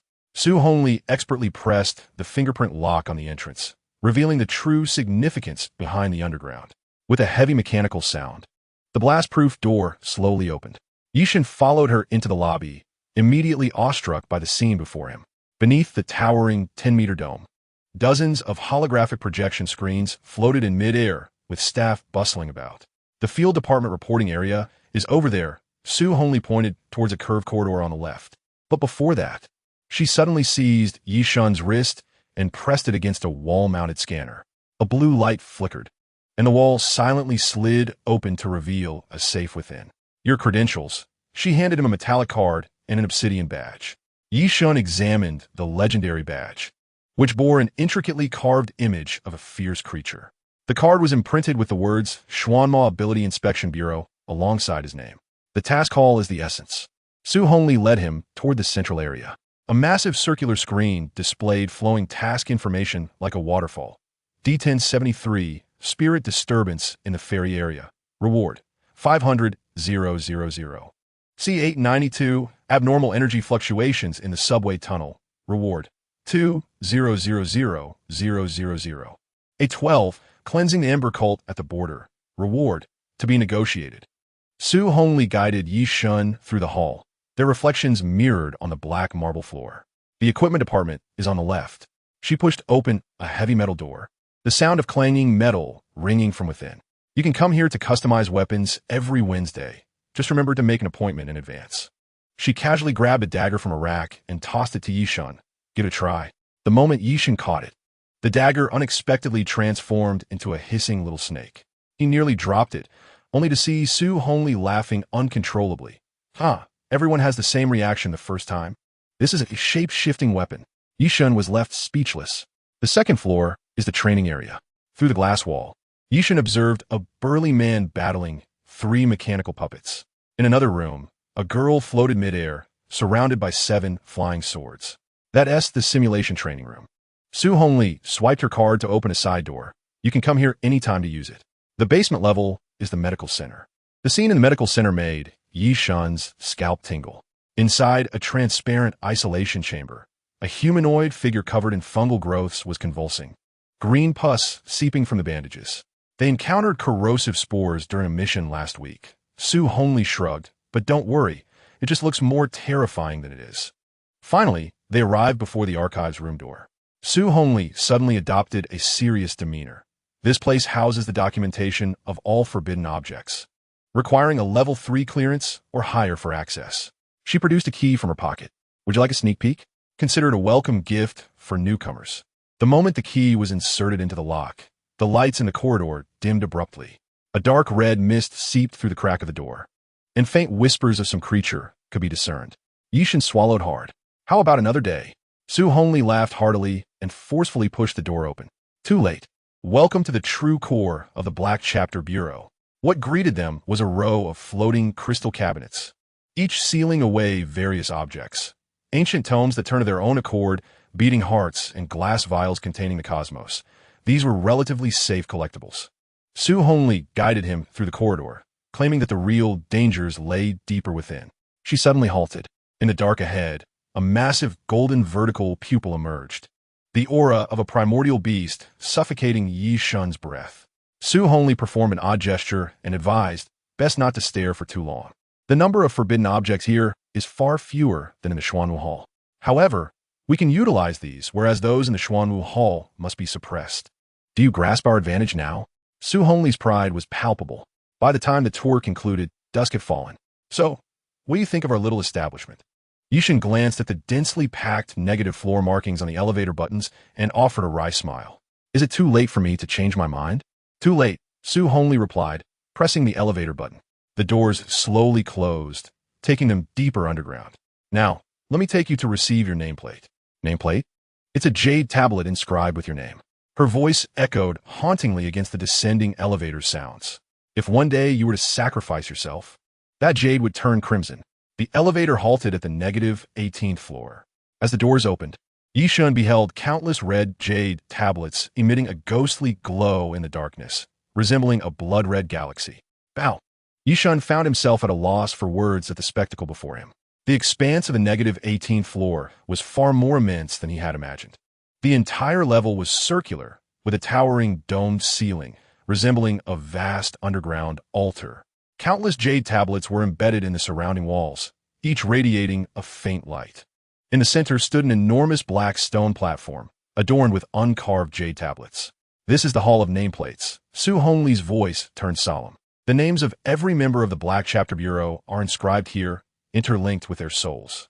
Approaching the stone platform, Su Hongli drew a carving knife from her waist. Ye Shen, comme fort. Ye Shen stepped forward, noticing intricate runes entwined around the carving knife in her hand. She handed it to him. With your blood, inscribe your name on the jade tablet. Ye Shen accepted the knife, unhesitatingly slicing his fingertip. Blood dripped onto the jade tablet, instantly absorbed. Taking a deep breath, he carved the characters for Ye Shen onto the tablet. As soon as he finished, the tablet glowed with a gentle white light. Su Hongli lifted the tablet and approached a blank wall, gently pressing it against the surface.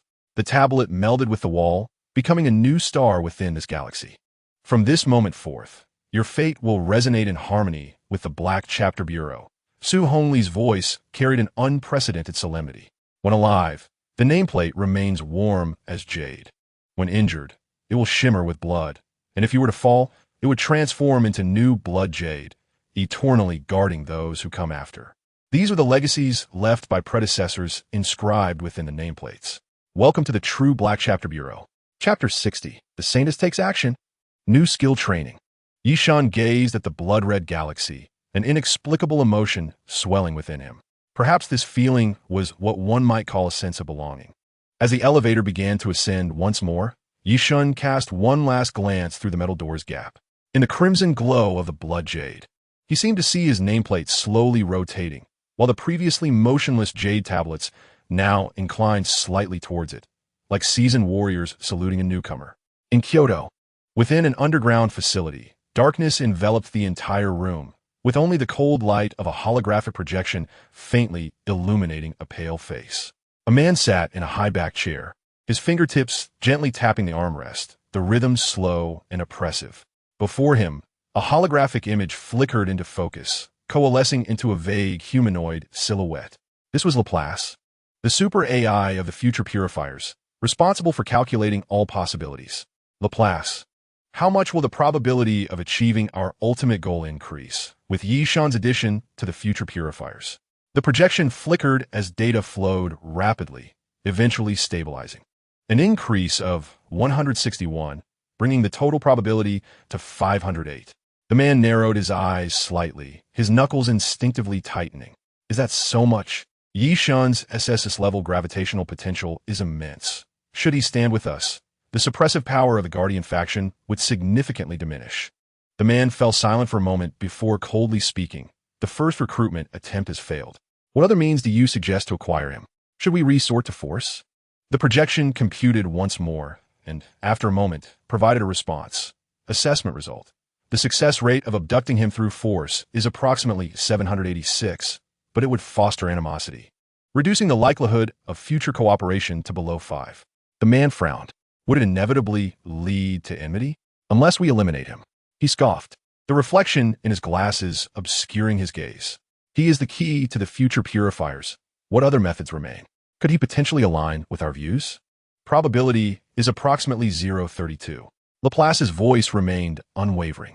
Having received a standard education since childhood and having experienced a failed recruitment attempt, he will possess a significant degree of wariness towards the future purifiers. The man inhaled deeply, the rhythm of his tapping fingers growing more frantic. What other options do we have? The projection fell silent for a moment before slowly articulating. The optimal strategy is to foster a bond between him and a member of the future purifiers. The man's eyes glimmered with interest. A bond? Emotions are the most uncontrollable variables, yet they serve as the most effective breakthrough point. Laplace's voice remained calm. Should he develop trust, reliance, or even affection for someone within the organization, his stance would naturally shift. The man pondered, his fingers gently stroking his chin. Intriguing. He rose and approached the projection, scrutinizing Ye Shen's profile. Then, who shall be the candidate? The projection shifted once more, displaying several profiles. Based on personality compatibility analysis, the following members are most likely to establish a connection with him. The man glanced over them, a slight smile curling at the corners of his mouth. Excellent. Let us proceed with this plan. Summon the Saintess. He commanded into the surrounding darkness. In the following days, Ye Shen remained in the training room of the Black Chapter Bureau, disregarding any external disturbances. At 4 a.m, he stood once more in the training chamber. He slowly raised his right hand, a purple-black aura emanating from his palm, causing the metallic equipment throughout the training area to groan under the strain. Let's try this move today, Ye Shen murmured to himself, his fingers suddenly clenching tightly. In an instant, the gravitational field within a 100-meter radius warped entirely. Training dummies weighing several tons floated like feathers, while a single leaf plummeted to the ground with the velocity of a cannonball, creating a 1-meter-wide crater. Not precise enough. Ye Shen furrowed his brow, his left hand tracing an opposing gravitational trajectory. The floating devices began to rotate at varying speeds. Some spun as swiftly as a top, while others moved as sluggishly as a snail. Veins pulsated at his temples, yet he continued to exert his abilities. Suddenly, all the apparatus came to a halt. He pressed forward. His hands crossed abruptly. In an instant, the still devices accelerated, and at the brink of collision, a perfect gravitational vortex formed at the center, twisting and reconfiguring the metals until they coalesced into an oddly shaped spear. The spearhead shattered into hundreds of metallic fragments, cascading to the ground with a clattering sound. Ye Shen gasped for breath. Since returning from the college entrance examination, his progress had been excruciatingly slow. Many days had passed, yet his cultivation had scarcely advanced due to the constraints of natural growth. After a brief respite, Ye Shen resumed his other training. Next, he retrieved a coin from his pocket and tossed it lightly into the air. The coin traced a path defying the laws of physics, sometimes ascending in a straight line, at other times spiraling downward, finally landing securely back in his palm. His micromanipulation skills also required enhancement. Ye Shen pressed the coin against his forehead, closing his eyes to sense every stress point within the metal. When he opened his eyes again, the coin had transformed into a small sword. In the afternoon, Ye Shen endeavored to explore a new defensive technique. After calibrating the machinery, the 6 impact generators encircled him, their mechanical hum resonating in the air. The first wave of air pressure struck unexpectedly. Bang! Ye Shen stifled a grunt as he slid half a meter backward. He quickly regulated his breathing, feeling the lingering force in his chest. This was not merely a standard defensive drill. He sought not to negate the impact, but to absorb it.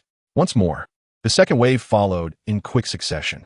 This time, Ye Shen did not resist. Instead, he relaxed his muscles, allowing the force to permeate his body. A wondrous sensation arose. The power did not dissipate, but was devoured by an invisible vortex within him, transforming into a heavy energy that settled in his dantian. Indeed, it was achievable. Ye Shen's eyes brightened. With the third and fourth waves, the intensity of the impacts grew, and beads of sweat began to form on his forehead. He could distinctly sense the accumulating energy within him, akin to a balloon being continuously filled with water, threatening to burst at any moment. He was attempting a bold concept, to convert the absorbed energy for his own use. When the 8th wave of impact surged forth, Ye Shen felt the energy within him could no longer be contained. Then let us give it a try. Chapter 61. The college entrance examination results are announced. Top scholar. Ye Shen took a deep breath, directing the amassed energy towards his right fist. Boom! He punched through several centimeters of solid alloy wall. Success! A bolder idea emerged in his mind. If he could absorb the energy from enemy attacks in real combat in a few days, he would continue. He addressed the empty training ground, a smile playing at the corners of his lips. This newly developed technique might just become his trump card. Subsequently, he glanced at the bronze patterns on his wrist.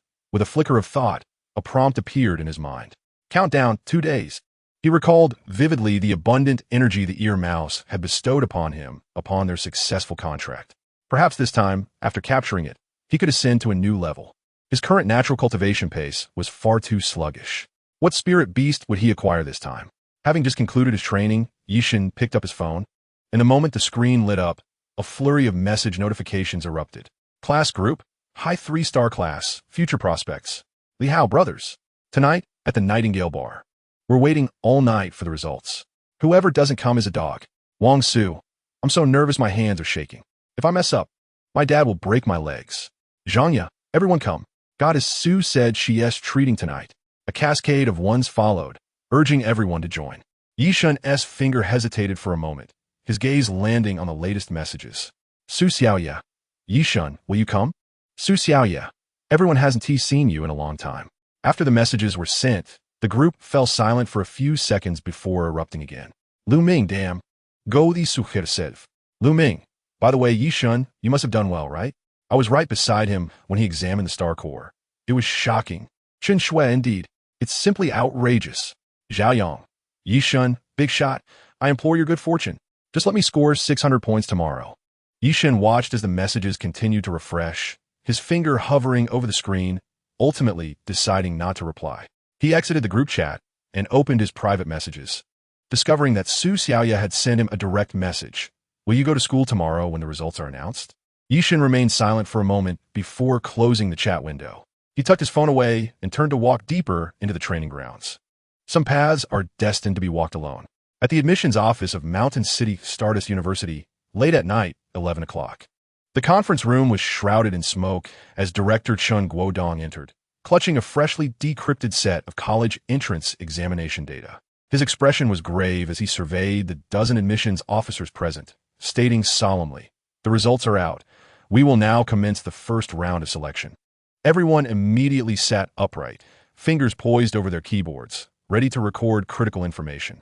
For a prestigious institution like Mountain City Stardust University, the annual admissions season resembled a war without gunfire. Especially for those awakened with A-grade abilities or higher, the competition among universities could only be described as fierce. Chun Guodong activated the holographic projection, and the first candidate's profile materialized on the screen. Let us examine the top 5 from the Southeast region. Top Scholar, Xianghua Tanyu, from Hangsheng. Total score, 780. Among them, the written exam score is 600, accounting for 25, individual battle in the Star Energy Comprehensive Test 900, accounting for 50, team battle 720, accounting for 25, serving as the main attacker. Awakened ability, A-grade steel body. The surrounding individuals nodded frequently. An exceptionally powerful ability at the outset. The skin and muscles can instantaneously metallize, with defensive capabilities rivaling alloy armor, an invincible presence. Another seasoned admissions officer adjusted his glasses, noting that although the growth potential of metallization abilities is limited in later stages, they still hold significant value during university-level team combat. Next is the second place, Li Shiyun, Tongyu, from Sucheng. Total score, 778. Awakened ability, A-grade water mirror phantom. Capable of creating water clones, possessing both illusion and offensive capabilities. This is a tactical talent, suitable for team combat and worth consideration. The third place goes to Zhou Zhan from Fucheng with a total score of 760, but an individual battle score of 1200 in the Star Energy Comprehensive Test. This candidate requires special attention. Director Chun called up supplementary information. His practical battle score was the highest among the top 5, though his written exam score was relatively weak. His awakened ability is A-grade Thunder Grip, exhibiting tremendous destructive power. A wave of astonishment rippled through the room. Chun Guodong rapped the table, declaring solemnly, "The quality of this year's candidates from the Southeast settlement is commendable. Xianghua Feng, Li Shiyun, Zhou Zhan, and others are all worthy of pursuit." He turned to the 2 senior admissions officers seated on his right. Teachers Guo and Sun, you 2 are responsible for the admissions work in the Southeast settlement. Depart immediately after the meeting concludes.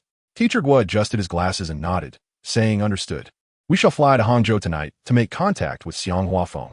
Teacher Sun added, as for Li Shiyun, there is Sucheng, Shanghai University, keeping an eye on her. So we must act swiftly. This year, the number of candidates in the Southeast settlement is 801, a decrease of 132 from last year, which will undoubtedly intensify the competition. Chun Guodong nodded in satisfaction and promptly called up the next set of data. Next was the Northwest settlement. 2.5 hours later, the air conditioning in the conference room buzzed, yet it did little to dispel the oppressive summer heat. Chun Guodong loosened his tie, swallowing a bitter mouthful of coffee. The ashtray was filled to the brim with cigarette butts, reminiscent of the lengthy list of talents that had been siphoned away from the Mountain City over the years. Finally, it was time to discuss the Southwest region. His throat was parched, and he tapped his fingers on the table, declaring, "This is where we must focus our attention today." The projector illuminated, revealing a young boy in a school uniform on the screen. Chun Guodong squinted. This was not his first encounter with a legendary student. However, each sighting evoked memories of a young crane he had seen on Wudong Mountain 20 years ago. The purity of his face and eyes was blinding.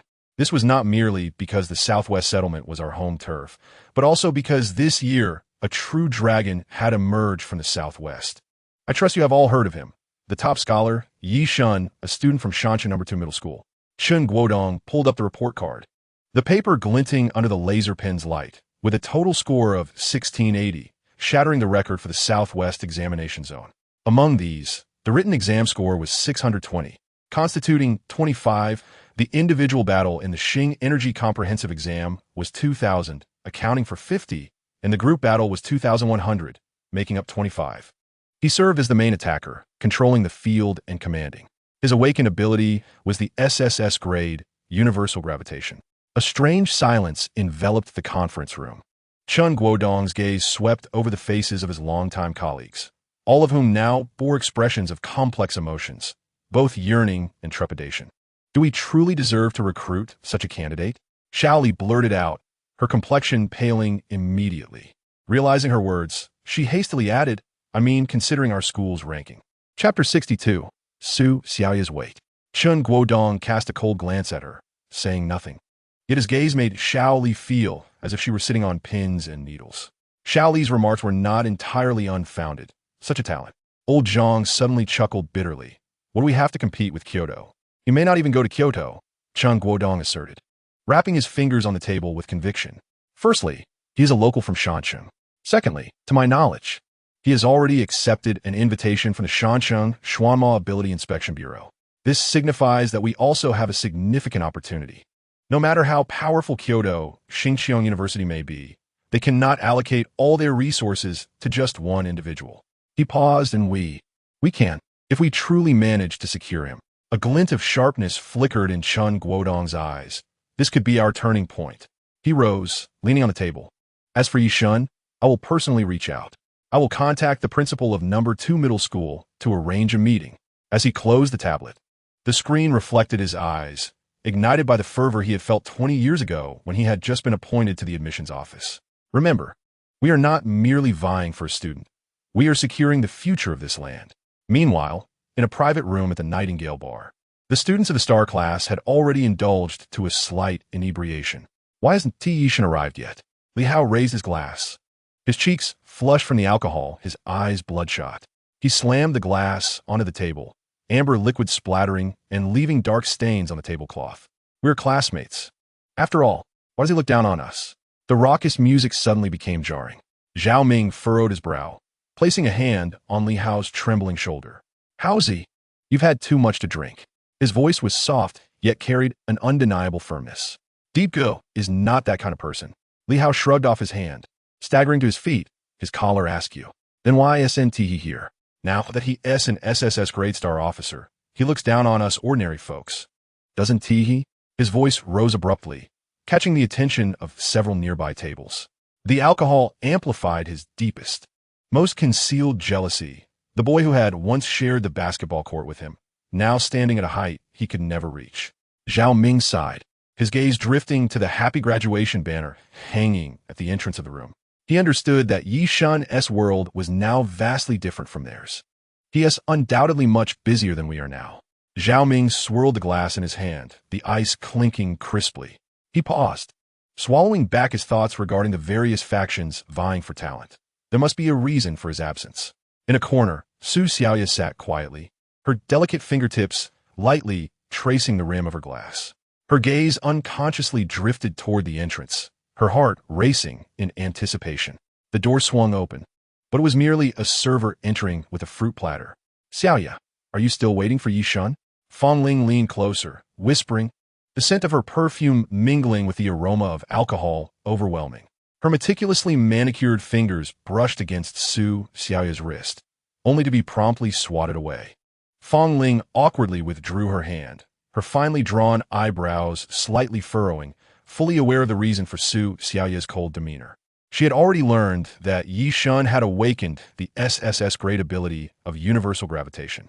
Actually, Fang Ling lowered her voice, I was doing it for your own good. Who would have guessed he would achieve such fortune?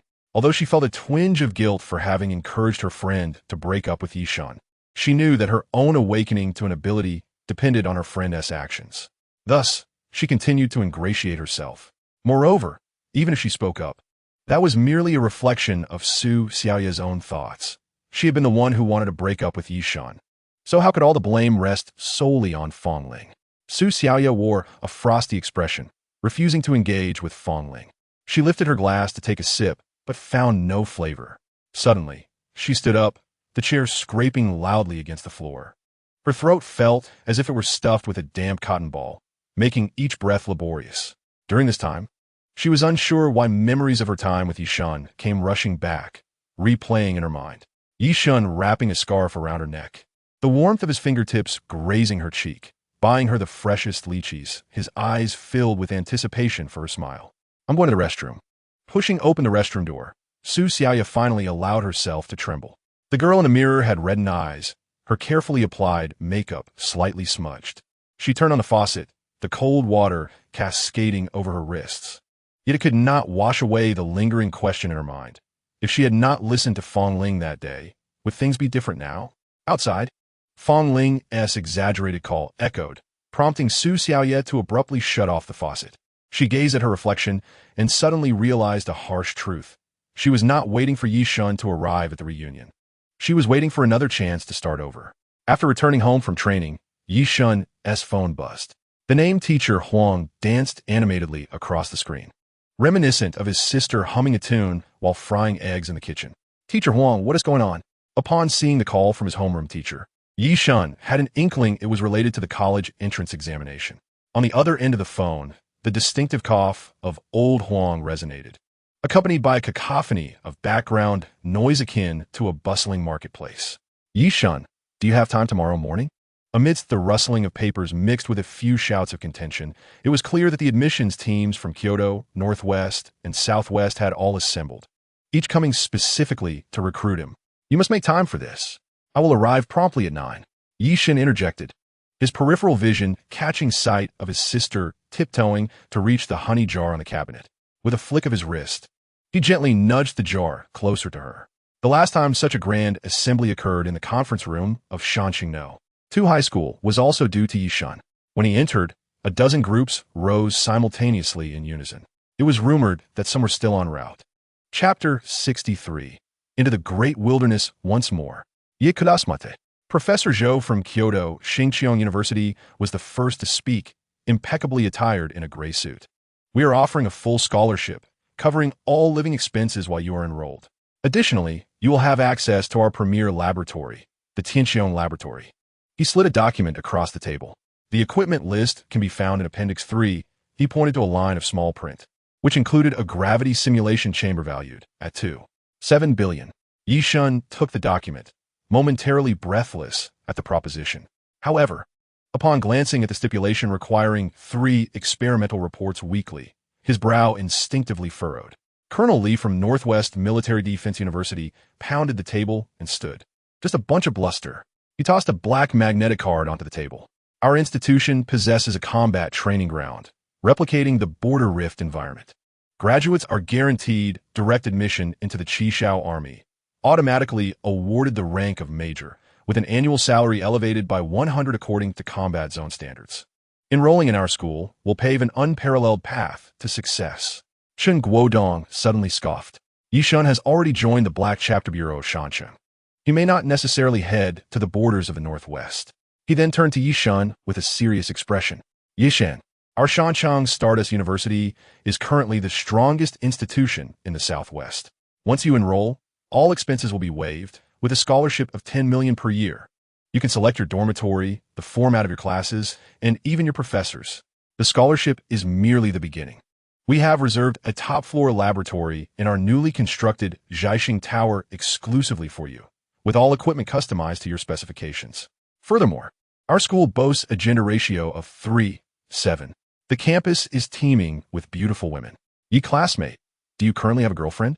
He paused, adding most importantly, "While studying here, you can return home anytime."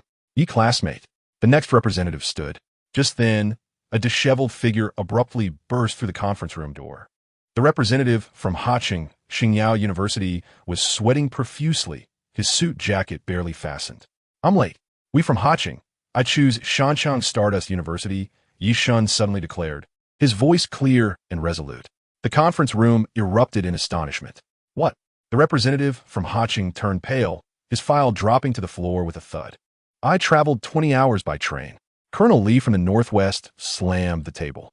"Ye Kurasmate, you haven't heard our final conditions. We can offer more. Thank you all for your generous offers." Ye Shen bowed deeply, but when he raised his head, his gaze was as steadfast as iron. "However, I have made my decision." His eyes swept over the anxious faces, finally resting on Chen Guodong, who, despite maintaining a serious demeanor, was gripping his pen so tightly his knuckles turned white. "Ye classmate." The Haching representative's voice was tinged with desperation. "We have prepared. Thank you, but I have made up my mind." The conference room fell into silence once more. Ye Shen could feel the weight of dozens of gazes burning into his back, yet he remained unyielding. If there was nothing else, he gently closed the folder. "I will be heading to the training ground." Chen Guodong suppressed his excitement. "Ye classmate, here is your acceptance letter. You may report at any time." Ye Shen accepted the letter. Click. He turned in confusion to find the principal capturing this moment with a camera. Ye Shen shrugged it off and exited the conference room. Inside, the representative from Haching remained frozen in place, murmuring to himself, "How am I going to explain this to the principal?" Upon returning home, Ye Shen began to extensively research information about the great wilderness, eager to enter the spirit shrine that evening. The more he learned about the various spirit beasts, the more confident he would be when the time came. Late at night, Ye Shen focused his mind and once again stood before the towering bronze door. The door shimmered with a faint blue glow in the darkness. As his palm rested on the cold metallic surface, he could sense a subtle pulse emanating from within, as if the door were a living entity. This time he must succeed. With a slight exertion of his fingertips, the door creaked open with a long, drawn-out sound. Unlike the previous encounter that had been filled with the scent of grasslands, this time, a damp, chilling mist poured forth. Ye Shen instinctively held his breath, squinting to adjust to the sudden darkness. As the mist began to clear, his heart raced at the sight before him, a boundless expanse of marshland. Twisted, dead trees clawed at the gray sky like ghostly fingers, and distant, unrecognizable creatures emitted mournful cries. The surface of the water occasionally bubbled, bursting with a soft pop. "Each entry point is different," Ye Shen murmured, tightening the straps of his backpack. In this marshy terrain, he dared not tread upon the ground, opting instead to expend some star energy and float forward. Turning to glance back at the bronze door, he realized just how enormous it was, spanning several meters in width, as though it had descended from another realm into the great wilderness, visible only to him. Various insects and lizards frolicked at the edge of the door, yet they could not enter. As he delved deeper into the marsh, the light dimmed further, with only the occasional rays filtering through the treetops to guide his way. Ye Shen wiped the sweat from his brow. Although both the exam and this marsh were daunting, this was the great wilderness. Any fierce beast could emerge at any moment. The psychological pressure was immense. Suddenly, he heard a series of rapid, rustling sounds from his right front. The noise was unusual, resembling some creature desperately struggling, accompanied by sharp scraping sounds. Ye Shen parted a cluster of dew-laden reeds. The sight before him left him breathless. A small spider, entirely translucent, was being cornered against the roots of a dead tree. One of its 8 crystalline legs had been severed, and its back flickered with a faint glow. Its adversary was a centipede, measuring over 10 meters in length and as thick as an adult's arm, its black exoskeleton gleaming with a metallic sheen, with a pair of crimson venomous jaws dripping corrosive acid. The soul-eating centipede. While Ye Shen was unfamiliar with the delicate spider, he recognized the notorious soul-eating centipede. Each segment of the centipede's body bore barbed spikes, and at that moment, it coiled its body, preparing to deliver a lethal strike. The last few silken threads before the spider were nearly obliterated by the acid. Ye Shen watched as it attempted to retreat, but its injury rendered it sluggish. The centipede emitted a piercing hiss and lunged forward. Acting on instinct before thought, Ye Shen seized a thick, withered branch at his feet and hurled it at the centipede's head. Thud! The branch struck the centipede's left compound eye with precision, and green ichor erupted forth. The soul-eating centipede let out a wretched scream, momentarily abandoning its prey and turning its upper body toward Ye Shen. Cold sweat trickled down Ye Shen's back. This centipede had a fierce desire for revenge, and those venomous jaws could easily pierce through iron armor. The centipede approached with astonishing speed, its many legs scraping against the muddy ground, producing a chilling sound. Ye Shen swiftly glanced around and noticed a seemingly tranquil marsh to his right, its surface adorned with decaying leaves.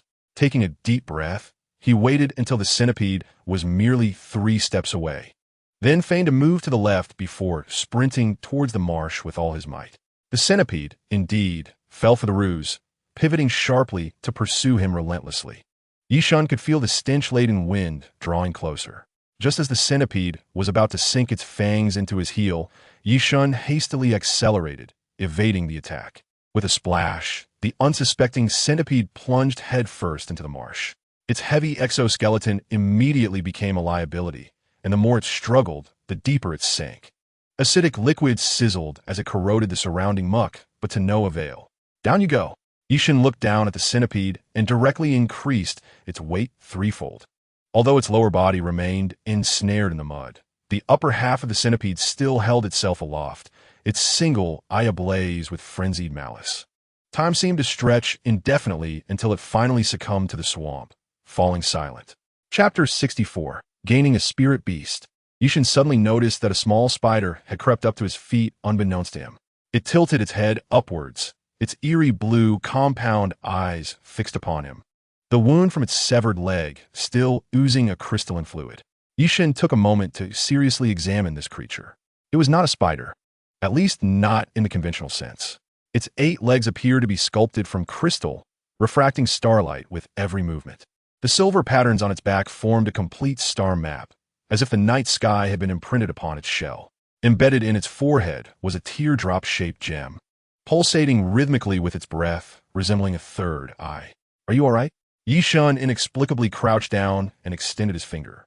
The little spider did not shy away. Instead, it gently touched his fingertip. A peculiar, icy sensation spread from the point of contact. Suddenly, fleeting images flashed before Ye Shen's eyes. Glaciers under a moonlit night, a silver throne, and a pair of indistinct hands weaving starlight. The visions vanished in an instant. The little spider had crawled up his arm and onto his shoulder, and, astonishingly, the wound from its severed leg began to heal slowly. Ye Shen was astonished to discover that he could vaguely sense its emotions. Wariness had not entirely dissipated, yet curiosity and a hint of gratitude prevailed. "Do you wish to accompany me?" Ye Shen softly invited. The little spider wrapped its remaining 7 legs around his arm, seemingly in response. This mysterious spider delighted Ye Shen, and it was time to return.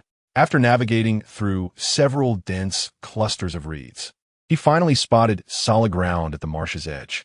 Just as he was about to step onto the safe terrain, the water ahead suddenly erupted. An armored crocodile burst forth, its bumpy brown scales caked in mud, its amber vertical pupils locking onto Ye Shen with unwavering focus. The little spider on his shoulder suddenly sprang into action.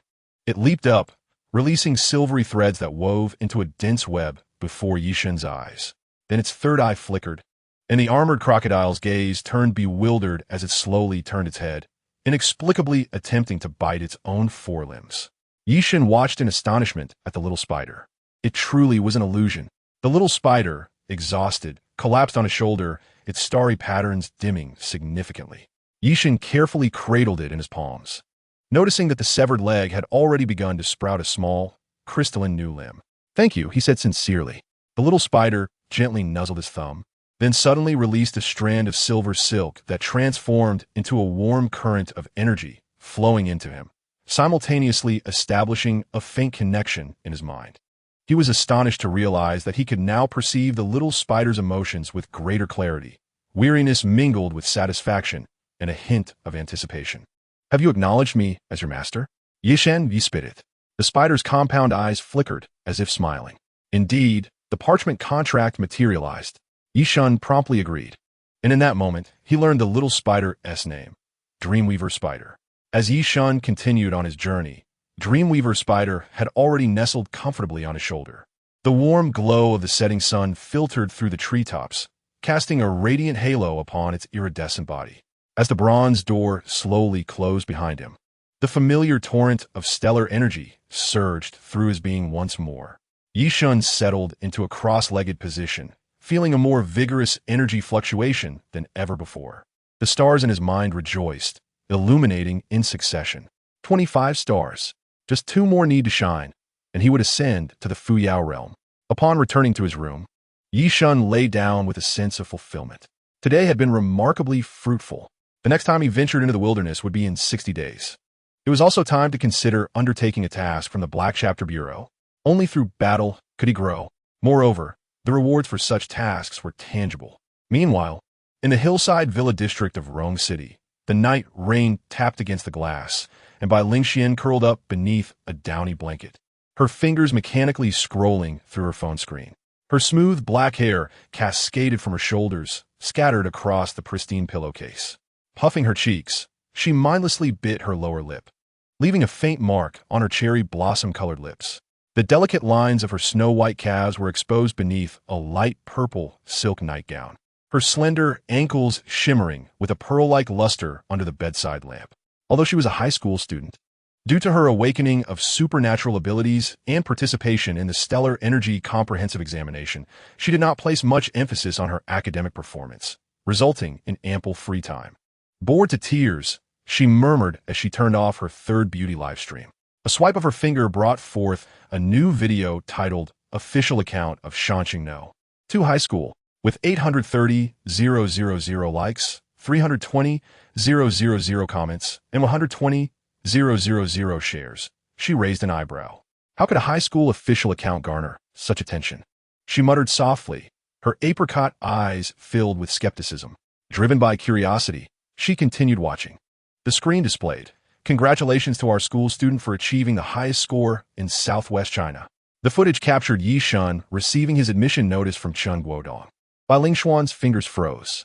The protagonist in the video, Ye Shen, donned an ordinary school uniform, yet appeared as fresh and clean as a hero stepping out of comic. His features were handsome, with a high nose and a gentle smile gracing his lips, radiating warmth under the sunlight. Bai Lingxian found herself holding her breath involuntarily. The video replayed 3 times before she jolted back to reality, astonished to realize she had been staring at the screen for so long. "Goodness, he is incredibly handsome," she whispered, her fingers betraying her as they clicked to enter the comment section. The top comment read, "Help! What kind of campus novel male lead has stepped into reality? I need this man's entire profile in 3 seconds." The second highest comment stated, "I'm from Shanqing No. 2 High School. Ye Shen is even more handsome in real life than in the video. Half the girls in our school have a crush on him." The third comment warned, "Ladies, stop dreaming. Ye Shen has already been guaranteed admission to Shancheng Stardust University. A man of his caliber is beyond our reach." Bai Lingxian bit her lip, her fingers uncontrollably clicking to follow him, and she continued to scroll through the comments. She discovered that classmates had even shared other pictures of Ye Shen. There was a candid shot of him running on the playground, sunlight glistening on his sweat, his jawline sharp enough to quicken her heartbeat. Another captured him in the library, engrossed in a book, his lashes casting shadows, his long fingers delicately turning the pages, silent as a painting. Even captured in the dining hall. The moment he was caught on camera with his cheeks slightly puffed out, reminiscent of a little hamster, was irresistibly adorable, igniting an overwhelming desire to pinch his cheeks. Bai Lingxian covered her flushed face, questioning her own sanity. Was she really smiling foolishly at a video of a stranger? Taking a deep breath, she pressed and held the screen to save to album. Then, she opened the private messaging interface, hesitated for a few seconds, and swiftly typed, "Hello. May I ask if you have Ye Shen's social media account?" After sending it, she immediately tossed her phone aside, burying herself under the blankets, her feet flailing aimlessly in the air. What on earth am I doing? Yet, 3 seconds later, she couldn't resist retrieving her phone, reopening the video, and gazing at the youth on the screen, her lips involuntarily curving into a smile. "Ye Shen," she whispered his name, her heartbeat inexplicably quickening. At that moment, her phone vibrated unexpectedly. The official account of Shanqing No. 2 High School replied to your message. "Sorry, but Ye Shen does not have a public social media account. Shancheng Starlight University, I'm determined to enroll." Bai Lingxian pouted slightly, clenching her fists. A video showcasing the prowess of Shanqing No. 2 High School had unexpectedly gone viral. Yet Ye Shen remained blissfully unaware, busy searching for suitable tasks in the mission hall of the Black Chapter Bureau. Despite his immense potential, he was currently at the lowest rung of the Black Chapter Bureau. Chapter 65, Accepting the Mission, the second person in the mirror. After considerable deliberation in the mission hall, Ye Shen ultimately decided on a task. C91, Qing Song Nursing Home, 3 cases of unnatural deaths. Upon confirming his acceptance of the task, the details were sent to his email. The location was the Qing Song Nursing Home on the outskirts of the city, where the 3 deceased were aged 72, 68, and 81. Strangely, the surveillance footage from a nursing home showed that all 3 were alone in their rooms prior to their deaths. The causes of death varied in the images. One was strangled, another suffered a severe head injury. This case was initially reported by an elderly resident of the nursing home and was handed over to the local Tianshu Defense Department. However, the personnel from the Tianshu Defense Department entered but never emerged, only to be later discovered to have committed suicide within the nursing home. Consequently, the case was transferred to the Black Chapter Bureau. Ye Shen furrowed his brow, unable to ascertain any concrete reasons from the information presented. to facilitate his investigation.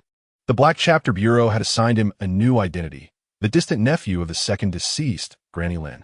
The Chingsong nursing home was nestled amidst a birch forest on the outskirts of the city, its four-story gray-white building casting long shadows in the evening sun. Ye Shen signed the name Lin Jiqiang at the registration desk. Mr. Lin, right? The nurse at the front desk adjusted her glasses. Your aunt's room is just as she left it, in 305. Would you like me to show you the way? Ye Shen glanced at her name tag. Chengyu. This young nurse bore heavy dark circles under her eyes. Thank you, Nurse Cheng, Ye Shen replied, displaying an appropriately sorrowful expression. My aunt's passing was sudden. It has been hard for the family to accept. The elevator creaked as it ascended. Ye Shen tentatively invaded. I've heard that my aunt is not the only one who has passed recently. Cheng Yu's fingers hesitated on the elevator buttons for a moment. Yes. Grandpa Zhang and Grandma Zhao also passed away this year. Her voice grew increasingly faint. The elevator stopped on the third floor. At the end of the corridor, a window cast elongated shadows of the two on the beige floor tiles as the evening sun sank lower. Cheng Yu suddenly quickened her pace. Here we are at 305. I'll go fetch some disinfectants for you. Before Ye Shen could respond, she hurried towards the nurse's station, her steps seemingly a bit too rapid, as if she wished to avoid lingering in the corridor, especially distancing herself from rooms 307 and 309. Room 305 was infused with a faint scent of sandalwood. The single bed, wardrobe, and desk were arranged in a standard style befitting an elderly resident. Ye Shen donned gloves and began to inspect the bedside table. In the drawer lay an album, its latest page adorned with a photograph of Granny Lin's birthday from the previous year, with the room serving as the backdrop. In the photo, an oval dressing mirror rested atop the bedside table. Yet now that spot lay bare. Ye Shen's gaze shifted towards the bathroom. Behind a frosted glass door, the outline of the sink was faintly discernible, but the mirror was obscured by a dark towel. As he reached to push the door, a chilling sensation coursed through his fingertips. Mr. Lin, Cheng Yu's voice called from behind, prompting Ye Shen to retract his hand and turn around. The nurse stood at the door with disinfectant and a garbage bag, her complexion pale. According to regulations, family members may only stay for half an hour. Ye Shen nodded in understanding, noting Cheng Yu's frequent glances towards the bathroom. He deliberately lingered in the room for an additional 10 minutes, perusing the album and sorting through belongings, all the while discreetly surveying every corner. As he passed the desk for the third time, the angle of the setting sun shifted, and the empty surface of the bedside table suddenly reflected an unnatural glimmer. It was not the usual wood grain reflection. As the light moved, it appeared to retain a tiny, crystalline sparkle, reminiscent of some mineral or finely crushed glass powder. Nurse Cheng, Ye Shen closed the album. Did my aunt enjoy looking in the mirror during her lifetime? The disinfectant bottle in Cheng Yu's hand suddenly slipped. Instinctively, Ye Shen reached out, and the bottle eerily decelerated mere centimeters from the ground before gently landing at her feet. Thank you, Cheng Yu gasped, catching her breath. Aunt Lin cherished that mirror. She polished it every day. During dinner, Ye Shen lingered in the nursing home cafeteria under the pretense of wanting to learn about his aunt's final days. He chose a seat by the window, discreetly observing several rooms on the east side of the third floor.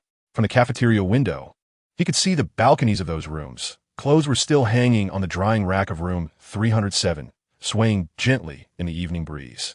Do you mind if I sit here? An elderly man with graying hair asked, holding a tray. New face. Are you a relative of Lin Jie? Ye Shen helped the elderly man pull out a chair. I'm her distant nephew. Do you know my aunt? Lived across from her for 3 years. The elderly man scooped a spoonful of tofu. Lin Jie passed so suddenly. She was doing Tai Chi with me just the day before yesterday. He lowered his voice. Old Zhang and old Zhao were the same. They were fine one day and gone the next. Suddenly, a tray from the neighboring table slipped, shattering with a sharp clatter. Ye Shen and the elderly man turned to see Cheng Yu frantically cleaning up the food scraps on the floor. Several caregivers rushed over to assist, but Ye Shen discreetly observed that Cheng Yu's gaze remained fixed on their table. Nurse Cheng has been looking rather unwell lately, the elderly man remarked, shaking his head. Ever since last month, that mirror. What mirror? Ye Shen immediately pressed for more information. The elderly man abruptly fell silent, as if realizing he had let something slip. Just a new mirror at the nurse's station. It's quite a beautiful antique. I must be getting old. Rambling on like this, Ye Shen refrained from further questioning, but noted this detail. After dinner, he claimed he was going for a walk and ventured alone to the east corridor of the third floor. Most of the elderly residents had returned to their rooms for rest, leaving the corridor empty. Rooms 307 and 309 bore seals, yet room 305, ostensibly his aunt's, remained accessible. Ye Shen re-entered room 305, this time heading directly for the bathroom. The chill was even more pronounced than before. Taking a deep breath, he pulled aside the dark towel hanging before the mirror. An oval antique dressing mirror came into view, its frame a dark red mahogany intricately carved with elaborate grapevine patterns. The surface of the mirror was surprisingly immaculate, reflecting even the minutest pores.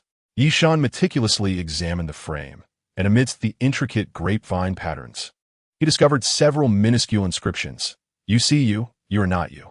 He discerned an even smaller signature, LQS 1999, just as curiosity piqued within him regarding its meaning. The mirror's surface unexpectedly rippled. Instinctively, Ye Shen took a step back, only to witness his reflection grinning at him. It was not merely a reflection.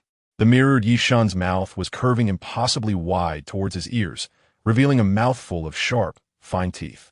A chill ran down Ye Shen's spine as every hair on his body stood on end. He instinctively retreated and turned away.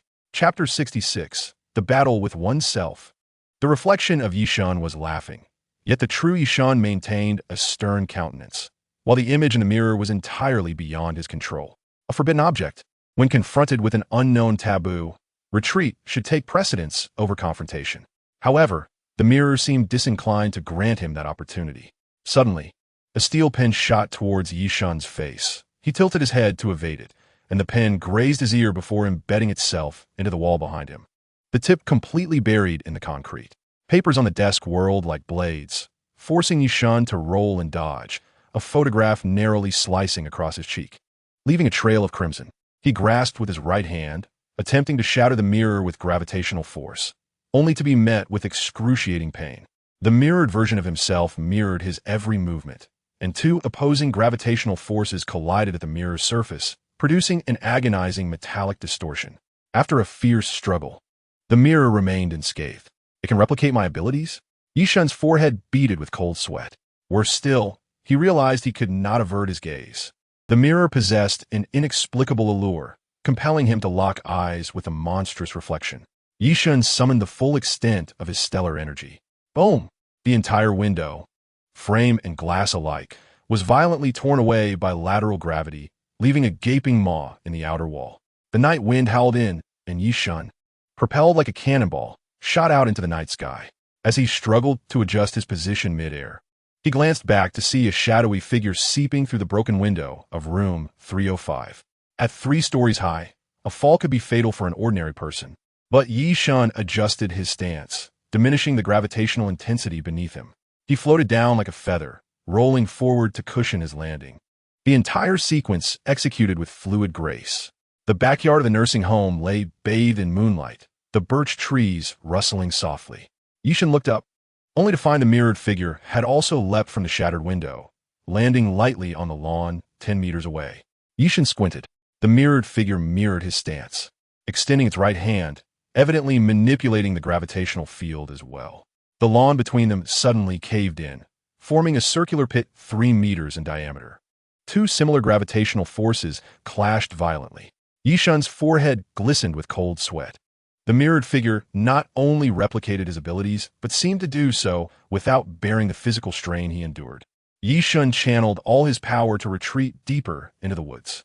The sound of breaking branches echoed behind him as the mirrored figure, like a weightless specter, leaped among the trunks in pursuit.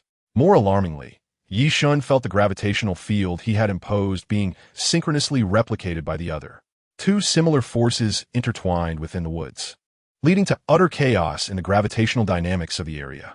A birch tree was suddenly uprooted, floating 5 meters into the air. Then rocks, shrubs, and even a night-hunting owl followed suit, all suspended as if in weightlessness. 3, 2, 1 now. Ye Shen abruptly halted and turned to confront the pursuing mirrored figure. In the moment before the figure could stabilize, he crossed his arms before his chest and abruptly extended outward. The nearby gravitational and repulsive flows collided chaotically, causing the mirrored figure to stumble It could not adapt to such a plethora of variable gravitational changes instantaneously. Seizing this fleeting opportunity, Ye Shen concentrated all his strength into a single point, the ground beneath the mirrored figure. The earth collapsed into a conical pit, and the mirrored figure fell into it.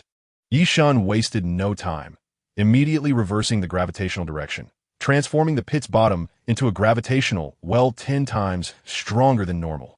Simultaneously, a rift in the air appeared, and the Dreamweaver spider emerged. A web rapidly spun into existence, ensnaring the mirrored figure. The mirrored figure emitted a disconcerting, distorted sound, yet it continued to smile. As the soil at the edge of the pit began to crumble, "Gravity is not meant to be used this way," Ye Shen murmured, his fingers suddenly clenching. The space occupied by the mirrored figure abruptly collapsed, as if squeezed by an invisible giant hand, contorting its body into impossible angles, producing a shrill scream akin to shattering glass, before ultimately dispersing into a cloud of black mist. The residual mist attempted to drift back towards the nursing home, but was firmly ensnared by the gravitational vortex Ye Shen had created. Ye Shen retrieved a specially designed lead box from his backpack, guiding the black mist within. Dark silver, sealing runes glimmered under his touch, swirling like a waking serpent. Click! The sound of the seal locking echoed crisply in the stillness of the woods, dragging his weary body back to the main entrance of the nursing home. Ye Shen discovered the entire building ablaze with light. Cheng-Yu stood on the steps, her complexion as pale as parchment. 5 bruises marred her right wrist, as if gripped tightly by a large hand. She gazed at Ye Shen's blood-stained shirt and trousers, her lips quivering. "Mr. Lin, what happened to you?" "I tripped while jogging at night," Ye Shen replied calmly, fabricating a lie he knew would not be believed. "Nurse Chung, may I borrow the restroom? I need to clean up." In the restroom adjacent to the nurse's station, Ye Shen turned on the faucet, the icy water washing over the wounds on his face. As he lifted his gaze, he deliberately avoided the mirror, only casting a sidelong glance to confirm there was no anomaly. Just as he was about to leave, a splash of red on the edge of the sink caught his attention. It was half a fingernail, stained with dried blood. Ye Shen moved back to the nurse's station logbook, and indeed found more intriguing entries. In the past month, Cheng-Yu had worked 17 night shifts, all assigned to room 305. The real work was only just beginning. He needed to uncover the origins of that mirror, why it had chosen this nursing home, and what role Cheng-Yu played in it all. He promptly sent the known information about the nursing home to the intelligence team at the Bureau of Black Chapters. Within just an hour, his inbox received new messages. The nursing home director was named Lin Qingsong. The screen displayed a faded old photo. A younger Lin Qingsong stood at the entrance of the nursing home, beside a gentle woman in a white dress. The corner of the photo bore a date, May 2500. After the unexpected demise of Lin Qingsong's wife, he sold off all his possessions to establish this nursing home. Cheng-Yu had arrived here 8 years ago, accompanied by an infant. This was all the information available. Lin Qingsong, Xiao Wan, Cheng-Yu, the elderly. The mirror. These seemed to weave together a narrative thread, yet the most crucial information remained elusive. Ye Shen had nearly confirmed that the mirror was indeed a forbidden object. Gazing into it would result in the emergence of one's doppelganger, which would then attack. Were all these anomalies caused by this mirror? Ye Shen sensed that the situation was far from simple. The breakthrough might still lie with Cheng-Yu. Ye Shen waited for an extended period, until the early hours of dawn. He stealthily entered Cheng-Yu's ward, where she and her daughter were indeed fast asleep. First, he summoned the Dreamweaver spider to induce a deeper state of hypnosis in them. Then, Ye Shen began to search for clues. On the table lay a collection of doodle papers, which Ye Shen picked up to peruse. After flipping through several sheets, it became evident that they were merely the whimsical scribbles of a child. Yet, something felt amiss. Ye Shen returned to the previous page. To his astonishment, it depicted 2 doodles of Cheng-Yu. Chapter 67, The Wife in the Mirror. Ye Shen began to search the room with heightened scrutiny. The drawer of the bedside table was crammed with a yellowing nursing record. As he leafed through the pages, they appeared to be normal entries at first. But as he continued, the handwriting grew increasingly chaotic until it became indecipherable. The final page had been torn away violently, leaving behind jagged edges of paper. His gaze lingered on the increasingly disordered script, as if he could glimpse the unraveling psyche of the recorder through those frenzied strokes. Something is off, Ye Shen murmured to himself, placing the record back in the drawer of the bedside table. He moved with great care, as if afraid of disturbing something. After returning it to its original position, he continued his search elsewhere. Beneath the bed lay a dusty album, which Ye Shen dragged out. The cover bore the faded golden letters commemorating the opening of the Qing Song nursing home. Upon opening it, he found that most photographs had been removed, leaving only a few yellow group pictures. One in particular caught Ye Shen's attention. Lin Song stood at the center of a ribbon-cutting ceremony. And the back of the photo bore a small inscription. Xiaowan, this time it must succeed. Lin Song appeared impeccably dressed in a suit, his smile composed. Yet an unsettling chill crept up the back of Ye Shen's neck.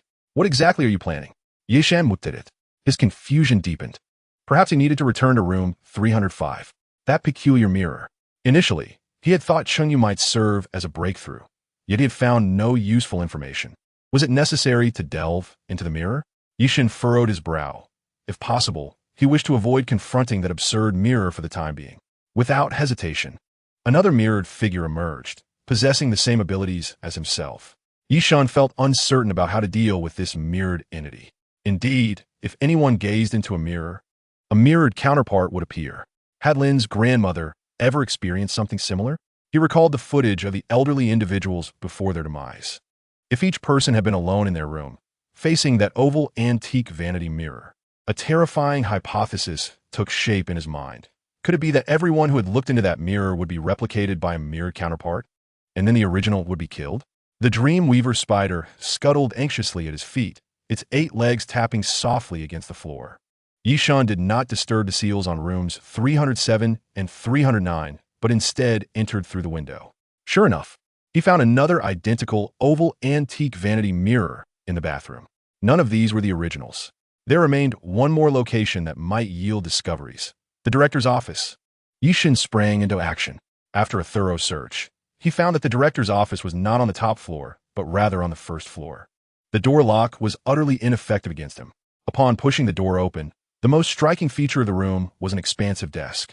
Ye Shen approached it, noting the thick layer of dust that coated its surface. Opening the drawer, he discovered a list of nursing home members, alongside various awards and banners. Still, he found no useful information.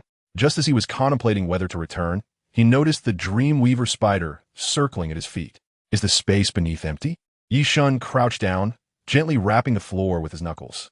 He tapped the adjacent floor as well. The subtle difference in the echo confirmed his suspicions. Although the floor appeared seamless, he activated his gravitational ability, and the floor silently rose to reveal a staircase leading downward. He switched on his phone's flashlight and cautiously descended.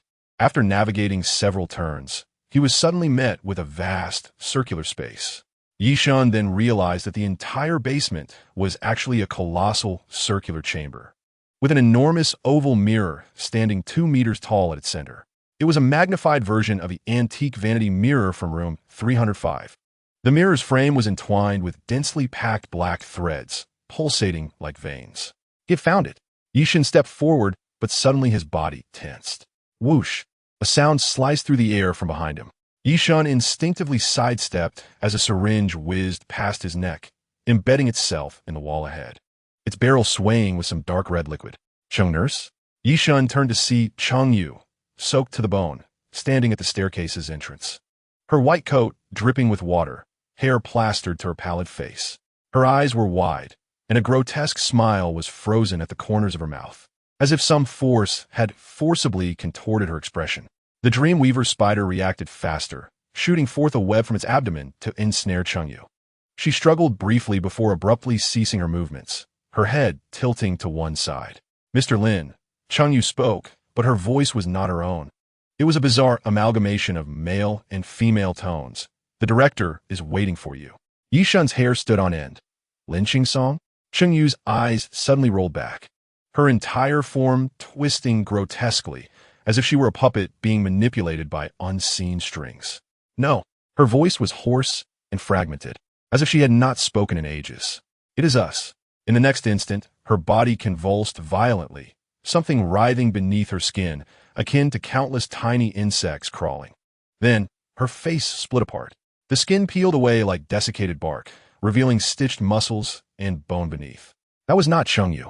It was Lin Song. a monstrous amalgamation of many individuals emerged from Cheng Yu's form. His body appeared forcibly assembled, the skin riddled with stitches, and in some areas, the differing hues of various people's skin were visible. His face was distorted and fractured, yet bizarrely retained a semblance of humanity. Mr. Lin, Lin Qingsong's voice echoed as if it were emanating from an abyss. You should not have come. Ye Shen wasted no time, raising his hand to create an immediate distortion in the gravitational field. The basement walls began to crumble, stones levitating around Lin Qingsong to form a lethal vortex. Yet Lin Qingsong laughed. You cannot kill us. His body suddenly split open, countless black threads shooting forth from the wound, ensnaring Ye Shen like living creatures. Ye Shen recoiled sharply, but the threads moved with astonishing speed, quickly wrapping around his wrists. They attempted to burrow into his skin like parasites. Lin Qingsong seized his hair, forcing him to look toward the central mirror. Are you going to replicate a person again? The mirror's surface rippled like water, revealing a gentle woman in a white dress, Lin Qingsong's deceased wife, Xiao Wan. Her expression was sorrowful, her lips moving as if to offer an apology. For a fleeting moment, Ye Shen felt a disorienting sense of innocence and profound sadness emanating from her. But in the next second, her facial skin peeled away like a mask, revealing a grotesque maw beneath. Countless tiny black tendrils extended from her mouth, writhing wildly. Lin Qingsong leaned closer to Ye Shen's ear, his breath fetid and decayed. With you, it will surely be enough. He pressed Ye Shen's hand against the surface of a large mirror. Chapter 68. Acquiring the Spoils. An excruciating chill swept over him in an instant. Ye Shen sensed that not only was his energy being drawn from the starlight, but something more fundamental was being voraciously consumed by the mirror. His vision began to blur, his body becoming translucent, while the image of Xiao Wan in the mirror grew increasingly distinct, her pale fingers almost reaching out to touch his face. As the image of the petite Wan in the mirror grew increasingly vivid, arms began to extend from the surface of the glass. Your presence loomed large as Lin Qingsong's stitched visage leaned closer to Ye Shen's ear, his breath warm against Ye Shen's neck, more potent than 100 elderly souls combined. The Dreamweaver spider scurried anxiously on Ye Shen's shoulder, suddenly shooting silk towards Lin Qingsong's eyes. Seizing the fleeting moment of distraction, Ye Shen exerted himself fiercely, causing the gravitational field to warp around the mirror. The glass emitted a sharp crack akin to shattering, and the adhesive force momentarily diminished. Seizing the opportunity, Ye Shen withdrew his hand, staggering back 3 steps. His right hand had become half-transparent, resembling the erased marks of a pencil. It was futile. Lin Qingsong's body began to disintegrate, black threads swirling in the air like living entities. The mirror bridged 2 worlds. Damaging the surface would only hasten the flow of energy. Ye Shen gasped for breath, surveying his surroundings. The circular underground chamber was etched with bizarre runes, identical to those on the mirror's frame. Suddenly, he realized the mirror was not the core. The entire basement was the true apparatus. Dreamweaver spider, inspect the back of the mirror. Ye Shen commanded in a hushed tone, simultaneously raising his hand to create a gravitational vortex, diverting the incoming black threads. The spider deftly maneuvered around Lin Qingsong and leapt atop the mirror's frame.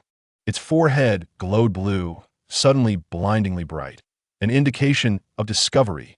Ye Shen caught a glimpse of the intricate patterns etched on the back of the frame, emitting a faint red glow. More importantly, these patterns formed a complete design with those on the chamber's walls, revealing that the mirror was merely a display window of this vast system. So that was it, Ye Shen thought, recalling the elderly figures. This was not random murder. It was the sustenance of energy required to maintain the passage. Lin Qingsong erupted suddenly, the black threads weaving into a net and lunging at him. Ye Shen roulette si device. The floor beneath him corroding into a honeycomb of holes. You are not resurrecting your wife. Ye Shen wiped the blood from the corner of his mouth. You are using the energy of the living to sustain a crumbling passage. Lin Qingsong's stitched face contorted for a moment. Shut up. If I can absorb you, won't be whole again. Ye Shen chuckled coldly, abruptly reversing the direction of gravity. The entire basement's gravitational field inverted, sending all debris, furniture, and Lin Qingsong soaring towards the ceiling. Only the massive mirror remained unmoved, anchored by an unseen force. Seizing this brief respite, Ye Shen lunged towards the back of the mirror. Dreamweaver spider cut the energy circuit. The spider's abdomen ejected silk, precisely adhering to the critical connections of the runes. Concurrently, Ye Shen concentrated all his gravitational force into his fingertips and thrust them forcefully into the mirror frame. Under the dual assault, the entire basement trembled violently. Cracks appeared on the mirror's surface, and a horrific shriek emanated from within. Lin Qingsong's stitched body began to unravel, the skin on different parts of his body repelling one another. No, stop. Lin Qingsong struggled to crawl towards the mirror. Wan is still inside. Ye Shen's heart did not waver. He intensified the gravitational output. The bright spots in the entire circuit extinguished one by one, and the images within the mirror began to distort. The once clear image of one shattered into countless fragments, each reflecting the faces of various elderly victims consumed by the mirror. Do you see? Ye Shen grit his teeth. Your wife no longer exists. What lies within the mirror is merely a monster pieced together from the memories of its victims. As the final set of runes extinguished, the mirror's surface bulged as if boiling. A translucent human silhouette attempted to escape, but became lodged in the closing fissure of the mirror. Lin Qingsong emitted a heart-wrenching wail, ensnaring Ye Shen's ankle with the last of his black threads. If one cannot live, then you shall accompany her in death.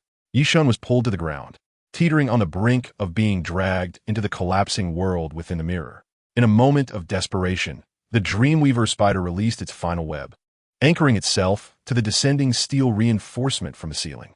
Farewell, Director Lin. Ye Shen grasped the steel rod, unleashing the full force of gravity. Lin Qingsong's threads could not withstand the dual pull, snapping one by one. With a scream, he plummeted towards the mirror surface, colliding with the translucent figure lodged within the crack. Lin Qingsong's body was torn apart by the ferocious gravitational field, his stitched skin ripping apart inch by inch. No, impossible. His voice began to fragment. We are eternal. In the next moment, Ye Shen lifted his hand decisively, slamming Lin Qingsong's body forcefully against the massive mirror. Crack! The mirror shattered completely. Lin Qingsong's body pierced by countless shards of glass, dark liquid gushing forth. His form began to dissolve, akin to snow melting under the sun, dissipating gradually. In his final moments, he gazed at Ye Shen, a smile of liberation curving his lips. Thank you. The fissure emitted a blinding white light. Then, boom! With a sound like a bubble bursting, the world lost its color and sound in that instant. After a lengthy silence enveloped the basement, Ye Shen stood amidst the ruins. Panting, the shards of the mirror lay scattered, yet one sizable piece remained intact. The runes on the walls had completely faded, as if weathered by years of erosion. Ye Shen's right hand gradually regained its color. The Dreamweaver spider crawled back onto his shoulder, its blue light dim like a candle flickering in the wind. It had not been destroyed. Ye Shen furrowed his brow and reached down to pick up the piece of the mirror. Its surface reflected his face, weary yet with eyes still sharp. He had expected the mirror to present a bizarre reflection as before, but this time it appeared unusually tranquil. However, after gazing for several seconds, a subtle wave emanated from the mirror. Not hostility, but a beckoning. Was this a request for recognition? Ye Shen's heart raced. He sensed carefully, confirming that the residual consciousness within the mirror had dissipated with Lin Qingsong's demise. At this moment, the mirror was an unclaimed forbidden object, seeking a new master. A treasure indeed. A flicker of excitement crossed Ye Shen's eyes. Without hesitation, he bit his fingertip, allowing a drop of crimson blood to fall upon the mirror surface. The blood did not slide off. Rather, it was drawn in by some unseen force, slowly permeating the mirror until it vanished entirely. After a long wait, the legendary recognition ceremony commenced. Yet the copper mirror in his hand was remarkably compliant, exhibiting no erratic behavior, successfully recognizing its new master and establishing a mysterious connection. The ancient copper mirror lay quietly on the ground, its surface as smooth as ever, without a single crack. Ye Shen closed his eyes to perceive its abilities, quickly grasping the power of this mirror. Mirror image duplication. As long as he infused it with stellar energy, the mirror could replicate the image of anyone he locked eyes with, and the strength of the replica would depend on Ye Shen's own cultivation level. In other words, since he was currently at the ethereal realm, The mirror's image could only exhibit the power of that realm at most. Ye Shen pondered, however. If he could elevate his realm, the mirrors would also enhance accordingly. More crucially, the mirror image was entirely under his control, capable of excelling in combat, reconnaissance, or even confounding foes. What a tremendous gain! Ye Shen's lips curled into a smile as he tucked the mirror into his embrace. Chapter 69. Rune Immortal Luo Qingli. The evening at the Xianin Supernatural Abilities Inspection Bureau was brightly lit, with a massive holographic screen suspended in the center of the hall, continuously displaying the latest missions. Within the hall, the star officials gathered in small groups, whispering about mission details, occasionally glancing up at the screen, their eyes flashing with ambition or concern. Ye Shen pushed open the heavy metal doors and strode directly to the handover counter. I am here to submit a mission. He placed the mission credentials and records on the counter, his voice steady. The young female clerk responsible for registration looked up momentarily, instinctively taking the receipt and lowering her head to verify it. However, when she discerned the task's rank and the name Ye Shen, her pupils dilated abruptly. Ye Shen. She jerked her head up, her gaze colliding directly with that of the rumored SSS-level star officer before her. With sleek black hair, a stern brow, and a tall, lithe figure, his attire accentuated the fluid contours of his muscular frame, with remnants of blood still staining the cuffs, clearly indicative of a recent fierce battle. I'm Soda. The clerk's cheeks flushed slightly as she hastily focused on the touchscreen, never having anticipated encountering the man himself. She covertly glanced at the task rank, C91.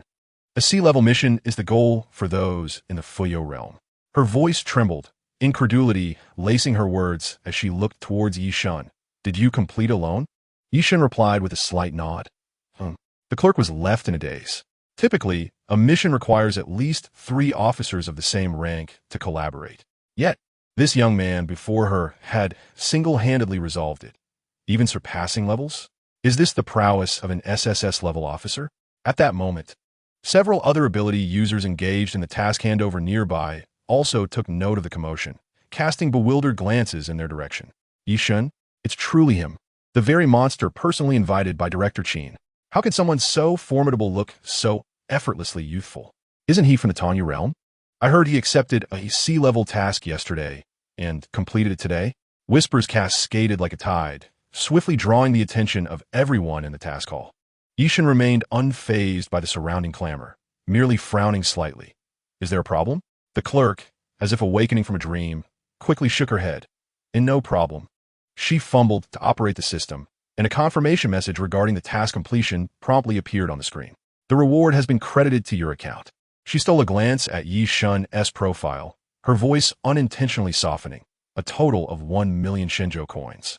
Ye Shen glanced at the notification on his phone, nodded, and then turned to the task display, beginning to browse the next assignment. Behind him, countless gazes filled with shock, reverence, and even trepidation trailed his retreating figure. Completing a Fuyo-level task alone in the Tanya realm. Only someone of SSS caliber could achieve such a feat in a corner. A young girl watched Ye Shen with astonishment. However, her surprise was unlike that of the others. The talisman at her waist, the 3 lives talisman, was vibrating violently, sending a burning sensation through her chest. The 3 lives talisman was a birth talisman she received upon awakening her abilities.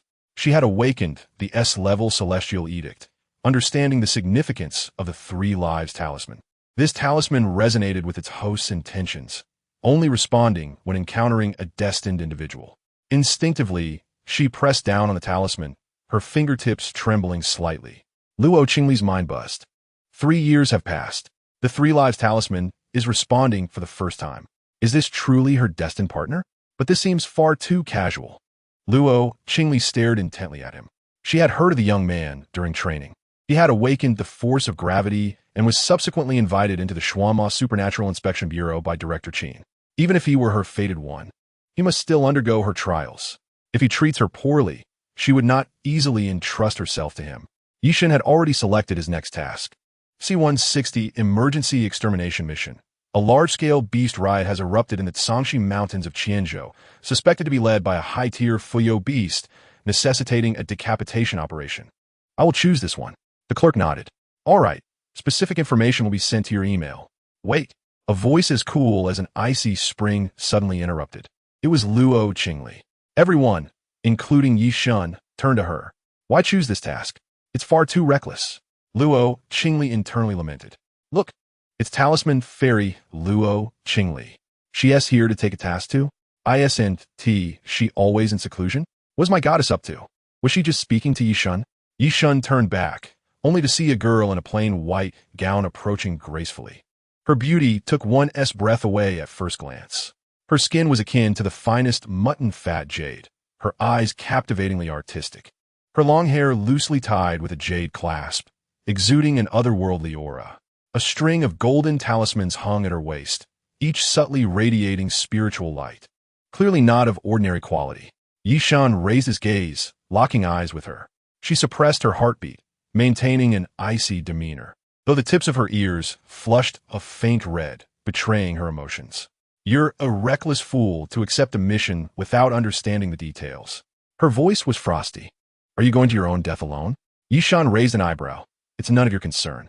Luo Qingli's fingers tightened, her heart clenched. One attitude. I'm only trying to help. But the 3 lives talisman must be correct. He certainly possesses something extraordinary. She took a deep breath. The Zhangxi Mountains in Xianzhou are deep within the mountains, teeming with numerous beasts and venomous creatures. You know nothing of the place. It's easy to get lost or poisoned. I'll take this task too. She gazed intently at Ye Shen, her eyes shining brightly. You will team up with me. Gasps echoed through the crowd. The talisman fairy is actively inviting someone to team up. Why is she treating Ye Shen with such special consideration? Ye Shen narrowed his eyes, observing the astonished and envious faces around him, as well as the golden talismans at her waist. He suddenly found it somewhat intriguing. All right. Luo Qingli's pupils trembled, barely able to stifle her joy, only to hear him add, but do not slow me down. Luo Qingli's mind exploded. You actually think I would drag you down? Are you sure you're not mistaken about the person? Infuriated, she felt her talismans rattle. Yet saw Ye Shen already turning toward the door, his posture erect as a pine. Forget it. I'll let it slide since you might be my destined one. She quickly followed, her moon-white gown sweeping across the ground, her lips curving into a subtle smile. In the Su family villa area, Su Xiaoya's college entrance examination scores were also commendable, and she had chosen her school, Shancheng Stardust University. At this moment, she was typing with a furrowed brow. Her phone was looping a video, and she had lost track of time. The screen displayed none other than Ye Shen. Indeed, the video from Shancheng now. 2 High School had reached Su Xiaoya. Currently, the video had garnered 26.01 million likes, 9.02 million comments, and 800,000 shares. It was exploding in popularity at an astonishing rate. The publicity department and principal of Shancheng No. 2 High School had not anticipated such a scenario. Although their actual aim was to showcase the strength of their faculty and the talents they had nurtured, the overwhelming traffic was all directed towards Ye Shen. Chapter 70. How did brother become famous? At this moment, Ye Xingwan had also transitioned to the school S-ability class, being the only S-level student since the school's establishment, naturally enjoying the adoration of all the teachers and the favor of her peers. However, she was currently quite vexed. Her brother was going off to college, deeply engrossed in training, leaving no time to chat or watch dramas with her. Her deskmate, Zhou Qianqian, had spent some time with Ye Xingwan and discovered that this extraordinarily beautiful and gifted girl was actually quite easy to get along with. Seeing Ye Xingwan resting her head on the desk in a daze, she gently tapped her shoulder. Xingwan. Zhou Qianqian leaned closer, a mysterious glint in her eyes as she shook her phone. Let me show you something amazing. Ye Xingwan lazily turned her head. What are you looking at? Recently, a handsome guy has emerged from our mountain city. Not interested. Ye Xingwan turned her head away. Hey, let me finish. The kind of handsome he is. It's unlike the ordinary good-looking types. He resembles an otherworldly being. You'll understand once you see him. And he is this year's top scholar in Southwest China. My goodness, how could someone be so exceptional? This year's top scholar in Southwest China. Ye Xingwan was taken aback. That must refer to Zhou Qianqian. Noticing Ye Xingwan's reaction, proudly held out her phone. Look, isn't he stunning? I heard he's attending Stardust University in our mountain city. That's my goal from now on. Ye Xingwan glanced down, and there was Ye Shen receiving his admission notice, the sunlight casting a golden halo around him, even his hair shimmering. Seeing Ye Xingwan in a daze, Zhou Qianqian opened the comment section. The comments are even more exciting. Many of his classmates have posted photos. It seems the senior is often caught off guard at school. Ye Shen scanned through the hundreds of thousands of comments, all from girls. First affection of Jiang Hubby. Look at me. My fire ability can roast sweet potatoes for you for a lifetime. Ice element newbie. Ladies, calm down. He has an SSS-level ability. You can't handle such a man. I'm stepping in. Queen of Lightning replied to Ice element newbie. I prefer the fierce ones. Electric abilities challenge accepted. Ye Shen felt dizzy. Her fingers trembled as she scrolled down, discovering even more outrageous comments. Gummy Bear, location, Magic City, already formed a sightseeing group of 20, arriving at Mountain City next week. Manhwaadiobook, urgente modifying mi college entrance Adam Poitzes. Stardust University, wait for me. The person who posted this video was her sworn enemy. Upon noticing Ye Shen's visibly darkening expression, Zhou Qianqian was bewildered. Why are you angry after seeing a handsome guy? The journey to Qian City was long. Ye Shen and Luo Qingli chose to travel by train. Since they bought their tickets together, they were seated together as well. As soon as they boarded, a boy approached Luo Qingli to ask for her social media handle, only to be met with a cold glare. Ye Shen politely declined several girls who came over to flirt. However, since boarding, the two had not exchanged a single word. The train passed through a deep tunnel, casting fleeting shadows on Luo Qingli's face. She sat upright, her posture as straight as a ruler, resembling an untouchable fairy to anyone who glanced her way. She stole a glance at Ye Shen, who was resting with his eyes closed. His profile was illuminated by the train window, his eyelashes casting small shadows beneath his eyes, and the curve of his jawline appeared meticulously sculpted. Suddenly, Luo Qingli pinched a talisman, pressing it against her sleeve. Although the chosen person for the 3 lives talisman must initiate contact, what should she say? Her mind raced, struggling to formulate a coherent sentence. Finally squeezing out a dry question. How many people are there in your family? The moment the words left her mouth, she regretted it. What a foolish question to ask. Ye Shen opened his eyes in confusion, meeting her awkwardly composed expression. Her face, pale as ice, was taut. Ye Shen looked at her, clearly questioning. Are you speaking to me? Luo Qingli's face and even her neck flushed crimson. Yet, she continued to stare straight ahead, as if trying to deny she had spoken. Ye Shen suddenly chuckled, finding the girl before him unexpectedly endearing. What are you laughing at? Luo Qingli retorted coldly, her ears burning. Is this how you talk to others? As if interrogating a criminal? Ye Shen rested his chin on his hand. Noticing her clenched fists turning white, Ye Shen suppressed his smile. I have only my younger sister. Our parents went missing 3 years ago. Light burst through the end of the tunnel, illuminating the car window, allowing Luo Qingli to catch a fleeting glimpse of his momentary sadness. Guilt enveloped her immediately. I am so sorry. She anxiously tightened her grip on the talisman, speaking rapidly as if reciting a spell. I will draw talismans to help you find them. Watching the cold fairy flustered, Ye Shen felt a warmth in his heart. Miss Luo, yes. If you keep pulling at it, he pointed to the talisman in her arms, it will start to cry. Luo Qingli, like she had been electrocuted, released her grip, realizing the priceless talisman was crumpled in her hand. Ye Shen found her appearance amusing. The talisman fairy, renowned in the eyes of others, now appeared as bashful as a girl attending her first social gathering. You usually practice alone? Ye Shen initiated, his tone casual as if discussing the weather. Luo Qingli visibly relaxed, her tense shoulders slightly easing. Yes, I spend most of my time drawing talismans. Don't you feel bored? I've gotten used to it. She paused, adding, after finishing a batch of talismans, I take on a task and go out for a bit. You should notice the glimmer of longing in her eyes as she mentioned going out. It wasn't the reluctance of a homebody, but rather an anticipation. Indeed, this talisman fairy was not truly indifferent. She had simply been isolated for too long, making even the most basic pleasantries appear awkward. Ye Shen carefully chose his words. You're quite easy to get along with. Luo Qingli looked up in surprise. A fleeting smile danced on her lips, but it vanished almost instantly. Yet Ye Shen caught it. This realization brought him an inexplicable sense of comfort. The train swayed gently, and Luo Qingli's hair brushed against Ye Shen's arm, a light touch that carried the scent of mountain spring water. At the foot of the Zhangxi Mountains on the outskirts of Qian City, they found the location indicated for their task. The village at the base was long abandoned, with only a few crumbling stone walls remaining, covered in claw marks left by some enormous creature. The claw marks were an inch deep, each one resembling the ravaging of a monstrous beast. With stone debris scattered and the inner rock forcibly torn apart, Ye Shen silently crouched beside a withered tree trunk, thick as a bowl. He gently traced over 3 jagged cracks on the damaged trunk. The dried resin inside had turned a dark red, as if soaked in blood and then dried. Not an ordinary beast, he murmured. A few steps away, Luo Qingli focused intently, her fair fingers deftly manipulating a piece of bright yellow talisman paper, forming a manifestation talisman.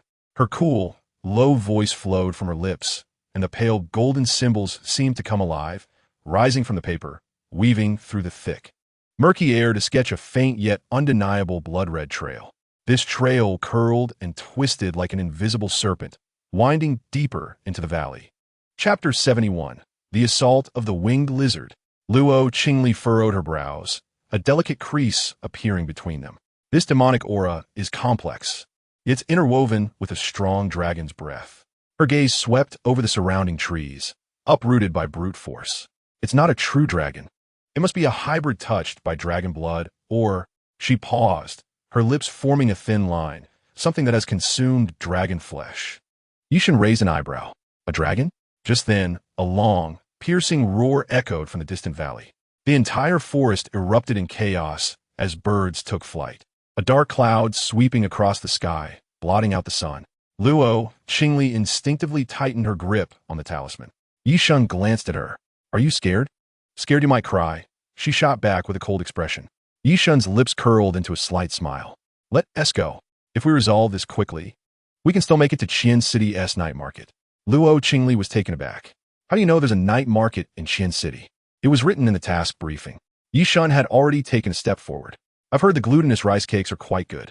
Luo Qingli momentarily paused, her gaze lingering on his retreating figure for a moment before quickening her pace to catch up.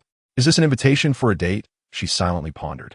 Like the frigid demeanor of a frozen lake, it seemed to have softened ever so slightly due to their brief exchange, akin to a gentle spring breeze nudging the ice, only to swiftly revert to its original tranquility.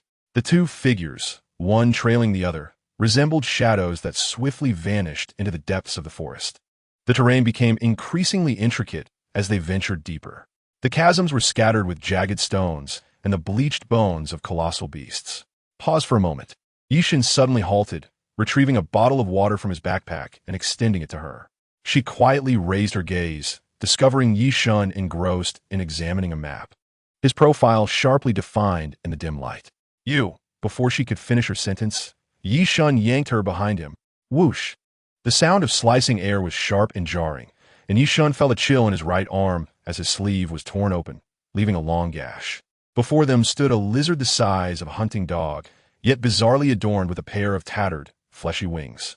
Dark red viscous fluid seeping through the gaps in its scales. The winged lizard, missing its mark, landed on a rock 3 meters away, its dark yellow vertical pupils fixated on them, its forked tongue flicking rapidly. Luo Qingli swiftly drew a talisman from her waist, her fingertips glowing with a pale blue light. Be cautious, its saliva is venomous. Before her warning could fully escape her lips, the winged lizard propelled itself forward with a powerful leap. Ye Shen used his left hand to pull Luo Qingli behind him.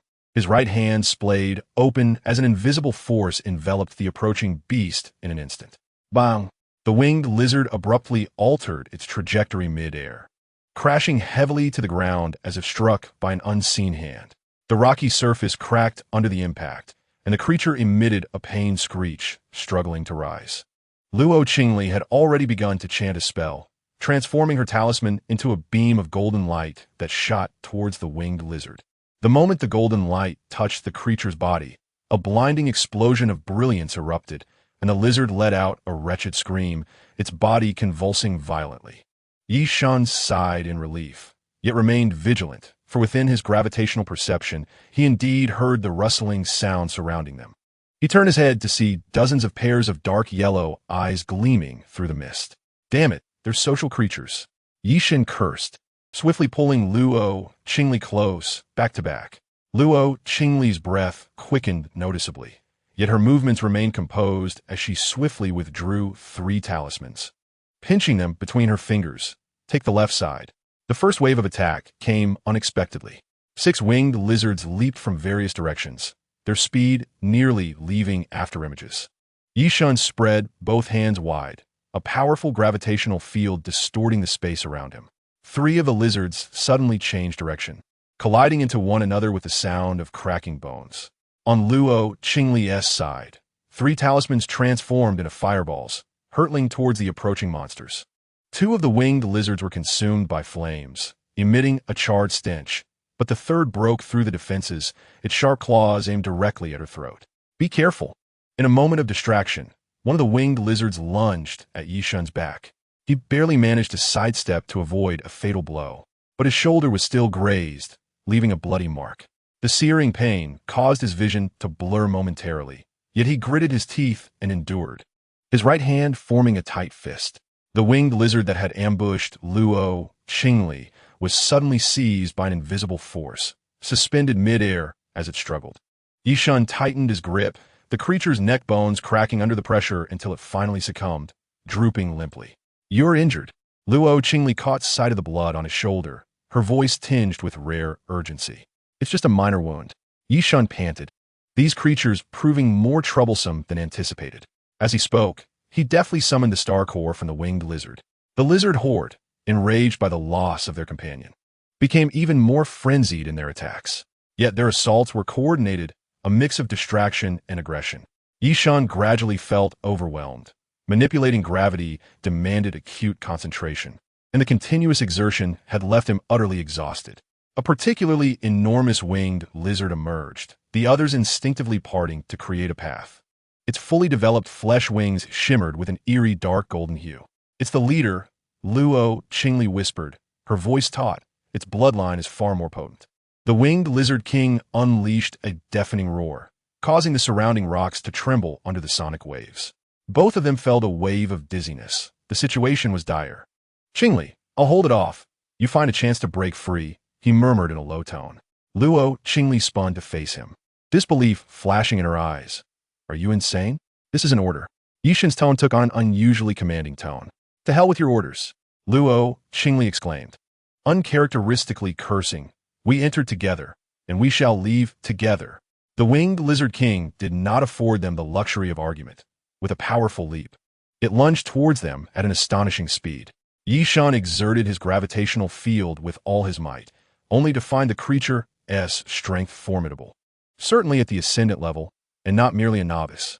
His gravity merely slowed its advance. In a desperate moment, Luo Qingli bit her fingertip, swiftly inscribing a complex rune in her palm. She slammed her bloodied hand against the ground, and a golden barrier erupted instantly, shielding them. Boom! The winged lizard king collided with the barrier, producing a thunderous impact. Cracks appeared on the shield, yet it managed to withstand this lethal blow. Luo Qingli's face paled, clearly drained from the exertion. There's a cave to the northeast. Ye Shen keenly discerned a glimmer of hope. Let us move there slowly. The two stood back to back, fending off the winged lizard swarm while gradually making their way towards the cave. Ye Shen's gravitational control waned with each passing moment, each exertion accompanied by intense headaches. Luo Qingli had but a few talismans remaining, barely managing to sustain their defenses. At last, they retreated to the cave's entrance. With his final reserves of strength, Ye Shen created a small gravitational collapse, causing the rocks above the entrance to crash down, temporarily sealing it. Chapter 72. Ripples in the cave darkness enveloped them like thick ink, filling every corner of the cave. Luo Qingli's fingertips gathered starlight, and with a soft hiss, a lighting talisman ignited, casting a faint blue glow that illuminated Ye Shen's pale visage. Beads of cold sweat trickled down his forehead as he leaned against the frigid stone wall, struggling to regulate his rapid breaths. Ye Shen attempted to smile, wishing to project a sense of reassurance, but the movement tugged at his wounds, eliciting a sharp intake of breath, rendering his smile somewhat grotesque. How is it that you possess every kind of talisman, like a treasure chest? Huh? Luo Qingli was momentarily taken aback, then pressed her lips into a thin line. Did he make a joke to lighten my mood because he noticed my anxiety? Even at such a time, he still considers my feelings. Luo Qingli's heart tightened as she observed his struggle against pain. She ceased her chatter, swiftly leaning forward with a gentle yet decisive motion, tearing open the already shredded fabric on his shoulder. "How do you feel?" Her voice betrayed an unmasked concern. "It's just a minor injury." The wound, illuminated by the ethereal blue light of the talisman, was alarming. The dark purple poison was already spreading menacingly around the gash, more aggressive than she had anticipated. Luo Qingli's brow furrowed, her eyes reflecting grave concern. "I'm fine. I can handle it." "What can you handle?" "You must listen to me right now." Luo Qingli's tone grew unusually forceful. She quickly retrieved a smooth, white jade vial from her inner pocket, uncorking it to release a crisp medicinal fragrance that filled the air. Seeing her actions, Ye Shen abandoned his intention to summon the ear mouse. It seemed even the ear mouse required energy to detoxify. Administering the medicine directly was a more viable option. She had already taken it out. "Endure for a moment." Her voice was low and devoid of any room for negotiation as she evenly sprinkled the delicate, snow-like powder onto the grotesque wound. A piercing agony surged through Ye Shen, causing his body to convulse violently. The veins on his forehead throbbed, and he clenched his jaw tightly to suppress a cry of pain. Instinctively, he sought to tense his muscles to resist the torment, but Luo Qingli pressed down on his arm with a forceful warning. As the excruciating pain began to subside slightly, Ye Shen inhaled sharply, and in an effort to lighten the atmosphere and quell his discomfort, he habitually spoke. "I didn't expect Miss Luo would personally administer the medicine. Your technique is quite professional," he remarked, his tone fragmented. Luo Qingli's hands did not falter in their task, yet a faint warmth crept into her ears. She could distinctly feel the enduring warmth of the 3 life talismans in her sleeve, as if silently echoing the tumultuous emotions within her heart. Lowering her gaze, her thick lashes cast a small shadow in the dim blue light, concealing the complex feelings swirling within her eyes. "Why do you insist on being so stubborn?" she asked, her voice unconsciously softening, more a reflection of her own unrecognized fear and confusion than an inquiry. "You could have activated the gravity barrier to withstand it, or we could have retreated together. Why choose the most dangerous method that could potentially harm yourself to save me?" This thought remained unspoken. Yet Luo Qingli understood it all too well. Surely, concern had clouded his judgment. At critical moments, he was indeed someone she could rely upon. Ye Shen, grappling with the dizziness brought on by the toxin, paused momentarily at her words. He opened his half-closed eyes to behold Luo Qingli's focused and perplexed expression just inches away, the dim light blurring her typically sharp features. He forced a wry smile, whispering, "I was merely protecting my teammate. My body acted before my mind could catch up." Stubborn. He certainly doesn't want me to feel burdened. He truly is a gentle soul. Luo Qingli hesitated momentarily. "I am not your teammate. What are you then?" Ye Shen instinctively retorted. The words hung in the air, and both fell silent, the cave echoing only with their breaths. "Let us take a moment to rest. They can't breach in for now," she said, awkwardly shifting the subject, her face devoid of expression. Ye Shen couldn't help but muster a faint, weary smile. You give off a certain vibe." He paused, striving to find the right words, like a porcelain doll, beautiful yet cold and unapproachable. Luo Qingli's heart skipped a beat. What is he trying to say in a place like this? She raised an eyebrow, striving to maintain her calm facade. "And now, I realize you are a porcelain doll capable of being fierce," he replied, his tone laced with a mix of revelation and playful teasing. Luo Qingli was taken aback. Her tightly strung heartstrings snapped by this remark, and she couldn't help but laugh. The laughter was like ice thawing, crisp yet imbued with an astonishing warmth, illuminating her exquisitely delicate features. This smile left Ye Shen utterly mesmerized. Beneath the ethereal blue glow of the talismans, the curve of her lips and the shimmering light in her eyes seemed to possess a kind of magic, momentarily dispelling the shadows of pain and the oppressive atmosphere of the cave.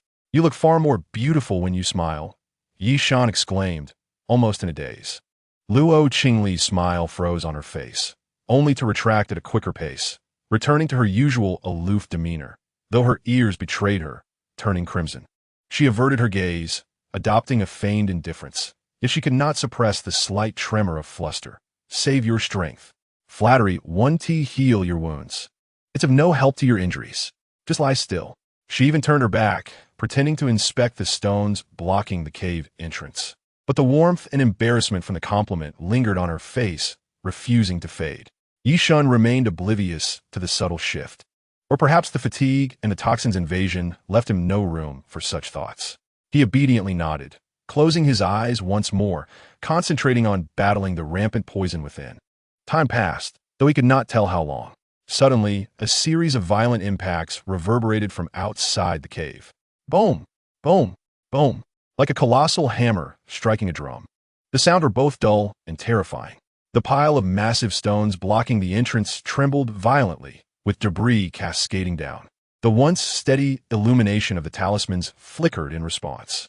Luo Qingli's expression changed drastically. She swiftly formed a seal and slapped several reinforcing talismans against the rock wall, attempting to stabilize the seal.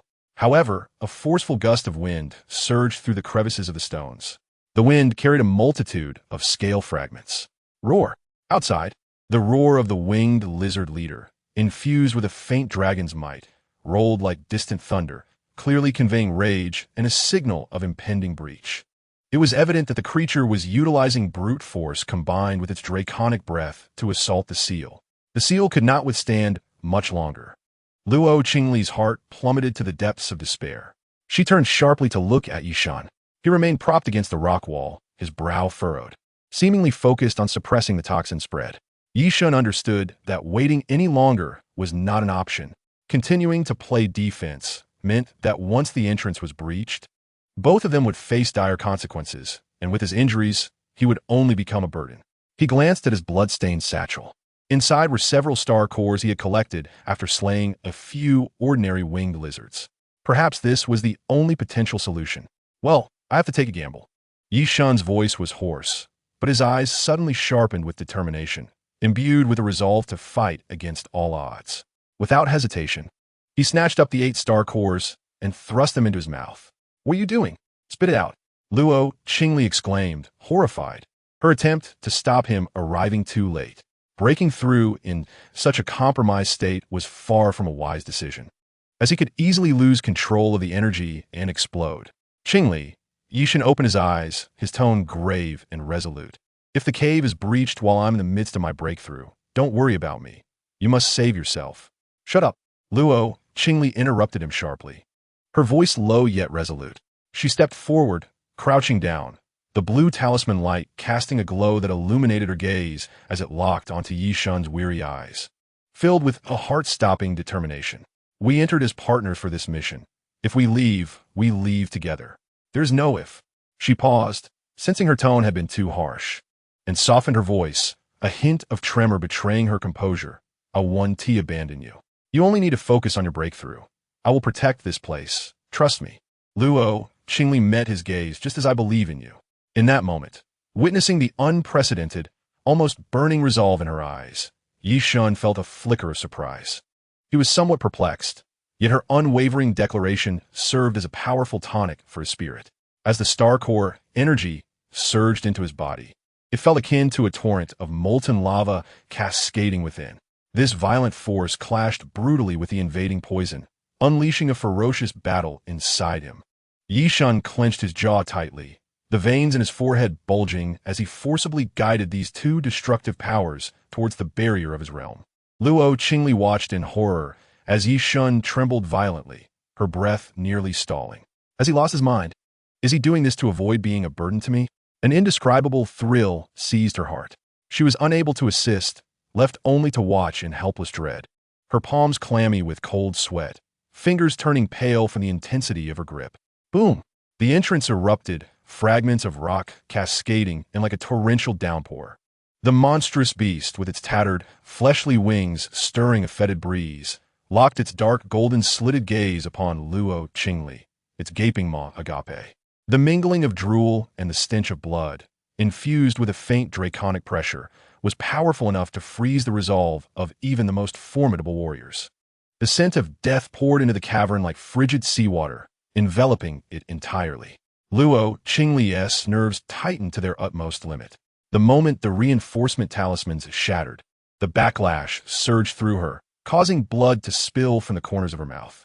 Almost instinctively, she retreated, her delicate hand rising as 3 heavenly thunder talismans appeared in her palm, striking the winged lizard leader back a step. Yet, It failed to breach the creature's defenses and instead incited its wrath. The winged lizard leader moved with the speed of a lightning bolt, its barbed claws tearing through the air with the force capable of shattering mountains, descending upon Luo Qingli. Had she still not succeeded? Surely, he must be disappointed in her. She had vowed to protect him. Qingli. In that moment, she heard Ye Shen's hoarse, strained roar. Was it a cry of impending death or a lament of defiance? Time seemed to stretch infinitely, freezing in that instant. Luo Qingli turned her head in despair. The sight reflected in her pupils, nearly suffocating her. Ye Shen remained seated beneath the frigid rock face, blood still oozing profusely from the wound on his right shoulder. He's going to die alongside me. This thought slid coldly through Luo Qingli's heart. However, just as she was prepared to surrender all hope and face her doom, an unexpected transformation occurred. Ye Shen, on the brink of collapse, suddenly flung open his bloodshot eyes, no longer weary, pained, or weak.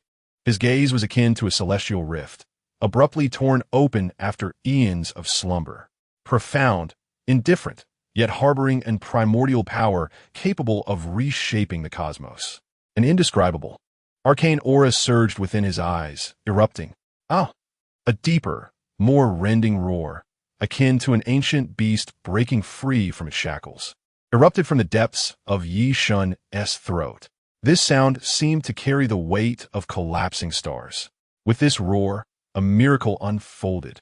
The gaping wound on his right shoulder, from which blood flowed incessantly, greedily absorbed the starlight energy from a radius of dozens of kilometers.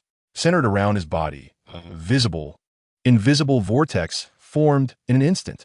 The air, dust, and even the dissipating vitality within the cavern, including the frenzied aura emanating from the winged lizard leader and the faint draconic pressure, were ruthlessly seized, torn, and consumed as if by an unseen giant hand. 27 stars ignited. They moved in accordance with some unspoken law, drawing together, colliding, and merging, ultimately forming a vast, nebulous star cloud, ascending to the clouds. The realm of the heavens was at his command. Buzz, a formidable momentum, tenfold stronger than before, erupted from Ye Shen's seemingly battered body like a tangible tsunami. Without warning, there was no dazzling light, yet a terrifying field of force rippled outward from him, visibly distorting the light around it. Luo Qingli felt as if she were but a fragile boat amidst a raging storm, her soul trembling intensely. This was not merely pressure. It was as if the very laws of gravity had been rewritten around her. The rubble beneath her feet floated soundlessly, suspended half a foot above the ground. Droplets of water dripping from the cave, sealing crystallized mid-air into shimmering orbs, defying logic as they ascended. Ye Shen's movements transcended the limits of perception at that moment. His right hand made no overt gestures. He merely brought his index and middle fingers together, akin to a conductor poised to unleash a fatal symphony, gently pointing forward with an arcane trajectory toward the winged lizard leader, whose claws were poised just above Luo Qingli's head. Constrain. His voice was as cold as the ice of the ninth heaven, as if the very will of the universe had pronounced a decree. Whoosh! An extraordinary scene unfolded. The winged lizard leader, moving with the speed of lightning and the force of 1,000 mountains, slammed into an invisible, infinitely thick and viscous quagmire. Every inch of its muscular body and scaled armor groaned under the unbearable weight. Its slashing claws hung, suspended in the air, mere inches from Luo Qingli's hair. Its dark golden eyes wide with disbelief, filled with primal terror. It was as if an immense, formless hand, larger than any mountain, had pinned it motionless in space. Time and space collapsed into absolute stasis around it. Its prideful strength, speed, and meager draconic might were rendered laughably futile in the face of this absolute control. But this was merely the beginning. Chapter 74. Crushing the Winged Lizard Leader. Ye Shen's outstretched finger did not retract. Rather, it slowly and steadily curved inward. The motion was languid, yet exuded an irresistible power of the heavens. Collapse. 2 words, more mundane than before, escaped his lips. The space occupied by the winged lizard leader, utterly confined, underwent a terrifying transformation. Its resilient scales, under the pressure of that invisible hand, morphed and twisted like clay. Its bones emitted a series of horrifying, teeth-gritting cracks. The piercing, desperate roars, filled with the fear of death and defiance, barely echoed, once before being swallowed by an even more terrifying, muffled sound. Boom! Like a colossal, resilient bubble being instantaneously crushed. The winged lizard leader's massive body, formidable enough to challenge cultivators of the ascending realm and below, was gripped by an unseen hand and then pulverized. Shattered bones, blood mist, scales flying, a formidable enemy, annihilated. There were no cataclysmic explosions, only silence and the suffocating remnants of that authoritative force. The few remaining winged lizards outside the cave, upon witnessing their leader's horrific and unreasonable demise, could not even muster a mournful cry. It was as if their souls had been struck by an invisible hammer, collapsing weakly to the ground, urinating and defecating in terror. Devoid of any ferocity, scurrying away in a panic flight. Splash! In the instant of restored tranquility, the overwhelming aura that had enveloped the cavern, one potent enough to overshadow the heavens, vanished abruptly. Ye Shen maintained his forward-pointing posture, his body swaying slightly as the profound, indifferent radiance in his eyes receded like a tide, engulfed by an endless darkness of exhaustion. The echoes of his breakthrough clashed violently with his extreme frailty. The fingertip aimed at the void trembled slightly, as if it had exhausted the power of an entire galaxy. The light in his eyes dimmed completely, as if the strings of his soul had been pulled away. His tall yet incredibly fragile body collapsed forward, crashing heavily onto the cold rock floor, silent thereafter. In the cavern, only the remnants of chaos and the sound of Luo Qingli's heart, pounding like a drum, remained. She stood frozen in place, maintaining a defensive stance, yet felt as if she had been petrified. She gazed upon the area that had once been the domain of the winged lizard leader, now reduced to a haze of blood. Her eyes fell upon the man not far away, enshrouded in crimson and unconscious. She felt the remnants of the profound pressure from the realm of ascension still lingering in the air, mingling with the terrifying aura of absolute dominion over the rules of fate. All of this transpired in the blink of an eye, from the moment death descended, to the dramatic reversal of dire circumstances, followed by the annihilation of formidable foes, and finally culminating in a void of deathly silence that rendered her mind utterly blank. Luo Qingli's breath gradually transformed from rapid to slow, an overwhelming sense of near exhaustion engulfing her, yet simultaneously, a tumultuous emotion surged from the depths of her heart.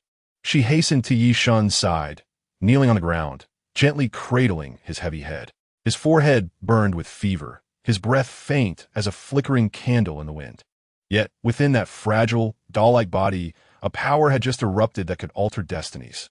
He opened the door to the realm of ascension for me, at the cost of his own self. This realization seared into Luo Qingli's heart like a blazing brand, unforgettable and profound.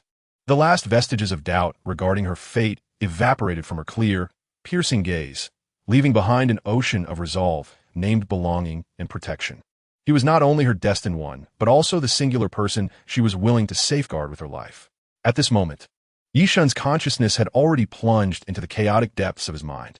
However, just before succumbing to oblivion, a faint thought flickered like a star. Just hold on. Ye Shen was still waiting for him to return home. He absolutely could not fall here. The air within the cave remained foul, tainted with the mingled scents of gunpowder, blood, and damp stone walls. The dim light of the talisman flickered over Luo Qingli's cold visage as she closed her eyes, sitting cross-legged, her breathing elongated, clearly engaged in regulating her energy to replenish the star energy that had been entirely depleted. The remaining talismans were few, and drawing symbols in this place was impossible. Yet, the day and night of vigilance demanded her to be wary of potential remaining enemies outside the cave, while also keeping a constant watch on Ye Shen's condition. Even she felt a profound weariness. It was in this serene yet tense atmosphere that Ye Shen awoke. His awareness resurfaced like a sunken ship being salvaged. With his sense of hearing restored first, the crackling of flames, the echo of water droplets striking stone, and the steady, distant sound of breathing reached him. Soon after, the excruciating pain and heaviness coursed through his body like a tidal wave, reminding him of the price of his forced breakthrough.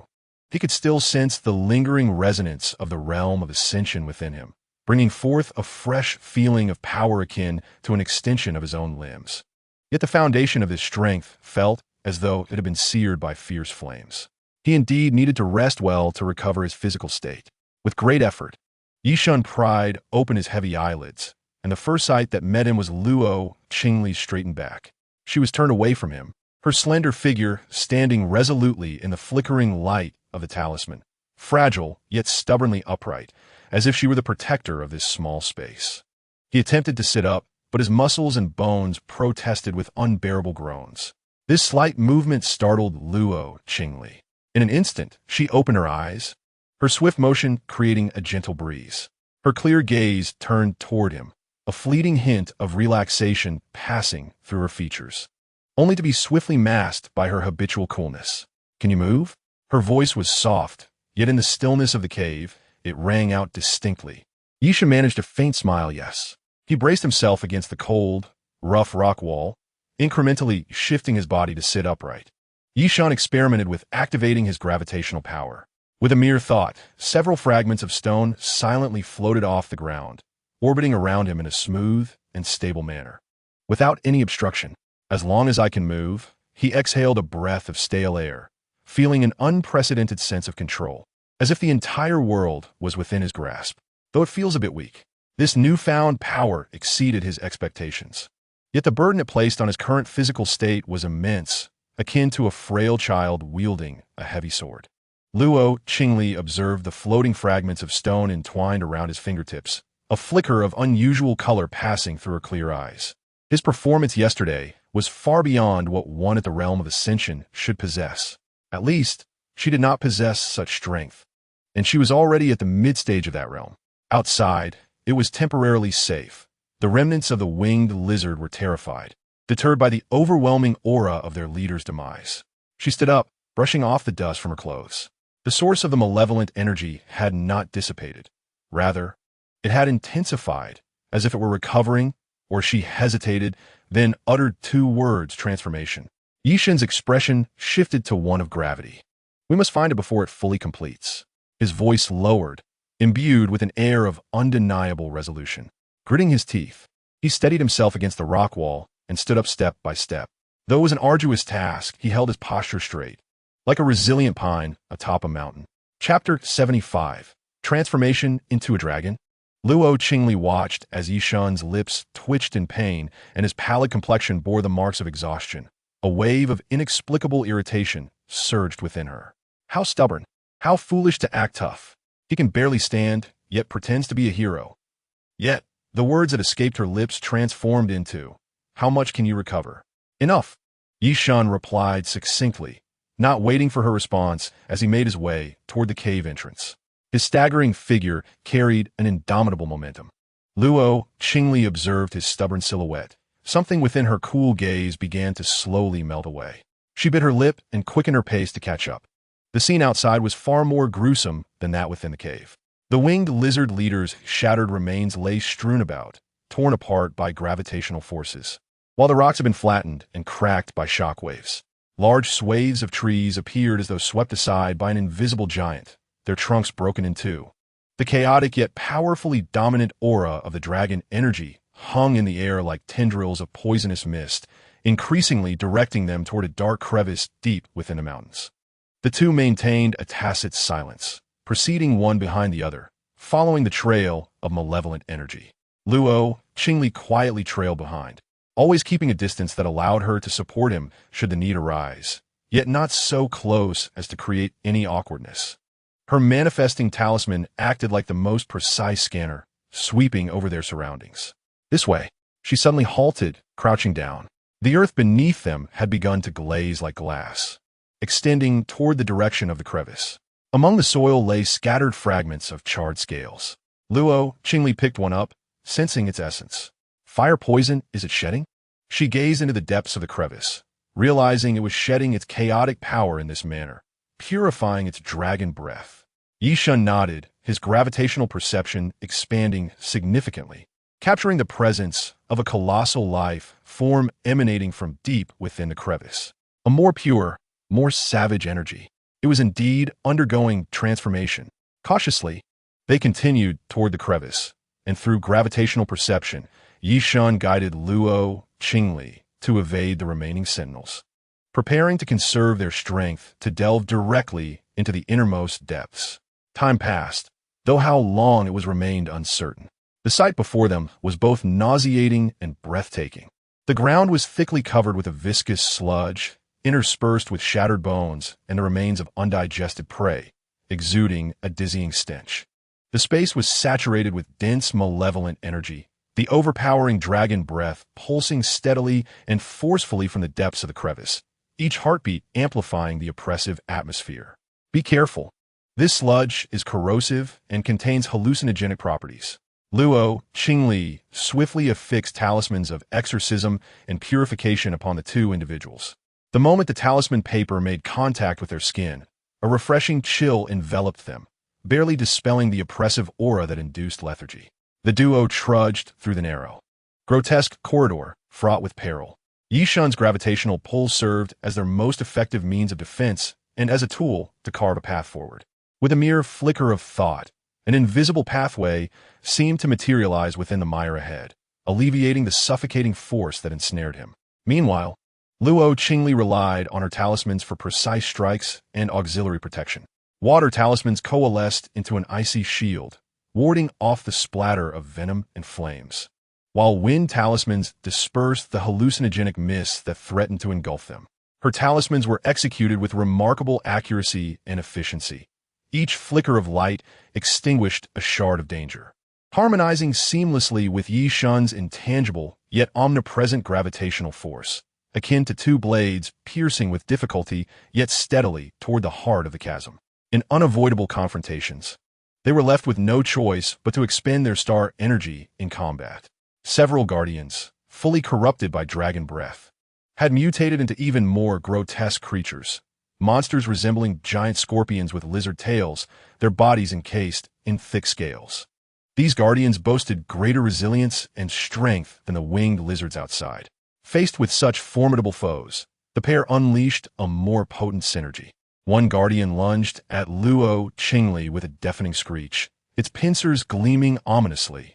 Ye Shen's eyes flashed with intensity as he raised his hand and pressed forward from a distance. The guardian's massive form was as if pressed down by an invisible giant hand, its limbs becoming ensnared in the viscous mire, rendering it momentarily immobile.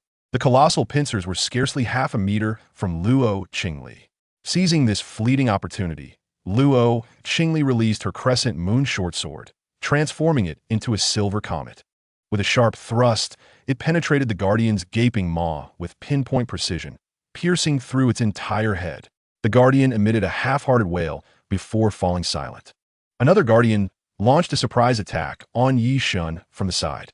Ye Shen shifted his footing, barely managing to evade as a razor-sharp, poisonous stinger grazed his waist. Without a moment's hesitation, Luo Qingli summoned a resplendent golden talisman, the Vajra talisman, which instantly struck at the back of Ye Shen's heart. Simultaneously, she commanded draw. Ye Shen felt an immediate surge of pulling force from Luo Qingli meld into his own gravitational field, instantly understanding her intent without the need for words. He reversed the defensive force field, transforming it into a formidable repulsive force. Without so much as a glance, he extended his left hand toward the oncoming guardian. Mimicking a beckoning gesture, a bizarre scene unfolded. The guardian, propelled by an uncontrollable force, was abruptly redirected, as though seized by an invisible hand, and crashed violently into the previously repelled poisonous stinger guardian. The impact echoed with a resounding crash, followed by the unmistakable sound of shattering bones. Both guardians collided, instantly incapacitated, writhing in the mire. Their cooperation was commendable. Ye Shen gasped for breath, wiping the sweat and the unidentifiable stains of blood or mud from his face, offering a faint smile to Luo Qingli. She was about to retrieve the crescent moon sword embedded in the guardian's head when she paused at his words. The soft glow of the blue talisman illuminated her profile, lending her a momentary softness, though it quickly returned to its usual demeanor. And she merely acknowledged him with a gentle hum. He rarely offered sincere praise, but the previous moment of telepathic connection was indeed noteworthy. She suppressed the unusual flutter in her heart. Gesturing with her wrist, as the crescent moon, sword obediently returned to her grasp. After advancing for a full 3 hours, the path ahead suddenly widened. A colossal stone cave, reminiscent of a massive furnace, unveiled itself before them. The stench and malevolence in the air reached an apex. At the core of the furnace lay a vast magma pool, roiling with dark golden liquid and tainted blood. The heavy atmosphere was suffused with the scent of blood and the oppressive presence of dragon might. In the center of the magma pool coiled a being that sent shivers through the very soul, its lower half submerged in the bubbling magma. Its immense form was as thick as a mountain ridge. The upper half had emerged from the magma, its body cloaked in dark golden scales, each glimmering with a metallic sheen, adorned with patterns resembling flowing magma. Its head was grotesque, with jagged fangs and a lack of horns, yet crowned by several robust bone spines, similarly sheathed in dark golden scales, resembling an unformed crown. Its enormous slitted pupils had shifted from the lizard's dull yellow to a pure, ferocious dragon's gaze. Most unsettling was the fact that it writhed in agony, its old, dark red skin, matted with filth and rotting flesh, peeling away to reveal a new layer of dark golden scales that shimmered with a sleek, dragon-like contour. It could no longer be classified as a mere lizard. It was a demonic serpent on the cusp of true draconic transformation. Chapter 76, Blood Battle. Surrounding it, the rock walls were entwined with hundreds of thick, blood vessel-like tendrils. These tendrils were casting down countless beasts, tainted by dragon breath and stripped of their will to resist, from the crevices at the cave's summit, offering them as sustenance to replenish the vast energy required for its metamorphosis. As the prey plummeted into the magma pool, the waters roiled violently, and the demonic serpent emitted a guttural roar, a mix of pleasure and pain that resonated with an increasingly evident draconic timbre. With each roar, chunks of its old skin sloughed off. It was purifying the mottled dragon breath through transformation and consumption, drawing ever closer to the true form of a dragon. This majesty eclipsed the previous winged lizard leader by more than tenfold. The pure pressure of dragon breath struck Ye Shen and Luo Qingli's spirits like a tangible hammer. Luo Qingli's complexion paled instantly, a muffled groan escaping her lips as she struggled to maintain her footing. Ye Shen too felt an unprecedented weight bearing down upon him. The dragon's might felt like a heavy shackle binding him, as if the very space around them was succumbing to the demonic serpent's dominance. It was in the process of becoming a dragon. They could not allow it to succeed. Luo Qingli's voice trembled with urgency and a hint of fear. Flames of madness ignited in Ye Shen's eyes. He understood. The serpent's transformation had indeed reached a critical juncture, positioning himself a step ahead of her. His gaze sharpened to an unprecedented clarity. The divine light within his eyes flowed, his insight into gravitational forces reaching its zenith. He perceived not only the serpent's massive form, but also the currents of its energy. A surge of vital essence was concentrated at its heart.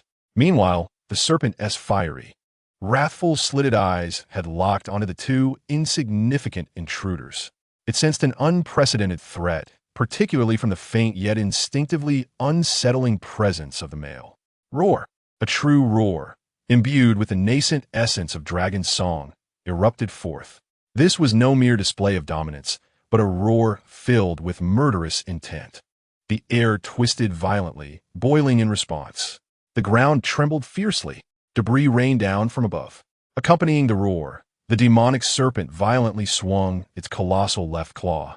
Sheathed in dark golden scales, sharp as a blade, the claw's tip ignited with fierce flames, the surrounding air rapidly heating to a point of distortion. A crescent-shaped fire claw, imbued with searing heat and devastating force, cleaved through the air like a fallen fiery crescent moon, hurtling towards the two, moving with such speed that only a dazzling trail of gold and red could be seen. Ye Shen made the wisest decision to evade its lethal strike. He lunged to the side, tackling Luo Qingli, and the powerful gravitational force instantaneously acted upon them, as if an invisible hand was yanking them backward. Thud, thud, thud. The giant claw grazed their previous positions, carving 3 terrifying trenches several meters deep into the ground. The scorching wave of heat seared their skin. Yet this was merely the beginning. As the demonic serpent's first claw missed, its right claw followed suit, while simultaneously a massive tail, bristling with bone spikes, swept toward them with overwhelming force. In an instant, the shadows of claws loomed like mountains, while the tail's shadow resembled a whip. The entire space transformed into a deadly snare. The assault was far from chaotic. Rather, it subtly formed a configuration of encirclement and strangulation, indicative of considerable intellect. Golden locks, earthen barriers, windshields, 3 distinct talismanic illuminations intertwined. Yet none could provide effective defense against the demonic serpent. However, Ye Shen perceived further. His gravitational awareness discerned the terrifying destructive energy coiling and compressing furiously at the serpent's throat.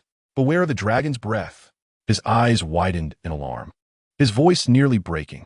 Almost simultaneously with his warning, a pillar of dragon fire, refined to its utmost essence and entwined in golden red hues, emanated from the serpent's maw like divine retribution. With the ferocity to incinerate all, it instantaneously traversed the lava pool, aiming with pinpoint accuracy at the point where Luo Qingli was about to evade. It had astonishingly anticipated her location. The timing was exquisitely precise. Wherever it passed, even the solid rock walls were instantaneously eroded and vaporized. At the brink of life and death, there was no escape. In a critical moment, Ye Shen let out a furious roar. He staked all his strength on this very instant. His hands shot out to the sides, grasping at the void. There was no time for meticulous control. The gravitational pull of the Fuyo realm was unleashed to its zenith, targeting not the dragon's breath, but Luo Qingli herself. Field repulsion. Luo Qingli felt an irresistible force yanking her backward, faster than her own thoughts. The raw power was so domineering, it nearly tore her bones asunder. She felt as if an invisible giant hand had hurled her backward with great force. Boom! The devastating dark golden dragon breath grazed Luo Qingli's hair as it soared backward, crashing violently against the mountain wall where she had just stood. The solid rock was vaporized in an instant, creating a massive crater several meters in diameter, akin to snow melted under a scorching sun. The searing heat of death singed the few strands of hair on Luo Qingli's forehead. Disoriented, she crashed onto the hard ground 3 meters behind Ye Shen, her back aflame with pain, as her entire star energy was thrown into turmoil by this sudden and immense external force. She raised her head to see Ye Shen turned away from her, his body violently shaking, his muscular arms trembling as blood seeped from between his fingers. Clearly, to wrench her from the jaws of death, he had paid an exorbitant price that surpassed his limits. Before she could utter a word, the serpent's lethal strike followed swiftly. It seemed to have determined that Ye Shen was the greatest threat, its vertical pupils locking onto him with deadly resolve. The enormous right claw descended once more with a force to rend all apart, before the claw's wind even reached him. The terrifying pressure had already ground the debris around Ye Shen to dust. Gazing at the colossal claw as it closed in, Ye Shen realized he could not change his position in time. Buzz! An invisible, absolute repulsion field, 5 meters in diameter, formed instantly around him. This domain completely enveloped him and the Luo Qingli behind him, like an imperceptible, exceedingly sturdy soap bubble. Boom! The dragon claw crashed into this invisible repulsive barrier. Time seemed to freeze for a moment. A terrifying shockwave erupted wildly outward. The entire cavern wailed in agony. The repulsion field trembled and distorted violently. Ye Shen felt as though he were the core bearing the weight of the heavens. The immense pressure coursed through the invisible field, shaking his entire being, his internal organs quaking violently. Blood trickled from his 7 orifices, his body resembling a rock amid a raging tempest, trembling violently, on the verge of collapse. The rocky ground beneath him fractured, centered around him. The serpent's strength was overwhelming. It had undoubtedly reached the realm of the returning to the source, surpassing him by an entire major realm. Ah! He emitted a painful howl, his visage contorted, yet his arms stood firm like celestial pillars, unwavering. The repulsion field held. Luo Qingli stood behind Ye Shen, witnessing everything with clarity. Once more, that man had shielded her with his back, creating a sliver of hope. She could even feel the power within him draining like a torrential flood, sensing his bones groaning under the unbearable strain. His wounds burst open anew under the extreme pressure, blood instantly staining half of his body. In his cold, phoenix-like eyes, emotions of fear and heartache surged forth, but were swiftly replaced by a deeper resolve. Chapter 77. Luo Qingli's Eruption. Now is the moment. Taking advantage of the giant claw being firmly held by the repulsion field, the serpent's strength concentrated at the claw's tip, revealing a sliver of a gap in the vital reverse scale at its chest, barely the size of a fingernail. Within that gap flowed a surging essence, akin to liquid gold. Luo Qingli felt not a shred of hesitation, only a resolute determination akin to a conflagration. For the sake of the mission, for protection, perhaps even for that which her heart dared not fully explore.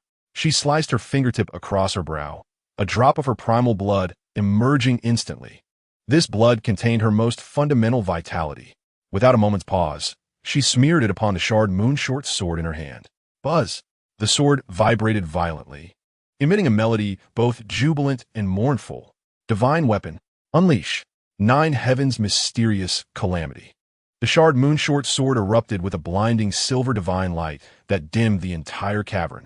Luo Qingli's form transformed into a streak of silver lightning, tearing through space.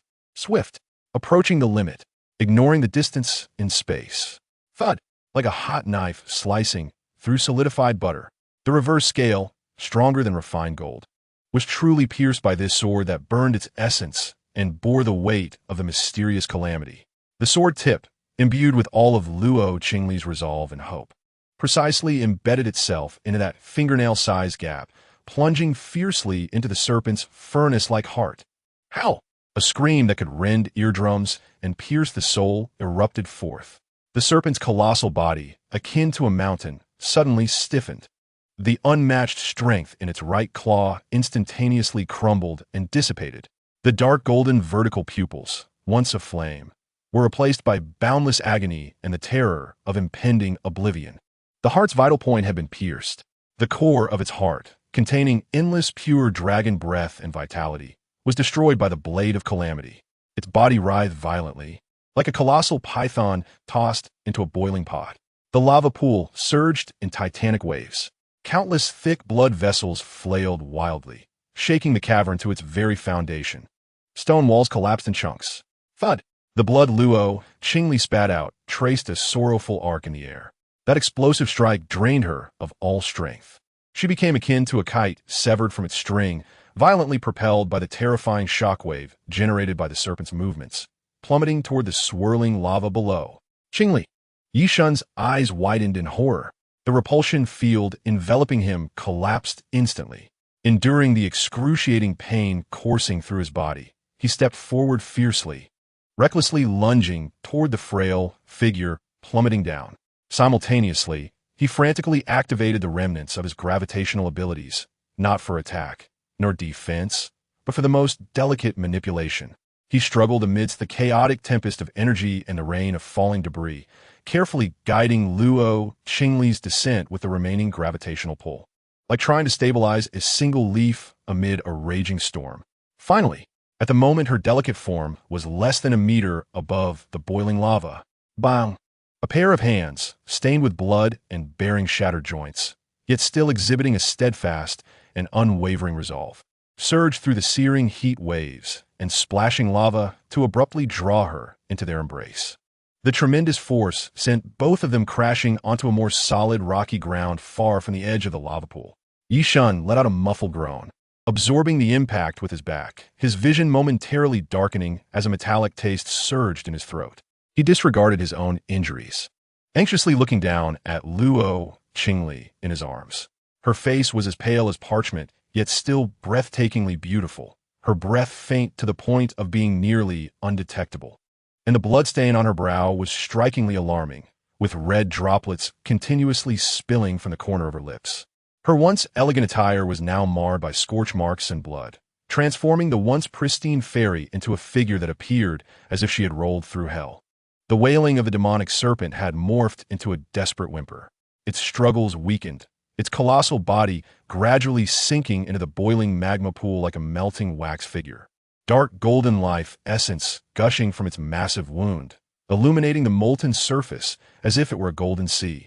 A star core, the size of a pigeon's egg and entirely dark gold, was ejected from the disintegrating body of the serpent, landing with a clang not far from Ye Shen's feet. The stone cave was violently collapsing. The death of the demonic serpent had stripped the last support from this nest. Boulders tumbled like rain, dust swirling in the air. Ye Shen seized the dragon bloodheart core and stuffed it into his bosom, then lifted the fainted and weakened Luo Qingli, her body as light as a feather. "Are you an idiot?" he muttered hoarsely, his voice tinged with the bittersweet relief of survival and a hint of warmth. Taking a deep breath, he forced out the last remnants of gravity from his body, not to fly, but to adjust the stress on the rocks beneath him. He endeavored to lighten his own weight, as if seeking a glimmer of hope amidst the dance of death caused by the collapse. Behind him loomed the endless destruction and raging flames. The moment he beheld the light of day again, it was not a revelation of clarity, but rather a near-exhausted blankness. A heaviness that followed survival. Clutching the nearly unconscious Luo Qingli, Ye Shen, driven by sheer willpower, managed to find a relatively sheltered hollow in the hills far from the abyss of collapse, just before he completely spent his strength. The ensuing 3 days were a silent struggle. Ye Shen's external injuries were shocking, having forcibly maintained an absolute repulsion field to ward off the serpent's final strike, nearly shattering the bones in his arms, while his internal organs felt as though they had been struck repeatedly with a heavy hammer. Yet, his utmost priority was to harness the remaining power of the Ascendant Realm, carefully guiding the thin star energy from the heavens and earth to untangle Luo Qingli's nearly exhausted meridians. During her unconscious state, Luo Qingli furrowed her brow, her consciousness sometimes sinking into the icy depths of the sea, sometimes scorched by the searing breath of the dragon. Only once did she experience a brief moment of lucidity, vaguely sensing a gentle yet resolute force enveloping her, imbued with a cool, celestial essence. Clumsily yet meticulously, it guided the chaotic flow of star energy within her body, a process that was extraordinarily taxing. She wished to open her eyes, to urge him to stop, but ultimately could only futilely wiggle her fingers before succumbing once more to a deeper darkness, until the dusk of the 4th day, when the golden rays of the setting sun streamed through the crevices of the cave, landing upon Luo Qingli's long eyelashes. Her eyelids fluttered slightly, and she finally managed to force open a narrow slit. In the backlit entrance of the cave, a figure leaned against the rock wall, his head slightly bowed, seemingly in a meditative state. The sunlight sculpted his sharply defined jawline, which was marred by numerous small scars and the stubble of new growth, presenting a somewhat disheveled yet remarkably resolute appearance. A tattered coat was casually draped over her, exuding a faint scent of blood and a warmth reminiscent of sunlight. An indescribable pang surged through Luo Qingli's senses. She inhaled gently, causing a stirring in her internal organs that led to a shallow cough. The figure leaning against the wall jolted, his eyes snapping open. Those orbs now resembled a deep pool into which stones had been cast, momentarily dazed before erupting with unmistakable pure astonishment. "Qingli?" Ye Shen hurriedly approached, his movements awkward yet cautious. "How do you feel? Is there any pain? Do you need water?" His words tumbled out in a flurry, akin to a flustered novice, starkly contrasting with the master of gravity he had been in the abyss. Luo Qingli gazed at his face, etched with worry and exhaustion, and suddenly embraced him. "I'm all right. I'm sorry for causing you worry." Ye Shen coughed awkwardly, rising to his feet. "I'll fetch some water. There's a stream outside. It's clean." His movements remained somewhat stiff, clearly still pained. Yet he strode out with a sense of relief and joy evident in his posture. Watching him disappear into the light at the cave entrance, Luo Qingli slowly reclined back, tightening the coat that bore a foreign warmth, feeling the crisp valley breeze brush against her cheek, mingling with the subtle fragrance of flora. A long-forgotten sense of fatigue and tranquility, belonging to the essence of life, quietly enveloped her. It turned out that simply being alive and breathing felt so blissful. After 2 more days of careful recuperation, their external wounds had healed significantly. Although Luo Qingli's internal injuries and depletion of her essence were not to be remedied in a day, she was no longer in grave danger. As the myriad lights of Qian City unfurled beneath the night sky, the warm and bustling ambience of the marketplace washed over them, prompting both to exhale a sigh of relief simultaneously. Leaving the perilous situation behind and stepping into the throngs of people, the vibrant essence of the mundane world was unexpectedly enchanting. The warmth of humanity was the most soothing balm for their souls. The night in Qian City belonged to the unrestrained revelry of the palate and stomach. Upon entering the old town, the clamor escalated sharply. Along the narrow streets, lanterns hung high, and various food stalls lined up in succession. The smoky aroma of barbecue delicacies, the bubbling sound of spicy broth, the sweet fragrance of pastries, and the bustling sounds of laughter and chatter coalesced into a vast, lively atmosphere. Luo Qingli's footsteps halted before an inconspicuous stall in a corner, her eyes sparkling with excitement at the sight of qianjun mushrooms. She promptly paid 2 bowls for a total of 18 and eagerly found a small table to sit at, her gaze fixed expectantly on the stall owner. The main ingredients were an array of fresh and tender mushrooms, thick slices of chicken fur mushrooms, chunks of brown porcini, silky bamboo fungus segments, crisp wood ear mushrooms, and sweet mountain bamboo shoots. The broth was a rich, tangy red soup infused with the unique spirit of the mountains. There was not a trace of meat, yet the flavor was astonishingly rich. The stall owner's culinary skills were impeccable, cooking the mushrooms to a soft tenderness without losing their chewiness, executed just right. Nearby, several small tables were filled with patrons, their foreheads beaded with sweat, their faces glowing with satisfaction.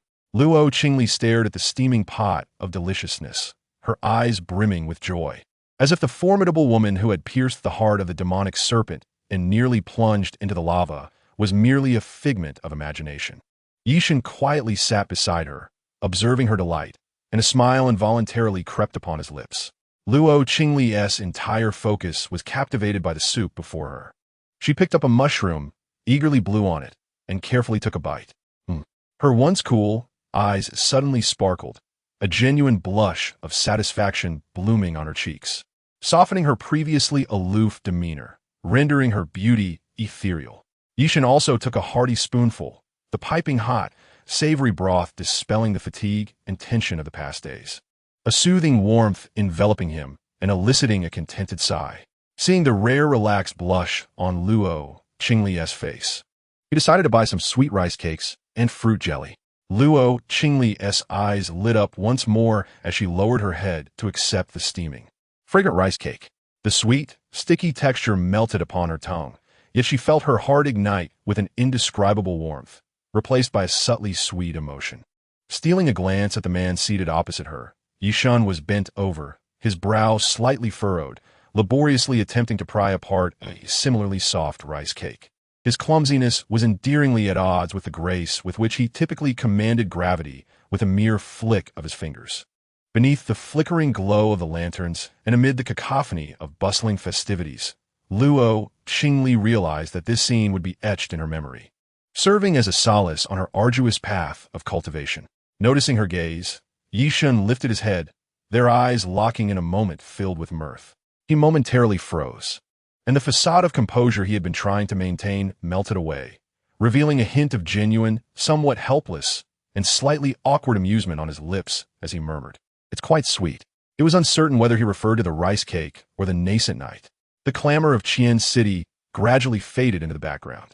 After 2 days of recuperation, though neither Ye Shen nor Luo Qingli had fully regained their peak form, they embarked on their journey back to the mountain city. Upon returning to the familiar hall of the Black Chapter Bureau, they were greeted once more by the same female staff member. She examined the star core that Ye Shen had presented, along with the task report recorded by Luo Qingli. The source of the beastly upheaval in the Zhangxi Mountains has been eradicated, she noted. Upon viewing the footage of the transformation of the demonic serpent, she gasped sharply, her fingers flying over the keyboard to summon another original assessment report. The prior energy fluctuation estimates and potential impact had been projected at a mere C grade. Yet the reality had escalated to a B grade classification. I will submit this assessment, and subsequent rewards will be allocated according to B grade standards. The staff member, her expression grave, pressed the confirmation key.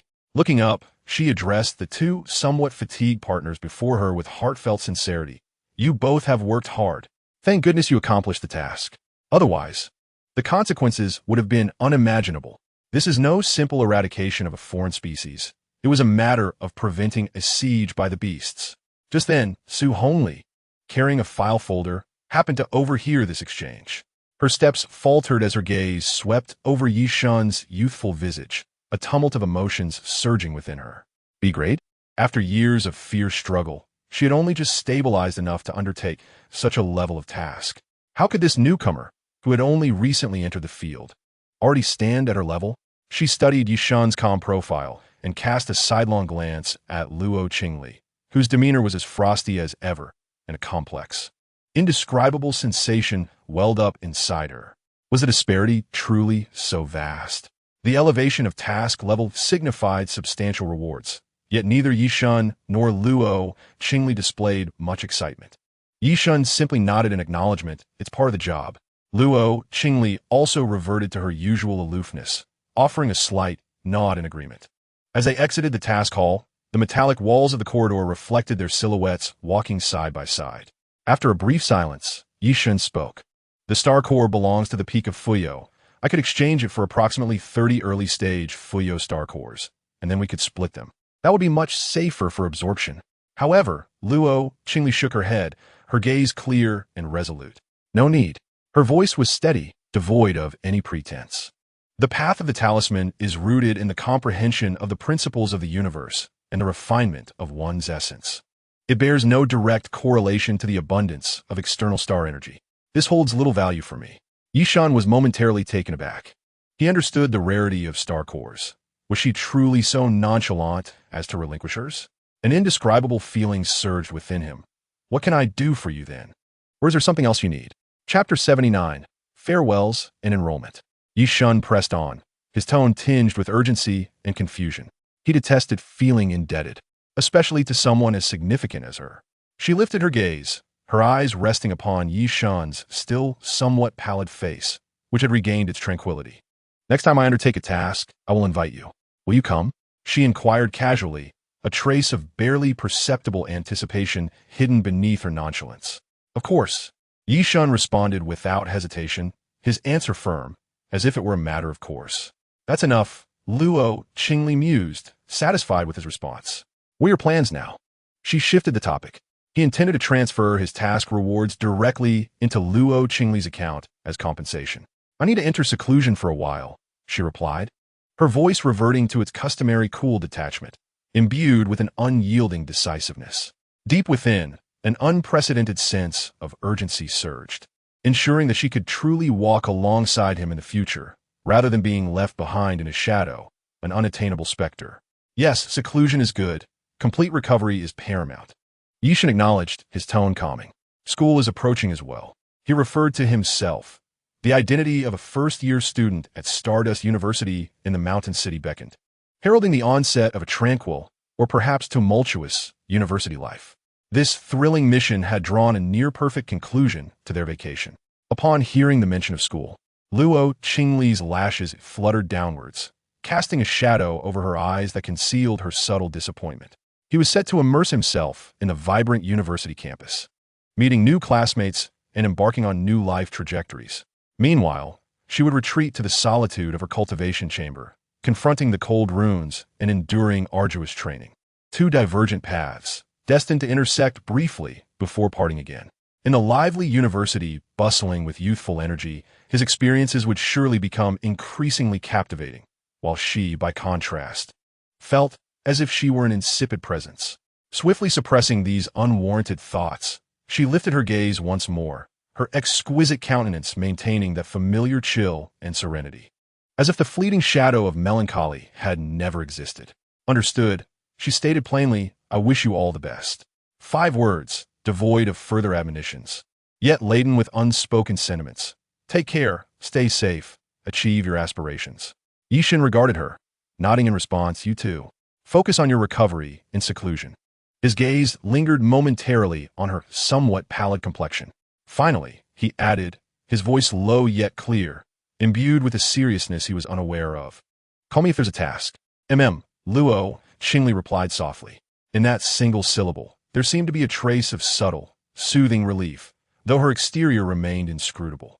She refrained from saying anything more, turning towards the opposite end of the corridor. Her steps remained composed, her back straight as a sword. The slender figure, imbued with a sense of strength, appeared like a divine weapon poised to retreat into its scabbard, sheathing its brilliance. Only as her silhouette vanished around the corner did her pace seem to falter ever so slightly. Ye Shen stood rooted, his gaze fixed upon the deserted end of the corridor, his brow furrowed slightly, an inexplicable emptiness swirling within him. Had he known Luo Qingli for merely a few days? Why did it feel as though they had traversed a long journey together, leaving behind an indelible shadow? This sensation arrived abruptly, yet felt alarmingly clear, leaving him momentarily bewildered. The following days transformed into an unmistakably exclusive time for his younger sister. Freshly extricated from the life and death perils of their mission, Ye Shen found himself in a state of near isolation, his phone devoid of signal, and his presence vanished without a trace. Under the relentless onslaught of Yi Xingwan's tears and her enchanting charm, Ye Shen found himself utterly defenseless. In the final days leading up to the commencement of the school year, he was wholly at the mercy of Yi Xingwan. The two of them sat cross-legged on the sofa, engrossed in a horror film that Yi Xingwan fervently insisted upon watching. As the chilling scenes unfolded, Yi Xingwan nestled closer into Yi Shen's embrace, clutching his waist, too frightened to lift her gaze. When Ye Shen attempted to turn off the television, she vehemently objected. He felt a twinge of helplessness. Was she not merely a novice in both skill and taste? They had also visited the amusement park, which Yi Xingwan had eagerly anticipated. Observing the genuine joy radiating from his sister's smile only solidified Ye Shen's resolve to strengthen himself. Presently, his financial situation was no longer as dire as it had once been. While watching his sister savor her ice cream, he contemplated broaching a subject with her. "Xiao Wan, our circumstances have improved somewhat. I wish to find a better, larger home. What do you think?" No sooner had he spoken than the smile on Yi Xingwan's face swiftly evaporated like a receding tide. She abruptly lifted her head, neglecting to wipe the ice cream smudged at the corner of her mouth. Her eyes locked onto Ye Shen's, her voice chillingly resolute, laced with an undeniable insistence. "No, I want to stay here." She gestured toward their familiar surroundings, the aging community that held countless memories of their laughter and tears. Her gaze was fervent, almost obsessive. "I remember every brick and tile here. This is where all our memories reside." Her voice rose, tinged with an inexplicable panic, as if leaving this place would mean losing their past.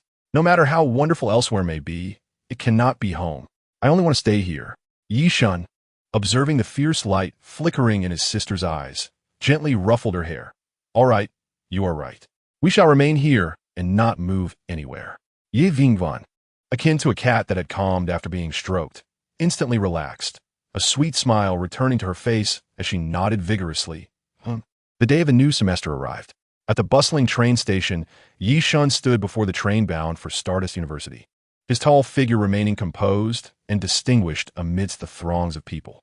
Yi Xingwan donned a black dress, her delicate face adorned with doe-like eyes that shimmered with profound affection and reluctance, glistening tears clinging to her lashes, evoking an instinctive sense of compassion. She clutched Ye Shen's wrist tightly, her grip so firm that her knuckles whitened. "Brother," she said, her voice slightly nasal and elongated, a blend of petulance and an unmistakable possessiveness. "You must promise me to message me every day and send me good night photos. I worry about everything when you're not by my side." As she spoke, tears cascaded down her cheeks, crystalline and transparent. Ye Shen felt a slight headache. Yi Xingwan's dependence on him, along with her overwhelming possessiveness that surpassed mere sibling affection, increasingly left him at a loss. "I will message you whenever I can. And you must study hard," he replied calmly, offering no extravagant promises, nor rejecting her reliance. "I will also enter the Black Chapter Bureau in the future. I have already contacted Sister Homely, and she says I have immense potential. Ye Vingyan Steves evaporated instantly." Her transformation swift, as if the earlier sorrow had merely fortified her demands. She retrieved an exquisitely packaged velvet box from her petite handbag. "This is for you. I know you don't like wearing them, but this is my heartfelt gift." When you wear it, it's like I am with you. Without waiting for his response, she opened the box, revealing a subtly luxurious black watch, exuding an aura of intricate mechanics. Chapter 80, SSS-surveillance. The sudden emergence of a support group? Ye Shen seized Ye Shen's hand, compelling him to wear the watch, her movements affectionate and natural. The moment the strap brushed against his wrist, Ye Shen keenly sensed a faint electrical pulse emanating from the watch's inner workings. It seemed to be more than just a mere timepiece. A shiver ran through him. Yet Ye Shen stepped back, admiring her handiwork. It looked stunning. You were at best, brother. Ye Shen's laughter was bright and infectious. This gift was not only a token of her affection, but also an invisible shackle and means of surveillance. The train's departure signal rang out. Suddenly, Ye Shen rose on her toes, disregarding the curious stares around her, and quickly planted a kiss on Ye Shen's cheek. The soft touch of her lips was fleeting, imbued with the fragrance of youth and a powerful declaration. Brother, remember to think of me? Her cheeks flushed a rosy hue, yet her eyes sparkled with an intense sharpness as she gazed deeply at Ye Shen before turning away, flitting down the platform like a delicate butterfly. Her retreating figure was graceful, entirely devoid of the previous pitiful demeanor. Ye Shen remained rooted to the spot, the cold sensation of the watch on his wrist serving as a reminder of their earlier exchange. Instinctively, he brushed his fingertip against the spot where she had kissed him, his expression neutral, though a subtle weariness and wariness flickered in his eyes. If it weren't for the fact that Stardust University was located over 100 kilometers from home, he would suspect that Ye Shen might follow him to school. He turned and boarded the train, his steps steady, leaving behind the clamor of the platform and the fervent gaze of his sister. He remained oblivious to the envy in the eyes of passers-by, nor did he notice the moment Ye Shen turned, her expression shifting from fragile to fiercely possessive. As the train moved forward, the landscape of the mountainous city blurred past. Ye Shen closed his eyes, yet did not rest. He was not only reminiscing, but also strategizing. The magical dragon star core. He could distinctly sense the astounding power contained within it. This force was pure and formidable, beckoning him to reach out, to absorb it. However, his rationality firmly suppressed this impulse. The energy was far too immense. At least an intermediate stage of the ascending realm would be required for safe absorption. Even at university, he would still need to undertake missions. This was not only the path to enhancing his realm through the Star Core, but also the sole avenue for elevating his combat prowess. Moreover, despite possessing millions in savings, purchasing the Star Core would only suffice for 1 or 2 cores of the ascending realm. He hesitated whether to remove the watch. Was it truly wise to indulge Ye Shen in this manner? He had previously resolved to maintain some distance from her, yet seeing her tears had caused him to relent. On the day of the freshman enrollment at Stardust University, the weather was splendid, and the campus was adorned with vibrant decorations, brimming with youthful exuberance. Ye Shen dragged his luggage as he stepped through the grand and ancient gates of Stardust University, clad in a simple short-sleeved shirt and jeans. His tall and upright figure stood out amidst the bustling crowd of new students. Both elite students and ordinary ones were enrolling on the same day. Ye Shen made his way toward the registration area. Oh my, look, it's Ye Shen, the top scholar Ye Shen. Suddenly, an excited shriek from a girl shattered the tranquility of the registration area. Ye Shen turned to locate the source of the sound.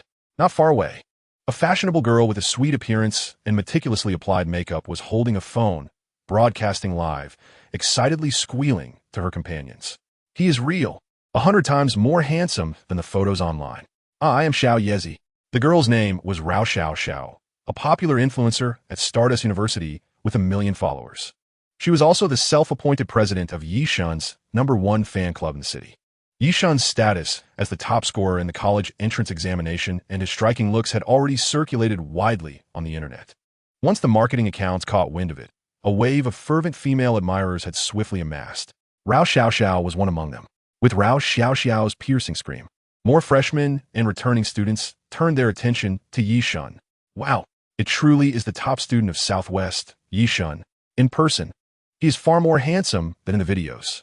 His nose is so well-defined. His demeanor is exceptional. Is that the Rao Xiao Xiao who appears on variety shows? She even admires Ye Shen? In an instant, exclamations, discussions, and the sounds of camera shutters filled the air, especially the girls. whose gazes towards Ye Shen brimmed with awe and infatuation. A few senior members of the student council, responsible for registration, were equally astonished by the spectacle. One bespectacled senior muttered, "Wow, is this the grandeur of a top student? It's like encountering a celebrity." Under the spotlight of countless eyes, Rao Xiao seemed to be invigorated, forcefully pushing aside her companions who attempted to dissuade her. Like a small cannonball, she charged towards Ye Shen, presenting him with an exquisitely crafted card featuring a chibi depiction of himself and a luxurious gift box adorned with an elegant satin ribbon. "Ye Shen, I'm your fan. I'm so thrilled to finally meet you in person. Please accept this gift. Our Ye Shen support club will always stand by you." As Ye Shen beheld the gift being thrust towards him and the growing crowd of onlookers whispering and pointing, his brow furrowed into a frown. He felt a mix of bewilderment and exasperation. This sudden surge of enthusiasm and attention left him profoundly uncomfortable. However, his upbringing prevented him from outrightly rejecting the gesture. Taking a deep breath, he acknowledged the absurdity of the situation but maintained a semblance of politeness, replying in a flat tone, "Thank you for your kind intentions. I appreciate it." He attempted to return the gift box, insisting that it was unnecessary. Yet, Rao Xiao seemed to have automatically filtered out the word of rejection, fixating instead on the words "kind intentions," her eyes sparkling as she clasped her hands in a pleading gesture. "Please accept it. It's truly just a small token of appreciation. We absolutely won't disturb your registration. Just leave it here, please." Her demeanor suggested that refusing would be tantamount to betraying the deep affection of all his fans. Ye Shen found himself somewhat helplessly ensnared by this unexpected moral obligation, holding the box without knowing what to do. At that moment, a middle-aged man, impeccably dressed in a deep gray administrative uniform and sporting gold-rimmed glasses, approached, parting the crowd with an air of calm authority. "Ye Shen?" His voice was gentle, yet imbued with an invisible power that instantly quelled the surrounding clamor. The newcomer was none other than Professor Shen, Ye Shen's direct liaison from the Institute of Laws. Recognizing him, Ye Shen felt a surge of relief, having contacted Professor Shen prior to his arrival. Professor Shen nodded slightly to Rao Xiao and the others before turning to Ye Shen, his tone formal yet warm. "I apologize for the inconvenience. There are some specific procedures in the registration process that require individual attention. Please follow me." He gestured invitingly. Rao Xiao observed Professor Shen and immediately fell silent, her eyes brimming with admiration as she quietly remarked to her live stream, "Look, he really is a protected individual. Professor Shen has personally come to escort him." "Who is Professor Shen?" someone inquired via the comments. "I can't divulge that, but he is undoubtedly a very important figure." Ye Shen nodded at Professor Shen, thanked Rao Xiao once more, placed the gift box on the registration table, and followed in Professor Shen's footsteps. The two navigated past the bustling main registration area, and after 20 minutes, Ye Shen beheld a building of striking futuristic design. Its sleek, streamlined silver metal exterior reflected a cold brilliance under the sun. The entrance bore no extravagant decorations. Only a simple black metal plaque inscribed with powerful ancient script, Institute of Laws and Origins. An invisible aura of authority and mystery enveloped the space. Upon entering the Institute's Grand Hall, an atmosphere of solemnity, tranquility, and efficiency greeted him, starkly contrasting with the chaos outside. It resembled a precisely functioning fortress of the future. "Welcome to the Institute of Laws, Ye Shen," Professor Shen said, his tone softening slightly as he began a professional introduction. "This is the core sanctuary of Stardust University, where we delve into the mysteries of the laws of the universe. Your ability, gravitational force, is designated as number 003. Professor Shen's voice resonated clearly in the quiet elevator. "This is not merely a simple power. It pertains to one of the fundamental laws constituting our world.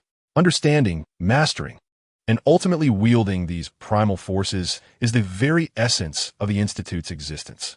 Your enrollment signifies your inclusion in the highest caliber of core talent development programs." As he spoke, he guided Ye Shen towards a vertically ascending elevator. The center is divided into several key sections. This is the potential exploration area. The elevator ascended silently, revealing a vast circular space below filled with complex biological neural interface devices. Professor Shen patiently introduced each area, to Ye Shen. Upon reaching the highest level, he gestured expansively. This is our simulated ecological training ground. The view instantly broadened. A massive translucent energy dome enveloped a vast expanse below, within which one could discern forests, deserts, marshes, snow-capped mountains, and even floating platforms and simulated cities. It was the largest and most intricate artificial ability training environment in the world, capable of simulating and adjusting gravitational fields, energy concentrations, elemental environments, extreme weather, and virtual entity threats. Most of the practical courses in the future would take place here. Oh, by the way, Professor Shen added, as if just recalling, I will be your instructor for specialized courses. For general courses, you will be attending classes alongside students from the Enhancement Institute and the Spirit Domain Institute. Returning to Professor Shen's office, the registration process was indeed swift and efficient. A metallic card was handed to Ye Shen. This is your student key card, which includes identity verification, credit account access, independent database retrieval permissions, and access to core areas. Credits serve as the currency here, akin to money in the outside world. Make good use of it. Subsequently, Professor Shen personally escorted Ye Shen to his dormitory, located in the top-floor scenic suite of Area A, Building Jiyuan.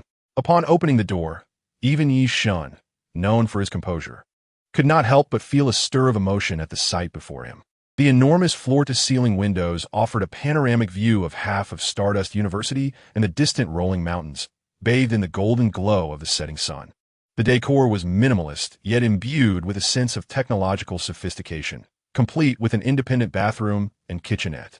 Most astonishingly, there is also a private training room equipped with basic gravity adjustment devices and a meditation platform. A custom-made bed, spanning an impressive 22 meters, further underscored the uniqueness of this abode. Ye Shen set down his luggage, retrieving only the ancient bronze mirror replica he had acquired during his last mission. This artifact had received official certification, bearing a high rank of A26. The dormitory is single occupancy.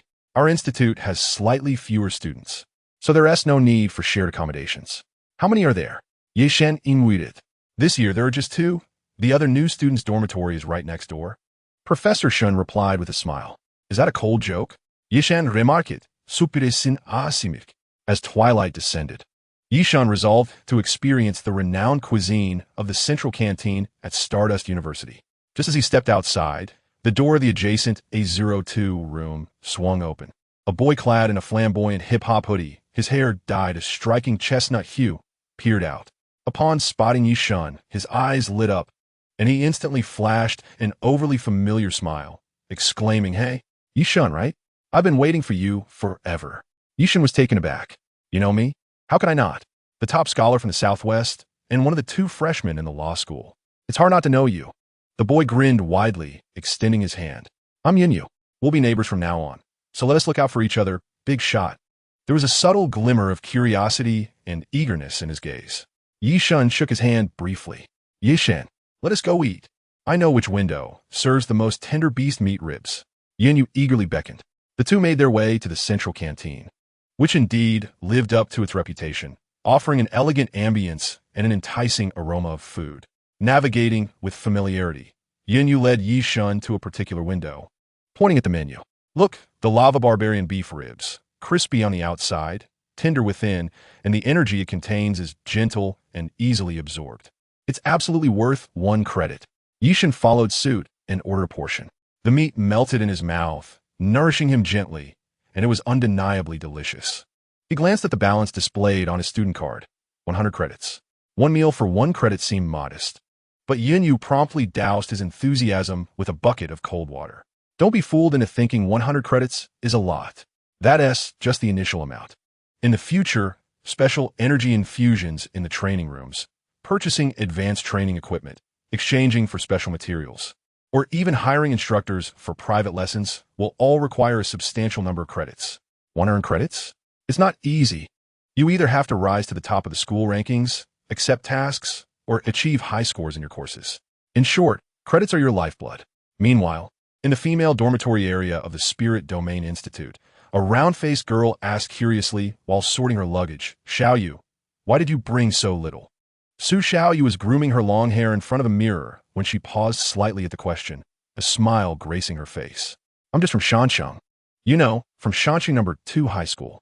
Yes, after learning about Ye Shen's school, Su Xiaoyu also applied to Stardust University. In this new environment, she hoped to rekindle the past, believing that if she performed well, Ye Shen could once again develop feelings for her. Su Xiaoyu belonged to the ice element category and was accepted into the Spirit Domain Institute, while Fongling had followed her here, albeit as an ordinary student majoring in finance. Shanxi number 2 high school, a girl with waist-length hair and exquisite features, Li Xin, suddenly sat up in bed, her eyes sparkling. Do you know Ye Shen? ISNT, he also from Shanxi number 2 high school? Oh my goodness. I saw him from a distance at the registration point today. He is 100 times more handsome in person than in his online photos. And he actually got into the law school. How impressive. Su Xiaoyu's grip on her comb tightened, her knuckles paling. The mirror reflected her suddenly stiffened smile and the fleeting shadow of despair in her eyes. She took a deep breath, striving to keep her voice steady. Yes, I know him. We used to be classmates. Really? Li Xin was even more excited, leaning over to Su Xiaoyu's bed, her face alight with curiosity and longing. Tell me more. Was he as handsome and impressive in high school? What is his personality like? Does he have a girlfriend? Since you're an old classmate, could you introduce me to him when you see him next? Please, please. Chapter 82. Freshman Networking Party. In high school, Su Xiaoyu's voice turned dry as unbidden memories of a quiet, studious boy dressed in a faded uniform flooded her mind. He was like a piece of unpolished jade back then. Gazing at her still beautiful reflection in the mirror, she felt not a shred of superiority, only awkwardness and bitterness. Akin to swallowing an unripe green plum, the sourness piercing her heart, suppressing her tumultuous emotions. She managed to force a strained smile as she deflected her roommate Li Xin's incessant queries about Ye Shen. He was quite ordinary in high school, just good at academics. P.S. rather introverted, I suppose. As for a girlfriend, I'm not sure. She spoke vaguely, eager to conclude this uncomfortable topic. Ordinary? Introverted? Li Xin clearly disbelieved her, pouting. How could someone so good-looking be ordinary? I think he's just low-key, hiding his brilliance. Such men are the most charming. Lost in her own infatuation, she declared, I must meet him. Xiaoyu, since you're his old classmate, you absolutely must introduce me when you see him next. Please, please. Su Xiaoyu felt an overwhelming pressure in her chest, as if a massive stone were weighing her down, making it hard to breathe. She half-heartedly replied, excusing herself to freshen up, nearly fleeing the dormitory. Standing on the balcony, the cool night breeze caressed her flushed cheeks. The distant, brilliantly lit campus appeared to her as a dreamy mirage. She couldn't help but wonder if Ye Shen were to see her on campus. What emotions would be reflected in those deep, tranquil eyes? Complete indifference? Cold disdain? Or perhaps a trace of familiarity buried by time, which she now yearned for more than anything? As Su Xiaoyu's thoughts spiraled chaotically, her phone chimed with a notification. She was added to the freshman group for Stardust University. Within the group, Sheng Guanlan announced a networking party at 8 p.m. by the Emerald Lake. The chat was instantly flooded with various emojis and eager comments. Su Xiaoyu held her breath, her fingers trembling as she clicked on the member list. When that familiar yet foreign name, Ye Shen, Law School, came into view, her heart lurched. He was truly in the group. Would he attend? She murmured softly to herself, her voice barely audible. Meanwhile, in Suite A01 of Ziyuan Garden, Ye Shen and Yunyu also noted the group announcement. A networking party? Sounds lively. Yunyu's eyes sparkled with enthusiasm as he turned to Ye Shen. Big shot, let us go together. I heard there will be free drinks and snacks, plus a chance to meet students from other departments. It's just the two of us in the law school. We need to get out more and assess the competition. He beamed with the youthful exuberance and curiosity characteristic of his age. Ye Shen frowned. He had always lacked enthusiasm for noisy social events, preferring solitude or training. He initially intended to decline, but upon seeing Yunyu's expectant, almost pleading gaze, he hesitated, considering their budding camaraderie and Yunyu's innocent enthusiasm. He fell into silence for a moment before eventually nodding. All right, it will be a chance to familiarize myself with the environment. Awesome. Yunyu's face lit up as if he had won a prize. Let us hurry. I heard if we arrive late, there won't be good spots left. The night view of Emerald Lake is spectacular. Emerald Lake, under the night sky, resembled a smooth, deep green jade, reflecting the splendid lights along the shore. The grassy area by the lake was tastefully arranged, exuding warmth and romance. Soft, glowing light strips traced the pathways, while long banquet tables were laden with exquisite snacks and an array of beverages, accompanied by soothing light music from small stage. Freshmen gathered in small clusters, engaging in hushed conversations or playful banter, creating a relaxed and joyful atmosphere. By the time Ye Shen and Yunyu arrived, the lakeside was already teeming with people. Like an energetic rabbit, Yunyu tugged Ye Shen along, eager to explore the intriguing snacks and listen in on the casual chatter of students from various departments. Ye Shen quietly followed behind, his gaze calmly observing his surroundings. However, his striking appearance and demeanor inevitably attracted numerous glances, particularly from several bold young women. A few of them approached him to strike up a conversation, with one even recognizing him as the top scholar from the Southwest region. Another enthusiastic admirer, affectionately calling herself Little Yezi, greeted him warmly, causing the introverted Ye Shen to feel a slight discomfort. Little Yezi was a self-given moniker by one of Ye Shen's fervent fans. Maintaining his composure, he discreetly veered away from Yun Yu's exploration route and settled onto a bench in a quieter corner near the lake, where the dim lighting provided a respite from the bustling crowd. This secluded spot offered tranquility and an unobstructed view, allowing him to evade the majority of prying eyes. Observing this, Yun Yu cheerfully took a seat beside him, chattering incessantly about the recent happenings. Wow, look over there. It's Manhwaedit, the powerhouse of the Strengthening Institute this year. Yun Yu whispered excitedly, gesturing towards the central figure, surrounded by a throng of admirers. Manhwaedit, tall and robust, donned a snug training vest that showcased his well-defined muscles, exuding a commanding presence as he was encircled by several equally imposing male students from the Strengthening Institute, their boisterous voices radiating an air of unrestrained confidence. In just a few days, the freshman competition will unfold. It's a crucible for testing true mettle. Those who cower in the shadows, launching sneak attacks or relying on mere words, had better not soil themselves in the presence of beasts. His deliberately elevated tone and challenging gaze swept across the crowd, particularly lingering on the students from the Spirit Domain Institute and the Law Institute, despite their smaller numbers, creating a palpable tension. The Strengthening Institute had the largest contingent of freshmen, as physical enhancement was the most prevalent direction for ability awakening, resulting in formidable combat prowess in the early stages. Indeed, the Strengthening Institute is quite arrogant, Yun Yu mused, his tone laced with pure gossip and teasing. Devoid of any concern, Susiaya had arrived with several girls from the Spirit Domain Institute. She had dressed with care, donning a fitted light green dress that accentuated her porcelain skin. Her subtle makeup highlighted her exquisite features, making her appear like a delicate water lily under the soft glow of the lights. As she entered the venue, her gaze instinctively searched the crowd. Tinged with a hint of urgency, she was reluctant to acknowledge. She quickly spotted him in that quiet corner. Ye Shen. He sat alone on the bench, his profile appearing particularly austere in the dim light. His tranquil gaze was fixed on the lake, as if an invisible barrier separated him from the surrounding clamor. That serenity and transcendence mirrored the figure she remembered, but was now imbued with an unfathomable sense of strength that made her heart flutter. Her heart skipped a beat uncontrollably.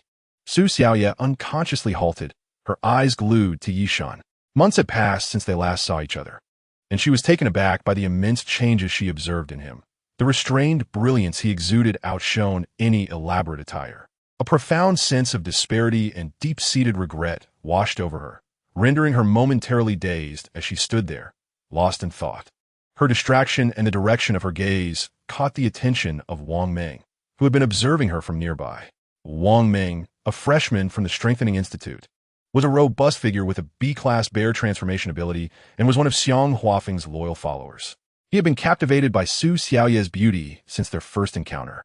Now, seeing his goddess adorned so splendidly, he was unable to contain his excitement. Summoning his courage, he adjusted his collar, donned what he deemed his most charming smile, and approached her with a drink in hand. "Hello, Xiaoya. I am Wang Meng from the Strengthening Institute. We've met in the cafeteria before."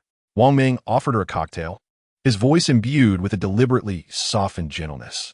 "The moonlight is exquisite tonight. This glass of stardust tears is for you, hoping you will enjoy it." However, Su Xiaoya seemed oblivious to his words, her gaze still fixated on the corner where Ye Shen sat. She even instinctively bit her lip, her expression lost in thought, igniting a spark of jealousy in Wang Meng's heart.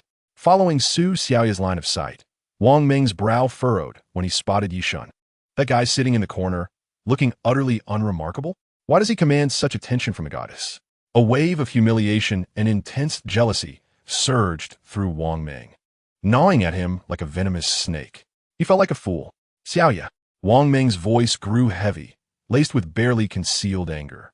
Su Xiaoya snapped back to reality, her eyes widening as she noticed Wang Meng and the drink he was offering, a flicker of panic and embarrassment crossing her face. Oh, no thank you. I'm not thirsty, she instinctively declined, eager to extricate herself from the situation. To Wang Meng, this polite rejection only confirmed her infatuation with the pretty boy. Fixating on the corner where Ye Shen sat, he glared daggers, his eyes nearly ablaze with fury. Is it him? Right. Wang Meng's voice suddenly escalated, filled with rage and disdain as he pointed towards Ye Shen. That pretty boy. What does he have that makes you not even glance my way? Su Xiaoya was taken aback by his sudden outburst, her face paling. Wang Meng, what are you saying? What am I saying? Wang Meng was completely consumed by jealousy, abruptly turning on his heel like an enraged bull, striding toward Ye Shen's corner with fervent determination. His imposing physique exuded a brutish aura, parting the crowd as he advanced. Hey, you! Wang Meng's voice boomed before he arrived, echoing like thunder in the relatively quiet corner. Instantly capturing everyone's attention, he pointed an accusatory finger at Ye Shen, his face contorted in a grotesque expression, saliva flying as he spoke with extreme provocation and contempt. What are you staring at? Never seen a beauty before? A toad wishing for a piece of a swan? With that pathetic appearance of yours? Do you even deserve to gaze, our Xiaoya? Get lost. Don't be an eyesore here. This sudden, malicious tirade was akin to a boulder crashing into a tranquil lake. The music seemed to halt for a moment. Every gaze in the vicinity converged, filled with astonishment, curiosity, and the thrill of witnessing a spectacle. Ye Shen's attention, previously fixed on the lake, slowly lifted. He regarded the aggressive, grotesquely contorted figure before him, his expression devoid of anger or panic, only a hint of mild displeasure at being disturbed and an indifferent amusement akin to watching a jester. He didn't even spare a glance at Su Xiaoya, who had turned pale and was attempting to intervene.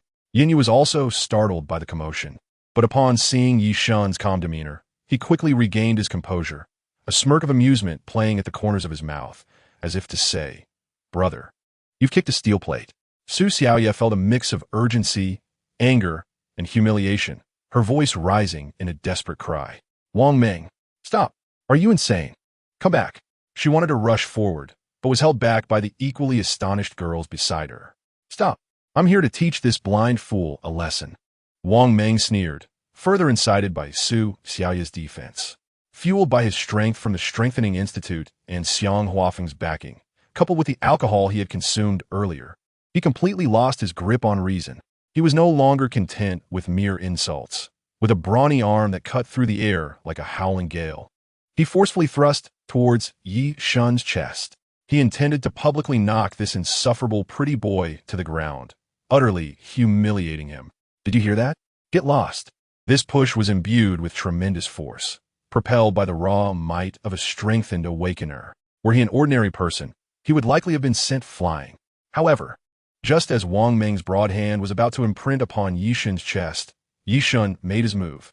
He did not evade, nor did he block, nor even rise from his seat. He merely raised his right hand.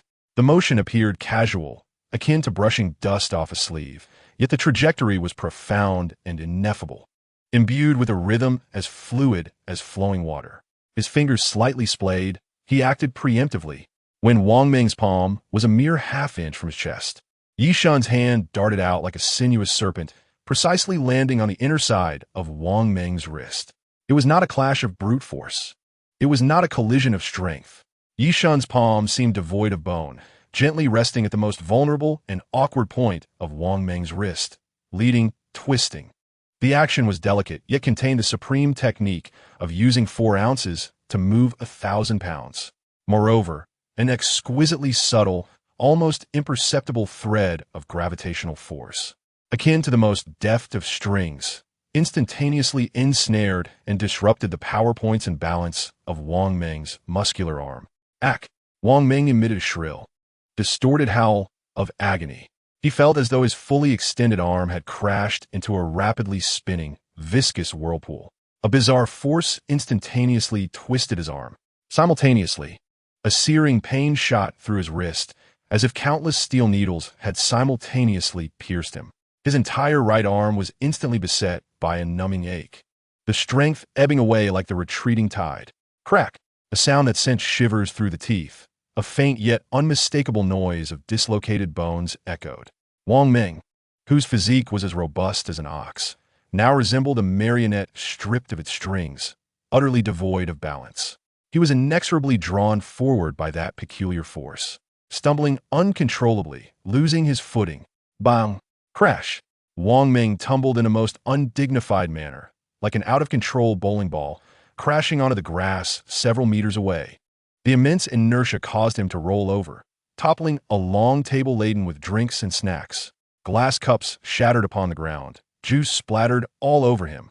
Clutching his agonizingly twisted and powerless right arm, he curled up amidst the chaos, emitting pained groans and incoherent curses, utterly in disarray. Silence enveloped the scene. The sound of a pin dropping could be heard. Time seemed to freeze at that moment. Everyone stood astounded by this breathtaking and cognition-shattering spectacle. Mouths agape, as if they could fit an egg inside. What had transpired? Wang Meng, renowned in the Strengthening Institute for his power, had approached to push around the seemingly delicate and slender newcomer from the Research Institute. Yet, in response, the latter sat still, nonchalantly raising a hand, employing a technique so incomprehensible it bordered on the magical, and sent him flying. And with such a disastrous fall, did it seem as if his arm had broken? What sort of divine maneuver was this? A master of martial arts? Or some unknown supernatural ability? The smirks on Xiang Huafeng and his band of Strengthening Institute lackeys froze in an instant, their expressions shifting from amusement to sheer astonishment and horror. They had not even glimpsed how Ye Shen had executed his move. The terrifying mastery that emanated from such a seemingly casual gesture sent chills down the spines of these self-proclaimed powerful strengthening awakener.